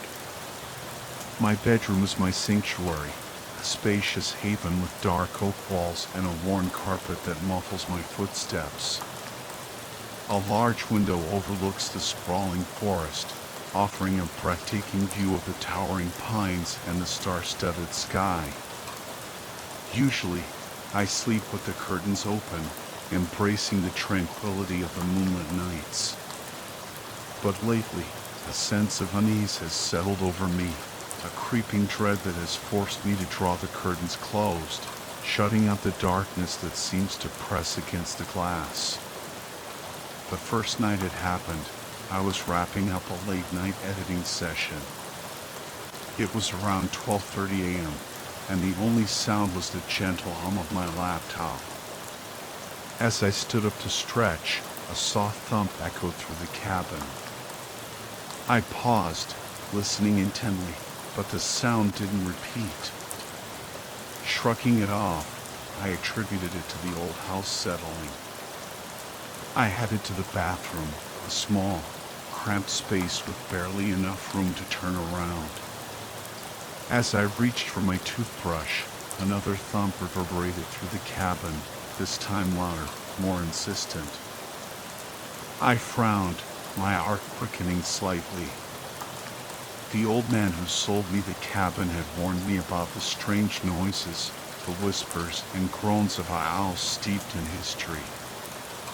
But he had also reassured me that they were harmless, just the echoes of a bygone era. I finished my nightly routine and crawled into bed, pulling the covers tight around me. The moonlight filtered through the gaps in the curtains, casting long, dancing shadows across the room. I tried to relax, to dismiss the unsettling thumps, but a nagging sense of unease lingered. I jolted awake a few hours later, the thumping noise now a relentless drumbeat against the silence of the night. I fumbled for my phone, its pale light illuminating the room. 2:47 a.m. The thumps continued, a rhythmic pounding that seemed to vibrate through the very foundations of the cabin. I peered out the window, but the darkness was impenetrable. The moon was hidden behind a thick veil of clouds, and the forest was a black abyss. I tried to convince myself it was just an animal, a raccoon or a stray dog, but the regularity of the thumps, their insistent rhythm, sent a shiver down my spine. The thumping continued for what felt like an eternity, then abruptly stopped. I lay in the darkness, my heart pounding, every nerve on high alert. Just when I thought I could finally drift back to sleep, the thumping resumed, closer now, more insistent. It was as if something was circling the cabin, testing its boundaries, searching for a way in. I tossed and turned, the thumping a constant reminder of the unseen presence lurking outside. Finally, as dawn approached, the noises subsided, fading into the first whispers of daylight. I fell into a restless sleep, haunted by the unsettling rhythm that had punctuated the night. The next day, I tried to shake off the lingering fear. I told myself it was just an overactive imagination, the product of too much isolation and too many ghost stories. But the following night, the thumping returned even louder, even more persistent. This time, it was accompanied by a new sound, a soft scratching against the window pane. I lay frozen in fear, my eyes glued to the curtains, imagining claws scraping against the glass. The scratching continued, a slow, deliberate rasp that set my teeth on edge. I could feel my heart pounding in my chest, a frantic drumbeat against the silence of the room. The next morning, I woke with a pounding headache and a deep sense of dread. I knew I couldn't ignore the noises any longer. Something was out there, something that wanted to get in. Driven by a desperate need to understand the source of my torment, I rummaged through the box of belongings the old man had given me when I bought the cabin. Buried beneath a tattered first aid kit and a crank-powered radio, I found it, a motion-activated wildlife camera. A wry smile touched my lips. Who would have thought that this dusty piece of technology would become my lifeline? With renewed determination, I ventured out into the crisp autumn air, the camera clutched in my hand. I mounted it beneath the eaves, angling it towards the window, hoping to capture the nocturnal visitor that had been haunting my sleep. Back inside, I downloaded the corresponding app on my phone, eager to unmask the creature that had been terrorizing me. As the sun dipped below the horizon, painting the sky in hues of fiery orange and deep purple, a sense of anticipation mingled with dread settled over me. Tonight, I would finally have answers. I brewed a cup of chamomile tea, hoping to calm my nerves, and curled up on the couch with a book. But the words blurred before my eyes, my mind consumed by the anticipation of what the night would bring. As darkness enveloped the cabin, I retreated to my bedroom, drawing the curtains tight and burying myself under the covers. The familiar ding of a notification jolted me awake. 2:28 a.m. My heart hammered against my ribs as I reached for my phone, my fingers trembling with a mixture of fear and anticipation. I opened the app, my breath catching in my throat as the live feed from the camera appeared on the screen. At first, I saw nothing but the inky blackness of the night. Then, a movement caught my eye, a shadowy figure huddled beneath the window. It was small, hunched over, its movements jerky and erratic. A raccoon, I thought, relief washing over me. It was just a mischievous raccoon, drawn to the cabin by the scent of something enticing. But then the figure straightened, and a gasp escaped my lips. It wasn't a raccoon. It was something else, something far more sinister. Bathed in the pale glow of the porch light, the creature stood revealed. It was tall, skeletal, its limbs elongated and contorted, as if they had been stretched beyond their natural limits. Its skin was pale and taut, revealing the grotesque outline of its bones. Matted hair hung from its head, obscuring its face, but I could sense its eyes, two black pits that seemed to bore into me. With a jerky, unnatural movement, it raised a hand and tapped on the window. Tap. Tap. Tap. A scream tore from my throat, a primal sound of pure terror. I fumbled for the phone, my fingers slipping on the smooth screen. The creature's face swam into focus, a grotesque mockery of human features. Its eyes were black beads, devoid of any warmth or emotion. Its mouth was stretched into a wide, unnatural grin, revealing rows of jagged teeth. The creature's entire being radiated a sense of wrongness, a chilling distortion of the natural order. Paralyzed with fear, I watched as it continued to tap on the window, its long, bony fingers drumming a macabre rhythm against the glass. Each tap sent shockwaves of terror through my body, and I could feel my sanity teetering on the brink. Suddenly, the creature's head snapped towards the camera, its black eyes locking onto mine. A wave of nausea washed over me, and I recoiled from the screen as if it were a physical blow. The creature's grin widened, and a low, guttural growl emanated from its throat, a sound that seemed to slither into my very soul. I flung the phone away, its screen shattering against the wall. The room plunged into darkness, but the image of the creature, its grotesque smile and empty eyes, remained burned into my mind. I scrambled back against the headboard, my body trembling uncontrollably. The tapping continued, relentless and mocking.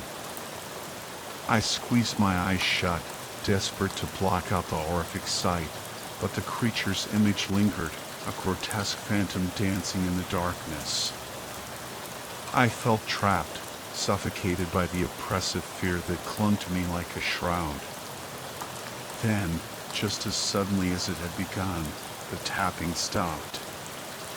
A heavy silence descended, broken only by the frantic pounding of my heart. I lay there, frozen in terror, every nerve on high alert, waiting for the next onslaught. Minutes stretched into an eternity, the silence amplifying my fear. I couldn't bear the thought of looking at the camera again, of seeing that creature's twisted face. But I knew I couldn't stay here, trapped in this room, waiting for it to return. With trembling hands, I reached for the bedside lamp, its pale light offering a meager defense against the encroaching darkness. I forced myself to look at the shattered phone, its screen a spider web of cracks. The camera app was still open, the live feed frozen on the last image of the creature. It was gone. A wave of dizziness washed over me, and I sank onto the edge of the bed, my legs trembling. The creature was gone, but the terror lingered, a suffocating presence in the confines of my room. I glanced at the time, 3:58 a.m. The encounter had felt like an eternity, yet barely an hour had passed. Exhaustion battled with fear, but adrenaline kept me anchored to the present. I couldn't shake the image of the creature, its grotesque form and haunting eyes burned into my memory. The silence of the cabin was now a menacing presence, every creak and groan a potential harbinger of its return. Driven by a desperate need to process the horror, I stumbled towards my desk and opened my laptop. The blank page mocked me, a stark contrast to the chaotic thoughts swirling in my mind. With trembling fingers, I began to type, pouring out the events of the night, hoping to exorcise the fear that clung to me like a suffocating shroud. But the words felt inadequate, failing to capture the sheer terror of the encounter. The creature's unnatural movements, its contorted limbs, and its haunting eyes defied description. It was as if it existed outside the realm of human comprehension, a nightmare given form. As I typed, a new sound pierced the silence, a soft scratching at the front door. My blood ran cold. The creature, it had returned. I froze, my fingers hovering over the keyboard. The scratching continued, slow and deliberate, like claws raking against the wood. I held my breath, listening intently, every nerve on high alert. Then, a realization struck me. I had left the front door unlocked. Panic seized me, a suffocating wave that threatened to drown me in its intensity. I scrambled back from the desk, my chair clattering to the floor. The scratching at the door grew louder, more insistent, and I could hear the distinct sound of something heavy scraping against the wood. My gaze darted around the room, searching for an escape, a weapon, anything to defend myself against the creature that was trying to force its way in. But the room offered no sanctuary, only the confines of my own fear. I lunged for the phone, its shattered screen digging into my palm. I fumbled with the buttons, desperate to call for help, but the screen remained stubbornly dark. The creature's growl echoed in my ears, a chilling reminder of its power, its malice. Then, a new sound pierced the air, a splintering crack as the door frame buckled under the creature's relentless assault. I cried out, my voice raw with terror. The door creaked open, revealing a sliver of darkness, a glimpse into the abyss that awaited me. I squeezed my eyes shut, bracing for the inevitable. But instead of the creature's grotesque form, a different sound reached my ears, a voice, calm and reassuring. Emily? My eyes flew open. Standing in the doorway, silhouetted against the faint light of dawn, was a figure. Tall, broad-shouldered, familiar. Hemmings? I whispered, my voice hoarse with disbelief. The old man stepped into the room, his weathered face etched with concern. Emily, are you all right? I heard the commotion. His words trailed off as he took in the scene, the shattered phone, the overturned chair, the terror etched on my face. He rushed towards me, his eyes filled with a mixture of confusion and concern. What happened here? He asked, his voice gentle. I shook my head, unable to speak, the horror of the night still fresh in my mind. Hemmings wrapped his arms around me, his warmth a comforting contrast to the icy fear that had gripped me. It's all right, Emily, he murmured. You're safe now. But even as he spoke, I couldn't shake the feeling that the creature was still out there, lurking in the shadows, waiting for its next opportunity to strike. The encounter had left an indelible mark, a chilling reminder that the darkness held secrets beyond human comprehension. A strangled cry tore from my throat, a desperate plea lost in the echoing silence of the cabin. I stumbled back, my legs tangling in the discarded blanket, sending me crashing to the floor. The creature's silhouette filled the doorway, its grotesque form a stark contrast against the pale light filtering through the shattered window. Its elongated limbs moved with an unnatural fluidity, contorting and twisting in a way that defied human anatomy. The creature's head lolled to one side, its black eyes gleaming with a malevolent hunger. Its mouth gaped open, revealing rows of needle-sharp teeth, and a guttural growl rumbled from its throat, a sound that vibrated through the very floorboards. I scrambled backwards, my fingers scrabbling against the rough carpet, desperate to escape the creature's reach. But the room offered no sanctuary, only the confines of my own terror. The creature stalked closer, its elongated shadow stretching across the floor, engulfing me in its darkness. Its hand shot out, long and skeletal, its fingers tipped with claws that glinted in the dim light.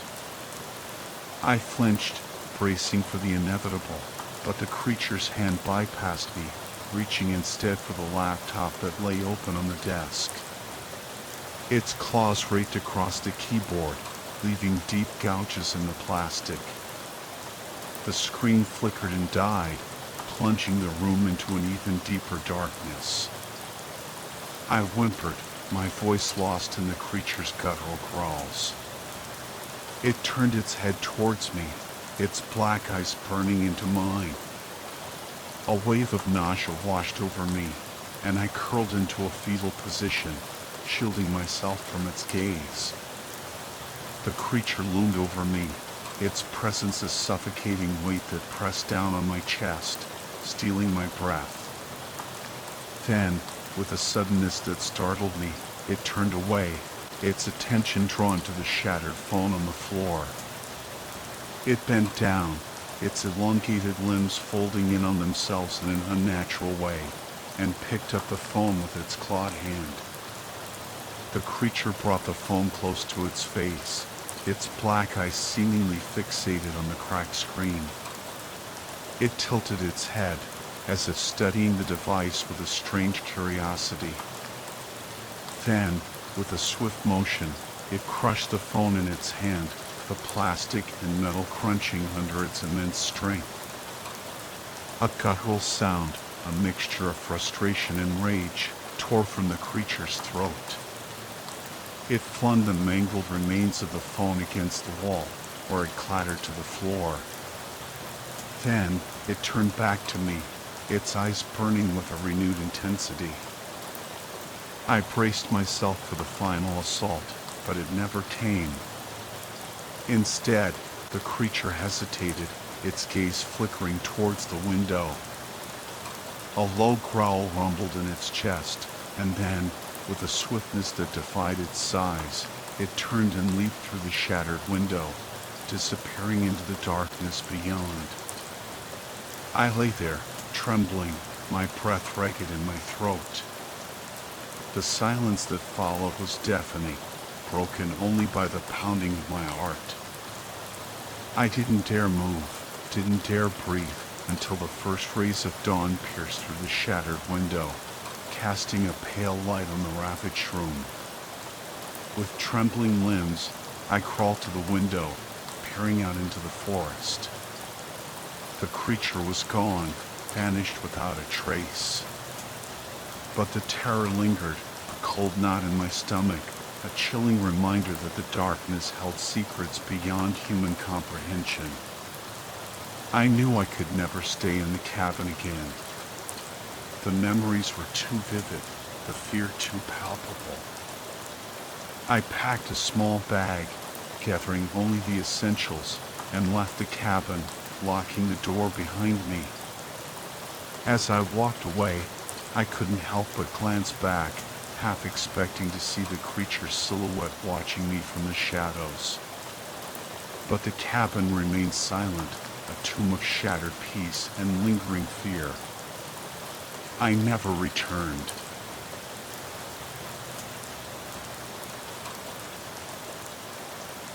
The biting December wind howled through the skeletal trees of the Rocky Mountains, its icy breath whispering tales of long-forgotten horrors. We, a group of 4 friends fueled by youthful curiosity and a healthy dose of naivety, were venturing deep into the heart of the Route National Forest, seeking a secluded cabin shrouded in chilling folklore. The cabin, known only as Blackwood, had a reputation that would make even the bravest soul shudder. Tales of strange lights, phantom smells, and unexplained disappearances clung to it like a shroud. But the most disturbing legend centered around a locked door within the cabin, a portal to some unknown darkness that whispered promises of unimaginable terror. My friend Mark had heard about Blackwood from a coworker, who regaled him with stories of the cabin's sinister history. He warned us against opening the locked door, claiming it was sealed for a reason, a barrier between our world and something far more sinister. But we, young and reckless, dismissed his warnings as mere superstition. We were ghost hunters, armed with EVP recorders and a thirst for the unknown. What could possibly go wrong? The drive from Boulder was long and winding, the mountain roads treacherous under the December snow. As dusk settled over the landscape, casting long, ominous shadows across the snow-covered peaks, we finally reached the trailhead. The cabin, nestled deep within the forest, was only accessible by foot. We trudged through the snow, our flashlights cutting through the darkness, the only sound the crunch of our boots and the whisper of the wind. As we approached the cabin, a sense of foreboding settled over us. The air grew heavy, the silence oppressive. Blackwood Cabin stood before us, a dilapidated structure half consumed by the encroaching forest. Its roof had caved in, its windows boarded up, its paint peeling like decaying skin. The front door hung precariously on its hinges, a gaping maw that invited us into its shadowy depths. We exchanged nervous glances, our bravado faltering in the face of the cabin's ominous presence. But curiosity, like a moth drawn to a flame, compelled us forward. We stepped across the threshold, our flashlights illuminating the dust-covered interior, and ventured into the heart of Blackwood's chilling mystery. The cabin's interior was a chilling tableau of decay and neglect. Cobwebs draped the furniture like ghostly shrouds, and dust lay thick on every surface. The air was heavy with the scent of damp wood and mildew, a musty odor that clung to our clothes and invaded our nostrils. We moved cautiously through the main room, our flashlights illuminating the remnants of a once cozy living space. A fireplace dominated one wall, its hearth cold and empty. A tattered couch and a couple of rickety chairs sat huddled around the fireplace, their cushions ripped and stained. A doorway led to a small kitchen, its cupboards bare and its sink rusted. Another door, partially hidden behind a tattered curtain, presumably led to a bedroom. But it was the locked door at the far end of the main room that drew our attention, its presence a silent beacon of dread. The door was made of heavy oak, its surface scarred and weathered. A rusty padlock hung from its handle, a defiant symbol of the secrets it guarded. We exchanged uneasy glances, the weight of the cabin's sinister reputation pressing down on us. Mark, ever the skeptic, scoffed at our apprehension. "It's just a door," he said, his voice echoing in the cavernous space. "Probably leads to a basement or something." But his words did little to ease our unease. The locked door exuded an aura of menace, a palpable sense of something dark and malevolent lurking just beyond its surface. We could feel it, a cold, oppressive presence that seemed to emanate from the very wood itself. "Maybe we should leave it alone," Sarah suggested, her voice barely a whisper. But curiosity, like a relentless tide, pulled us forward. We approached the door, our flashlights illuminating its weathered surface. The padlock hung heavy, its rust a testament to the years it had spent guarding the secrets within. Mark reached out, his hand hovering over the padlock. "What do you think is behind it?" he asked, his voice laced with a mixture of excitement and trepidation. Before anyone could answer, a sudden gust of wind rattled the cabin, sending a shiver down our spines. The curtains billowed, casting eerie shadows across the room. And then, we heard it, a soft scratching sound emanating from behind the locked door. We froze, our blood turning to ice. The scratching continued, slow and deliberate, like claws raking against the wood. A wave of terror washed over us, and we instinctively stepped back from the door, our hearts pounding in our chests. The scratching stopped, leaving a silence that was even more unsettling than the sound itself. We exchanged terrified glances, our eyes wide with fear. The locked door, once a mere object of curiosity, had now become a source of palpable dread. We knew then that we had stumbled upon something far more sinister than we could have ever imagined. The whispers of Blackwood Cabin had come to life, and we were trapped in their chilling embrace. The scratching ceased, leaving a silence that crackled with tension. We stood frozen, our breaths held captive in our chests, every nerve screaming with a primal fear. The locked door, once a mere object of curiosity, had become a symbol of unimaginable horror. Mark, his bravado finally shattered, took a hesitant step back. "Maybe we should just go," he mumbled, his voice barely audible. But Lisa, her eyes wide with a morbid fascination, shook her head. "No," she whispered, her voice trembling. "We have to know what's behind it." Driven by a morbid curiosity that outweighed our fear, we decided to investigate further. We gathered around the door, our flashlights illuminating the rusty padlock.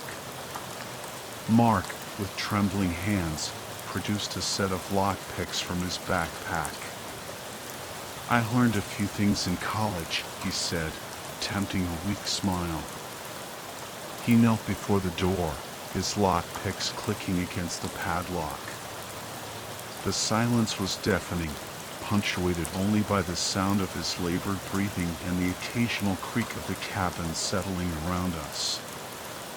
After what felt like an eternity, the padlock clicked open. Mark let out a triumphant gasp, but his victory was short-lived.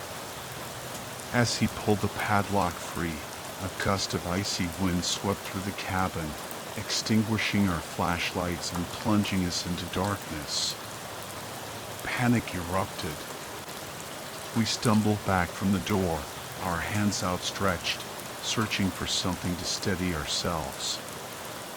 The wind howled through the cabin, rattling the windows and sending shivers down our spines. And then we heard it, a low, guttural growl emanating from behind the now unlocked door. Terror gripped us, our hearts pounding in our chests. The growl grew louder, closer, and we knew that whatever lurked beyond the door was no longer contained. We turned and fled, our footsteps echoing through the darkened cabin, the creature's growls chasing us into the night. We burst out of the cabin and into the biting December air, our lungs burning, our bodies trembling. We didn't stop running until we reached the treeline, the cabin's silhouette receding into the darkness behind us. We collapsed onto the snow-covered ground, gasping for breath, our bodies shaking with fear. The creature's growls still echoed in our ears, a chilling reminder of the horror we had unleashed. We had opened the locked door, and in doing so, we had invited the darkness into our world.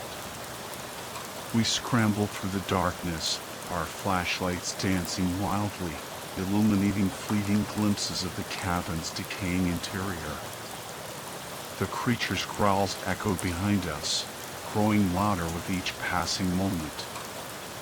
We could feel its presence closing in, its icy breath on our necks. We burst out of the cabin and into the biting December air, our lungs burning, our bodies trembling. The snow crunched under our feet as we fled blindly into the forest, the creature's enraged roar echoing through the trees. We didn't stop running until we reached a small clearing, our flashlights illuminating a circle of snow-covered ground. We collapsed, gasping for breath, our hearts pounding in our chests. The creature's roars had subsided, but the fear lingered, a cold knot in our stomachs. We huddled together, our bodies shivering with cold and terror. Mark, his face pale and drawn, spoke first. "What was that thing?" he whispered, his voice trembling. "I don't know," Lisa replied, her eyes wide with fear. But it wasn't human. We sat in silence, listening to the wind whistling through the trees, our minds replaying the horrifying events of the past few minutes. The creature's growls, its distorted form, its unnatural movements, all of it pointed to something beyond our understanding, something that defied the laws of nature. A sudden snapping twig broke the silence, and we all jumped, our hearts leaping into our throats. We spun around, our flashlights illuminating the surrounding trees, but we could see nothing. The sound came again, closer this time, and we knew that we weren't alone. The creature was still hunting us. We scrambled to our feet, our flashlights illuminating the path ahead. We ran, blindly, desperately, through the forest, the creature's growls echoing behind us. We could feel its presence closing in, its icy breath on our necks. We stumbled through the undergrowth, our legs aching, our lungs burning. The forest seemed to stretch on forever, an endless maze of trees and shadows. We were lost, alone, and hunted. As we rounded a bend in the path, we came to a sudden halt. Before us, bathed in the pale moonlight, stood a figure. Tall, imposing, its silhouette shrouded in shadow. It was the creature. It stood motionless, its black eyes fixed on us, its presence radiating a chilling aura of menace. We were trapped, cornered, with nowhere to run. The creature took a step towards us, its elongated limbs moving with an unnatural grace. We cowered back, our flashlights trembling in our hands. The creature's growls grew louder, closer, and we knew that our time was up. A guttural roar ripped through the silence, and the creature lunged. Its claws flashed in the moonlight, reaching for us with a terrifying speed. We screamed, our voices mingling with the creature's enraged cries, a symphony of terror echoing through the forest. Mark, in a desperate act of defiance, raised his camera and snapped a picture. The flash illuminated the creature's grotesque form, its elongated limbs and contorted features frozen in a moment of predatory aggression.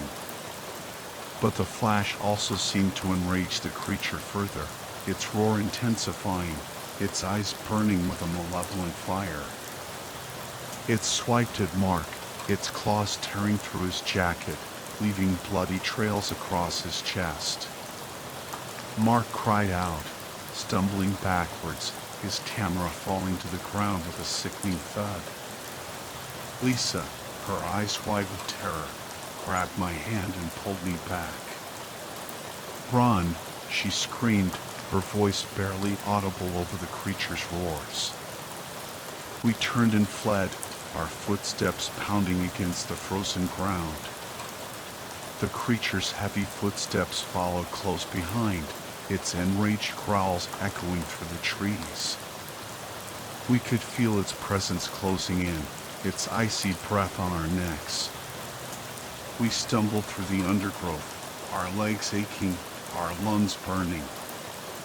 The forest seemed to stretch on forever, an endless maze of trees and shadows. We were lost, alone, and hunted. As we rounded a bend in the path, a glimmer of hope emerged from the darkness. A faint light flickered in the distance, a beacon of civilization in the vast wilderness. We pushed ourselves onward, our desperation fueling our exhausted limbs. The light grew brighter, revealing a small cabin nestled amongst the trees. Smoke curled from its chimney, a promise of warmth and safety. We stumbled towards it, our hearts filled with a desperate hope. As we approached the cabin, a figure emerged from the shadows. A man, tall and imposing, his face weathered and stern. He held a rifle in his hands, its barrel glinting in the moonlight. "Who's there?" he called out, his voice rough and gruff. "Help us!" Lisa cried, her voice trembling. "There's something in the woods." The man's eyes narrowed, and he raised his rifle. "What do you mean?" he asked, his voice laced with suspicion. Before we could answer, a guttural roar echoed through the trees. The creature emerged from the darkness, its silhouette a terrifying specter against the moonlit sky. It lunged towards us, its claws outstretched. The man didn't hesitate. He raised his rifle and fired, the shot echoing through the silent forest. The creature stumbled, its hand flying to its chest. It let out a guttural cry, a sound of pain and surprise. It turned its attention to the man, its eyes burning with rage. It lunged again, its claws tearing through the air. The man fired again, and the creature staggered, its momentum broken. It fell to its knees, its body convulsing. Then, with a final, shuddering gasp, it collapsed to the ground, its life extinguished. We stared in stunned silence as the creature's lifeless form lay sprawled on the snow, its once terrifying presence now reduced to a grotesque heap of flesh and bone. The man lowered his rifle, his gaze fixed on the fallen creature, his expression unreadable. What was that?" Lisa stammered, her voice trembling. The man turned to us, his eyes filled with a mixture of weariness and pity. "Something you shouldn't have disturbed," he said, his voice gruff. "Something that should have remained locked away." He gestured towards the cabin, its silhouette barely visible through the trees. "That place," he said, "it's cursed. It's been that way for years." He explained that the cabin had been built on ancient burial grounds, a place where dark spirits lingered. The locked door, he said, was a gateway to a realm of shadows, a place where unspeakable horrors dwelt. "You were lucky to escape," he said, his voice grave. "Many others haven't been so fortunate." He invited us back to his cabin, a small, cozy dwelling nestled deeper within the woods. We gratefully accepted, eager to escape the chilling presence of Blackwood and the memories it held. The man, whose name was Jacob, welcomed us with a warm fire and a pot of steaming coffee. We sat around the fire, recounting the horrifying events of the night, our voices trembling with lingering fear. Jacob listened patiently, his expression a mixture of concern and understanding. He told us stories of other encounters with the creature, tales of missing hikers and unexplained disappearances. He spoke of ancient rituals and forgotten lore, of a darkness that lurked beneath the surface of the world, waiting to consume those who dared to disturb its slumber. As the night wore on, our fear gradually subsided, replaced by a sense of exhaustion and gratitude.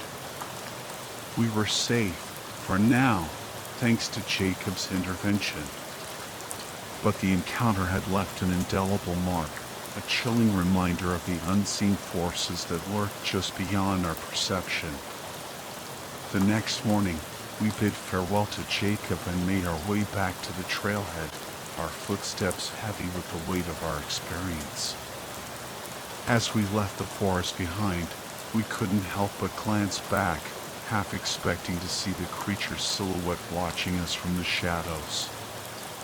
But the forest remained silent, its secrets hidden beneath a blanket of snow. We never spoke of Blackwood Cabin again, but the memories lingered, haunting our dreams, a constant reminder of the darkness that lurked beneath the surface of the world, waiting to consume those who dared to disturb its slumber.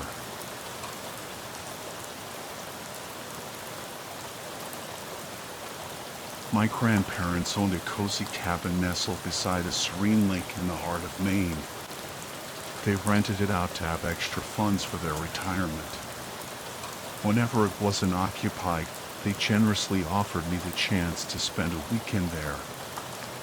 I usually declined, but when my old friend Sarah unexpectedly reached out, eager to reconnect, I couldn't resist. I had some time off, and the cabin was free, so we planned a trip. Sarah was bringing her husband, Alex, whom I'd met a few times, and she suggested inviting our mutual friend, Ben, to join us. We all grew up together, and the cabin had plenty of room. I arrived first and began unpacking when Sarah and Alex strolled down the trail. The path to the cabin was too narrow for cars, so they had to park a short distance away. Other cabins dotted the woods nearby, but ours was secluded, their lights twinkling through the trees at night, their occupants occasionally audible. Sarah embraced me warmly, and I helped them with their bags. Alex, shorter than Sarah, wore large glasses that gave him an oldish appearance. His cheeks were flushed from the brief walk. I suspected a cabin getaway wasn't his cup of tea, but he came along for Sarah. He nodded politely as I reminisced with Sarah about our childhood escapades while we headed inside. A knock echoed through the cabin, and I rushed to answer it. Dan and I had been inseparable growing up, like brothers, but we drifted apart after he married his wife, Emily. Ben, it's been ages. Did you have any trouble finding the place? I inquired, peering out the door, expecting to see Emily. She wasn't there. Ben walked past me, setting down a single bag. We had been to the cabin together before, but this was the first time he was the one driving. Nope, the GPS made it a breeze. I didn't stop for food on the way. Do you have anything to eat? He asked, avoiding any mention of Emily's absence. I exchanged a puzzled look with Sarah, who subtly signaled me to keep my curiosity in check. I was naturally inquisitive, but I respected my friend's privacy. After a round of sandwiches, we changed into our swimsuits. It was still hot and humid despite the approaching autumn. Sarah and Alex opted to stay on the beach, Sarah aiming for a tan and Alex engrossed in a stack of books. I followed Ben to the edge of the dock. My grandparents had left their fishing gear behind, probably high-quality stuff, but I was clueless about fishing. I set it aside and grabbed a couple of chairs, hoping to catch dinner after our swim. Do you have your phone on you? Ben asked out of the blue. I shook my head, confused. My swim trunks didn't even have pockets. Without another word, he effortlessly lifted me and tossed my protesting body into the lake. I surfaced, sputtering and spraying water in his direction. My hand shot out, attempting to grab his ankle and pull him in, but he was too quick. We both laughed as I failed to drag him into the water. I scrambled back to the beach, wincing as my feet encountered the sharp shells of freshwater mussels that washed ashore every night. I charged towards him, determined to get him back, but he effortlessly tossed me into the lake again. We continued this playful battle until we were both exhausted. I doubted we would catch any fish after all the commotion. Ben picked up a fishing rod and baited the hook. I watched him, then made him do the same for mine, earning a playful insult for my aversion to worms. They were just gross, that was all there was to it. With the sun beginning to set, casting long shadows across the water, we settled into a comfortable silence. I had brought my old Game Boy, hoping to finally beat the Zelda game that had haunted me since childhood. When we were younger, I always brought it to the lake, but I never managed to finish it. Now, with an adult mind, I was determined to see it through to the end. What have you been up to these past few years? Any kids on the way? I asked Ben, breaking the silence. A shadow crossed his face for a moment. Sarah never wanted children, but Ben, a devout churchgoer, yearned for a big family. The fact that they didn't have any yet must have been a sore spot. We're working on it, he replied evasively. I didn't pry further. To my surprise, we did manage to catch something. A small, unappealing fish took Ben's bait, and he reeled it in effortlessly. We tossed it back without a second glance. Shortly after, I hooked a long, plump fish that would have been perfect for dinner. Ben removed the hook, and the fish met my gaze with what I swore was a silent plea for its life. It's kinda cute, I admitted, hoping Ben would get the hint. He rolled his eyes but carefully released the fish back into the lake. We have enough food for the weekend. And I don't feel like cleaning it, he said with a grin. I laughed, knowing he often took care of the tasks I disliked. We had intended to help with dinner, but Sarah had already started cooking by the time we returned to the cabin. Cooking was her passion, so I didn't feel guilty about not contributing more. She had a nurturing personality, which made me wonder why she never wanted children. The cabin was spacious but had only a few rooms. Sarah and Alex claimed the bedroom off to the side, next to the bathroom, which was about the same size. We took turns showering after dinner to wash away the lingering scent of the lake. As I emerged from the bathroom, still buttoning my shirt, I encountered Ben waiting his turn. He caught a glimpse of a tattoo on my side, a 3-inch pink Care Bear that he had never seen before. I had worn a shirt while swimming, silently cursing myself for this unexpected revelation. How drunk were you when you got this? He asked, eyebrows raised.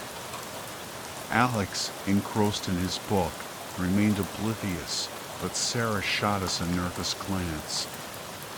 She knew something I had been hiding from Ben. I lost a bet. Needed to man up and get it. I haven't been able to afford to get it removed yet, I lied. He seemed to accept the explanation and moved on.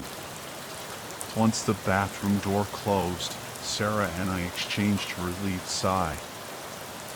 I hadn't told Ben about the matching tattoo I had gotten with my boyfriend at the time. It was a foolish decision, and I knew he would tease me mercilessly. But more importantly, I hadn't come out to him about my sexuality, and I was uncertain how he would react. Sarah had been urging me to tell him, but I wasn't ready for that conversation with my oldest friend. We gathered around the table in the living room, planning to play a board game, but it soon devolved into lively conversation and reminiscing. I had expected Alex to be bored, but he was surprisingly engaged, asking questions and sharing stories. The more time I spent with him, the more I realized how perfect he was for Sarah. Finally, the couple decided to call it a night a little after 1 in the morning. Dan retreated to the loft up the steep stairs, leaving me to claim the couch by the fireplace. It was still too warm to light it, and the cabin was plunged into darkness when the lights were switched off. You never realize how bright the city is until you're away from it. We exchanged sleepy goodnights. I briefly considered playing my Game Boy, but decided against it. I had the whole weekend for that. The quiet was perfect for drifting off to sleep. I fell asleep quickly, but it felt like only a moment before a jarring noise jolted me awake. It was a loud rumble, like thunder, that shook the entire cabin. The digital clock nearby flashed 3 a.m. I was about to dismiss it and go back to sleep when I heard Ben whisper from the loft, "Did you hear that bang?" My eyes adjusted to the dim light, and I realized it was brighter than it should be. The sun hadn't risen yet. Glancing outside, I noticed a strange orange glow in the sky. My mind raced. There wasn't a forest fire, was there? Ben, also noticing the eerie glow, started down the stairs, just as Sarah emerged from the bedroom, followed by Alex, fumbling with his glasses. "Do you think it's a storm?" I asked, hoping for a simple explanation. A sudden chill swept through the air, and I pulled a blanket tighter around my shoulders. Sarah shivered, and Alex instinctively embraced her, rubbing her arms for warmth and reassurance. Ben briskly crossed the room and flung open the front door. I rose and peered over his shoulder, my mind struggling to comprehend the sight that greeted us. It was snowing. Not just a light dusting, but a full-blown blizzard, seemingly out of nowhere. A gust of frigid wind blasted through the open door, instantly chilling us to the bone. Ben slammed the door shut, his face etched with confusion. "I'll get a fire started," Alex offered. "Don't bother. Everyone bundle up and grab your keys," Ben instructed. We needed to get out of there before we were snowed in. Chapter 2. The Storm. We didn't have much in the way of winter clothing. Our pajamas were the warmest things we had on. I rummaged through the closets and found some old sweaters my grandparents had left behind. Sarah had only brought sandals, so I found some spare shoes for her. We wrapped blankets around ourselves for extra warmth. I told everyone to hold hands in a line as we ventured out into the blizzard. After a few seconds of bracing ourselves against the onslaught of the storm, Ben opened the door. Could we even drive in this? I thought. Maybe moving slowly out of the woods would be better than getting stranded inside the cabin. The wind whipped at our faces, and snow and ice stung our eyes. I had to shut them against the biting cold. When I opened them again, I was disoriented. We had been walking away from the left side of the cabin towards the cars. But now, the cabin loomed in front of us. I knew it wasn't a different cabin. None of the others along this road looked like my grandparents. We stood there, exchanging bewildered glances. How had we gotten turned around? "Stay here," Ben said, his voice barely audible above the wind. I protested as he jogged away, his form quickly swallowed by the swirling snow. Suddenly, something slammed into my back. I spun around to see a terrified Ben. He had been in front of me, but now he was behind us. How? Without a word, he darted towards the cabin, aiming to run into the forest behind it. Again, he vanished into the storm, only to reappear a second later, running into me from the opposite direction. "What the fuck is going on?" he yelled, his voice strained. I barely registered his words. My attention was drawn to the lake. A sight so unnatural, so terrifying, materialized through the blinding snow. It was a dark shape, immense, reaching into the sky. It hadn't been there before. I desperately hoped my eyes were deceiving me. But the shape began to move, twisting slowly as if it sensed my gaze. All other sensations vanished. I no longer felt the cold, heard the wind, or felt a hands gripping mine. My world narrowed to that monstrous shape. No, countless shapes, intertwining, shifting, their forms flickering with an array of otherworldly colors. Bursts of purple and green pulsed across the sky, an alien aurora borealis. A primal fear gripped me, threatening to consume me. I would have lost myself in that moment if Ben hadn't snapped me out of it with a sharp slap across my face. The cold returned with a vengeance. My legs buckled, and I collapsed. Ben and Alex dragged me back inside the cabin. They laid me on the couch and began stripping off my freezing, wet clothes. My body shook uncontrollably. My mind reeled with questions and terror. "Did you hear it?" Ben asked, pausing in his ministrations. "Hear what?" I stammered through chattering teeth. He studied me intently for a moment, then let the matter drop. Alex found dry blankets and cocooned me in warmth. I longed for a hot shower, but couldn't summon the energy to move. Sarah appeared with steaming mugs of tea. We sat in silence, sipping our drinks, avoiding any mention of the horror we had witnessed. Finally, Ben broke the silence. "Does anyone have a working phone?" We had been too terrified to think clearly.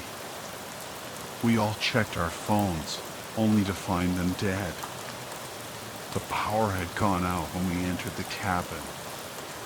The fireplace and wood stove provided light and heat, and thankfully, my grandparents had stocked the place with plenty of firewood. But there was no radio, no way to contact anyone in case of an emergency. "What are we going to do?" Alex asked, his voice barely a whisper. None of us wanted to say it out loud. There was nothing we could do. No way to contact anyone, no way to escape the cabin, and no way to know what that monstrous presence lurking in the lake was or what it wanted. "We wait out the storm," Ben said, trying to sound confident. The wind rattled the cabin, and I doubted his plan. But we had no other options. No one mentioned our dwindling food supplies. Instead, I pulled out my Game Boy and asked who wanted to help me play. Perhaps we should have been doing something more productive, but we felt so helpless. Huddled together, taking turns focusing on the small screen was strangely comforting. Alex helped by writing down quest goals and strategies. We were all exhausted by the time we reached the end of the game, only to be thwarted by dead batteries just before the final battle. We searched the cabin for replacements, but there were none. A strange sense of dread washed over me as I realized I might never see the ending of that game.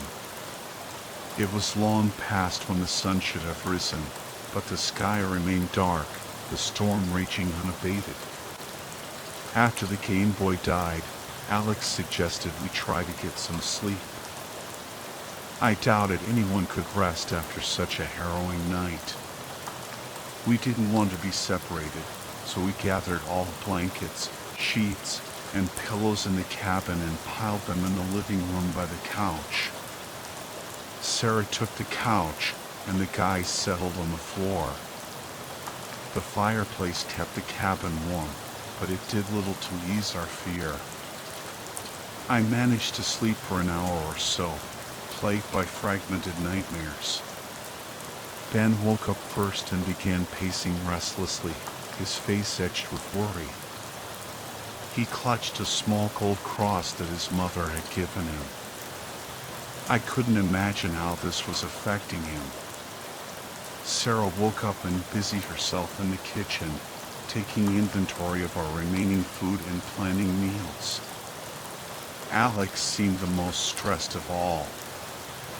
He kept picking up the same book, reading a page, and then setting it aside. None of us wanted to talk about what we had seen outside. It was as if speaking about it would make it real. If we ignored it, maybe it would go away. I had nothing to do but tend the fire. Without power, it was difficult to track the passage of time. Hours seemed to melt into one another. Maybe I should try for the cars again, Ben said, finally breaking the silence. No! Sarah and I shouted in unison. Ben flinched at our outburst. He frowned, clearly disagreeing with our reaction, but he didn't argue. I didn't think Sarah had seen the same thing I had at the lake, but she knew something was out there, and she was terrified. People are expecting us back by the end of the weekend. We can wait out the storm until they come and get us, she said, trying to sound more confident than she felt. Ben turned away, not wanting to start a fight. He doubted anyone would come looking for us. I knew he would wait at least another day before braving the storm again. And somehow, I knew that if any of us left the cabin, we wouldn't come back. I just didn't know who would lose first. Of the bedroom, her face pale, crying for her husband to return. I grabbed her and pulled her back inside, away from the biting cold. We waited, the door wide open, snow swirling into the cabin. We refused to shut our loved ones out, no matter how cold it got. An hour crawled by, each minute an eternity. Then, a dark shape emerged from the blizzard. My heart pounded in my chest, fear gripping me once more. It was Ben, collapsing through the doorway, his body trembling, his lips blue. Sarah rushed to his side, and together, we dragged him towards the fireplace. I frantically peeled off his icy clothes and wrapped him in warm blankets. Sarah walked to the door, hesitated, and then gently closed it, accepting the devastating truth. Alex wasn't coming back. Get him in the shower after he warms up a little, she said, her voice surprisingly steady. I'll put away the food. We'll need it if we're going to be here for a while. I followed her instructions. She needed to stay busy to keep her mind occupied. None of us had attempted a hot shower since the first night. To my dismay, the water was ice cold. Sarah and I boiled snow and filled the tub. Ben hadn't regained consciousness. I was worried. Once the tub was full, I gently touched his cheek. He stirred, showing signs of life. After a while, he was able to sit up. With my help, he managed to get into the bathroom and lower himself into the tub, his eyes closed, his face drawn with exhaustion. I turned to leave, but his hand shot out and grasped my wrist, pulling me closer. I sat beside the tub, my back to him. I couldn't find him, he said, his voice hoarse. It's okay, I murmured, unsure what else to say. No, it's not okay, he snapped, his voice raw with grief and frustration. He needed to vent, and I let him. He sank back into the water with a sigh. Did you hear whatever it was that Alex heard before he left? He asked, his voice quieter now. No, I replied, glancing at him over my shoulder. He didn't seem surprised. Neither of us elaborated, afraid of what the answer might reveal. After his bath, Ben got dressed. When we returned to the living room, we were alarmed to find Sarah missing. We rushed into the bedroom and found her standing in the middle of the room, staring at the walls. Alex had covered the walls and floor with strange symbols. None of us could make sense of them. I gently led Sarah out of the room and sat her on the couch. She seemed distant, lost in her grief. I returned to the room with Ben. We scanned the cryptic symbols, trying to decipher their meaning. Alex was pretty smart, I remarked, assuming it was some language he knew that we didn't. Was? Ben asked, turning away from the writing. I didn't mean it like that. I trailed off. Even if we didn't say it out loud, we both knew Alex wasn't coming back. Just like we knew that something sinister lurked in the lake, orchestrating this storm. None of us felt like eating, despite our rumbling stomachs. We didn't want to sleep either. It was impossible to tell day from night now. There was nothing to do but worry and wait.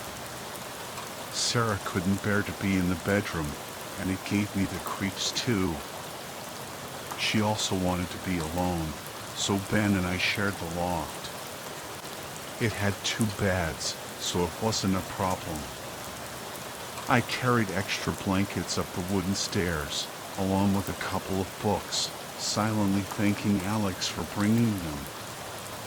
I was settling into bed when I noticed Ben dragging the nightstand between the beds away and pushing the second bed against mine.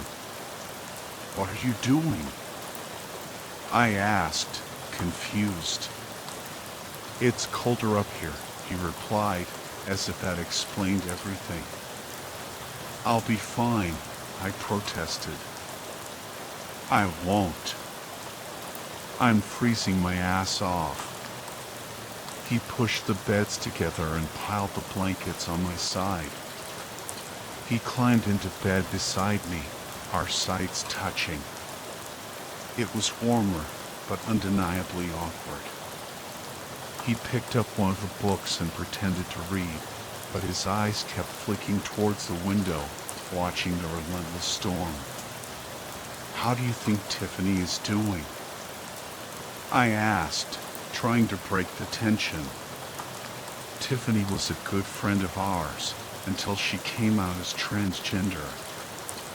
Ben had cut off all contact with her, refusing to acknowledge her existence. Soon after, she moved away, and I lost touch. I don't know. I guess fine. I heard she had a crappy uncle and it broke apart her family. Why, you ask? I stared at him, stunned. Had I misjudged him all these years? He referred to Tiffany as she. I never expected that. Ah, this book has a trans character. It made me think of her. I lied. He raised an eyebrow, skeptical of my excuse, but he let it drop. After a while, I closed my book, hoping to get some sleep. A low rumble echoed from outside, and I clutched the blankets, my stomach twisting with fear. I imagined the creature outside claiming me as it had claimed Alex, my mind conjuring up gruesome scenarios. Ben sat up and reached behind his neck, removing the small gold cross. He leaned over and tried to place it around my neck. I instinctively raised my hand to block him. That's too important to you, I protested. You're more important to me, he said, his voice soft and low. My heart skipped a beat. This didn't feel real. I could accept the horror outside, but this unexpected tenderness from my oldest friend was almost too much to bear. Are you scared? He asked gently. A wave of emotions I had been suppressing overwhelmed me. I hated myself for nodding, and even more for letting him hold me as I sobbed quietly into his shoulder. I shouldn't be accepting his comfort when I hadn't lost what Sarah had. And yet, I did. After my brief outburst, I let him put the cross around my neck, promising to return it later. I let him keep his arm around me as he finally fell asleep. I didn't know if he needed someone beside him to relax, but I didn't mind.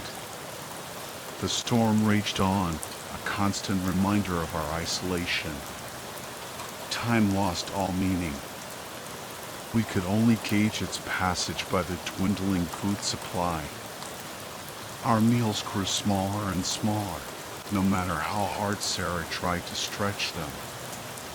It was long past the weekend, and no one had come looking for us, or at least, no one had found us. During that time, Sarah never mentioned Alex. We didn't dare bring him up. We played board games, trying to distract ourselves from the despair that threatened to consume us. There were 3 of us, and yet I had never felt so alone. I started to refer to the intervals between retreating to the loft as days, regardless of how much time had actually passed. We would wake up, read, eat a meager meal, and then sleep for what felt like an eternity. 2 days after our last real meal, I finally gave up. There were spices and condiments left, but none of us were desperate enough to start eating ketchup packets. Yet, I opened my eyes, intending to get out of bed, but I couldn't summon the energy. I lay there, staring at the ceiling, my mind replaying the same horrifying thoughts that had tormented me since the storm began. Hours passed, and Ben noticed I hadn't moved. He had been playing cards with Sarah, but she was growing weaker, dark circles under her eyes despite all the sleep. She collapsed on the couch, and he retreated upstairs. The fire had died down, and the loft was cold. The chill nipped at my face and toes. Sarah's asleep, he whispered, sitting beside me. She'll be out for a while, he added. I nodded, unable to speak. I just wanted to fade away. But his next action jolted me back to reality. He slid his arm around my waist, his face close to mine. I raised my hands to stop him. "Oh there, buddy. That's a sin," I joked weakly. It was an old joke between us, me commenting on his sinful behavior, whether it was or not. A smile flickered across his face, and it warmed me despite the dread that gnawed at me. I had always wanted to see that smile, and I hated how much it affected me. "Do you think any of that matters anymore, with that thing outside?" he asked playfully, but his voice held a hint of fear. The wind howled against the windows as if in response. My mouth went dry. "Haven't you always liked me? If I'm wrong, I'll stop." My heart pounded in my chest. He was right. Damn him, he was right. I had always loved him, even before I understood what those feelings meant. Everyone I had ever dated had reminded me of him in some way, but I respected him too much to ever let him know. But now, did it matter anymore? I lowered my hands, allowing him to close the distance. After so long in the grip of fear and cold, I craved warmth, any kind of warmth, even if it meant compromising my principles. I had hoped that connecting with someone I cared about would make this unbearable situation a little better. But instead, a fever swept over me. I wanted to get out of bed, but I was too weak to even lift my head. I drifted in and out of consciousness for what felt like days, subsisting on sips of hot water that Ben brought me. When the fever finally broke, I could move again. The aroma of food filled the cabin. Ben had been resting beside me. I woke him up. The days trapped in the cabin had taken their toll on him. He had lost weight, and his eyes were sunken. But he still smiled when he saw I was feeling better. Then, a frown creased his brow. We had run out of food days ago. What was Sarah cooking? He helped me down the stairs. It was clear I wouldn't have the strength to climb back up, so we would need to bring down all the essentials. My head swam and my vision blurred. It took me a moment to focus on Sarah, stirring a pot on the wood-burning stove. Then, my stomach lurched and my legs gave way. "Hey, sweethearts. Sorry it took so long. I made something for you." She turned, her face pale and gaunt, her clothes hanging loosely on her emaciated frame. Blood stained her left side and the wooden floor. An empty sleeve dangled where her left arm used to be. I stumbled backward, collapsing onto the floor, unable to process the gruesome sight. I didn't need to see what was in the pot to know. Why hadn't we risked the storm instead of letting it come to this? Somehow, Ben managed to get me back into the loft and into bed. I prayed I wouldn't wake up, but I did. "Is she?" I asked, my voice cracking. "I'll keep an eye on her," he said, making sure I was comfortable. He looked better. How long had I been out? What had happened while I was unconscious? "You should eat something." "It's what Sarah wants," he said gently. I shook my head, my stomach churning. "Let me die here," I begged, too exhausted to even cry. He cupped my face in his hands. "I'm not going to let that happen. I gave up everything I believed in for you. It can't all be for nothing." He leaned down and kissed me. If he was offended by my lack of response, he didn't show it. I couldn't face what was happening. I was a coward, escaping into sleep, hoping my dreams wouldn't be as horrifying as reality. The storm raged, shaking the cabin, but I found a new resolve. I had to get outside, no matter what that creature did to me. Step by step, I crept down the stairs. Ben wasn't in the loft, and I didn't see him or Sarah in the living room. I cautiously made my way towards the kitchen. Sickening chewing sounds came from behind the dinner table. I didn't see Sarah, just a dark shape hunched over, feeding on something on the floor. Ben, I whispered, my voice trembling. His head snapped up, his eyes glowing white in the darkness. Then, silence. The storm that had held us captive abruptly ceased. The sky remained dark, but the wind died down.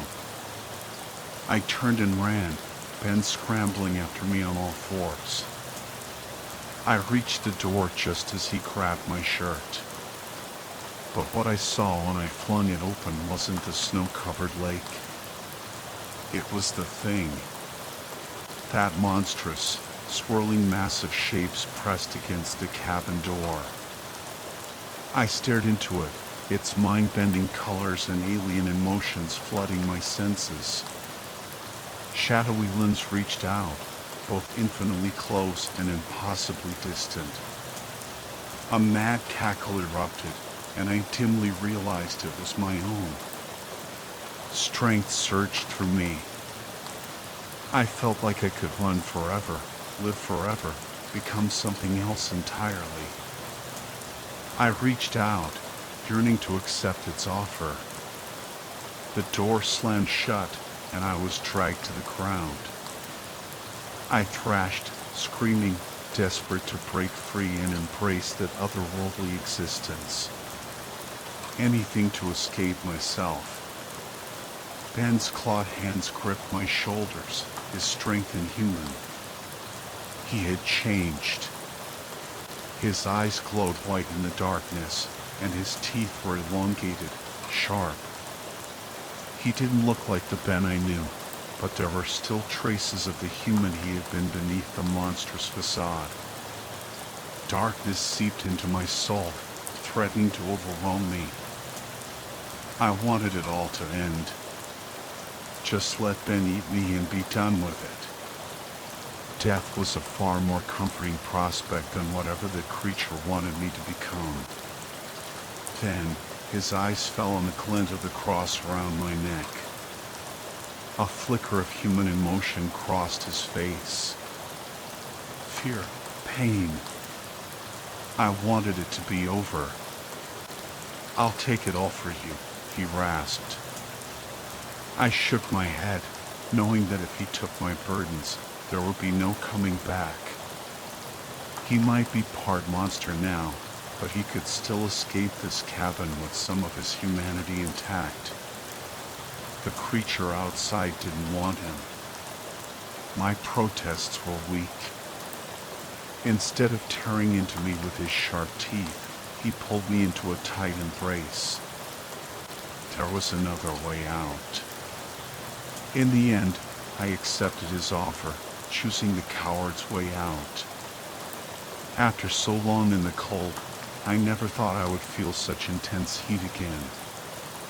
The creature outside shrieked in frustration, its cry shaking the world, and then everything faded to black. I woke up in a hospital bed, my mind hazy. Gradually, I recovered and learned what had happened. A freak storm had ravaged the area, and a small tornado had destroyed several cabins, including the one we were staying in. The bodies of Sarah, Alex, and Ben were never found, presumed dead. Over 11 people disappeared in that storm. Whispers spread through the community about how there had never been a storm that severe, let alone a tornado. But I knew the truth. We had been taken by something beyond human comprehension. After all, no one could explain why I had lost so much weight in the 3 days it took to find me in the wreckage of the cabin. I still carry the memories and scars from that place. And I still wear the golden cross, the gift from my best friend, the man I foolishly fell in love with. He changed. Ben wasn't human anymore, but he wasn't what that creature wanted him to be either. He was trapped somewhere in between. I don't know where he ended up, but I refuse to believe he died in that storm. I need to find him to make things right. At the very least, he deserves to have someone to keep him warm again. When I recover, I'm going back to the lake to help with the cleanup effort and to search for the man who saved my life by taking on my burdens.